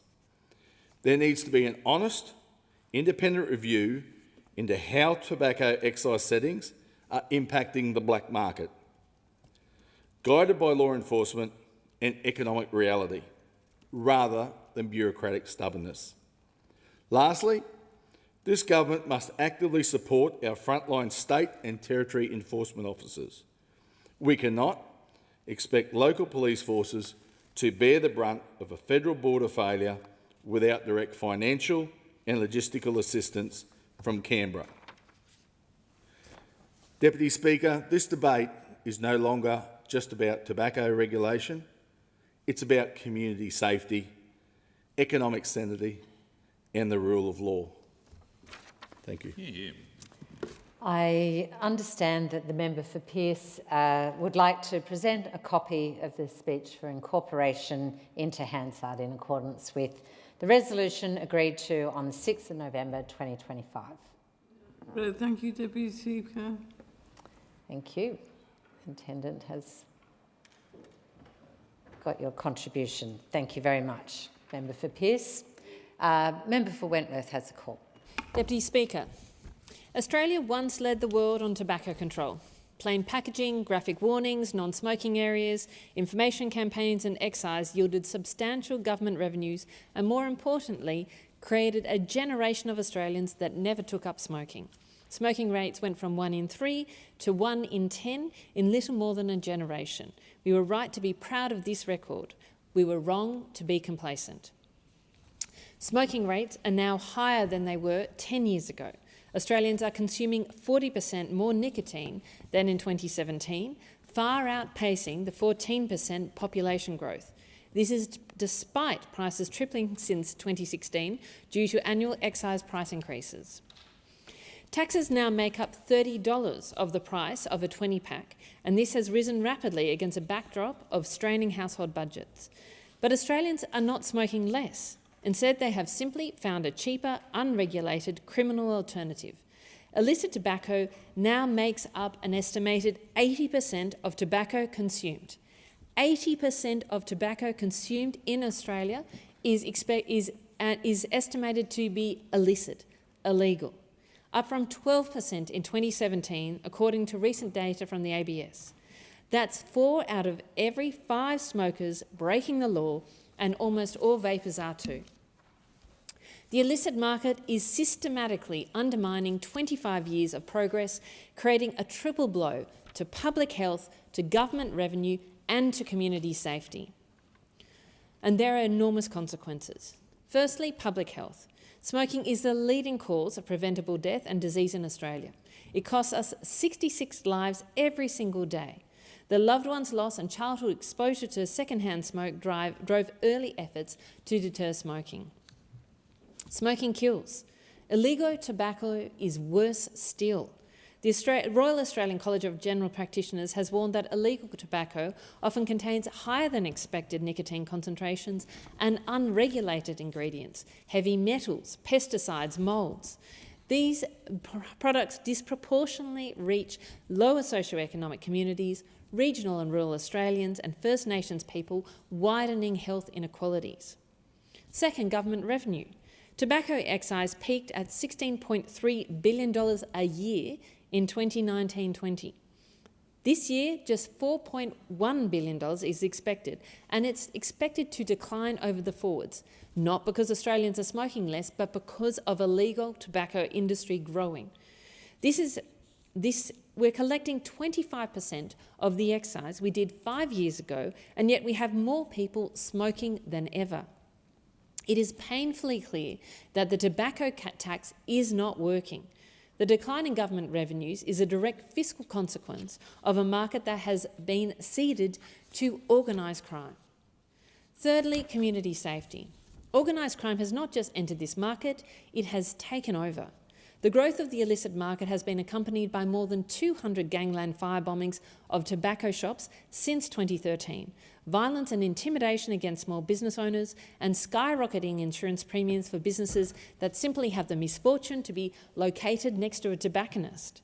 In what other sector are illegal businesses able to operate in plain sight on every main street, in every suburb, in every city, and in my electorate? What is concerning me even further is that illicit alcohol is starting to follow the same trajectory. The ATO puts the market at over $700 million a year. 30% of licensed bottle shops in a recent investigation were found to be selling suspected illicit product, bringing with it the risk of methanol poisoning. So let's turn to this bill. The Combating Illicit Tobacco Bill 2026 does take a useful step in response to this crisis and action recommendations from the ITAX Commissioner's 2024-2025 report. It creates new criminal offences for large-scale illicit tobacco activity linked to organised crime. It increases penalties across importing, possessing, buying, selling, producing and manufacturing. It expands unexplained wealth provisions and proceeds of crime tools. And it enables enhanced law enforcement powers, including wiretaps for serious tobacco offences with imprisonment terms of up to 15 years for the most serious conduct. I support this bill. Increasing penalties will create a greater deterrence, and the expanded unexplained wealth powers are particularly important. They go after the money, not just the product. Criminal networks that can absorb seizure losses as a cost of doing business are far more vulnerable to asset confiscation. But I have to be honest about what this bill alone cannot do. Illicit tobacco has reached a crisis point.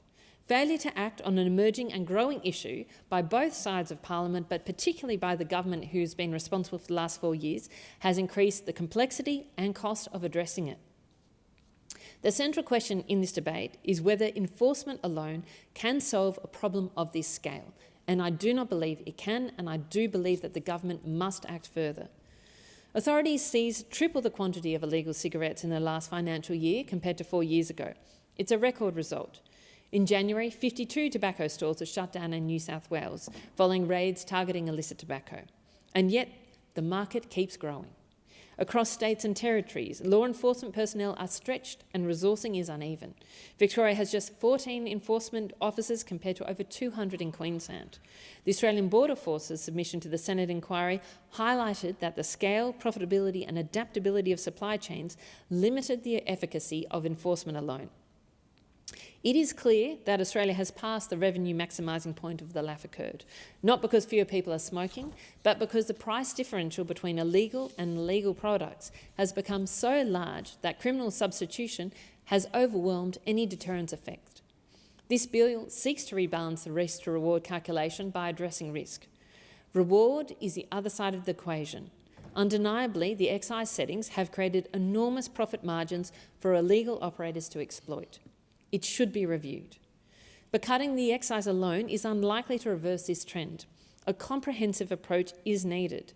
Illegal cigarette purchasing has been normalised by consumers over years, and tobacconists have strongly established retail networks. They can not simply be priced out. The think tank E61 concludes that the entrenchment of the illicit market necessitates a combination of stricter enforcement, meaningful financial levers, and a coalition of policy actors willing to confront the full picture. I note that this bill arrives while a Senate inquiry, the Legal and Constitutional Affairs References Committee, is still underway, with its report due on 30 June. I welcome that process, but it does raise the question of why we are debating this bill now before that inquiry has reported, rather than using its findings to shape a more complete legislative response. So really, coming to this, passing this bill is necessary, but it is far from sufficient. The government must consider all options, including starting with demand. The goal is fewer smokers. The second best is smokers buying legal tobacco. Neither is achievable when a $25 illegal packet costs less than half the legal price. Enforcement alone cannot close a gap that wide. An significant excise reduction, calibrated to substitution behaviour, needs to be on the table. Secondly, lifting the bar on retail licensing. The Australian Council of Smoking and Health, ACOSH, Chief Executive Laura Hunter put it plainly, it is far too easy to become a tobacco retailer in Australia. She noted that obtaining a tobacco licence involves none of the property checks, police checks or community consultations that are routine in a liquor licence. There are 40,000 tobacco retailers in this country, serving 8% of the population, a number that makes compliance monitoring operationally impossible. There are 10 times more tobacconists than the 4 major supermarkets combined. A genuine national licensing scheme with meaningful barriers to entry, regular compliance checks and real consequences for illegal selling is a prerequisite for enforcement to work. Several states have moved on this, but there is no nationally consistent flaw. And that is the job of the government, to work across the states for a national approach. And thirdly, proper resourcing of border enforcement. The ABF's Operation Printwell has delivered record seizure results. Over a kilotonne of illicit tobacco deterred since December 2025, with 87 tonnes seized in a single week in April. These are significant achievements. But the ABF has been explicit that it cannot seize its way out of this problem. The government has committed $188.5 million to border enforcement and an additional $156 million for the current financial year. That resourcing must be sufficient and targeted to disrupting the import chains, not just the retail end. Seizures are symptoms. The supply chain is the disease. And finally, resourcing of state enforcement agencies. The current disparity between states is a weakness when criminal networks move supply across jurisdictions and the moment the one state tightens its laws. The ITEC Commissioner has documented exactly this dynamic. Organised crime doesn't stand still. It relocates wherever the barriers are lowest. A national approach with consistent standards is the only way to stop that arbitrage.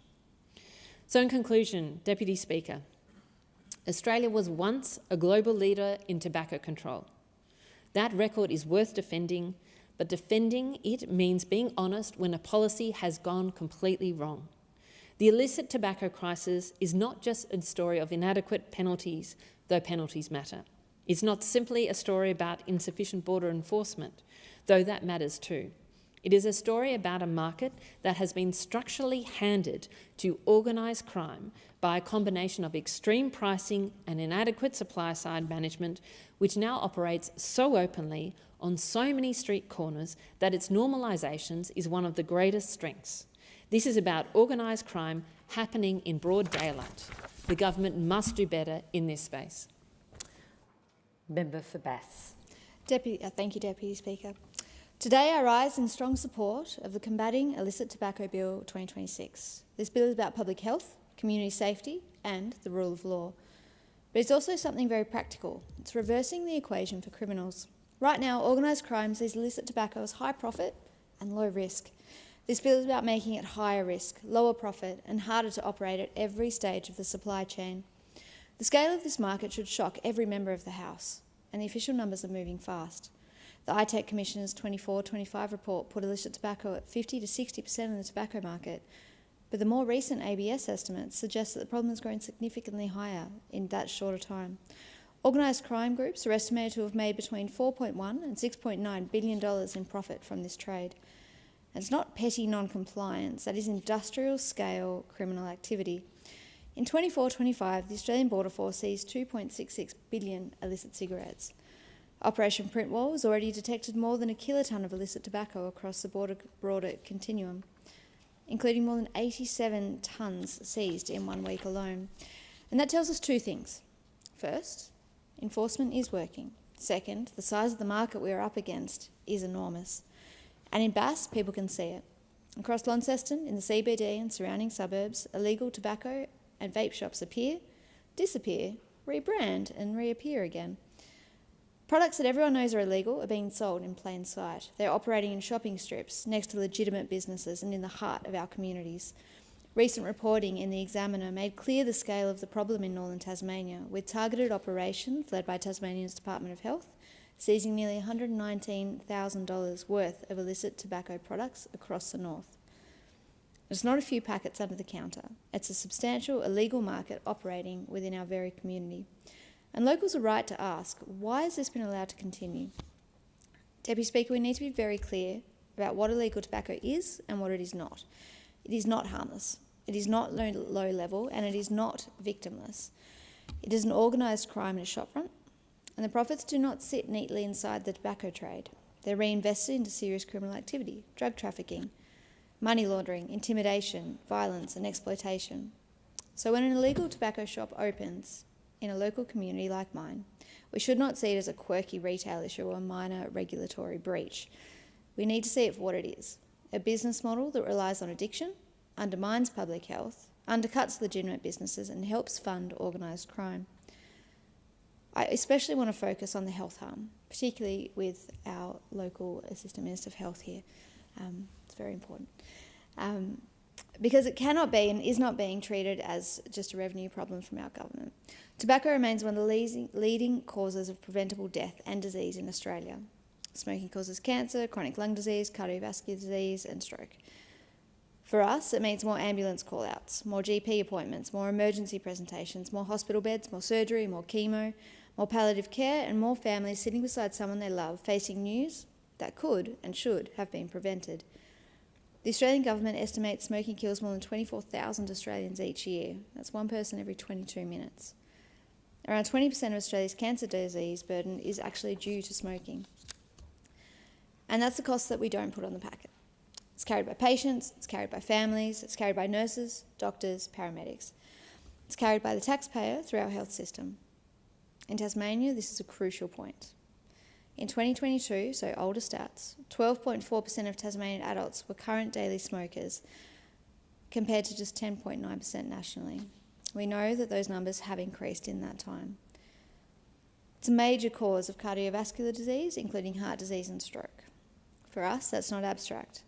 It's an ambulance call out in Scottsdale. It's a hospital bed in Launceston. It's a family in Georgetown dealing with the consequences of preventable illness. And every time illegal tobacco becomes cheaper, easier to access or more visible, It makes quitting harder, it makes relapse easier, and it makes it easier for young people to start. And it threatens decades of public health work that has saved lives. Australia has been a world leader in tobacco control. Plain packaging, advertising restrictions, health warnings, public education, excise have all helped reduce smoking rates over time. And those policies worked because they made tobacco less attractive, less accessible, and less normalised. This illegal market does the opposite. It makes it cheaper, easier to find, dodges health warnings, bypasses regulation, and removes age checks. And it puts unregulated nicotine products in the hands of people who should never have been sold them in the first place. This is especially dangerous for young people. A cheap cigarette, a black market vape, a product sold without proper checks. These can become the entry point to years of addiction. And I've seen that up close in my work as a teacher. I've seen a 14-year-old selling illegal cigarettes sourced from a local shop, not because she understood the criminal market behind it, but because she was trying to make friends and earn some money on the side. I've seen students leave school grounds at lunchtime to vape in a car together, and by the end of lunch, one of them was vomiting, dizzy, and suffering from severe headaches. That is what this market does. It reaches young people before they can understand the risk. It turns addiction into something cheap, accessible, and social, and it leaves families, schools, and health services dealing with the consequences. So when we talk about illegal tobacco, we're not just talking about today's crime. We're talking about tomorrow's cancer diagnosis, tomorrow's stroke, tomorrow's lung disease, tomorrow's pressure on Medicare and hospitals, and tomorrow's grief for families. Deputy Speaker, there is also a basic fairness issue here. In Bass, I speak to small business owners who do the right thing. They follow the law, they pay their taxes, and they comply with regulation. They absorb the cost of doing business properly and legally.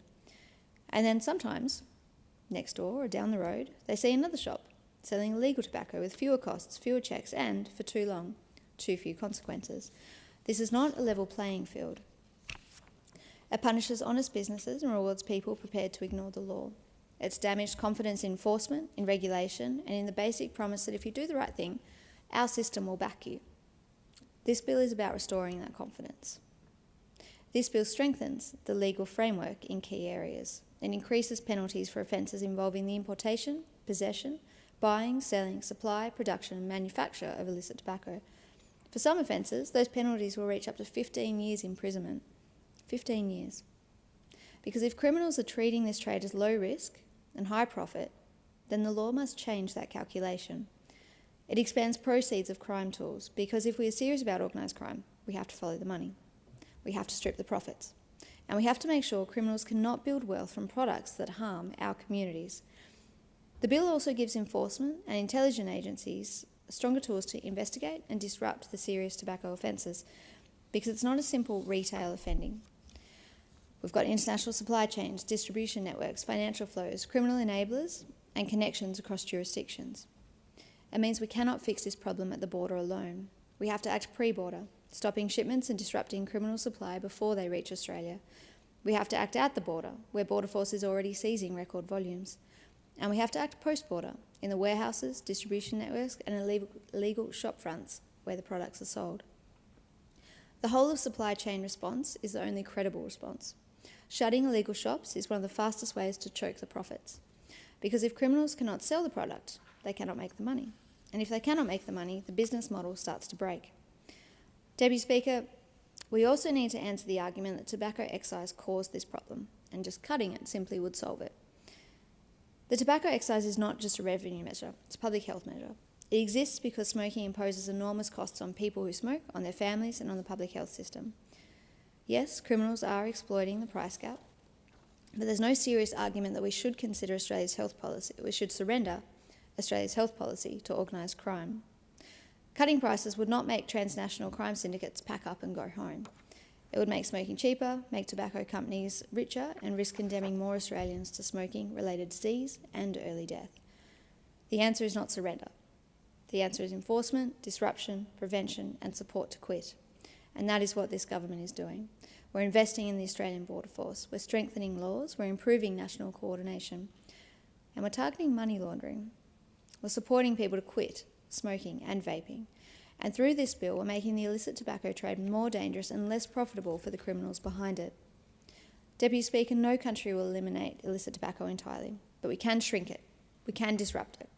And we can make it harder to import, harder to distribute and harder to sell, and much harder to profit from. And we can send a very clear message. Our communities are not open for this kind of business. For Bass, this is not theoretical. It's on our streets, it's in our suburbs, it's affecting our small businesses, it's threatening public health, and is helping organised crime profit from addiction. And this bill stands up to that. It protects public health, it backs legitimate businesses, and it strengthens enforcement. It upholds the rule of law. And it says that Australia will not surrender decades of tobacco control success to criminal syndicates. I commend this bill to the House. Thank you. And I give the call to the member for McPherson. Thank you, Deputy Speaker.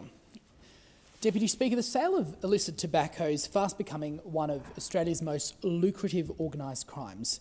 It's no longer a problem that's confined to back alleys in big cities. It's turning up in suburbs and shopping strips across the country, including in my electorate of McPherson on the Gold Coast.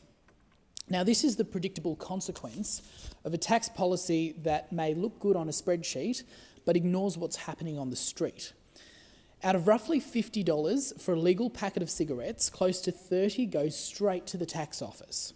Official surveys say the number of people who report smoking has dropped sharply in the past year. Now, that should be great news, but wastewater testing shows that Australians are consuming more nicotine now than 8 years ago.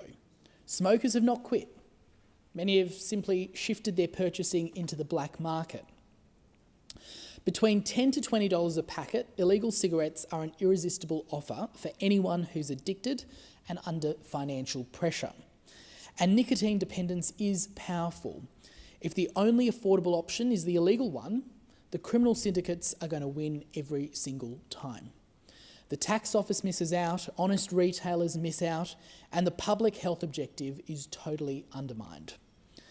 While Canberra keeps hiking excise on the promise that higher prices will deter smoking, under Labor, excise has been ratcheted up again without any serious plan to deal with the second-order effects. The surge in illegal traders, the growth in organised crime, the spread of illegal vapes. The Health Minister has even in the past admitted that the government is not going to use the police to enforce its own vaping laws. Now, what sort of a message has that sent to crime gangs? It has sent the wrong signal and the worst possible message. Meanwhile, on the other hand, you've seen a government in Labor that has supported our amendments as the coalition to create an illicit tobacco and e-cigarette commissioner, but it took them more than a year to permanently appoint somebody to the role. And it's taken months after the budget last year for funds to flow to Labor's new National Disruption Group. While ministers talk, the black market is thriving, and more than 130 legitimate small businesses, often family-run, have already been attacked around the country with millions of dollars in damage done. It's being 7:30 p.m. I propose the question that the House do now adjourn, and I give the call to the member for Gorton. Thank you, Deputy Speaker. I'd like to take this opportunity today to raise a really serious matter and one of really high importance. Last week, I met with the Homicide at Home project team at Melbourne University. This is a team of people who have brought together researchers, people with lived experiences, practitioners and advocates to create real-world change in policy, practice and community support. Change for children and young people bereaved by domestic homicide. I'd like to commend their work on their research report, Children and Young People Bereaved by Domestic Homicide, of Focus on Australia. I'd also like to commend their collection of stories published in this book, Life After Intimate Partner Homicide, as well as the children's book, What Ali Needs Now, by Andrea Baldwin, Tu Huang Nguyen, and the researchers and people with lived experience. I'll share with you a little bit about Ali's story now. Ali is a rhino beetle because they're the strongest beetle in the world. When she was younger, something terrible happened in her family. Ali was a victim survivor of domestic homicide. Many people tried to help her, but she still felt misunderstood. until she found a group of people with similar experiences to her. In my own life, I've heard of grief as a suitcase. You lug it around, and over time it becomes a smaller bag until it's a little bit lighter, a little handbag you carry with you. Ali the rhino beetle learns about grief like it's a marble in a jar. As Ali grows, she'll find that the marble stays the same, but the jar gets bigger. Ali's friends tell her, "Your life is like the jar getting bigger as you learn and change and grow. In time, there will be so much more in your life, and it will be easier to live with the marble." This children's book was created to help children like Beverly Attard. Today, Bev is a highly regarded social worker in my electorate of Gorton. Over 30 years ago, when Bev was just 11 years old, she was witness to her mother's murder, a crime perpetrated by her father. Beverly shares parts of her story in this book by the Beetle Collective. She shares thoughts and feelings that dominated her childhood and shaped the person she is today. Beverly shares, "I was provided counselling, but didn't find any meaning out of it. Write a journal about your feelings. I don't even feel like doing that now. There was nothing child-focused about it." What Beverly is describing here is something the research team at Homicide at Home have identified, that the children of the most extreme cases of domestic violence, such as homicide, are the ones who are often left with the least support. But Beverly is not alone in her story. In the 2 decades leading up to 2020 in Australia, a total of 1,210 people were killed by a current or former intimate partner. This is a national crisis. I'm proud that the Albanese Labor government is taking really important steps to address violence against women. Since 2022, we have invested $4.4 billion to deliver the national plan to end violence against women and children, the most of any government ever. This consultation is now underway, closing the 31st of July. We've introduced the Leaving Violence program support and added hundreds of frontline workers to the domestic, family and sexual violence sector across the country. And we've provided nearly $1 billion to the states and territories for service delivery. But what the research team at Homicide at Home have identified are the gaps. When a child loses a parent at the hands of domestic homicide, they're often experiencing multiple losses at once. One parent deceased while the offender, who is often the other parent, is detained on the run or has died by suicide. The home is no longer a home, it's a crime scene. And children are left behind with no clear advocate. Usually, the people caring for them are dealing with their own intense grief.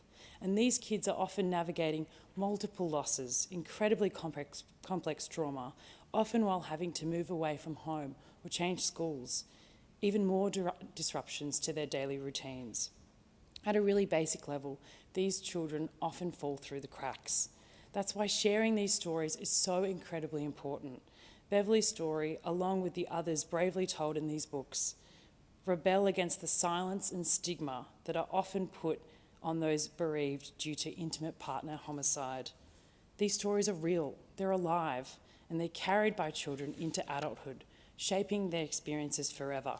They deserve to be told, and they expose gaps in our social welfare systems which deserve addressing. The question is the House to adjourn. I give the call to the Honourable Member for Macpherson. Thank you, Speaker. I rise tonight to speak about the future of enterprise and infrastructure on the southern Gold Coast.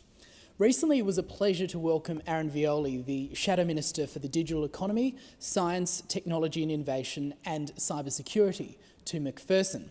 His visit was a reminder that the southern Gold Coast is not only one of the most beautiful places in Australia, it's also one of the most enterprising. At Macro Mike in Burleigh, we saw a local success story built from initiative. Mike Kellett could not find products that suited his needs, so he created his own. That idea has grown into a well-known Burleigh business, delivering products across Australia and now around the world. It's exactly the kind of Australian enterprise we should be encouraging. People identifying a problem, backing their judgment, taking a risk, and building something that creates jobs and opportunity. We also visited GCIT, a local business operating at the front line of cybersecurity, managed IT, AI, and automation. Now, these are no longer abstract issues. They're central to how small businesses operate, how families protect their information, and how our economy becomes more productive. If Australia is serious about lifting living standards, then we must be serious about the digital economy and about supporting businesses that are adopting new tools, new systems, and new ways of working. At the Macpherson Breakfast Club, Aaron joined a packed group of local businesses and individuals for an open discussion on cybersecurity, artificial intelligence, and the recent federal budget. The questions were frank because the pressures are real. Small businesses are facing rising costs, labour shortages, tax pressures, and regulation that too often makes it harder to grow, employ, and invest. We also heard from a local distillery about the challenges of building a business in a highly regulated environment, including the burden of alcohol excise. These are not complaints from people seeking special treatment. They're the practical realities faced by people who are doing exactly what we ask Australians to do: work hard, take risks, employ locals, and contribute to their community. Government should enable that effort, not stand in the way. I also would like to speak about a project that is essential to the future of the southern Gold Coast, the heavy rail extension from Varsity Lakes to the Gold Coast Airport. I brought this to the attention of the Federal Infrastructure Minister in my first week in Parliament. The Gold Coast is growing, and the southern Gold Coast is feeling that growth every day.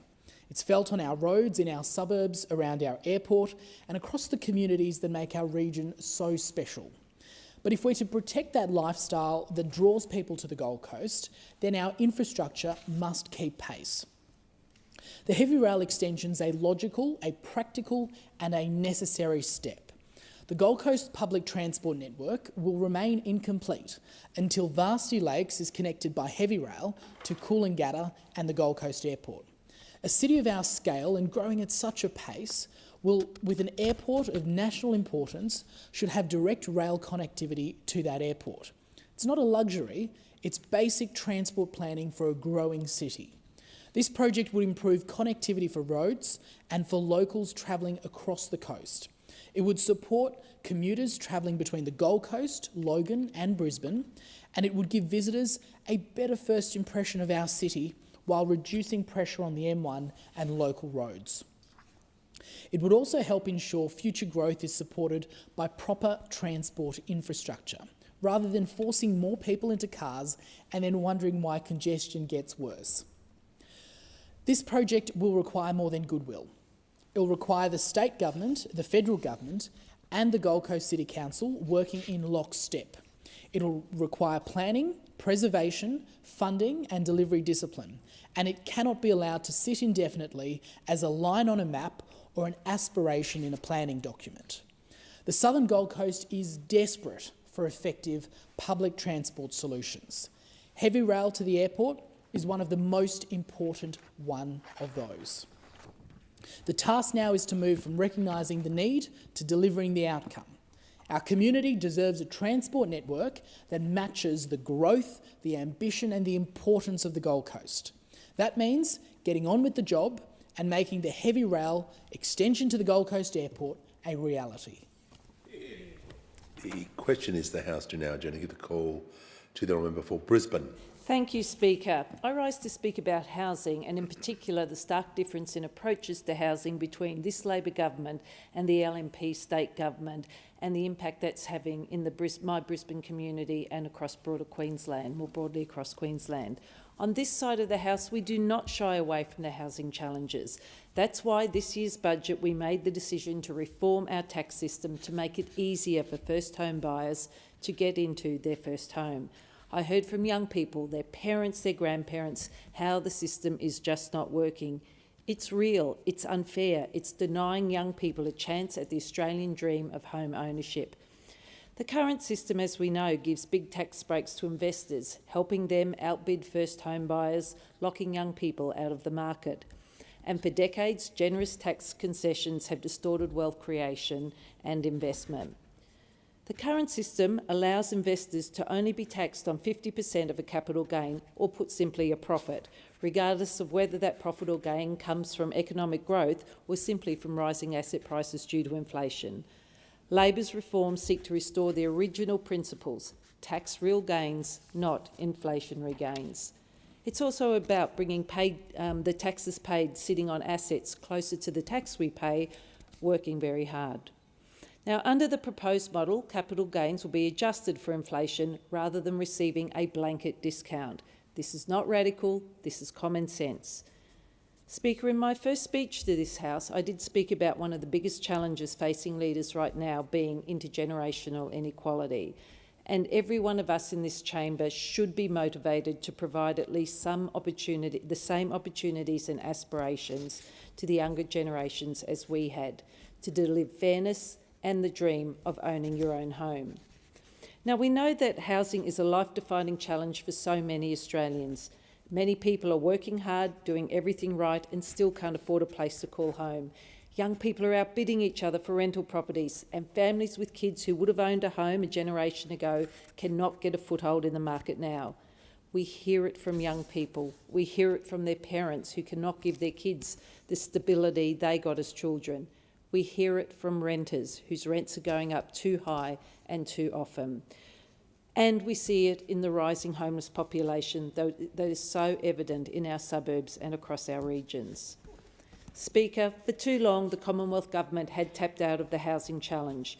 During the Coalition's 9 years in power, they neglected housing to the point that they didn't even appoint a housing minister for most of their time in government.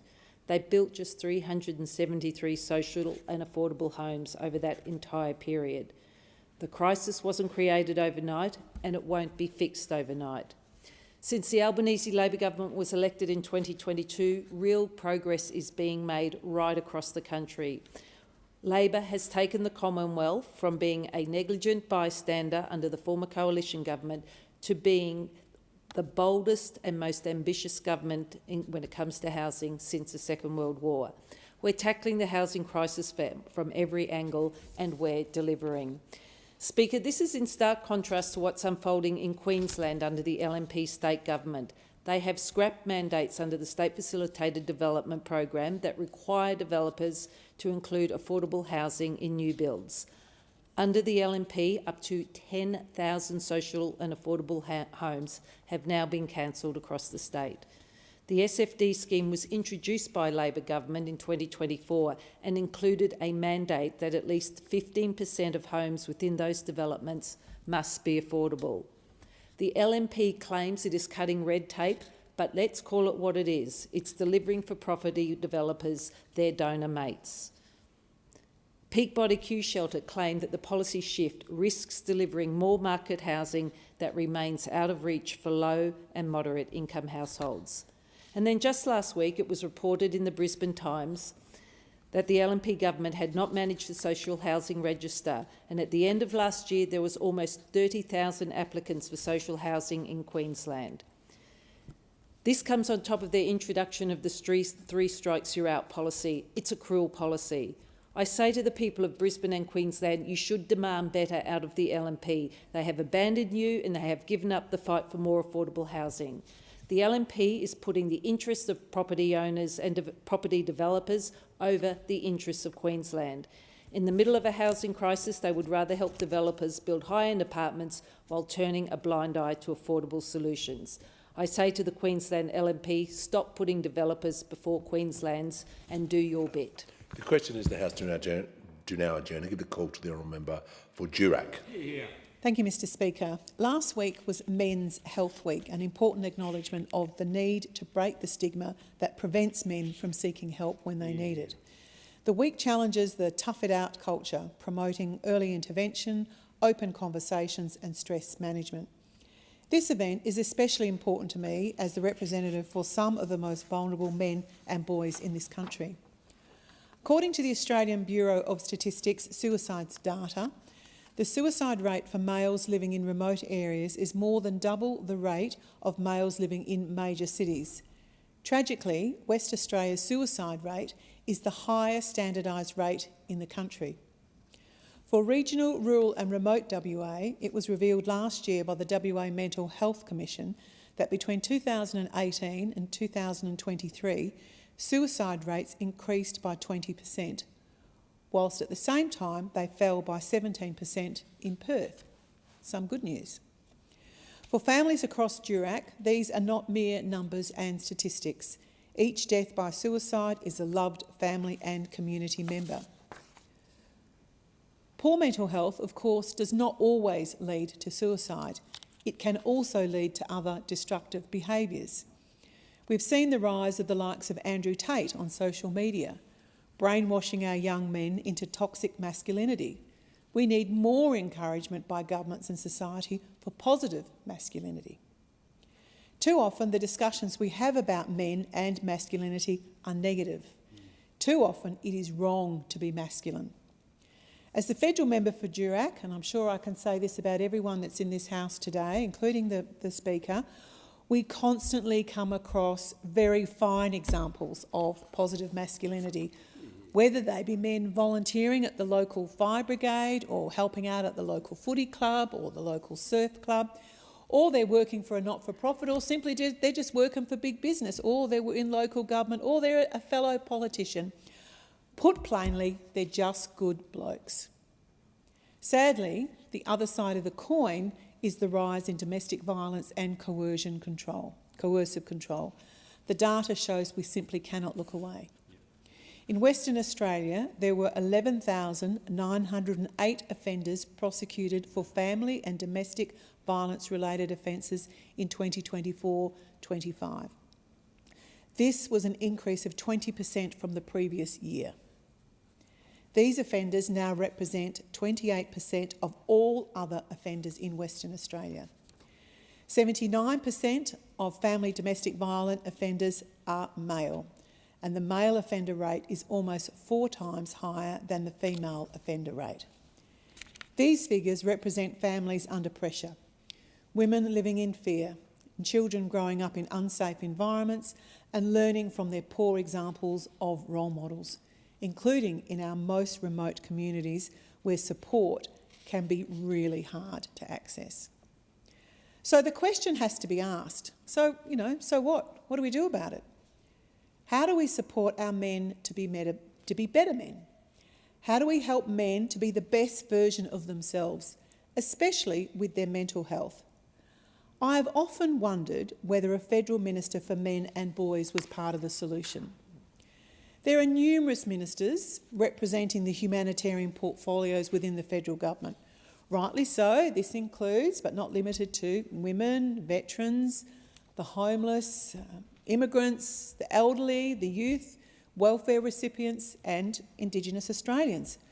We need to recognise the real challenges facing Australian males and ensure they have a dedicated voice and a dedicated seat within Cabinet and government.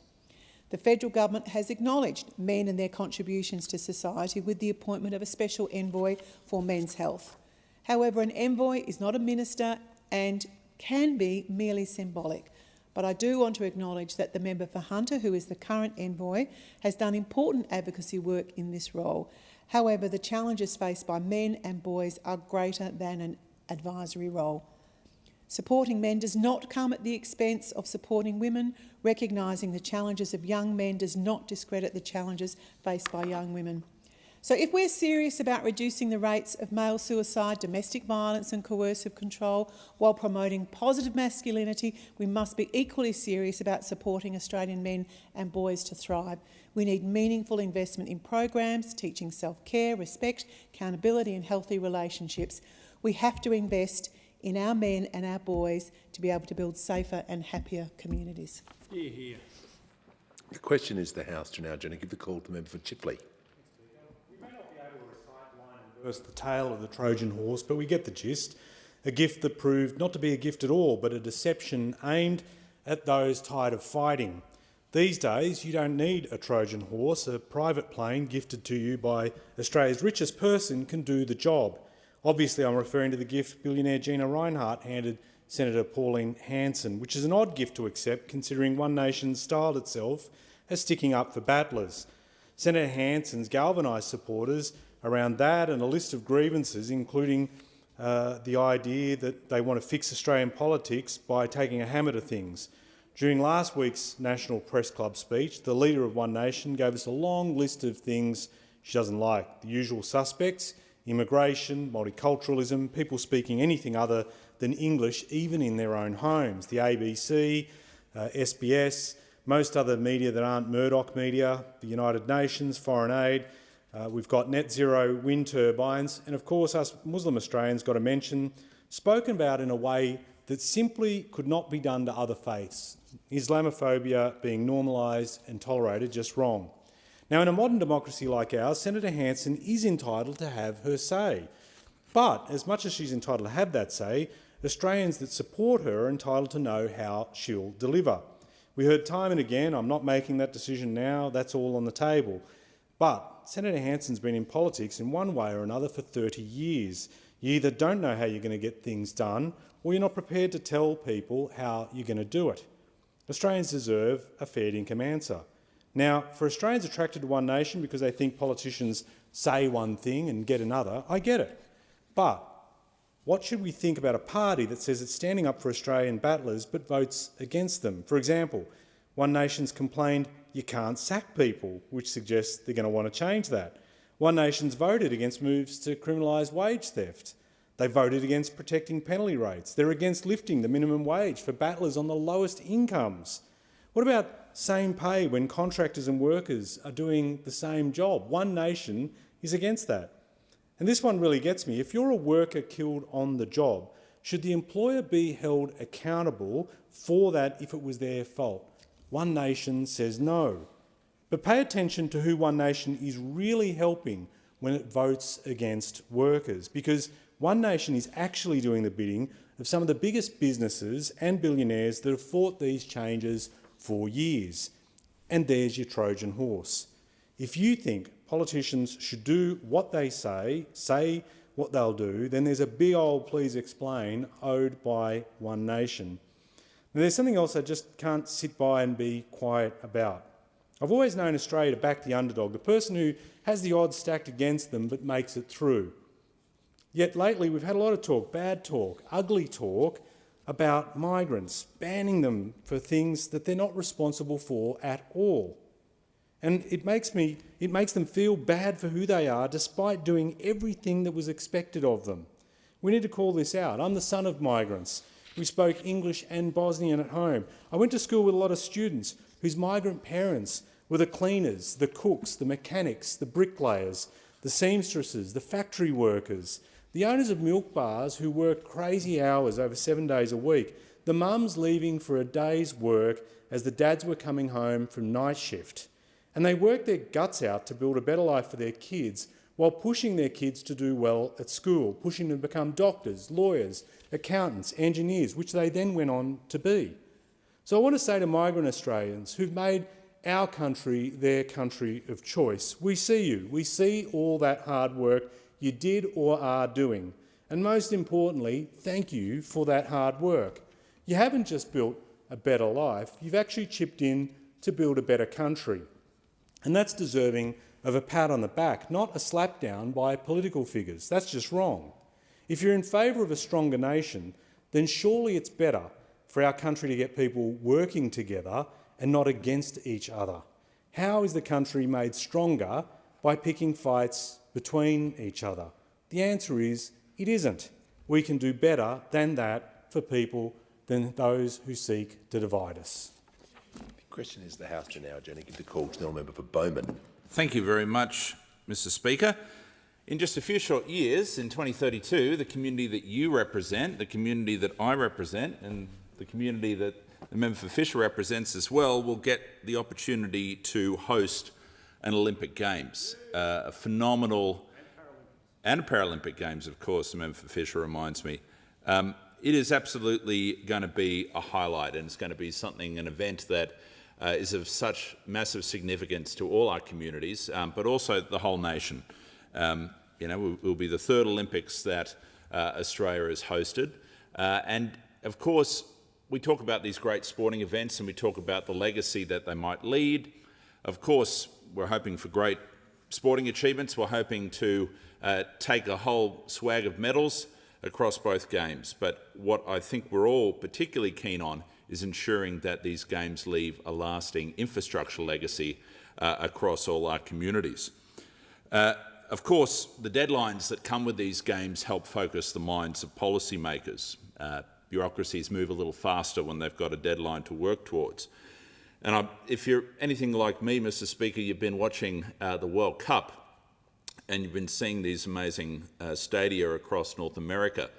And what I've been doing is a bit of research into what some of the cities that have helped host those games that World Cup have been able to achieve in the lead up to these important fixtures. Los Angeles was able to accelerate the construction of the Metro D line subway. Seattle completed the final section of its Link Light rail network. Atlanta redesigned its whole bus network and launched a new bus rapid transit corridor and completed a $5 billion Centennial Yards redevelopment. Vancouver expanded the bus, SkyTrain and Seabus services across their city. Houston delivered a major active transport corridor linking the stadiums to fan zones and other downtown precincts. Now, none of those projects are really about delivering sporting infrastructure, although I am looking forward to having the Whitewater facility built within my electorate for the 2032 Games, but these are about setting these cities up for future success, not just for a few weeks of competition, but for a broader economic uplift. Now, the major project that I want to try to realise before the 2032 Games arrive in Greater Brisbane is the extension of Brisbane's metro system out to Capalaba. Now, that would take us through the Sleeman Sports Centre, which will be hosting a number of Olympic Games, Olympic events, through to the Birkdale Whitewater facility, which will be set up near to Capalaba. Now, this project is one that has been identified by the state government and by Brisbane City Council as a key bit of legacy infrastructure that they want to deliver before 2032. Now, we were very pleased in the lead up to the last federal election to get a bipartisan commitment from all sides for a study, federal funding, $50 million for the study of a business case for those extensions, not just of Capalaba, but some of the other extensions that are being looked at. Now, Brisbane City Council's Games Transport Legacy Plan, which is about to be released, I'm advised, is going to list the Capalaba extension as a priority project with a target of having it operational by 2031. Hopefully that gives us enough time. Of course, these things blow out a little bit, but I'm hoping that that will be able to be achieved by the time that the Games arrive. Now, the key hurdle that we're going to be facing over the next 12 to 18 months, is can we get federal funding to complete that project? Now, the study's underway. Of course, we've seen this federal government commit $6 billion to the suburban rail loop in Melbourne. Of course, before the sort of work that we're undertaking for the Capalaba extension has been completed for that project. That commitment's already been made, and my community want to know, why aren't we seeing that same level of commitment for Brisbane Olympic legacy projects? Why aren't we seeing that same level of appetite from this government to try to ensure that we get some of these important projects that aren't just important for the Olympic Games, but are important for the broader economic outlook of our entire South East Queensland region?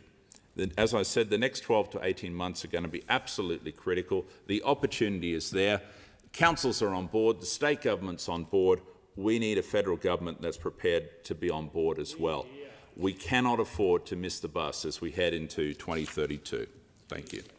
It being 8 p.m, the House stands adjourned until 12 noon tomorrow.